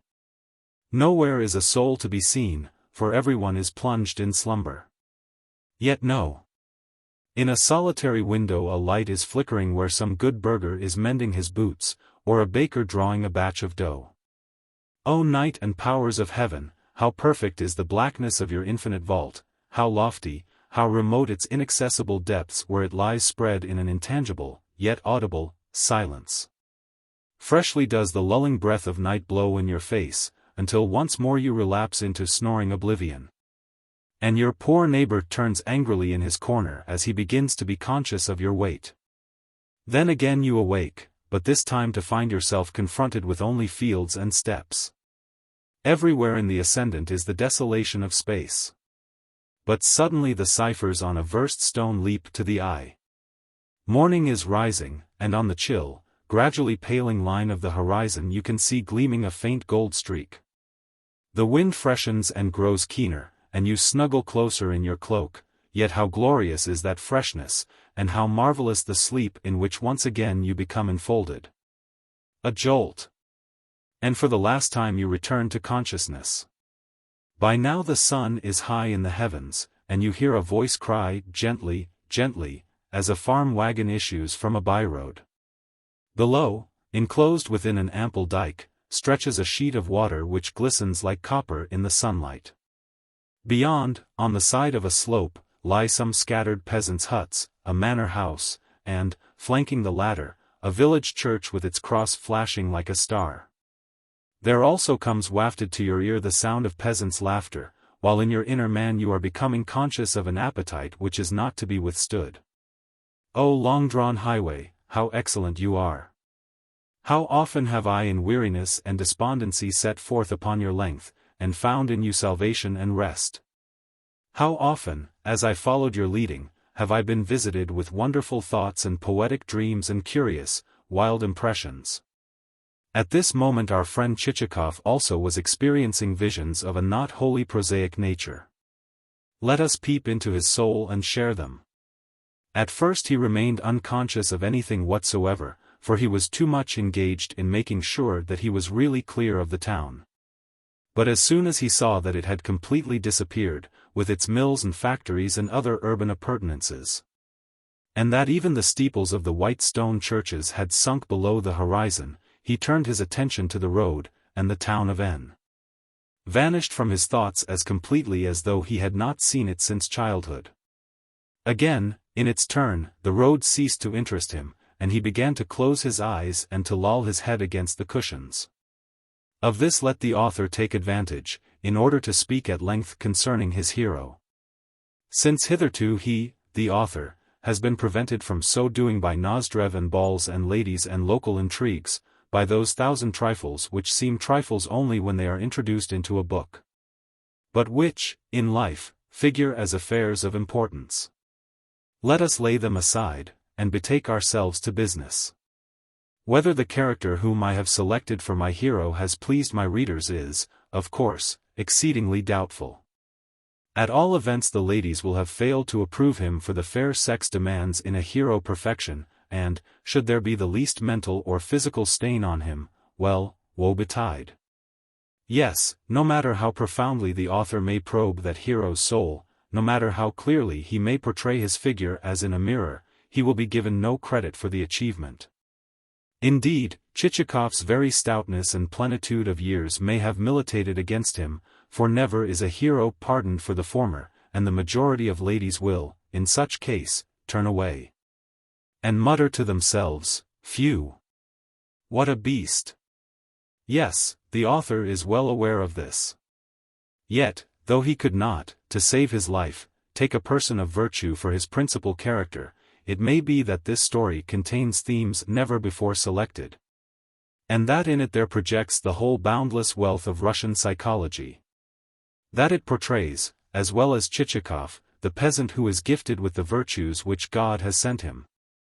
And the marvelous maiden of Russia who has not her like in all the world for her beautiful feminine spirituality, the roots of which lie buried in noble aspirations and boundless self-denial. In fact, compared with these types, the virtuous of other races seem lifeless, as does an inanimate volume when compared with the living word.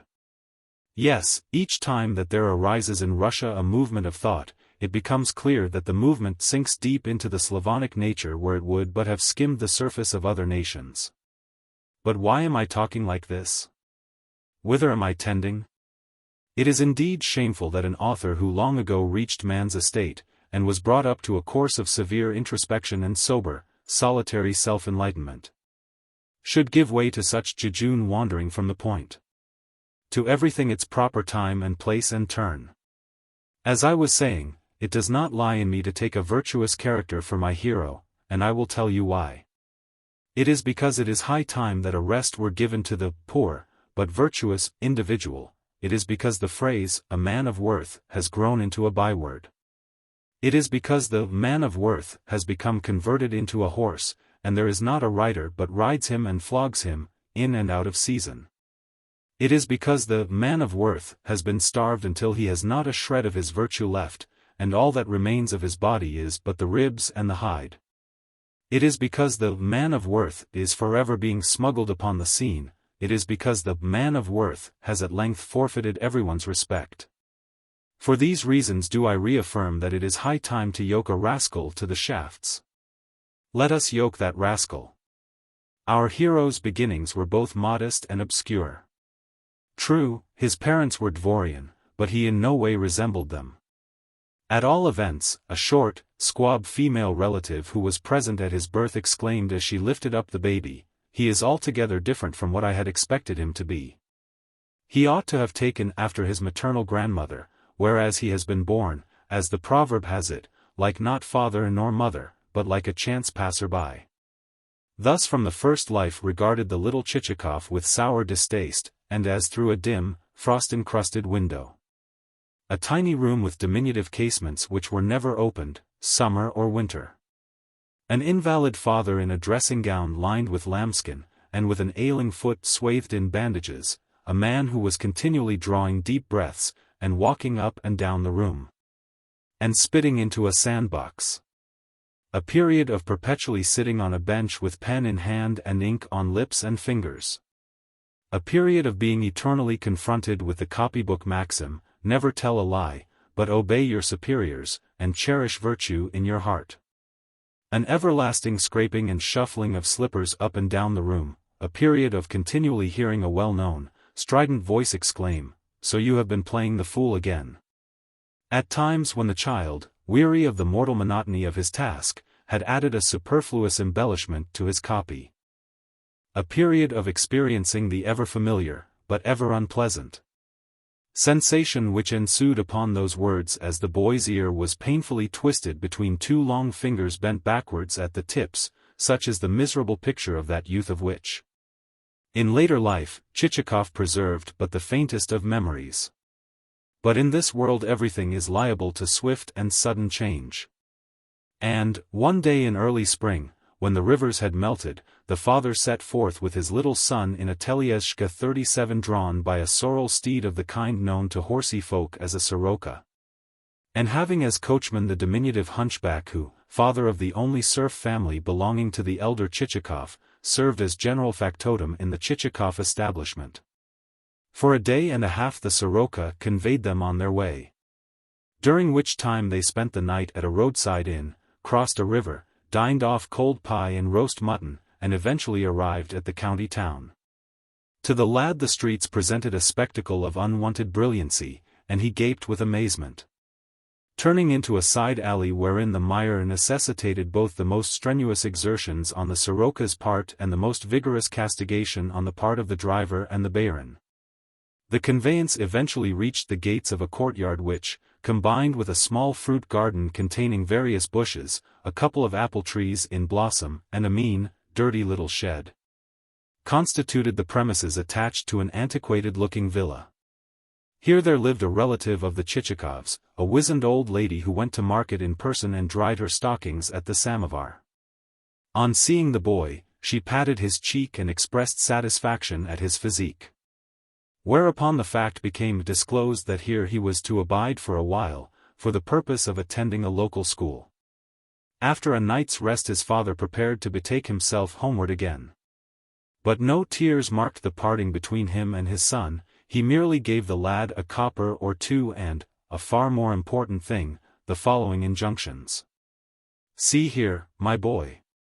Do your lessons well, do not idle or play the fool, and above all things, see that you please your teachers. So long as you observe these rules you will make progress, and surpass your fellows, even if God shall have denied you brains, and you should fail in your studies. Also, do not consort overmuch with your comrades, for they will do you no good, but, should you do so, then make friends with the richer of them, since one day they may be useful to you. Also, never entertain or treat anyone, but see that everyone entertains and treats you. Lastly, and above all else, keep and save your every kopeck. To save money is the most important thing in life. Always a friend or a comrade may fail you, and be the first to desert you in a time of adversity, but never will a kopeck fail you, whatever may be your plight. Nothing in the world cannot be done, cannot be attained, with the aid of money. These injunctions given, the father embraced his son, and set forth on his return. And though the son never again beheld his parent, the latter's words and precepts sank deep into the little Chichikov's soul. The next day young Pavlushka made his first attendance at school. But no special aptitude in any branch of learning did he display. Rather, his distinguishing characteristics were diligence and neatness. On the other hand, he developed great intelligence as regards the practical aspect of life. In a trice he divined and comprehended how things ought to be worked, and, from that time forth, bore himself towards his schoolfellows in such a way that, though they frequently gave him presents, he not only never returned the compliment, but even on occasions pocketed the gifts for the mere purpose of selling them again. Also, boy though he was, he acquired the art of self-denial. Of the trifle which his father had given him on parting he spent not a kopeck, but, the same year, actually added to his little store by fashioning a bullfinch of wax, painting it, and selling the same at a handsome profit.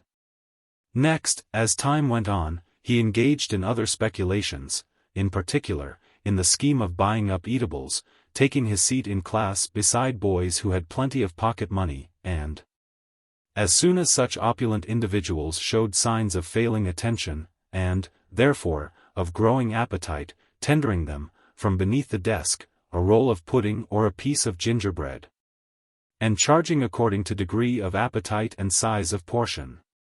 He also spent a couple of months in training a mouse, which he kept confined in a little wooden cage in his bedroom. At length, when the training had reached the point that, at the several words of command, the mouse would stand upon its hind legs, lie down, and get up again, he sold the creature for a respectable sum. Thus, in time, his gains attained the amount of 5 rubles, whereupon he made himself a purse and then started to fill a second receptacle of the kind. Still more studied was his attitude towards the authorities. No one could sit more quietly in his place on the bench than he. In the same connection it may be remarked that his teacher was a man who, above all things, loved peace and good behavior, and simply could not abide clever, witty boys, since he suspected them of laughing at him. Consequently any lad who had once attracted the master's attention with a manifestation of intelligence needed but to shuffle in his place, or unintentionally to twitch an eyebrow, for the said master at once to burst into a rage, to turn the supposed offender out of the room, and to visit him with unmerciful punishment. "Ah, my fine fellow," he would say, I'll cure you of your impudence and want of respect. I know you through and through far better than you know yourself, and will take good care that you have to go down upon your knees and curb your appetite. Whereupon the wretched lad would, for no cause of which he was aware, be forced to wear out his breeches on the floor and go hungry for days. Talents and gifts, the schoolmaster would declare, are so much rubbish. I respect only good behavior, and shall award full marks to those who conduct themselves properly, even if they fail to learn a single letter of their alphabet, whereas to those in whom I may perceive a tendency to jocularity I shall award nothing, even though they should outdo Solon himself.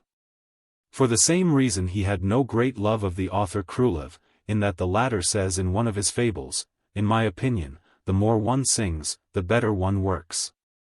And often the pedagogue would relate how, in a former school of his, the silence had been such that a fly could be heard buzzing on the wing. And for the space of a whole year not a single pupil sneezed or coughed in class, and so complete was the absence of all sound that no one could have told that there was a soul in the place. Of this mentor young Chichikov speedily appraised the mentality, wherefore he fashioned his behavior to correspond with it. Not an eyelid, not an eyebrow, would he stir during school hours, howsoever many pinches he might receive from behind. And only when the bell rang would he run to anticipate his fellows in handing the master the three-cornered cap which that dignitary customarily sported. And then to be the first to leave the classroom, and contrive to meet the master not less than 2 or 3 times as the latter walked homeward, in order that, on each occasion, he might doff his cap. And the scheme proved entirely successful. Throughout the period of his attendance at school he was held in high favor, and, on leaving the establishment, received full marks for every subject, as well as a diploma and a book inscribed, in gilt letters, for exemplary diligence and the perfection of good conduct. By this time he had grown into a fairly good-looking youth of the age when the chin first calls for a razor. And at about the same period his father died, leaving behind him, as his estate, for waistcoats completely worn out, 2 ancient frock-coats, and a small sum of money. Apparently he had been skilled only in recommending the saving of kopecks, not in actually practicing the art. Upon that Chichikov sold the old house and its little parcel of land for 1,000 rubles, and removed, with his one serf and the serf's family, to the capital, where he set about organizing a new establishment and entering the civil service. Simultaneously with his doing so, his old schoolmaster lost, through stupidity or otherwise, the establishment over which he had hitherto presided, and in which he had set so much store by silence and good behavior. Grief drove him to drink, and when nothing was left, even for that purpose, he retired, ill, helpless, and starving, into a broken-down, cheerless hovel. But certain of his former pupils, the same clever, witty lads whom he had once been wont to accuse of impertinence and evil conduct generally, heard of his pitiable plight, and collected for him what money they could, even to the point of selling their own necessaries.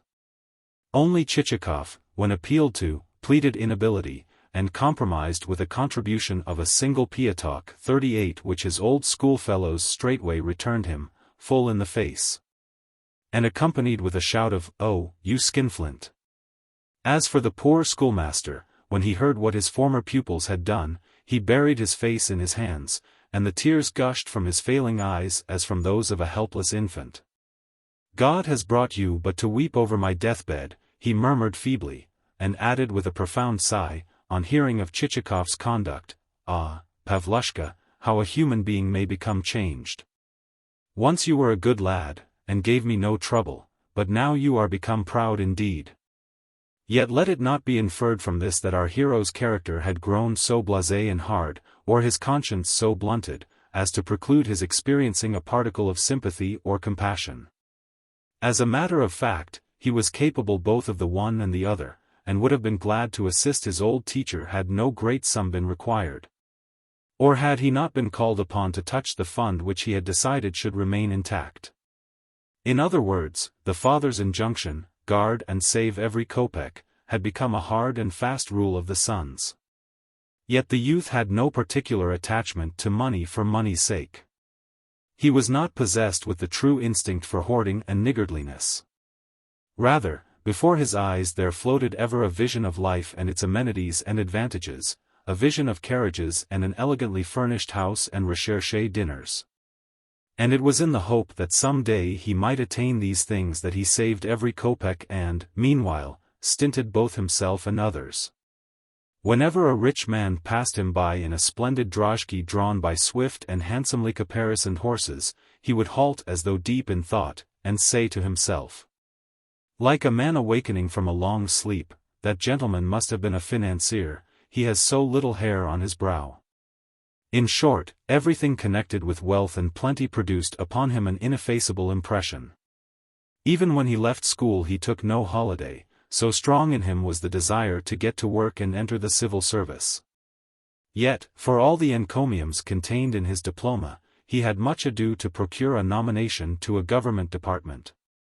And only after a long time was a minor post found for him, at a salary of 30 or 40 rubles a year. Nevertheless, wretched though this appointment was, he determined, by strict attention to business, to overcome all obstacles, and to win success. And, indeed, the self-denial, the patience, and the economy which he displayed were remarkable. From early morn until late at night he would, with indefatigable zeal of body and mind, remain immersed in his sordid task of copying official documents, never going home. Snatching what sleep he could on tables in the building, and dining with the watchman on duty. Yet all the while he contrived to remain clean and neat, to preserve a cheerful expression of countenance, and even to cultivate a certain elegance of movement. In passing, it may be remarked that his fellow tchinovniks were a peculiarly plain, unsightly lot, some of them having faces like badly baked bread, swollen cheeks, receding chins, and cracked and blistered upper lips. Indeed, not a man of them was handsome. Also, their tone of voice always contained a note of sullenness, as though they had a mind to knock someone on the head. And by their frequent sacrifices to Bacchus they showed that even yet there remains in the Slavonic nature a certain element of paganism. Nay, the director's room itself they would invade while still licking their lips, and since their breath was not over-aromatic, the atmosphere of the room grew not over-pleasant. Naturally, among such an official staff a man like Chichikov could not fail to attract attention and remark, since in everything, in cheerfulness of demeanor, in suavity of voice, and in complete neglect of the use of strong potions, he was the absolute antithesis of his companions.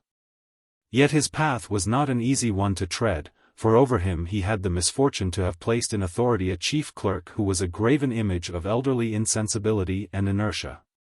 Always the same, always unapproachable, this functionary could never in his life have smiled or asked civilly after an acquaintance's health. Nor had anyone ever seen him a whit different in the street or at his own home from what he was in the office, or showing the least interest in anything whatever, or getting drunk and relapsing into jollity in his cups, or indulging in that species of wild gaiety which, when intoxicated, even a burglar affects. No, not a particle of this was there in him. Nor, for that matter, was there in him a particle of anything at all, whether good or bad, which complete negativeness of character produced rather a strange effect. In the same way, his wizened, marble-like features reminded one of nothing in particular, so primly proportioned were they. Only the numerous pockmarks and dimples with which they were pitted placed him among the number of those over whose faces, to quote the popular saying, the devil has walked by night to grind peas. In short, it would seem that no human agency could have approached such a man and gained his goodwill. Yet Chichikov made the effort. As a first step, he took to consulting the other's convenience in all manner of insignificant trifles, to cleaning his pens carefully, and, when they had been prepared exactly to the chief clerk's liking, laying them ready at his elbow, to dusting and sweeping from his table all superfluous sand and tobacco ash, to procuring a new mat for his inkstand, to looking for his hat, the meanest-looking hat that ever the world beheld, and having it ready for him at the exact moment when business came to an end, to brushing his back if it happened to become smeared with whitewash from a wall. Yet all this passed as unnoticed as though it had never been done. Finally, Chichikov sniffed into his superior's family and domestic life, and learnt that he possessed a grown-up daughter on whose face also there had taken place a nocturnal, diabolical grinding of peas. Here was a quarter whence a fresh attack might be delivered. After ascertaining what church the daughter attended on Sundays, our hero took to contriving to meet her in a neat suit and a well-starched dickey, and soon the scheme began to work. The surly chief clerk wavered for a while, then ended by inviting Chichikov to tea.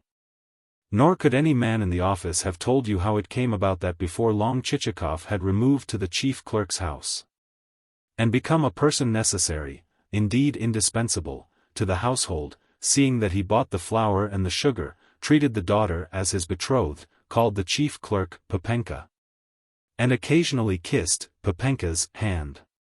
In fact, everyone at the office supposed that, at the end of February, i.e. before the beginning of Lent, there would take place a wedding. Nay, the surly father even began to agitate with the authorities on Chichikov's behalf, and so enabled our hero, on a vacancy occurring, to attain the stool of a chief clerk. Apparently this marked the consummation of Chichikov's relations with his host, for he hastened stealthily to pack his trunk and, the next day, figured in a fresh lodging. Also, he ceased to call the chief clerk Papenka, or to kiss his hand, and the matter of the wedding came to as abrupt a termination as though it had never been mooted. Yet also he never failed to press his late host's hand, whenever he met him, and to invite him to tea. While, on the other hand, for all his immobility and dry indifference, the chief clerk never failed to shake his head with a muttered, "Ah, my fine fellow, you have grown too proud. You have grown too proud." The foregoing constituted the most difficult step that our hero had to negotiate. Thereafter things came with greater ease and swifter success. Everywhere he attracted notice, for he developed within himself everything necessary for this world, namely, charm of manner and bearing, and great diligence in business matters. Armed with these resources, he next obtained promotion to what is known as a fat post, and used it to the best advantage. And even though, at that period, strict inquiry had begun to be made into the whole subject of bribes, such inquiry failed to alarm him, nay, he actually turned it to account and thereby manifested the Russian resourcefulness which never fails to attain its zenith where extortion is concerned. His method of working was the following. As soon as a petitioner or a suitor put his hand into his pocket, to extract thence the necessary letters of recommendation for signature, Chichikov would smilingly exclaim as he detained his interlocutor's hand, "No, no. Surely you do not think that I... But no, no. It is our duty, it is our obligation, and we do not require rewards for doing our work properly. So far as your matter is concerned, you may rest easy. Everything shall be carried through tomorrow. But may I have your address? There is no need to trouble yourself, seeing that the documents can easily be brought to you at your residence." Upon which the delighted suitor would return home in raptures, thinking, "Here, at long last, is the sort of man so badly needed. A man of that kind is a jewel beyond price." Yet for a day, for 2 days, nay, even for 3, the suitor would wait in vain so far as any messengers with documents were concerned. Then he would repair to the office, to find that his business had not so much as been entered upon. Lastly, he would confront the jewel beyond price. "Oh, pardon me, pardon me," Chichikov would exclaim in the politest of tones as he seized and grasped the visitor's hands. "The truth is that we have such a quantity of business on hand. But the matter shall be put through tomorrow, and in the meanwhile I am most sorry about it." And with this would go the most fascinating of gestures. Yet neither on the morrow, nor on the day following, nor on the third would documents arrive at the suitor's abode. Upon that he would take thought as to whether something more ought not to have been done. And, sure enough, on his making inquiry, he would be informed that something will have to be given to the copyists. "Well, there can be no harm in that," he would reply. "As a matter of fact, I have ready a Chetvertak 39 or 2. "Oh, no, no," the answer would come. "Not a Chetvertak per copyist, but a rouble, is the fee." "What? A ruble per copyist? Certainly. What is there to grumble at in that? Of the money the copyists will receive a chetvertak apiece, and the rest will go to the government. Upon that the disillusioned suitor would fly out upon the new order of things brought about by the inquiry into illicit fees, and curse both the tchinovniks and their uppish, insolent behavior. Once upon a time, would the suitor lament, one did know what to do. Once one had tipped the director a banknote, one's affair was, so to speak, in the hat. But now one has to pay a ruble per copyist after waiting a week because otherwise it was impossible to guess how the wind might set. The devil fly away with all the disinterested and trustworthy tchinovniks. And certainly the aggrieved suitor had reason to grumble, seeing that, now that bribe-takers had ceased to exist, and directors had uniformly become men of honor and integrity, secretaries and clerks ought not with impunity to have continued their thievish ways. In time there opened out to Chichikov a still wider field, for a commission was appointed to supervise the erection of a government building, and, on his being nominated to that body, he proved himself one of its most active members. The commission got to work without delay, but for a space of 6 years had some trouble with the building in question. Either the climate hindered operations or the materials used were of the kind which prevents official edifices from ever rising higher than the basement. But, meanwhile, other quarters of the town saw arise, for each member of the commission, a handsome house of the non-official style of architecture. Clearly the foundation afforded by the soil of those parts was better than that where the government building was still engaged in hanging fire. Likewise the members of the commission began to look exceedingly prosperous, and to blossom out into family life. And, for the first time in his existence, even Chichikov also departed from the iron laws of his self-imposed restraint and inexorable self-denial, and so far mitigated his heretofore asceticism as to show himself a man not averse to those amenities which, during his youth, he had been capable of renouncing. That is to say, certain superfluities began to make their appearance in his establishment. He engaged a good cook, took to wearing linen shirts, bought for himself cloth of a pattern worn by no one else in the province, figured in checks shot with the brightest of reds and browns, fitted himself out with 2 splendid horses, which he drove with a single pair of reins, added to a ring attachment for the trace horse, developed a habit of washing with a sponge dipped in eau de cologne, and invested in soaps of the most expensive quality, in order to communicate to his skin a more elegant polish. But suddenly there appeared upon the scene a new director, a military man, and a martinet as regarded his hostility to bribe-takers and anything which might be called irregular. On the very day after his arrival he struck fear into every breast by calling for accounts, discovering hosts of deficits and missing sums, and directing his attention to the aforesaid fine houses of civilian architecture. Upon that there ensued a complete reshuffling. Tchinovniks were retired wholesale, and the houses were sequestrated to the government, or else converted into various pious institutions and schools for soldiers' children. Thus the whole fabric, and especially Chichikov, came crashing to the ground. Particularly did our hero's agreeable face displease the new director. Why that was so it is impossible to say, but frequently, in cases of the kind, no reason exists. However, the director conceived a mortal dislike to him, and also extended that enmity to the whole of Chichikov's colleagues. But inasmuch as the said director was a military man, he was not fully acquainted with the myriad subtleties of the civilian mind. Wherefore it was not long before, by dint of maintaining a discreet exterior, added to a faculty for humoring all and sundry, a fresh gang of tchinovniks succeeded in restoring him to mildness. And the general found himself in the hands of greater thieves than before, but thieves whom he did not even suspect, seeing that he believed himself to have selected men fit and proper, and even ventured to boast of possessing a keen eye for talent. In a trice the tchinovniks concerned appraised his spirit and character, with the result that the entire sphere over which he ruled became an agency for the detection of irregularities.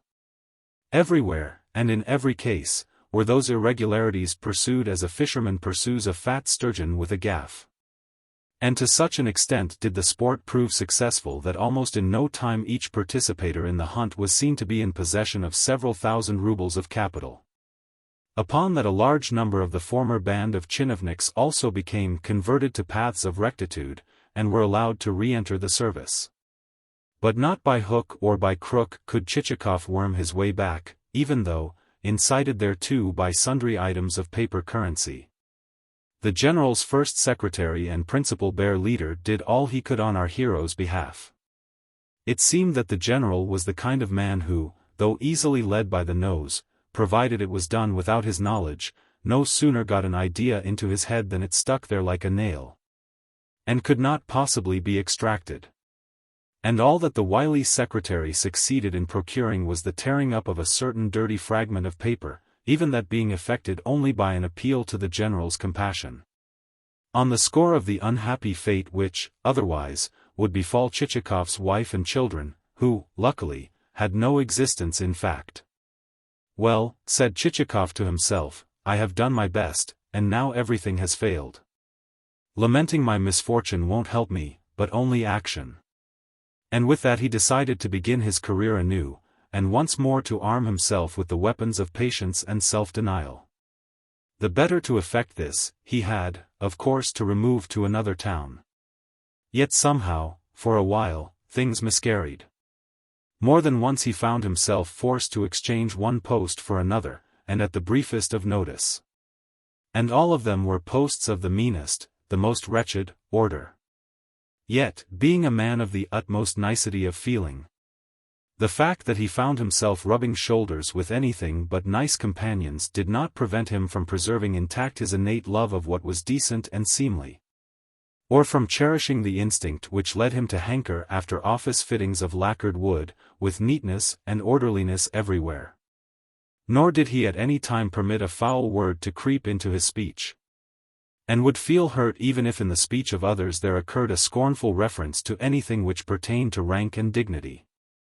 Also, the reader will be pleased to know that our hero changed his linen every other day, and in summer, when the weather was very hot, every day, seeing that the very faintest suspicion of an unpleasant odor offended his fastidiousness. For the same reason it was his custom, before being valeted by Petrushka, always to plug his nostrils with a couple of cloves. In short, there were many occasions when his nerves suffered rackings as cruel as a young girl's, and so helped to increase his disgust at having once more to associate with men who set no store by the decencies of life. Yet, though he braced himself to the task, this period of adversity told upon his health, and he even grew a trifle shabby. More than once, on happening to catch sight of himself in the mirror, he could not forbear exclaiming, "Holy Mother of God, but what a nasty-looking brute I have become!" And for a long while afterwards could not with anything like sang-froid contemplate his reflection. Yet throughout he bore up stoutly and patiently, and ended by being transferred to the customs department. It may be said that the department had long constituted the secret goal of his ambition, for he had noted the foreign elegancies with which its officials always contrived to provide themselves, and had also observed that invariably they were able to send presents of china and cambric to their sisters and aunts, well, to their lady friends generally. Yes, more than once he had said to himself with a sigh, that is the department to which I ought to belong, for, given a town near the frontier, and a sensible set of colleagues, I might be able to fit myself out with excellent linen shirts. Also, it may be said that most frequently of all had his thoughts turned towards a certain quality of French soap which imparted a peculiar whiteness to the skin and a peerless freshness to the cheeks.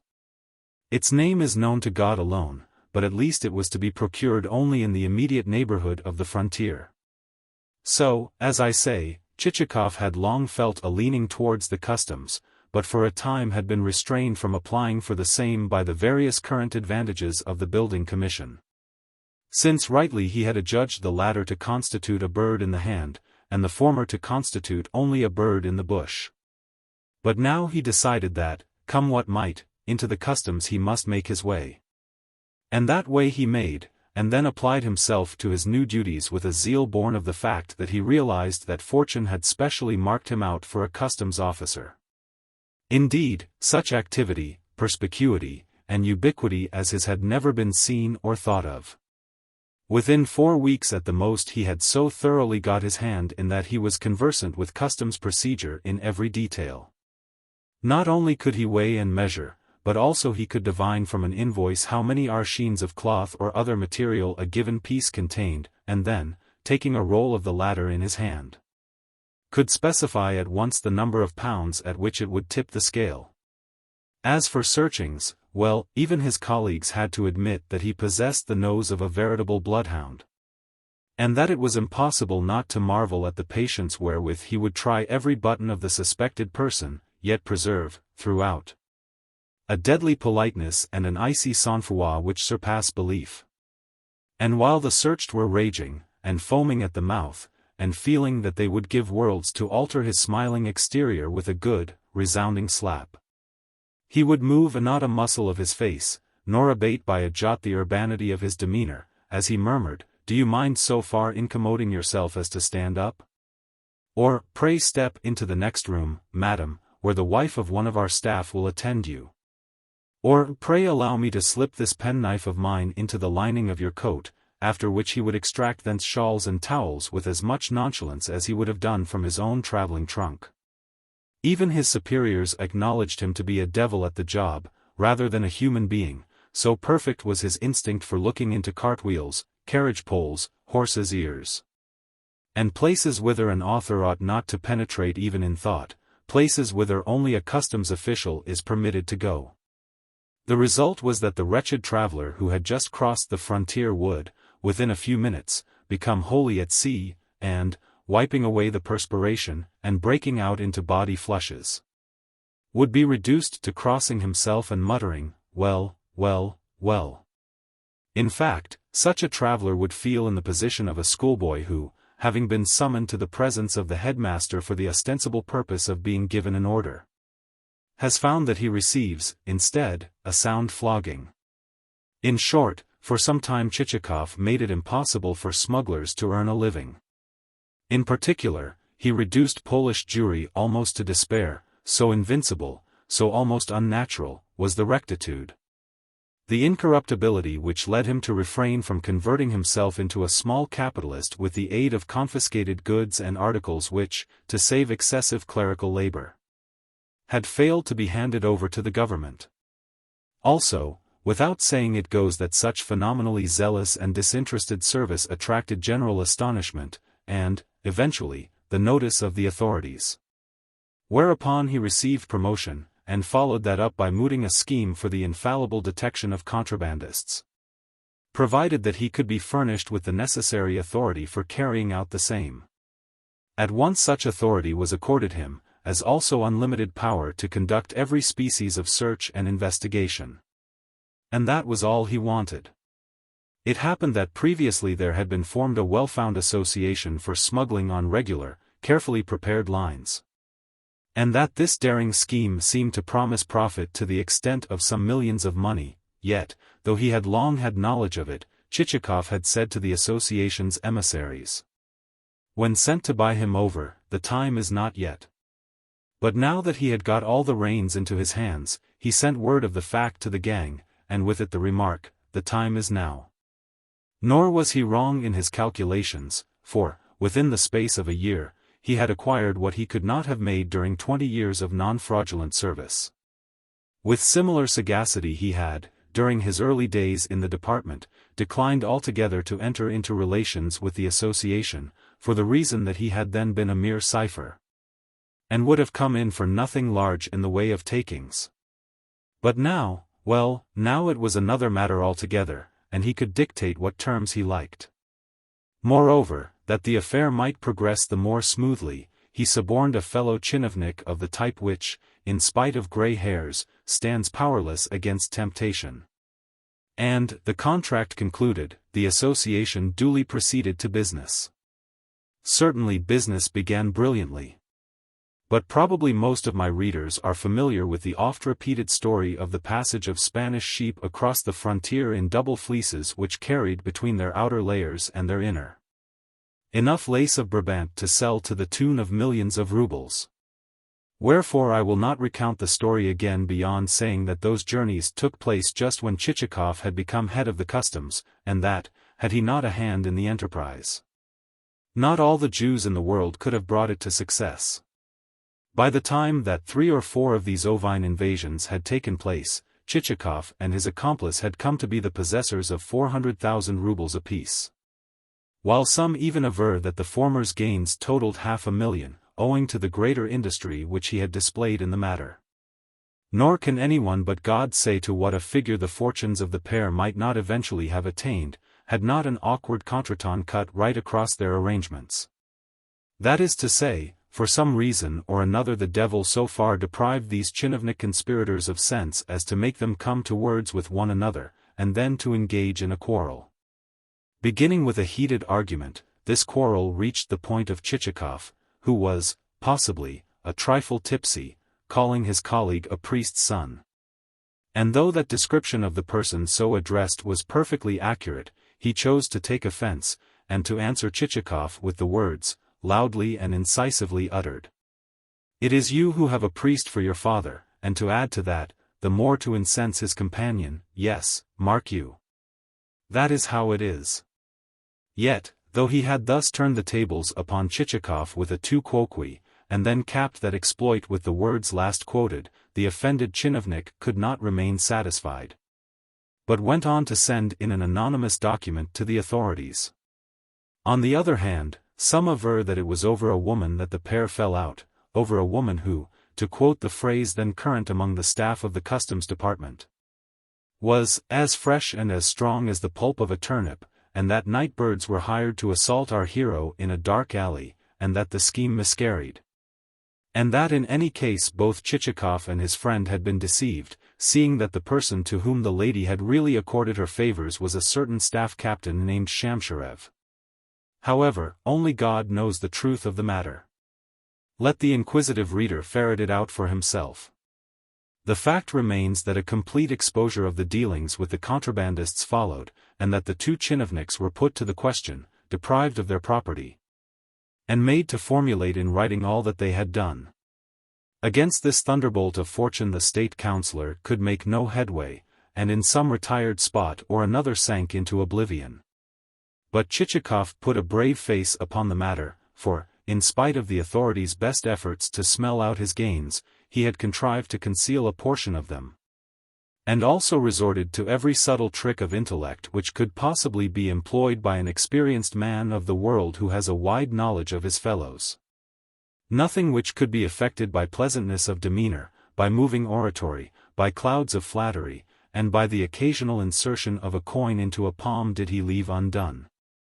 With the result that he was retired with less ignominy than was his companion, and escaped actual trial on a criminal charge. Yet he issued stripped of all his capital, stripped of his imported effects, stripped of everything. That is to say, all that remained to him consisted of 10,000 rubles which he had stored against a rainy day, 2 dozen linen shirts, a small britchka of the type used by bachelors, and 2 serving men named Selifan and Petrushka. Yes, and an impulse of kindness moved the chinovniks of the customs also to set aside for him a few cakes of the soap which he had found so excellent for the freshness of the cheeks. Thus once more our hero found himself stranded. And what an accumulation of misfortunes had descended upon his head, though, true, he termed them suffering in the service in the cause of truth. Certainly one would have thought that, after these buffetings and trials and changes of fortune, after this taste of the sorrows of life, he and his precious 10,000 rubles would have withdrawn to some peaceful corner in a provincial town, where, clad in a stuff dressing gown, he could have sat and listened to the peasants quarreling on festival days. Or, for the sake of a breath of fresh air, have gone in person to the poulterers to finger chickens for soup, and so have spent a quiet, but not wholly useless, existence. But nothing of the kind took place, and therein we must do justice to the strength of his character. In other words, although he had undergone what, to the majority of men, would have meant ruin and discouragement and a shattering of ideals, he still preserved his energy. True, downcast and angry, and full of resentment against the world in general, he felt furious with the injustice of fate, and dissatisfied with the dealings of men. Yet he could not forbear courting additional experiences. In short, the patience which he displayed was such as to make the wooden persistency of the German, a persistency merely due to the slow, lethargic circulation of the Teuton's blood, seem nothing at all, seeing that by nature Chichikov's blood flowed strongly, and that he had to employ much force of will to curb within himself those elements which longed to burst forth and revel in freedom. He thought things over, and, as he did so, a certain spice of reason appeared in his reflections. "How have I come to be what I am?" he said to himself. "Why has misfortune overtaken me in this way? Never have I wronged a poor person, or robbed a widow, or turned anyone out of doors. I have always been careful only to take advantage of those who possess more than their share. Moreover, I have never gleaned anywhere but where everyone else was gleaning, and, had I not done so, others would have gleaned in my place. Why, then, should those others be prospering, and I be sunk as low as a worm? What am I? What am I good for? How can I, in future, hope to look any honest father of a family in the face? How shall I escape being tortured with the thought that I am cumbering the ground? What, in the years to come, will my children say, save that, our father was a brute, for he left us nothing to live upon?" Here I may remark that we have seen how much thought Chichikov devoted to his future descendants. Indeed, had not there been constantly recurring to his mind the insistent question, "What will my children say?" he might not have plunged into the affair so deeply. Nevertheless, like a wary cat which glances hither and thither to see whether its mistress be not coming before it can make off with whatsoever first falls to its paw, butter, fat, lard, a duck, or anything else, so our future founder of a family continued, though weeping and bewailing his lot, to let not a single detail escape his eye. That is to say, he retained his wits ever in a state of activity, and kept his brain constantly working. All that he required was a plan. Once more he pulled himself together, once more he embarked upon a life of toil, once more he stinted himself in everything, once more he left clean and decent surroundings for a dirty, mean existence. In other words, until something better should turn up, he embraced the calling of an ordinary attorney, a calling which, not then possessed of a civic status, was jostled on every side, enjoyed little respect at the hands of the minor legal fry, or, indeed, at its own, and perforce met with universal slights and rudeness. But sheer necessity compelled Chichikov to face these things. Among commissions entrusted to him was that of placing in the hands of the public trustee several hundred peasants who belonged to a ruined estate. The estate had reached its parlous condition through cattle disease, through rascally bailiffs, through failures of the harvest, through such epidemic diseases that had killed off the best workmen, and, last, but not least, through the senseless conduct of the owner himself, who had furnished a house in Moscow in the latest style, and then squandered his every kopeck, so that nothing was left for his further maintenance, and it became necessary to mortgage the remains, including the peasants, of the estate. In those days mortgage to the treasury was an innovation looked upon with reserve, and, as attorney in the matter, Chichikov had first of all to entertain every official concerned. We know that unless that be previously done, unless a whole bottle of Madeira first be emptied down each clerical throat, not the smallest legal affair can be carried through, and to explain, for the barring of future attachments, that half of the peasants were dead. "And are they entered on the revision lists?" asked the secretary. "Yes," replied Chichikov. "Then what are you boggling at?" continued the secretary. "Should one soul die, another will be born, and in time grow up to take the first one's place." Upon that there dawned on our hero one of the most inspired ideas which ever entered the human brain. "What a simpleton I am," he thought to himself. "Here am I looking about for my mittens when all the time I have got them tucked into my belt. Why, were I myself to buy up a few souls which are dead, to buy them before a new revision list shall have been made, the Council of Public Trust might pay me 200 rubles apiece for them. And I might find myself with, say, a capital of 200,000 rubles. The present moment is particularly propitious, since in various parts of the country there has been an epidemic, and, glory be to God, a large number of souls have died of it. Nowadays landowners have taken to card-playing and junketing and wasting their money, or to joining the civil service in St. Petersburg. Consequently their estates are going to rack and ruin, and being managed in any sort of fashion, and succeeding in paying their dues with greater difficulty each year. That being so, not a man of the lot but would gladly surrender to me his dead souls rather than continue paying the poll tax, and in this fashion I might make, well, not a few kopecks. Of course there are difficulties, and, to avoid creating a scandal, I should need to employ plenty of finesse, but man was given his brain to use, not to neglect. One good point about the scheme is that it will seem so improbable that in case of an accident, no one in the world will believe in it. True, it is illegal to buy or mortgage peasants without land, but I can easily pretend to be buying them only for transferment elsewhere. Land is to be acquired in the provinces of Taurida and Kherson almost for nothing, provided that one undertakes subsequently to colonize it. So to Kherson I will transfer them, and long may they live there. And the removal of my dead souls shall be carried out in the strictest legal form. And if the authorities should want confirmation by testimony, I shall produce a letter signed by my own superintendent of the Chersonian rural police, that is to say, by myself. Lastly, the supposed village in Kherson shall be called Chichikovo, better still Pavlovsko, according to my Christian name.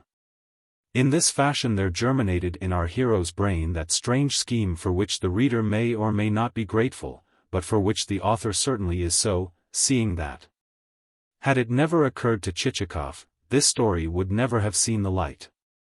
After crossing himself, according to the Russian custom, Chichikov set about carrying out his enterprise. On pretense of selecting a place wherein to settle, he started forth to inspect various corners of the Russian Empire. But more especially those which had suffered from such unfortunate accidents as failures of the harvest, a high rate of mortality, or whatsoever else might enable him to purchase souls at the lowest possible rate. But he did not tackle his landowners haphazard, he rather selected such of them as seemed more particularly suited to his taste, or with whom he might with the least possible trouble conclude identical agreements. Though, in the first instance, he always tried, by getting on terms of acquaintanceship, better still, of friendship, with them, to acquire the souls for nothing, and so to avoid purchase at all. In passing, my readers must not blame me if the characters whom they have encountered in these pages have not been altogether to their liking. The fault is Chichikov's rather than mine, for he is the master, and where he leads we must follow. Also, should my readers gird at me for a certain dimness and want of clarity in my principal characters and actors, that will be tantamount to saying that never do the broad tendency and the general scope of a work become immediately apparent. Similarly does the entry to every town, the entry even to the capital itself, convey to the traveler such an impression of vagueness that at first everything looks grey and monotonous, and the lines of smoky factories and workshops seem never to be coming to an end. But in time there will begin also to stand out the outlines of six-storied mansions, and of shops and balconies, and wide perspectives of streets, and a medley of steeples, columns, statues, and turrets, the whole framed in rattle and roar and the infinite wonders which the hand and the brain of men have conceived. Of the manner in which Chichikov's first purchases were made the reader is aware. Subsequently he will see also how the affair progressed, and with what success or failure our hero met, and how Chichikov was called upon to decide and to overcome even more difficult problems than the foregoing, and by what colossal forces the levers of his far-flung tale are moved, and how eventually the horizon will become extended until everything assumes a grandiose and a lyrical tendency. Yes, many a verst of road remains to be travelled by a party made up of an elderly gentleman, a britchka of the kind affected by bachelors, a valet named Petrushka, a coachman named Cellophane, and 3 horses which, from the assessor to the skewbald, are known to us individually by name. Again, although I have given a full description of our hero's exterior, such as it is, I may yet be asked for an inclusive definition also of his moral personality. That he is no hero compounded of virtues and perfections must be already clear. Then what is he? A villain? Why should we call him a villain? Why should we be so hard upon a fellow man? In these days our villains have ceased to exist. Rather it would be fairer to call him an acquirer. The love of acquisition, the love of gain, is a fault common to many, and gives rise to many and many a transaction of the kind generally known as not strictly honorable. True, such a character contains an element of ugliness, and the same reader who, on his journey through life, would sit at the board of a character of this kind, and spend a most agreeable time with him, would be the first to look at him askance if he should appear in the guise of the hero of a novel or a play. But wise is the reader who, on meeting such a character, scans him carefully, and, instead of shrinking from him with distaste, probes him to the springs of his being. The human personality contains nothing which may not, in the twinkling of an eye, become altogether changed, nothing in which, before you can look round, there may not spring to birth some cankerous worm which is destined to suck thence the essential juice. Yes, it is a common thing to see not only an overmastering passion, but also a passion of the most petty order, arise in a man who was born to better things, and lead him both to forget his greatest and most sacred obligations, and to see only in the veriest trifles the great and the holy. For human passions are as numberless as is the sand of the seashore, and go on to become his most insistent of masters. Happy, therefore, the man who may choose from among the gamut of human passions one which is noble.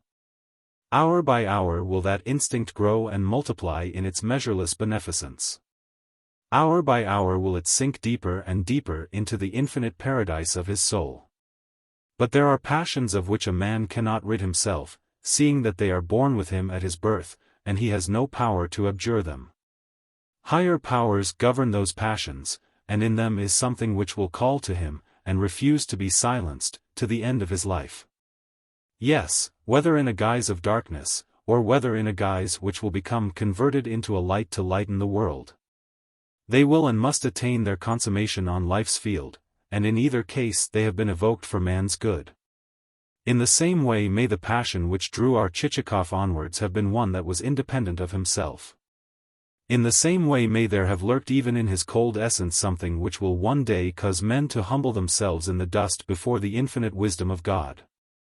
Yet that folk should be dissatisfied with my hero matters nothing.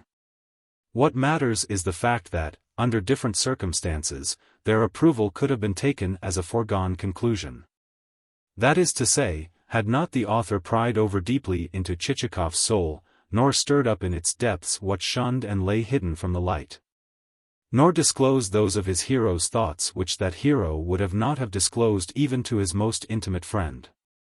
Had the author, indeed, exhibited Chichikov just as he exhibited himself to the townsmen of N and Manilov and the rest, well, then we may rest assured that every reader would have been delighted with him, and have voted him a most interesting person. For it is not nearly so necessary that Chichikov should figure before the reader as though his form and person were actually present to the eye as that, on concluding a perusal of this work, the reader should be able to return, unharrowed in soul, to that cult of the card table which is the solace and delight of all good Russians.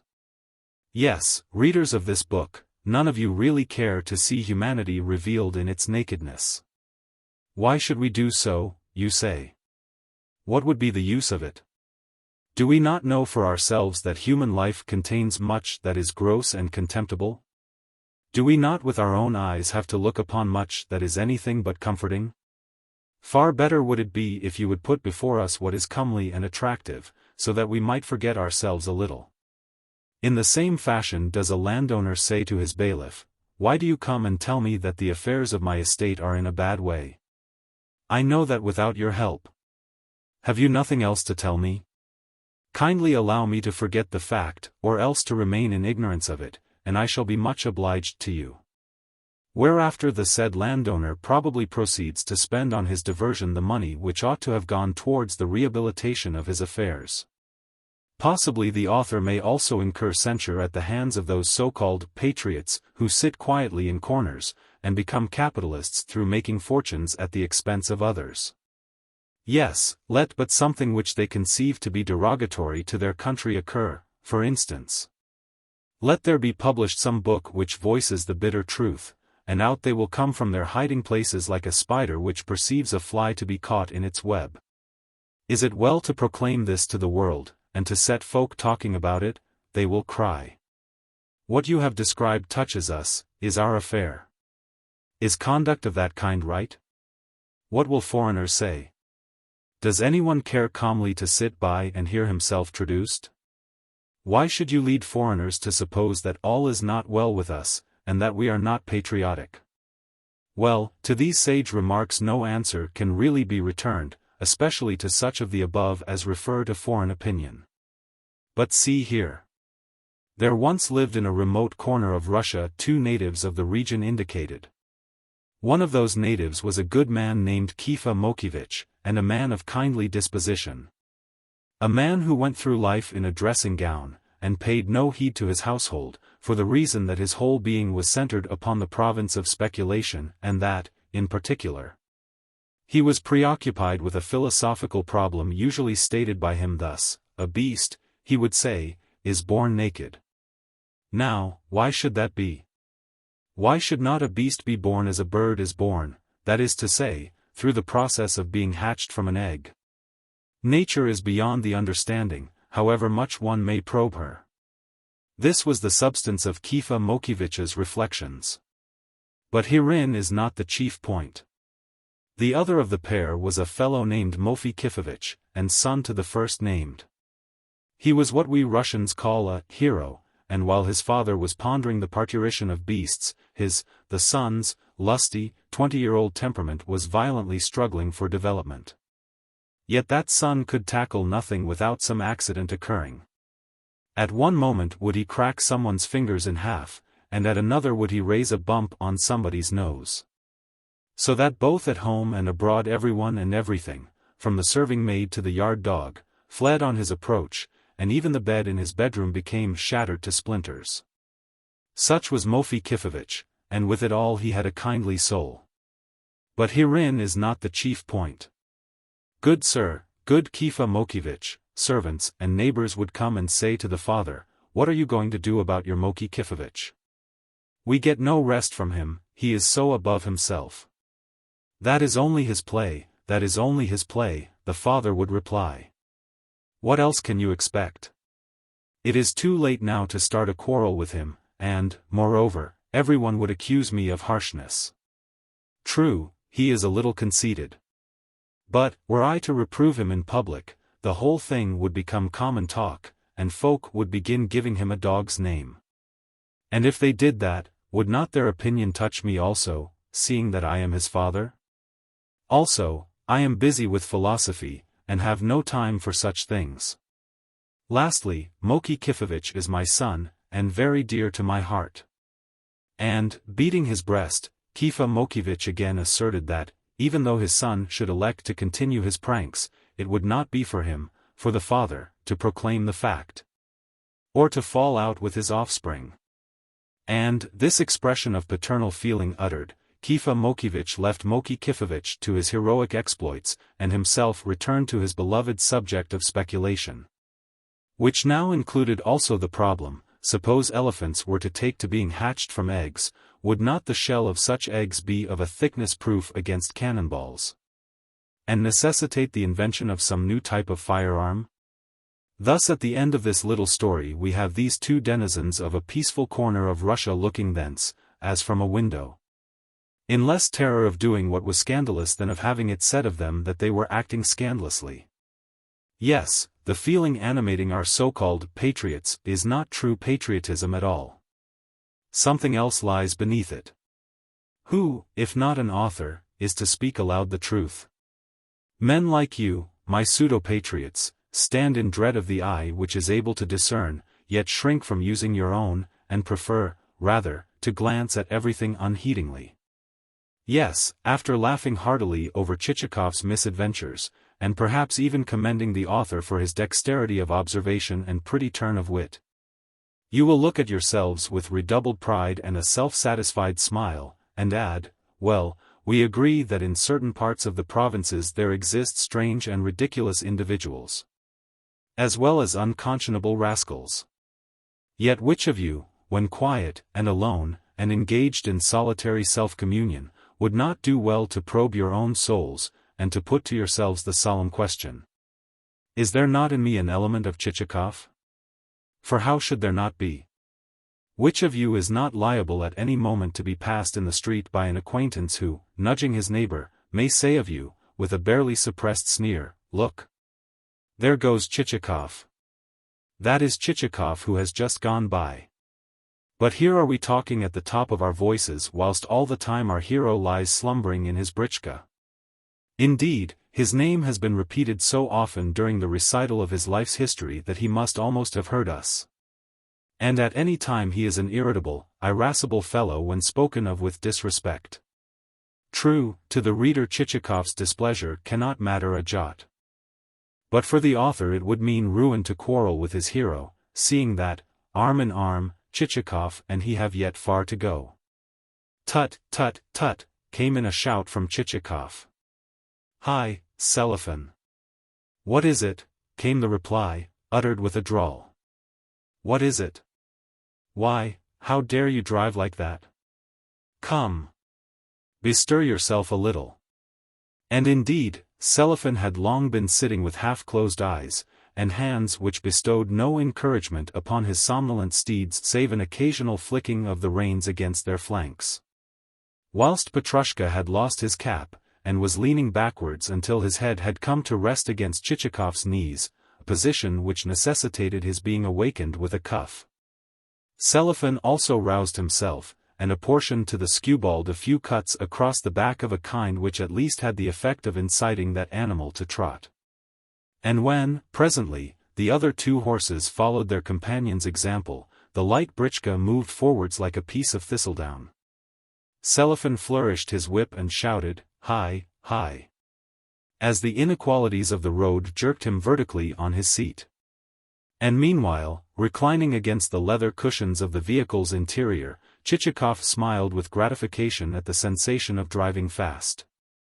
For what Russian does not love to drive fast? Which of us does not at times yearn to give his horses their head, and to let them go, and to cry, "To the devil with the world"? At such moments a great force seems to uplift one as on wings, and one flies, and everything else flies, but contrariwise, both the versed stones, and traders riding on the shafts of their wagons. And the forest with dark lines of spruce and fir amid which may be heard the axe of the woodcutter and the croaking of the raven. Yes, out of a dim, remote distance the road comes towards one. And while nothing save the sky and the light clouds through which the moon is cleaving her way seem halted, the brief glimpses wherein one can discern nothing clearly have in them a pervading touch of mystery. Ah, Troika, Troika, swift as a bird! Who was it first invented you?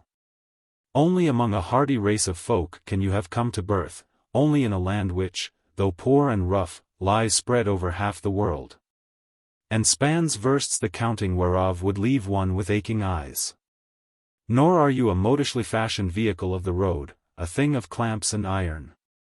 Rather, you are a vehicle but Chopin and fitted with the axe or chisel of some handy peasant of Yaroslav. Nor are you driven by a coachman clothed in German livery, but by a man bearded and mittened. See him as he mounts, and flourishes his whip, and breaks into a long-drawn song. Away like the wind go the horses, and the wheels, with their spokes, become transparent circles, and the road seems to quiver beneath them, and a pedestrian, with a cry of astonishment, halts to watch the vehicle as it flies on its way until it becomes lost on the ultimate horizon, a speck amid a cloud of dust. And you, Russia of mine, are not you also speeding like a troika which naught can overtake? Is not the road smoking beneath your wheels, and the bridges thundering as you cross them, and everything being left in the rear, and the spectators, struck with the portent? halting to wonder whether you be not a thunderbolt launched from heaven? What does that awe-inspiring progress of yours foretell? What is the unknown force which lies within your mysterious steeds? Surely the winds themselves must abide in their manes, and every vein in their bodies be an ear stretched to catch the celestial message which bids them, with iron-girded breasts and hooves which barely touch the earth as they gallop, fly forward on a mission of God? Whither, then, are you speeding, O Russia of mine? Whither? Answer me. But no answer comes, only the weird sound of your collar bells. Rent into 1,000 shreds, the air roars past you, for you are overtaking the whole world, and shall one day force all nations, all empires to stand aside, to give you way. Chapter 2. Chapter 1. Why do I so persistently paint the poverty, the imperfections of Russian life, and delve into the remotest depths, the most retired holes and corners, of our empire for my subjects? The answer is that there is nothing else to be done when an author's idiosyncrasy happens to incline him that way. So again we find ourselves in a retired spot. But what a spot! Imagine, if you can, a mountain range like a gigantic fortress, with embrasures and bastions which appear to soar 1,000 versts towards the heights of heaven, and, towering grandly over a boundless expanse of plain, are broken up into precipitous, overhanging limestone cliffs. Here and there those cliffs are seamed with watercourses and gullies, while at other points they are rounded off into spurs of green, spurs now coated with fleece-like tufts of young undergrowth, now studded with the stumps of felled trees, now covered with timber which has, by some miracle, escaped the woodman's axe. Also, a river winds a while between its banks, then leaves the meadow land, divides into runlets, all flashing in the sun like fire, plunges, reunited, into the midst of a thicket of elder, birch, and pine, and, lastly, speeds triumphantly past bridges and mills and weirs which seem to be lying in wait for it at every turn. At one particular spot the steep flank of the mountain range is covered with billowy verdure of denser growth than the rest.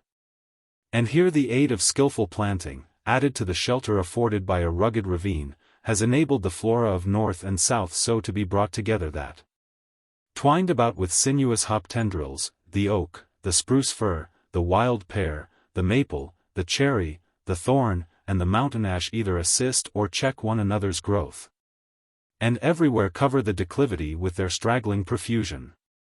Also, at the edge of the summit there can be seen mingling with the green of the trees the red roofs of a manorial homestead, while behind the upper stories of the mansion proper and its carved balcony and a great semicircular window there gleam the tiles and gables of some peasants' huts. Lastly, over this combination of trees and roofs there rises, overtopping everything with its gilded, sparkling steeple, an old village church. On each of its pinnacles a cross of carved gilt is stayed with supports of similar gilding and design, with the result that from a distance the gilded portions have the effect of hanging without visible agency in the air. And the whole, the 3 successive tiers of woodland, roofs, and crosses whole, lies exquisitely mirrored in the river below, where hollow willows, grotesquely shaped, some of them rooted on the river's banks, and some in the water itself, and all drooping their branches until their leaves have formed a tangle with the water lilies which float on the surface, seem to be gazing at the marvelous reflection at their feet. Thus the view from below is beautiful indeed. But the view from above is even better. No guest, no visitor, could stand on the balcony of the mansion and remain indifferent. So boundless is the panorama revealed that surprise would cause him to catch at his breath, and exclaim, "Lord of heaven, but what a prospect!"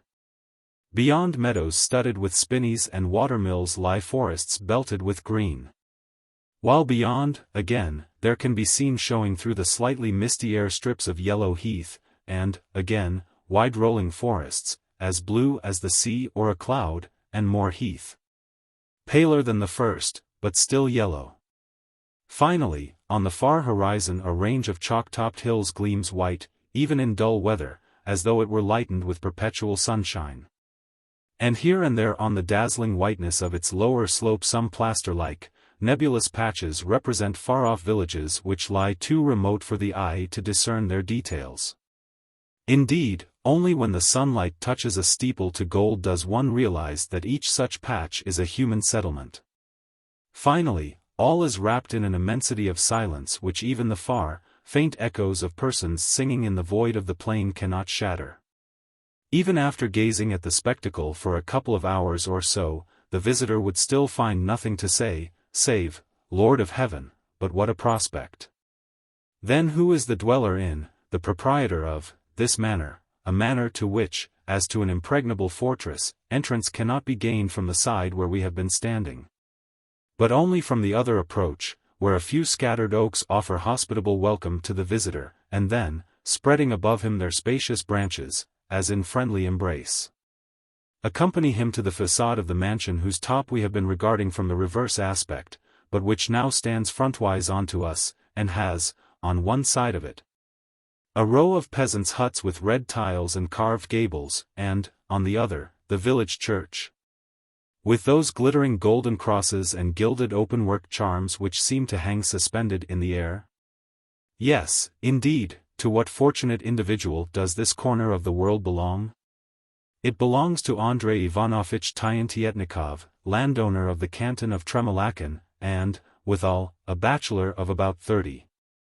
Should my lady readers ask of me what manner of man is Chichikov, and what are his attributes and peculiarities, I should refer them to his neighbors.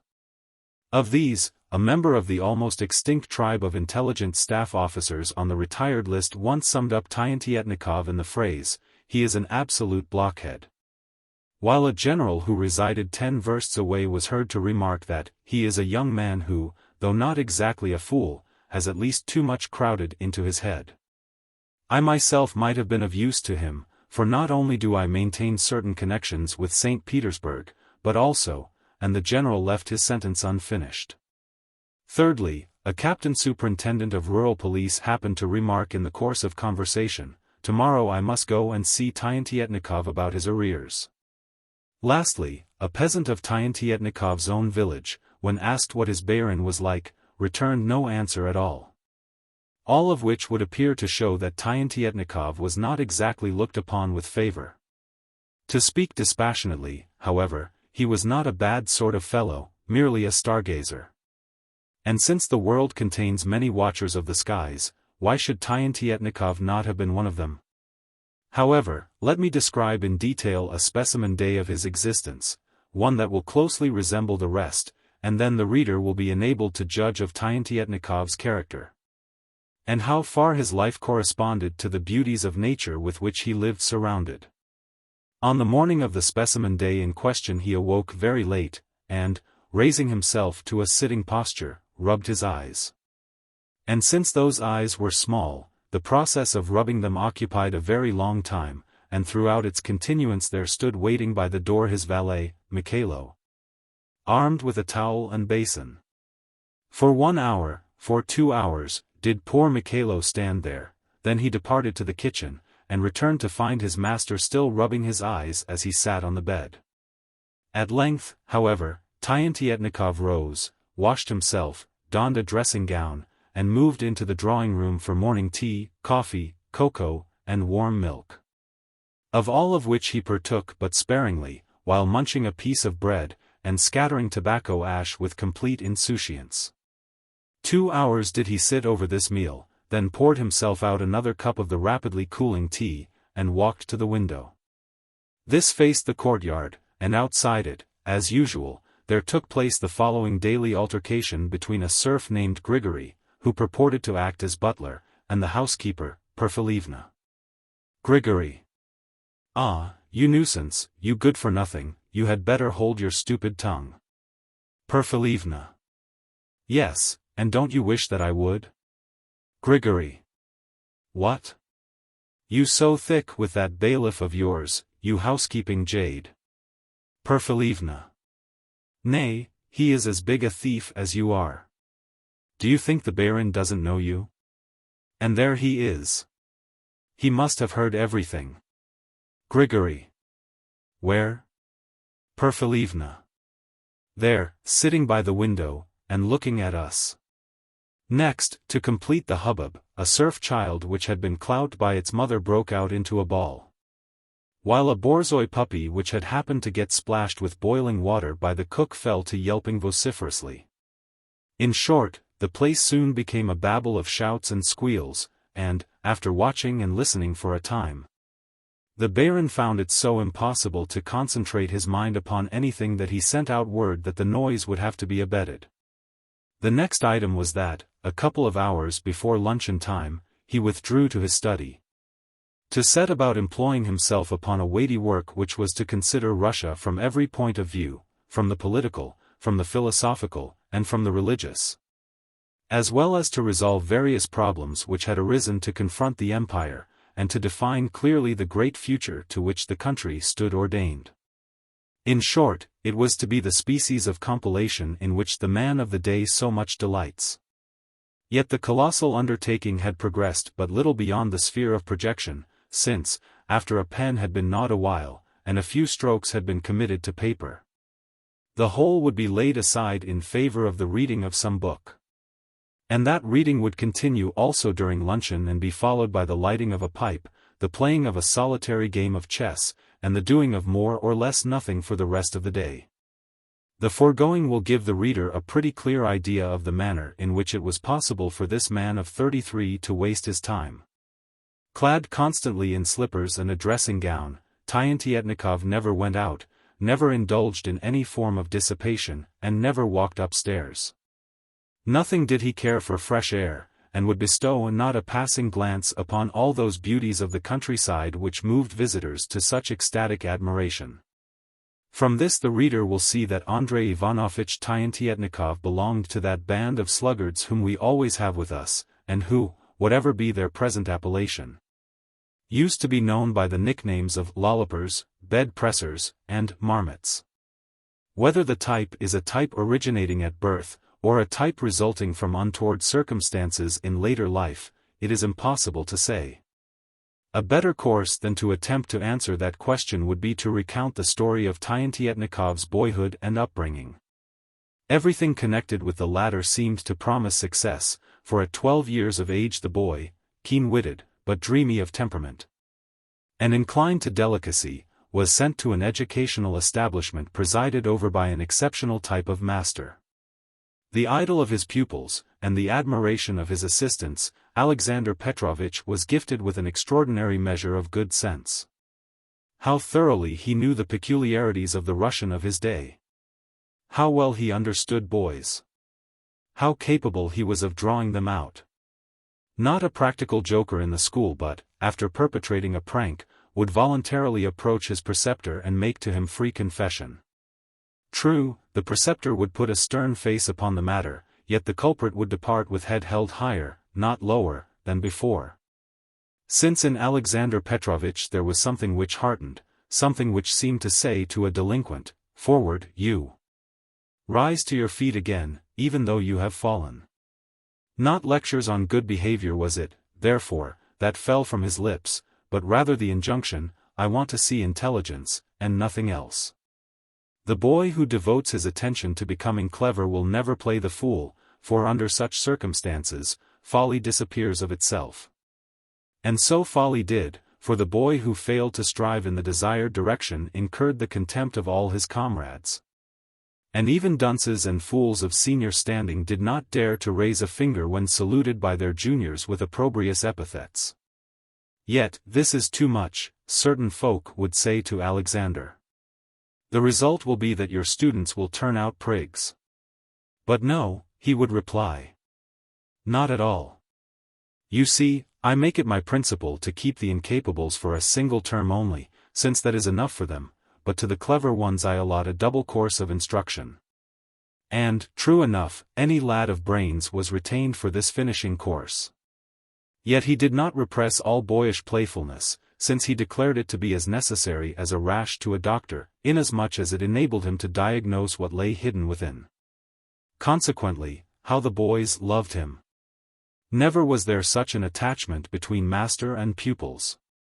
And even later, during the foolish years, when foolish things attract, the measure of affection which Alexander Petrovitch retained was extraordinary. In fact, to the day of his death. Every former pupil would celebrate the birthday of his late master by raising his glass in gratitude to the mentor dead and buried, then close his eyelids upon the tears which would come trickling through them. Even the slightest word of encouragement from Alexander Petrovich could throw a lad into a transport of tremulous joy, and arouse in him an honorable emulation of his fellows. Boys of small capacity he did not long retain in his establishment, whereas those who possessed exceptional talent he put through an extra course of schooling. This senior class, a class composed of specially selected pupils, was a very different affair from what usually obtains in other colleges. Only when a boy had attained its ranks did Alexander demand of him what other masters indiscreetly require of mere infants, namely the superior frame of mind which, while never indulging in mockery, can itself bear ridicule, and disregard the fool, and keep its temper, and repress itself, and eschew revenge, and calmly, proudly retain its tranquillity of soul. In short, whatever avails to form a boy into a man of assured character, that did Alexander Petrovich employ during the pupil's youth, as well as constantly put him to the test. How well he understood the art of life! Of assistant tutors he kept but few, since most of the necessary instruction he imparted in person, and, without pedantic terminology and inflated diction and views, could so transmit to his listeners the inmost spirit of a lesson that even the youngest present absorbed its essential elements. Also, of studies he selected none but those which may help a boy to become a good citizen. And therefore most of the lectures which he delivered consisted of discourses on what may be awaiting a youth, as well as of such demarcations of life's field that the pupil, though seated, as yet, only at the desk, could beforehand bear his part in that field both in thought and spirit. Nor did the master conceal anything.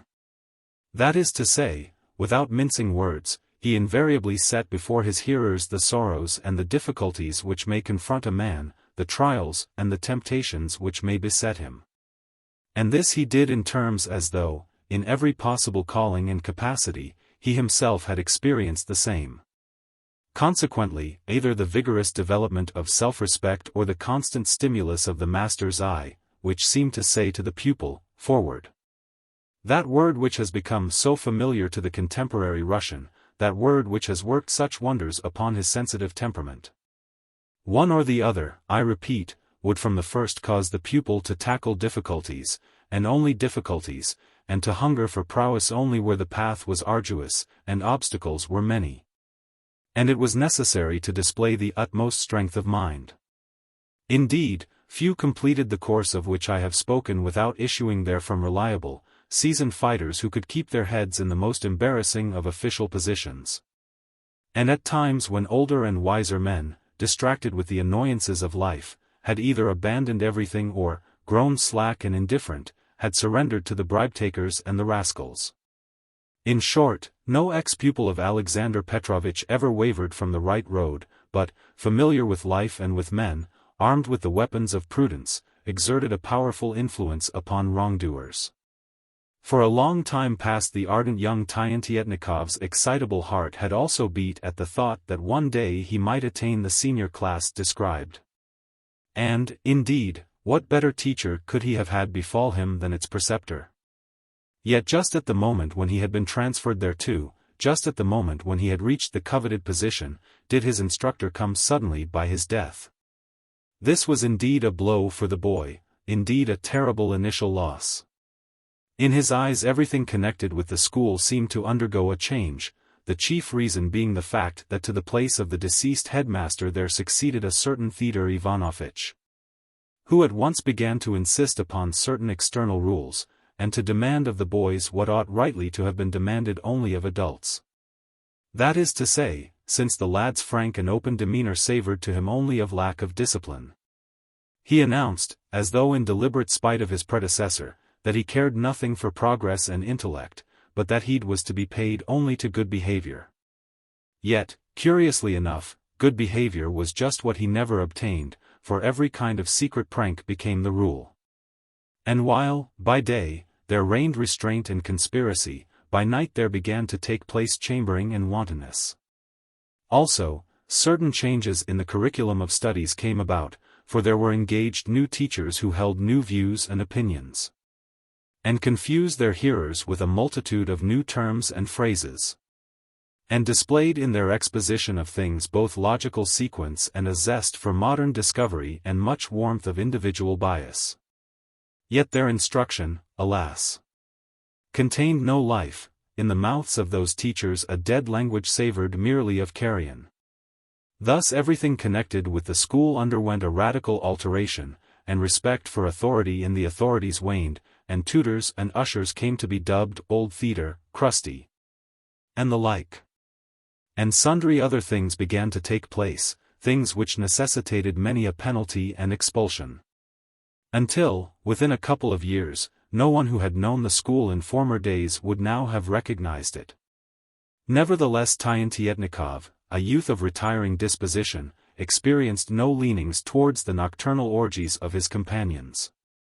Orgies during which the latter used to flirt with damsels before the very windows of the headmaster's rooms, nor yet towards their mockery of all that was sacred.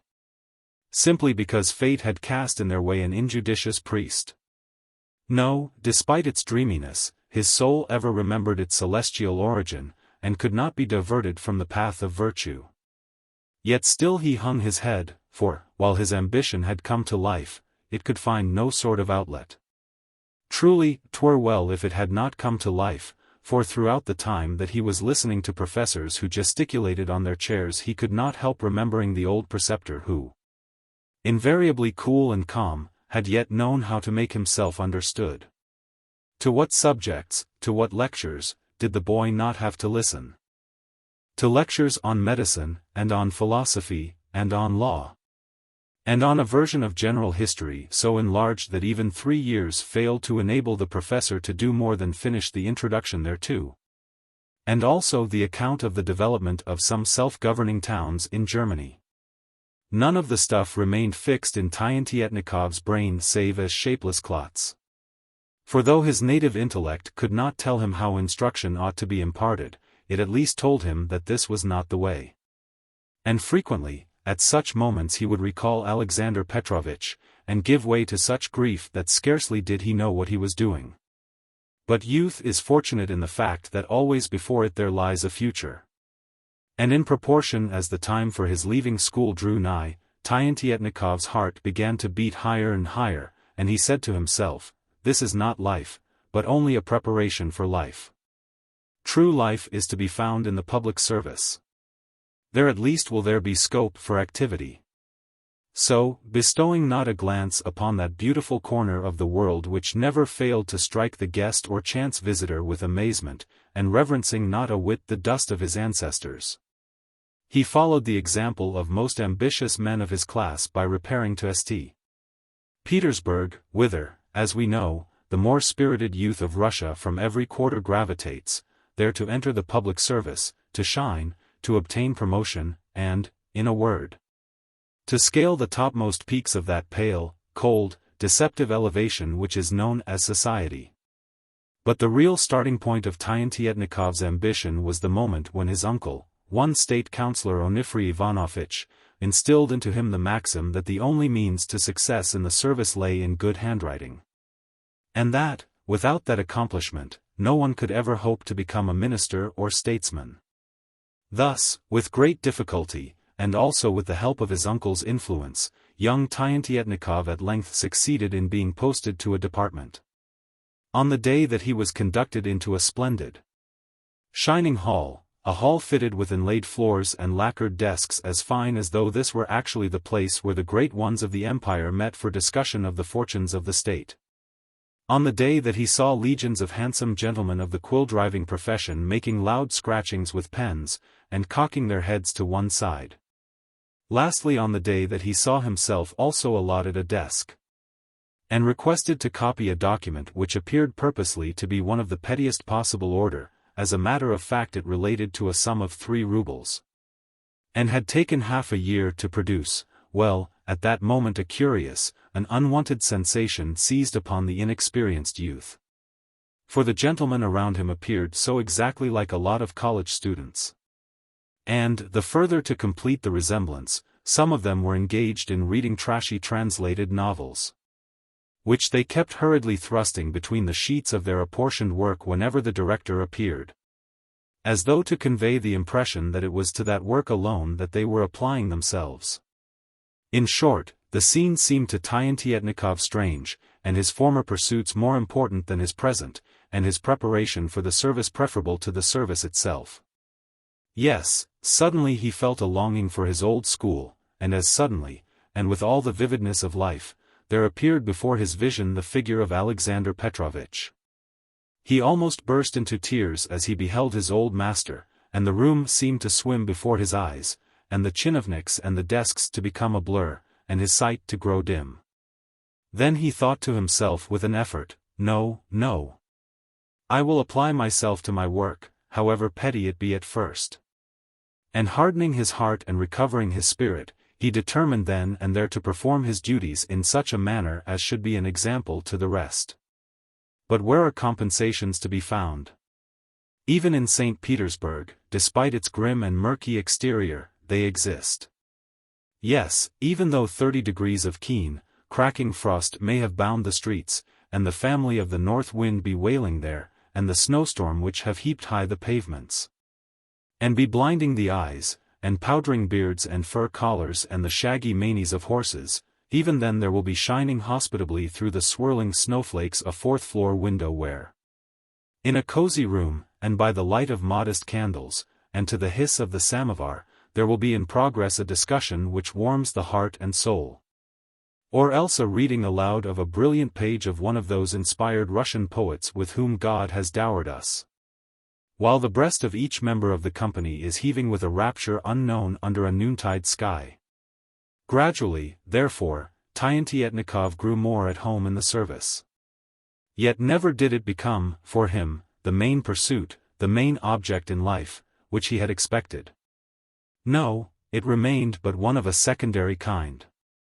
That is to say, it served merely to divide up his time, and enable him the more to value his hours of leisure. Nevertheless, just when his uncle was beginning to flatter himself that his nephew was destined to succeed in the profession, the said nephew elected to ruin his every hope.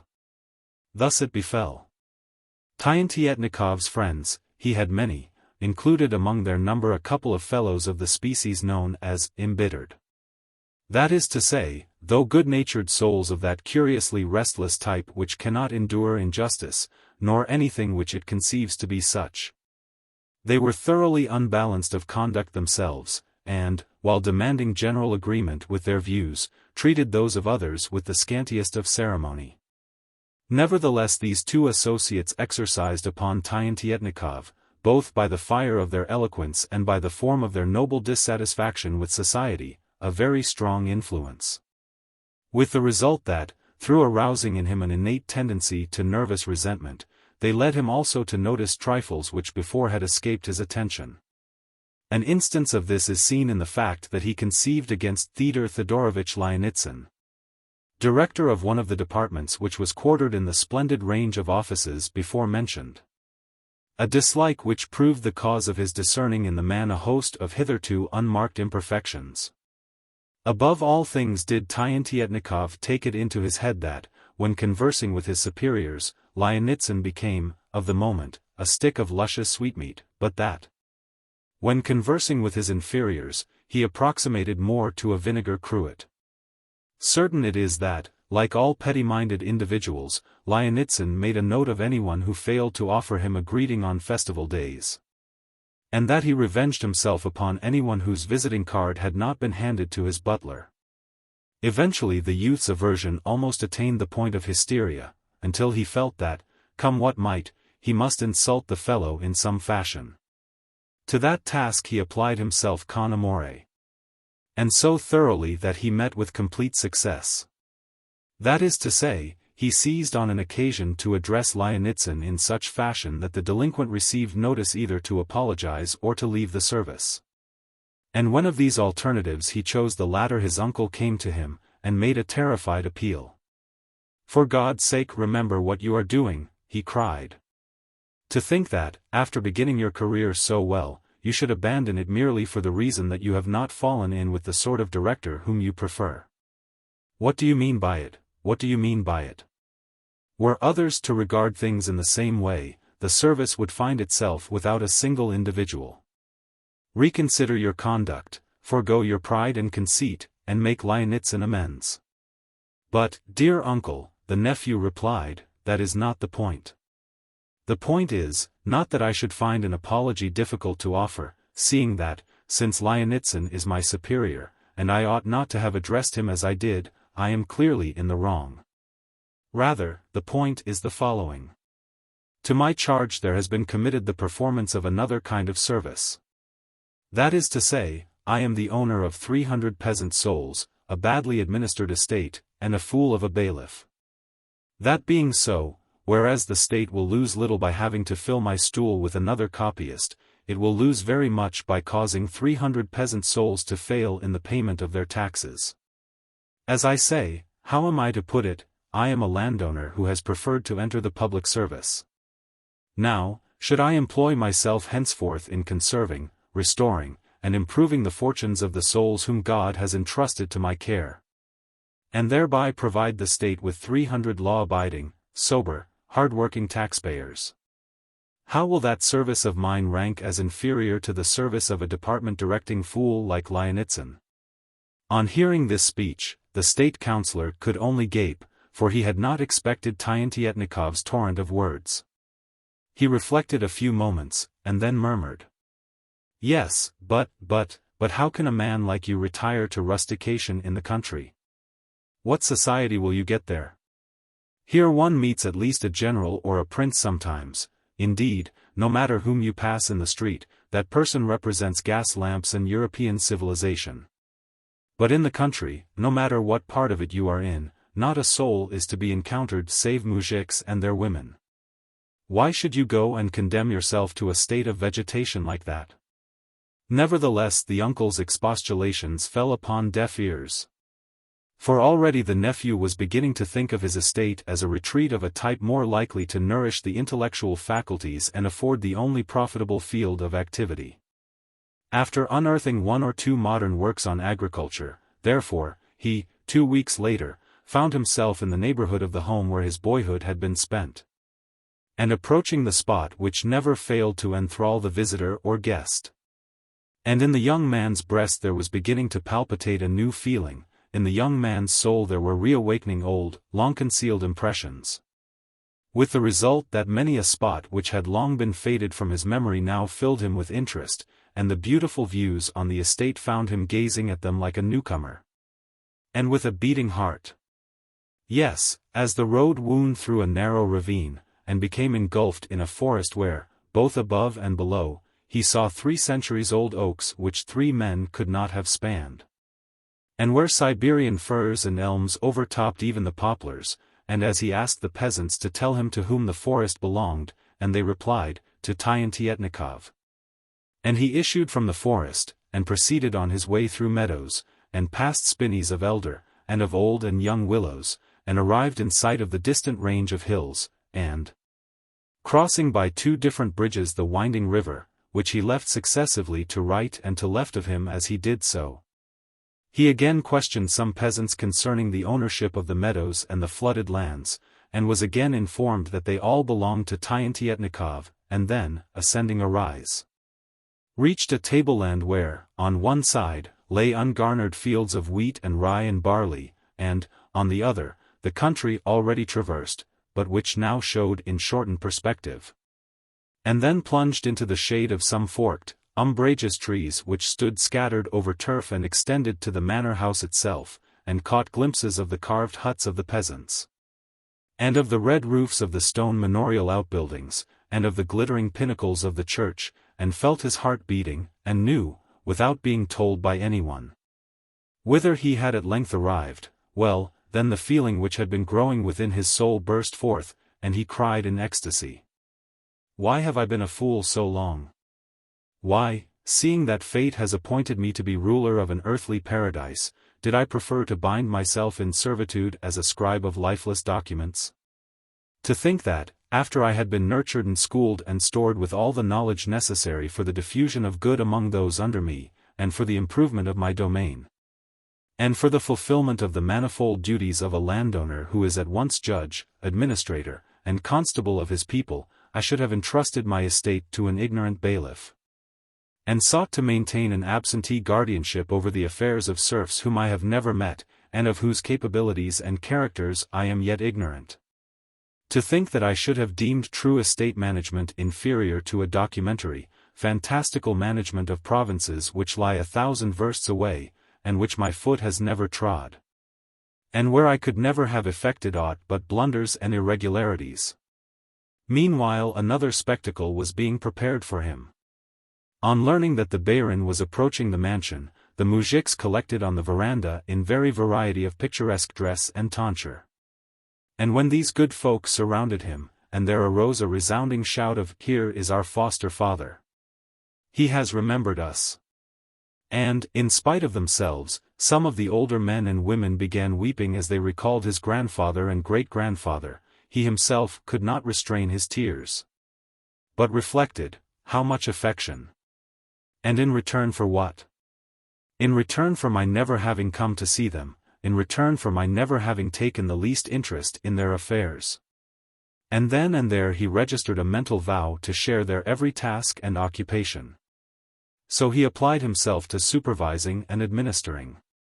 He reduced the amount of the barshchina, 40, he decreased the number of working days for the owner, and he augmented the sum of the peasants' leisure time. He also dismissed the fool of a bailiff, and took to bearing a personal hand in everything, to being present in the fields, at the threshing floor, at the kilns, at the wharf, at the freighting of barges and rafts, and at their conveyance down the river, wherefore even the lazy hands began to look to themselves. But this did not last long. The peasant is an observant individual, and Tientietnikov's moujiks soon scented the fact that, though energetic and desirous of doing much, the baron had no notion how to do it, nor even how to set about it, that, in short, he spoke by the book rather than out of his personal knowledge. Consequently things resulted, not in master and men failing to understand one another, but in their not singing together, in their not producing the very same note. That is to say, it was not long before Tientietnikov noticed that on the manorial lands, nothing prospered to the extent that it did on the peasants. The manorial crops were sown in good time, and came up well, and every one appeared to work his best, so much so that Tientietnikov, who supervised the whole, frequently ordered mugs of vodka to be served out as a reward for the excellence of the labor performed. Yet the rye on the peasants' land had formed into ear, and the oats had begun to shoot their grain, and the millet had filled before, on the manorial lands, the corn had so much as grown to stalk, or the ears had sprouted in embryo. In short, gradually the baron realized that, in spite of favors conferred, the peasants were playing the rogue with him. Next he resorted to remonstrance, but was met with the reply, "How could we not do our best for our baron? You yourself saw how well we labored at the plowing and the sowing, for you gave us mugs of vodka for our pains." "Then why have things turned out so badly?" the baron persisted. "Who can say? It must be that a grub has eaten the crop from below. Besides, what a summer has it been, never a drop of rain." Nevertheless, the baron noted that no grub had eaten the peasants' crops, as well as that the rain had fallen in the most curious fashion, namely, in patches. It had obliged the moujiks, but had shed a mere sprinkling for the baron. Still more difficult did he find it to deal with the peasant women. Ever and anon they would beg to be excused from work, or start making complaints of the severity of the barshchina. Indeed, they were terrible folk. However, Tientietnikov abolished the majority of the tithes of linen, hedge fruit, mushrooms, and nuts, and also reduced by 1/2 other tasks proper to the women, in the hope that they would devote their spare time to their own domestic concerns, namely, to sewing and mending, and to making clothes for their husbands, and to increasing the area of their kitchen gardens. Yet no such result came about. On the contrary, such a pitch did the idleness, the quarrelsomeness, and the intriguing and caballing of the fair sex attain that their helpmeets were forever coming to the baron with a request that he would rid one or another of his wife, since she had become a nuisance, and to live with her was impossible. Next, hardening his heart, the baron attempted severity. But of what avail was severity? The peasant woman remained always the peasant woman, and would come and whine that she was sick and ailing, and keep pitifully hugging to herself the mean and filthy rags which she had donned for the occasion. And when poor Tientietnikov found himself unable to say more to her than just, "Get out of my sight, and may the Lord go with you," the next item in the comedy would be that he would see her, even as she was leaving his gates, fall to contending with a neighbor for, say, the possession of a turnip, and dealing out slaps in the face such as even a strong, healthy man could scarcely have compassed. Again, amongst other things, Tientietnikov conceived the idea of establishing a school for his people, but the scheme resulted in a farce which left him in sackcloth and ashes. In the same way he found that, when it came to a question of dispensing justice and of adjusting disputes, the host of juridical subtleties with which the professors had provided him proved absolutely useless. That is to say, the one party lied, and the other party lied, and only the devil could have decided between them. Consequently he himself perceived that a knowledge of mankind would have availed him more than all the legal refinements and philosophical maxims in the world could do. He lacked something. And though he could not divine what it was, the situation brought about was the common one of the baron failing to understand the peasant, and the peasant failing to understand the baron, and both becoming disaffected.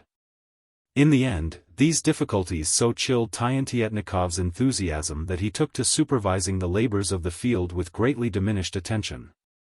That is to say, no matter whether the scythes were softly swishing through the grass, or ricks were being built, or rafts were being loaded, he would allow his eyes to wander from his men, and to fall to gazing at, say, a red-billed, red-legged heron which, after strutting along the bank of a stream, would have caught a fish in its beak, and be holding it a while, as though in doubt whether to swallow it.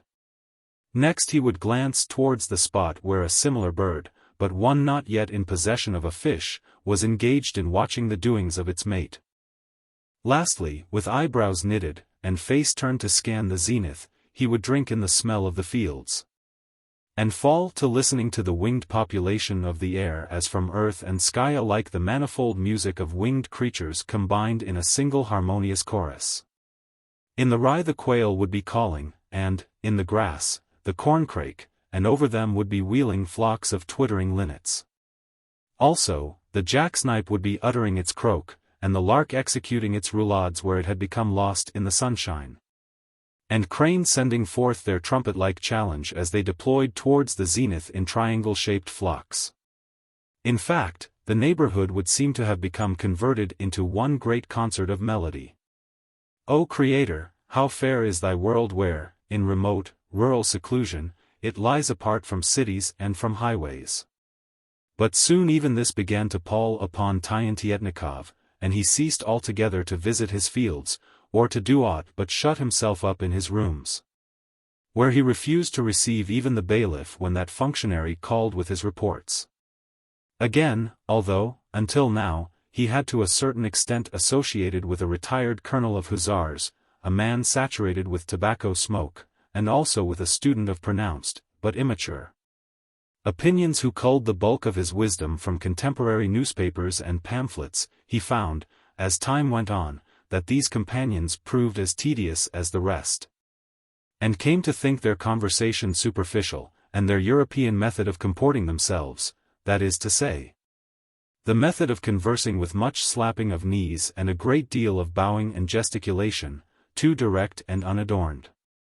So these and every one else he decided to drop, and carried this resolution into effect with a certain amount of rudeness.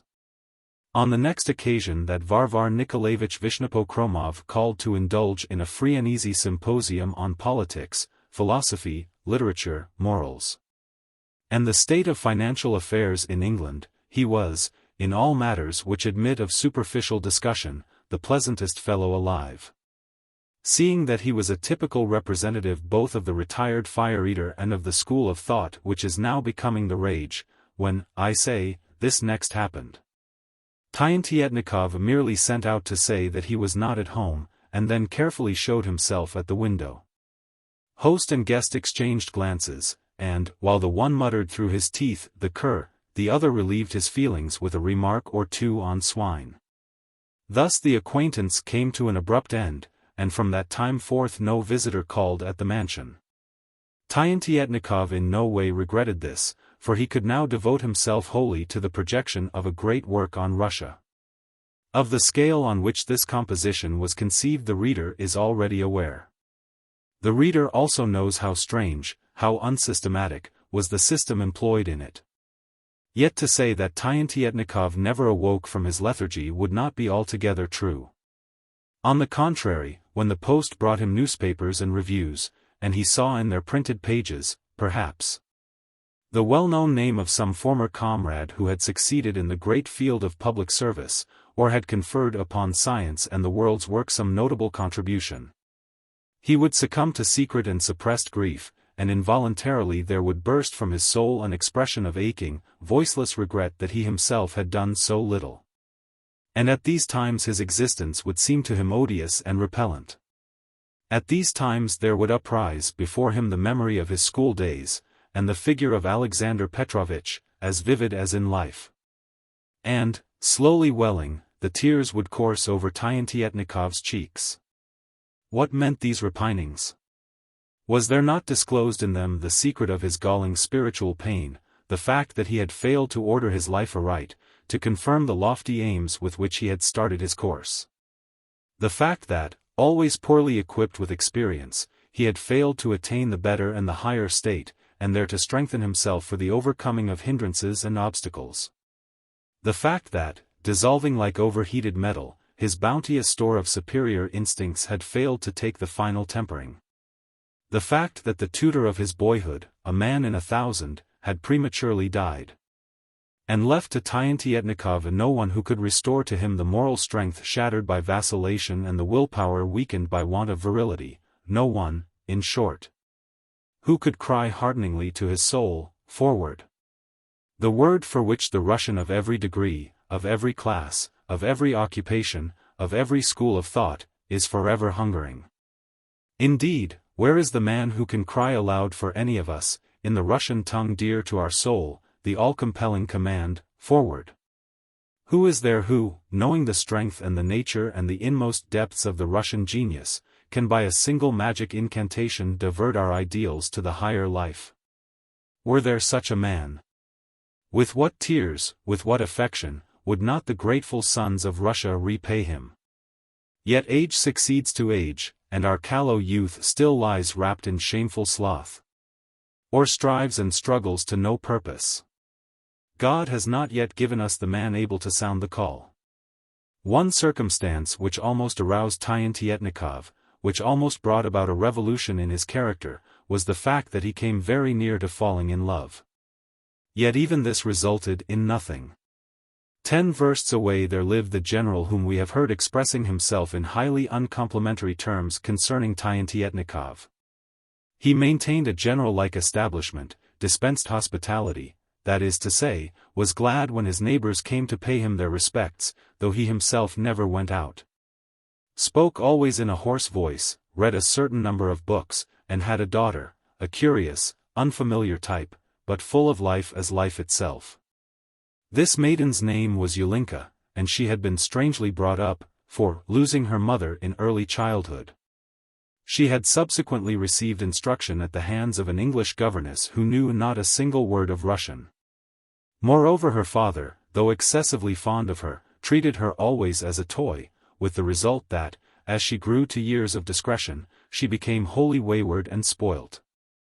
Indeed, had anyone seen the sudden rage which would gather on her beautiful young forehead when she was engaged in a heated dispute with her father, he would have thought her one of the most capricious beings in the world. Yet that rage gathered only when she had heard of injustice or harsh treatment, and never because she desired to argue on her own behalf, or to attempt to justify her own conduct. Also, that anger would disappear as soon as ever she saw anyone whom she had formerly disliked fall upon evil times, and, at his first request for alms would, without consideration or subsequent regret, hand him her purse and its whole contents. Yes, her every act was strenuous, and when she spoke her whole personality seemed to be following hotfoot upon her thought, both her expression of face and her diction and the movements of her hands. Nay, the very folds of her frock had a similar appearance of striving, until one would have thought that all herself were flying in pursuit of her words. Nor did she know reticence. Before anyone she would disclose her mind, and no force could compel her to maintain silence when she desired to speak. Also, her enchanting, peculiar gait, a gait which belonged to her alone, was so absolutely free and unfettered that every one involuntarily gave her way. Lastly, in her presence churls seemed to become confused and fall to silence, and even the roughest and most outspoken would lose their heads, and have not a word to say. Whereas the shy man would find himself able to converse as never in his life before, and would feel, from the first, as though he had seen her and known her at some previous period, during the days of some unremembered childhood, when he was at home, and spending a merry evening among a crowd of romping children. And for long afterwards he would feel as though his man's intellect and estate were a burden. This was what now befell Tientietnikov. And as it did so a new feeling entered into his soul, and his dreamy life lightened for a moment.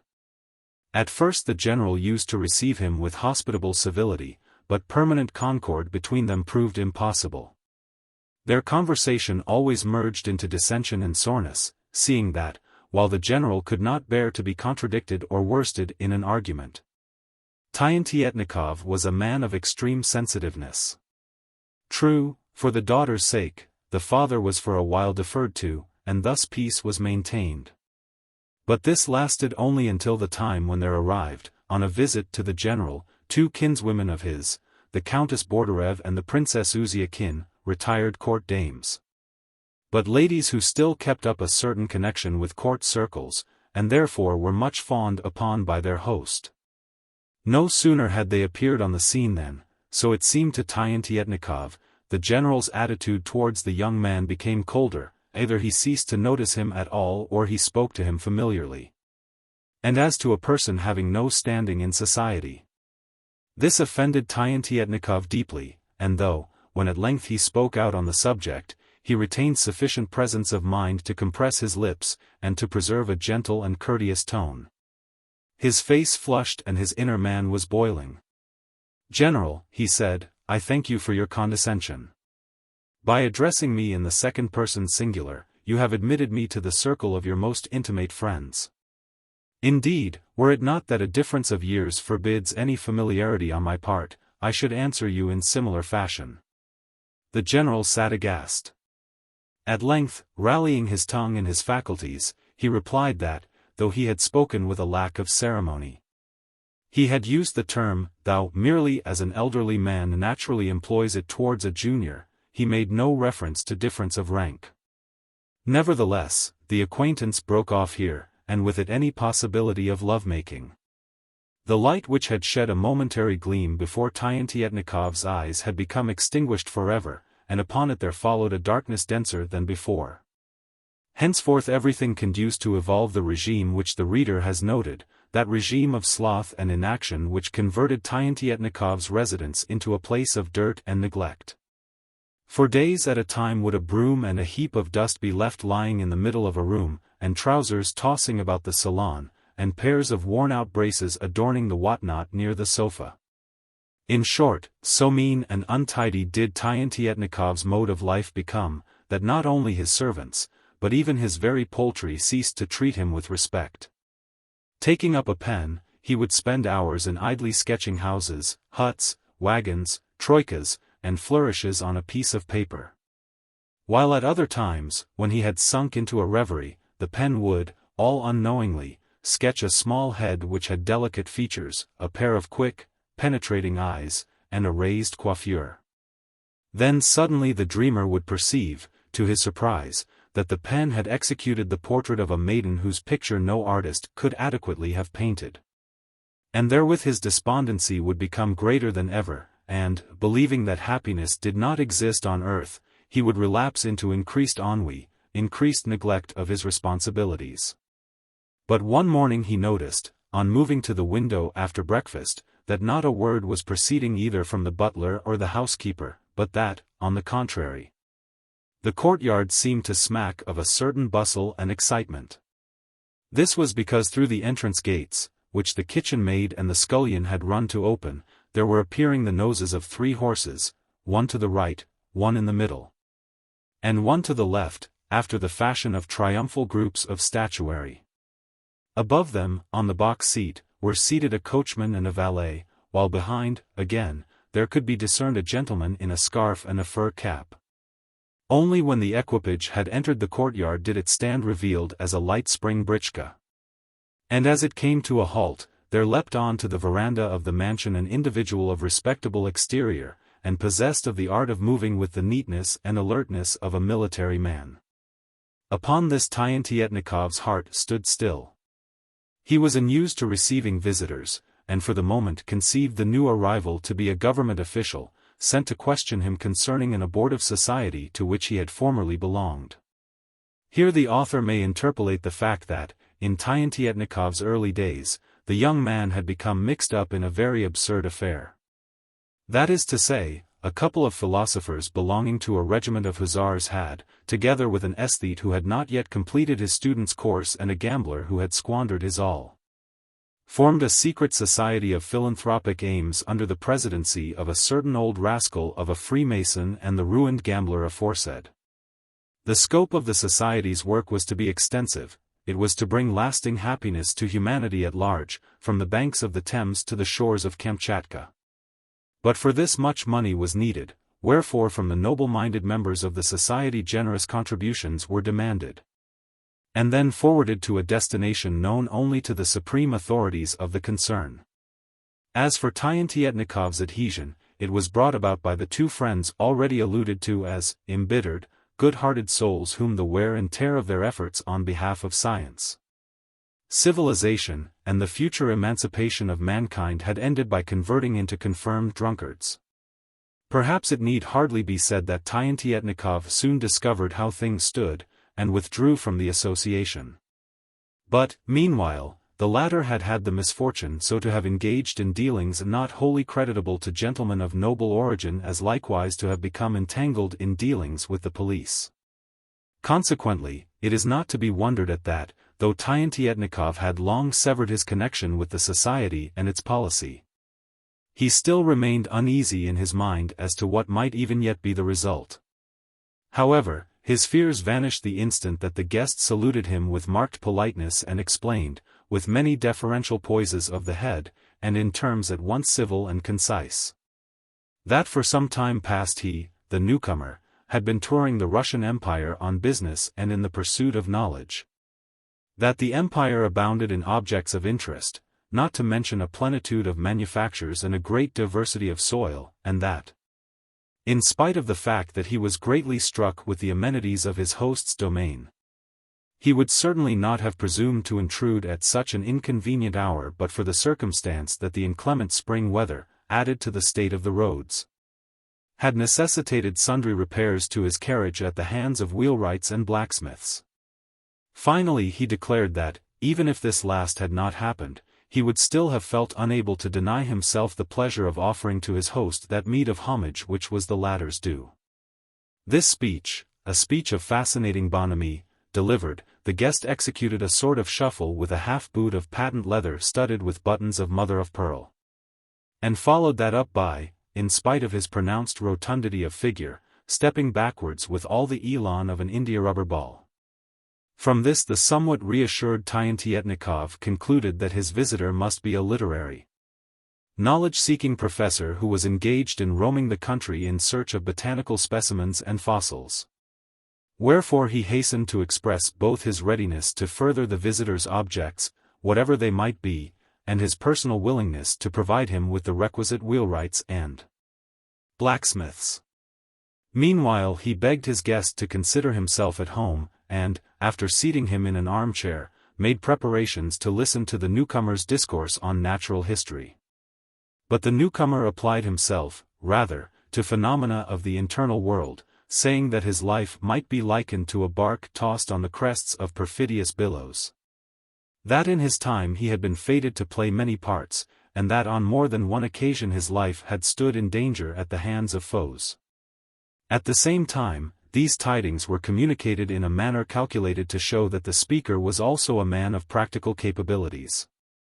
In conclusion, the visitor took out a cambric pocket handkerchief, and sneezed into it with a vehemence wholly new to Tientietnikov's experience. In fact, the sneeze rather resembled the note which, at times, the trombone of an orchestra appears to utter not so much from its proper place on the platform as from the immediate neighborhood of the listener's ear. And as the echoes of the drowsy mansion resounded to the report of the explosion, there followed upon the same a wave of perfume, skillfully wafted abroad with a flourish of the eau de cologne-scented handkerchief. By this time the reader will have guessed that the visitor was none other than our old and respected friend Pavel Ivanovich Chichikov. Naturally, time had not spared him his share of anxieties and alarms.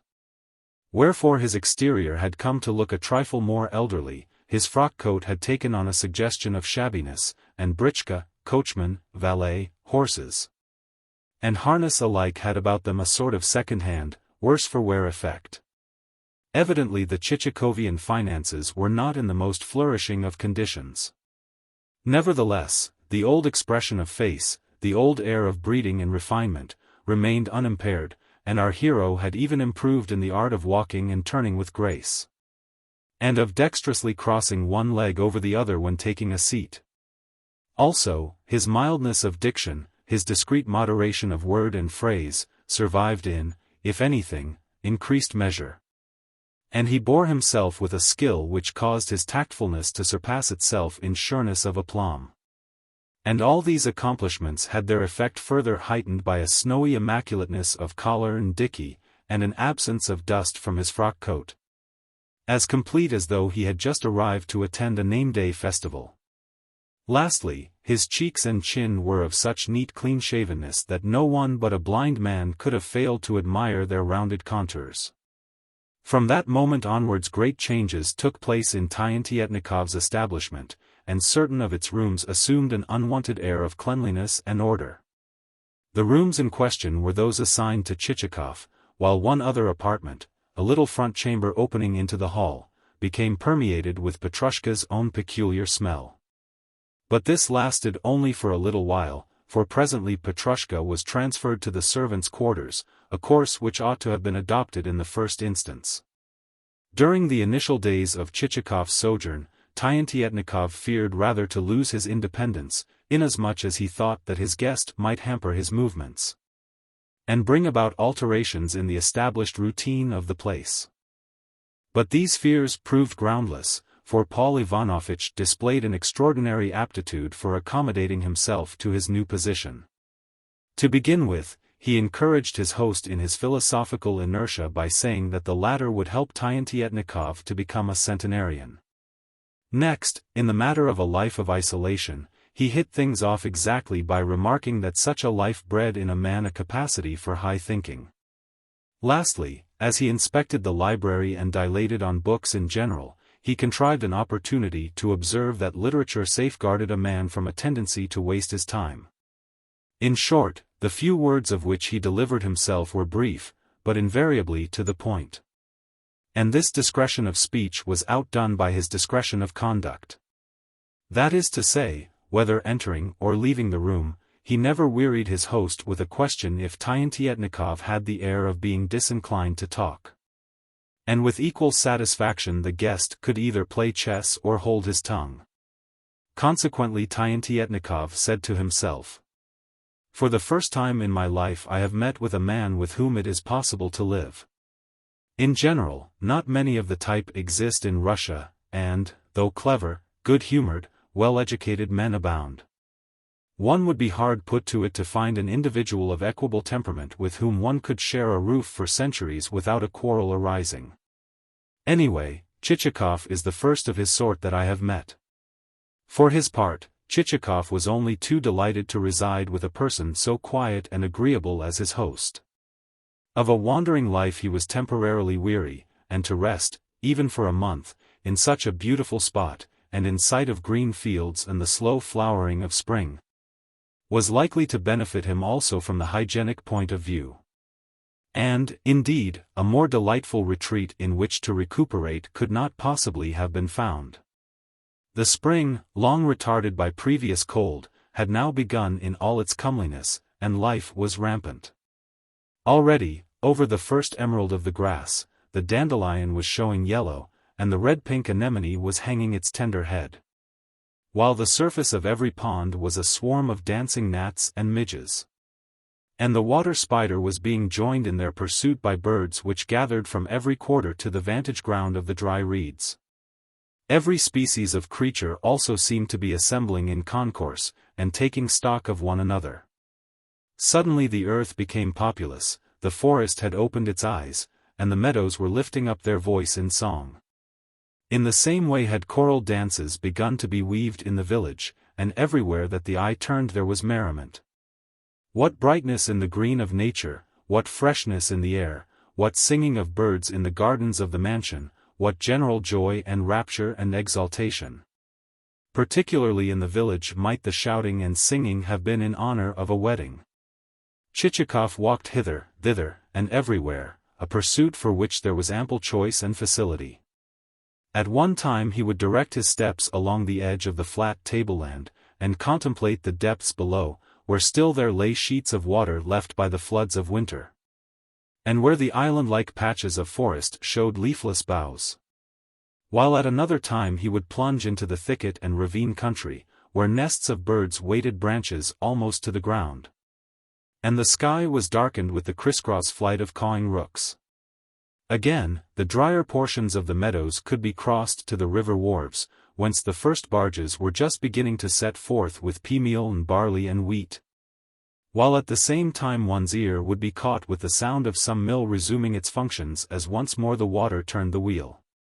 Chichikov would also walk afield to watch the early tillage operations of the season, and observe how the blackness of a new furrow would make its way across the expanse of green, and how the sower, rhythmically striking his hand against the pannier slung across his breast, would scatter his fistfuls of seed with equal distribution, apportioning not a grain too much to one side or to the other. In fact, Chichikov went everywhere. He chatted and talked, now with the bailiff, now with a peasant, now with a miller, and inquired into the manner and nature of everything, and sought information as to how an estate was managed, and at what price corn was selling, and what species of grain was best for spring and autumn grinding, and what was the name of each peasant, and who were his kinsfolk, and where he had bought his cow, and what he fed his pigs on.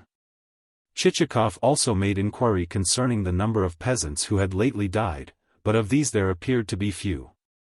And suddenly his quick eye discerned that Tientietnikov's estate was not being worked as it might have been, that much neglect and listlessness and pilfering and drunkenness was abroad. And on perceiving this, he thought to himself, what a fool is that Tientietnikov! To think of letting a property like this decay when he might be drawing from it an income of 50,000 rubles a year.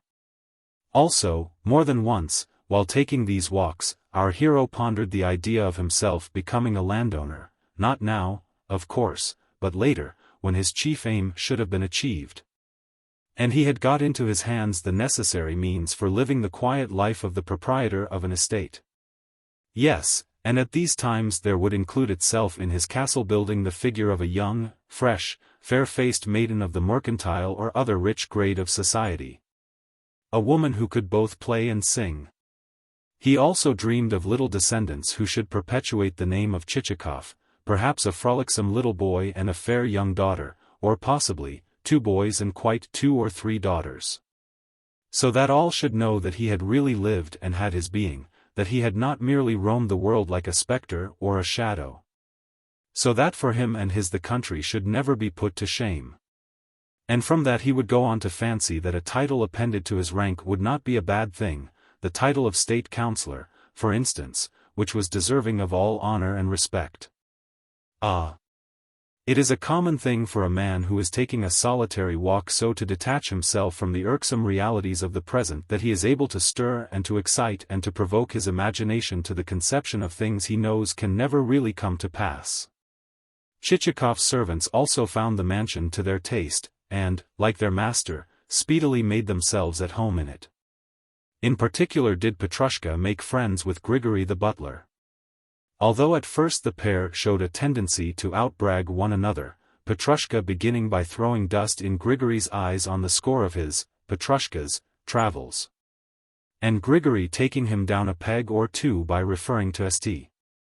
Petersburg, a city which Petrushka had never visited, and Petrushka seeking to recover lost ground by dilating on towns which he had visited, and Grigory capping this by naming some town which is not to be found on any map in existence, and then estimating the journey thither as at least 30,000 versts, a statement which would so completely flabbergast the henchman of Chichikov's suite that he would be left staring open-mouthed, amid the general laughter of the domestic staff.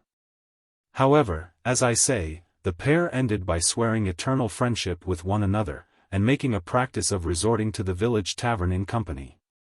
For Selifan, however, the place had a charm of a different kind.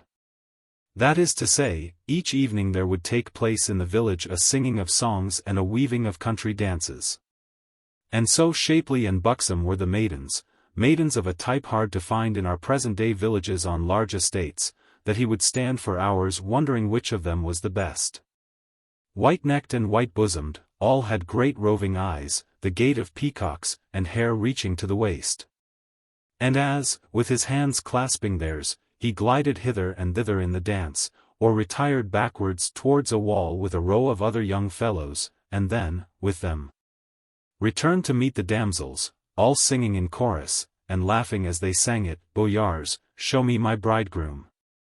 And dusk was falling gently, and from the other side of the river there kept coming far, faint, plaintive echoes of the melody. Well, then our Selifan hardly knew whether he were standing upon his head or his heels. Later, when sleeping and when waking, both at noon and at twilight, he would seem still to be holding a pair of white hands, and moving in the dance. Chichikov's horses also found nothing of which to disapprove. Yes, both the bay, the assessor, and the skewbald accounted residence at Tyantiyetnikov's a most comfortable affair, and voted the oats excellent, and the arrangement of the stables beyond all cavil. True, on this occasion each horse had a stall to himself. Yet, by looking over the intervening partition, it was possible always to see one's fellows, and, should a neighbor take it into his head to utter a neigh, to answer it at once. As for the errand which had hitherto led Chichikov to travel about Russia, he had now decided to move very cautiously and secretly in the matter. In fact, on noticing that Tyantiyetnikov went in absorbedly for reading and for talking philosophy, the visitor said to himself, "No, I had better begin at the other end," and proceeded first to feel his way among the servants of the establishment. From them he learnt several things, and, in particular, that the baron had been wont to go and call upon a certain general in the neighborhood, and that the general possessed a daughter, and that she and Tyantiyetnikov had had an affair of some sort, but that the pair had subsequently parted, and gone their several ways. For that matter, Chichikov himself had noticed that Tyantiyetnikov was in the habit of drawing heads of which each representation exactly resembled the rest. Once, as he sat tapping his silver snuff-box after luncheon, Chichikov remarked, "One thing you lack, and only one, Andrei Ivanovitch." "What is that?" asked his host. "A female friend or two," replied Chichikov. Tyantiyetnikov made no rejoinder, and the conversation came temporarily to an end. But Chichikov was not to be discouraged. Wherefore, while waiting for supper and talking on different subjects, he seized an opportunity to interject. "Do you know, it would do you no harm to marry." As before, Tyantiyetnikov did not reply, and the renewed mention of the subject seemed to have annoyed him. For the third time, it was after supper, Chichikov returned to the charge by remarking, "Today, as I was walking round your property, I could not help thinking that marriage would do you a great deal of good. Otherwise you will develop into a hypochondriac." Whether Chichikov's words now voiced sufficiently the note of persuasion, or whether Tyantiyetnikov happened, at the moment, to be unusually disposed to frankness. At all events the young landowner sighed, and then responded as he expelled a puff of tobacco smoke. "To attain anything, Paul Ivanovitch, one needs to have been born under a lucky star. And he related to his guest the whole history of his acquaintanceship and subsequent rupture with the general. As Chichikov listened to the recital, and gradually realized that the affair had arisen merely out of a chance word on the general's part, he was astounded beyond measure. And gazed at Tientietnikov without knowing what to make of him. "Andrei Ivanovitch," he said at length, "what was there to take offense at?" "Nothing, as regards the actual words spoken," replied the other.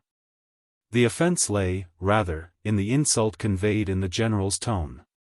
Tientietnikov was a kindly and peaceable man, yet his eyes flashed as he said this, and his voice vibrated with wounded feeling. "Yet, even then, need you have taken it so much amiss? What? Could I have gone on visiting him as before?" "Certainly. No great harm had been done." "I disagree with you. Had he been an old man in a humble station of life, instead of a proud and swaggering officer, I should not have minded so much. But, as it was, I could not, and would not, brook his words." A curious fellow, this Tientietnikov, thought Chichikov to himself. A curious fellow, this Chichikov, was Tientietnikov's inward reflection. "I tell you what," resumed Chichikov. "Tomorrow I myself will go and see the general." "To what purpose?" asked Tientietnikov, with astonishment and distrust in his eyes. "To offer him an assurance of my personal respect." A strange fellow, this Chichikov, reflected Tientietnikov. A strange fellow, this Tientietnikov, thought Chichikov, and then added aloud, "Yes, I will go and see him at 10 o'clock tomorrow. But since my britchka is not yet altogether in travelling order, would you be so good as to lend me your koliaska for the purpose?" Chapter 2.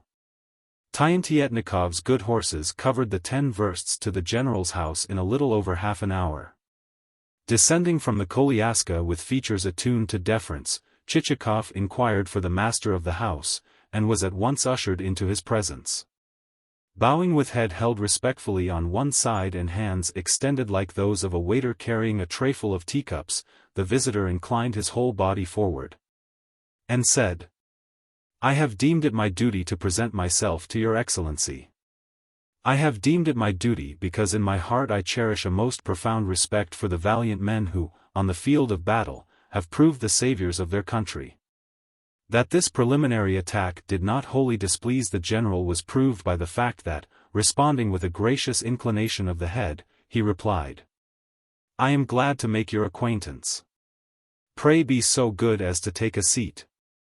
In what capacity or capacities have you yourself seen service?" "Of my service," said Chichikov, depositing his form, not exactly in the center of the chair, but rather on one side of it, and resting a hand upon one of its arms. "Of my service the scene was laid, in the first instance, in the Treasury. While its further course bore me successively into the employ of the Public Buildings Commission, of the Customs Board, and of other government offices. But, throughout, my life has resembled a bark tossed on the crests of perfidious billows. In suffering I have been swathed and wrapped until I have come to be, as it were, suffering personified. While of the extent to which my life has been sought by foes, no words, no coloring, no, if I may so express it, painter's brush could ever convey to you an adequate idea.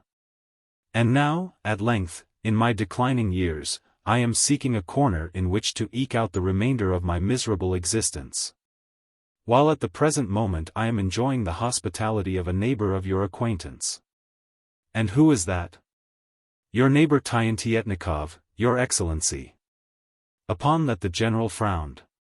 "Let me add," put in Chichikov hastily, "that he greatly regrets that on a former occasion he should have failed to show a proper respect for. For what?" asked the general.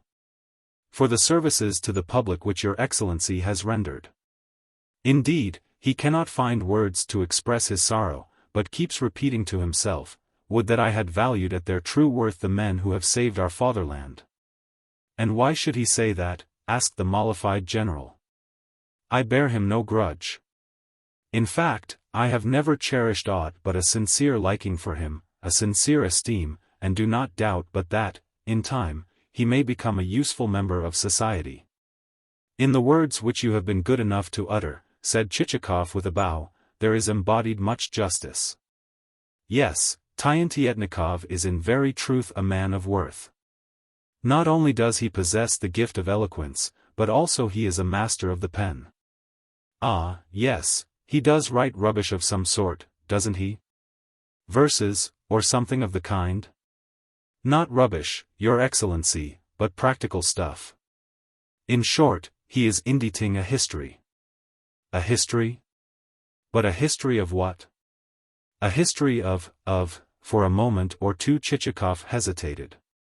Then, whether because it was a general that was seated in front of him, or because he desired to impart greater importance to the subject which he was about to invent, he concluded, a history of generals, Your Excellency. Of generals? Of what generals? Of generals generally, of generals at large. That is to say, and to be more precise, a history of the generals of our fatherland. By this time Chichikov was floundering badly. Mentally he spat upon himself and reflected, gracious heavens! What rubbish I am talking! Pardon me, went on his interlocutor, but I do not quite understand you. Is Tientietnikov producing a history of a given period, or only a history made up of a series of biographies? Also, is he including all our generals, or only those who took part in the campaign of 1812? The latter, Your Excellency, only the generals of 1812, replied Chichikov. Then he added beneath his breath, were I to be killed for it, I could not say what that may be supposed to mean. Then why should he not come and see me in person, went on his host. Possibly I might be able to furnish him with much interesting material? He is afraid to come, Your Excellency. Nonsense. Just because of a hasty word or two. I am not that sort of man at all. In fact, I should be very happy to call upon him.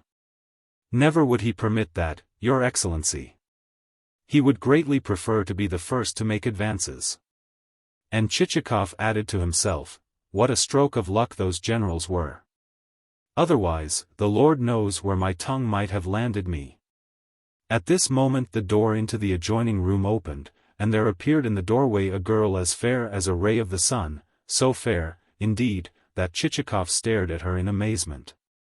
Apparently she had come to speak to her father for a moment, but had stopped short on perceiving that there was someone with him. The only fault to be found in her appearance was the fact that she was too thin and fragile-looking. "May I introduce you to my little pet?" said the general to Chichikov. "To tell you the truth, I do not know your name. That you should be unacquainted with the name of one who has never distinguished himself in the manner of which you yourself can boast is scarcely to be wondered at." And Chichikov executed one of his sidelong, deferential bows. "Well, I should be delighted to know it. It is Pavel Ivanovich Chichikov, Your Excellency." With that went the easy bow of a military man and the agile backward movement of an india-rubber ball. "Yulinka, this is Pavel Ivanovich," said the general, turning to his daughter. "He has just told me some interesting news, namely, that our neighbor Tientietnikov is not altogether the fool we had at first thought him. On the contrary, he is engaged upon a very important work, upon a history of the Russian generals of 1812. "But who ever supposed him to be a fool?" asked the girl quickly. "What happened was that you took Vishnepokromov's word, the word of a man who is himself both a fool and a good-for-nothing." "Well, well," said the father after further good-natured dispute on the subject of Vishnepokhromov. "Do you now run away, for I wish to dress for luncheon. And you, sir," he added to Chichikov, "will you not join us at table?" Chichikov bowed so low and so long that, by the time that his eyes had ceased to see nothing but his own boots, the general's daughter had disappeared. And in her place was standing a bewhiskered butler, armed with a silver soap dish and a hand basin. "Do you mind if I wash in your presence?" asked the host. "By no means," replied Chichikov. "Pray do whatsoever you please in that respect." Upon that the general fell to scrubbing himself, incidentally, to sending soapsuds flying in every direction. Meanwhile he seemed so favorably disposed that Chichikov decided to sound him then and there, more especially since the butler had left the room. "May I put to you a problem?" he asked. "Certainly," replied the general. "What is it?" "It is this, Your Excellency. I have a decrepit old uncle who owns 300 souls and 2,000 rubles worth of other property. Also, except for myself, he possesses not a single heir. Now, although his infirm state of health will not permit of his managing his property in person, he will not allow me either to manage it. And the reason for his conduct, his very strange conduct, he states as follows: I do not know my nephew, and very likely he is a spendthrift. If he wishes to show me that he is good for anything, let him go and acquire as many souls as I have acquired, and when he has done that I will transfer to him my 300 souls as well." "The man must be an absolute fool," commented the general. "Possibly. And were that all, things would not be as bad as they are. But, unfortunately, my uncle has gone and taken up with his housekeeper, and has had children by her. Consequently, everything will now pass to them." "The old man must have taken leave of his senses," remarked the general. "Yet how I can help you I fail to see." "Well, I have thought of a plan. If you will hand me over all the dead souls on your estate, hand them over to me exactly as though they were still alive, and were purchasable property, I will offer them to the old man. And then he will leave me his fortune." At this point the general burst into a roar of laughter such as few can ever have heard. Half dressed, he subsided into a chair, threw back his head, and guffawed until he came near to choking. In fact, the house shook with his merriment, so much so that the butler and his daughter came running into the room in alarm. It was long before he could produce a single articulate word. And even when he did so, to reassure his daughter and the butler, he kept momentarily relapsing into spluttering chuckles which made the house ring and ring again. Chichikov was greatly taken aback. "Oh, that uncle!" bellowed the general in paroxysms of mirth. "Oh, that blessed uncle! What a fool he'll look!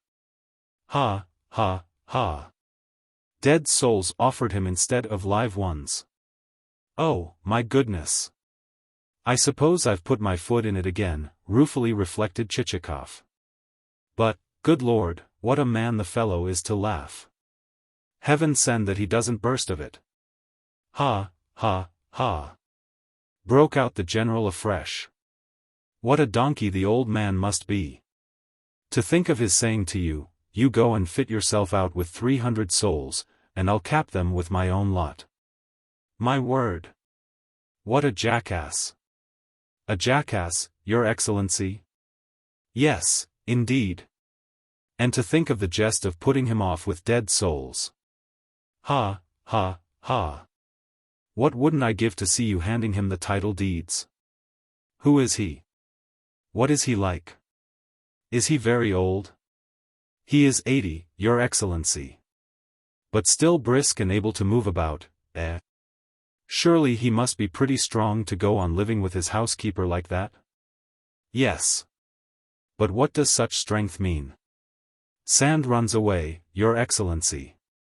The old fool! But is he really such a fool?" "Yes, Your Excellency." "And does he go out at all? Does he see company? Can he still hold himself upright?" "Yes, but with great difficulty." "And has he any teeth left?" "No more than 2 at the most." "The old jackass! Don't be angry with me, but I must say that, though your uncle, he is also a jackass." "Quite so, Your Excellency. And though it grieves me to have to confess that he is my uncle, what am I to do with him?" Yet this was not altogether the truth. What would have been a far harder thing for Chichikov to have confessed was the fact that he possessed no uncles at all. "I beg of you, Your Excellency," he went on, "to hand me over those dead souls, eh? Why, in return for the jest I will give you some land as well. Yes, you can take the whole graveyard if you like." "Ha, ha, ha! The old man! Ha, ha, ha! What a fool he'll look! Ha, ha, ha. And once more the general's guffaws went ringing through the house. 41.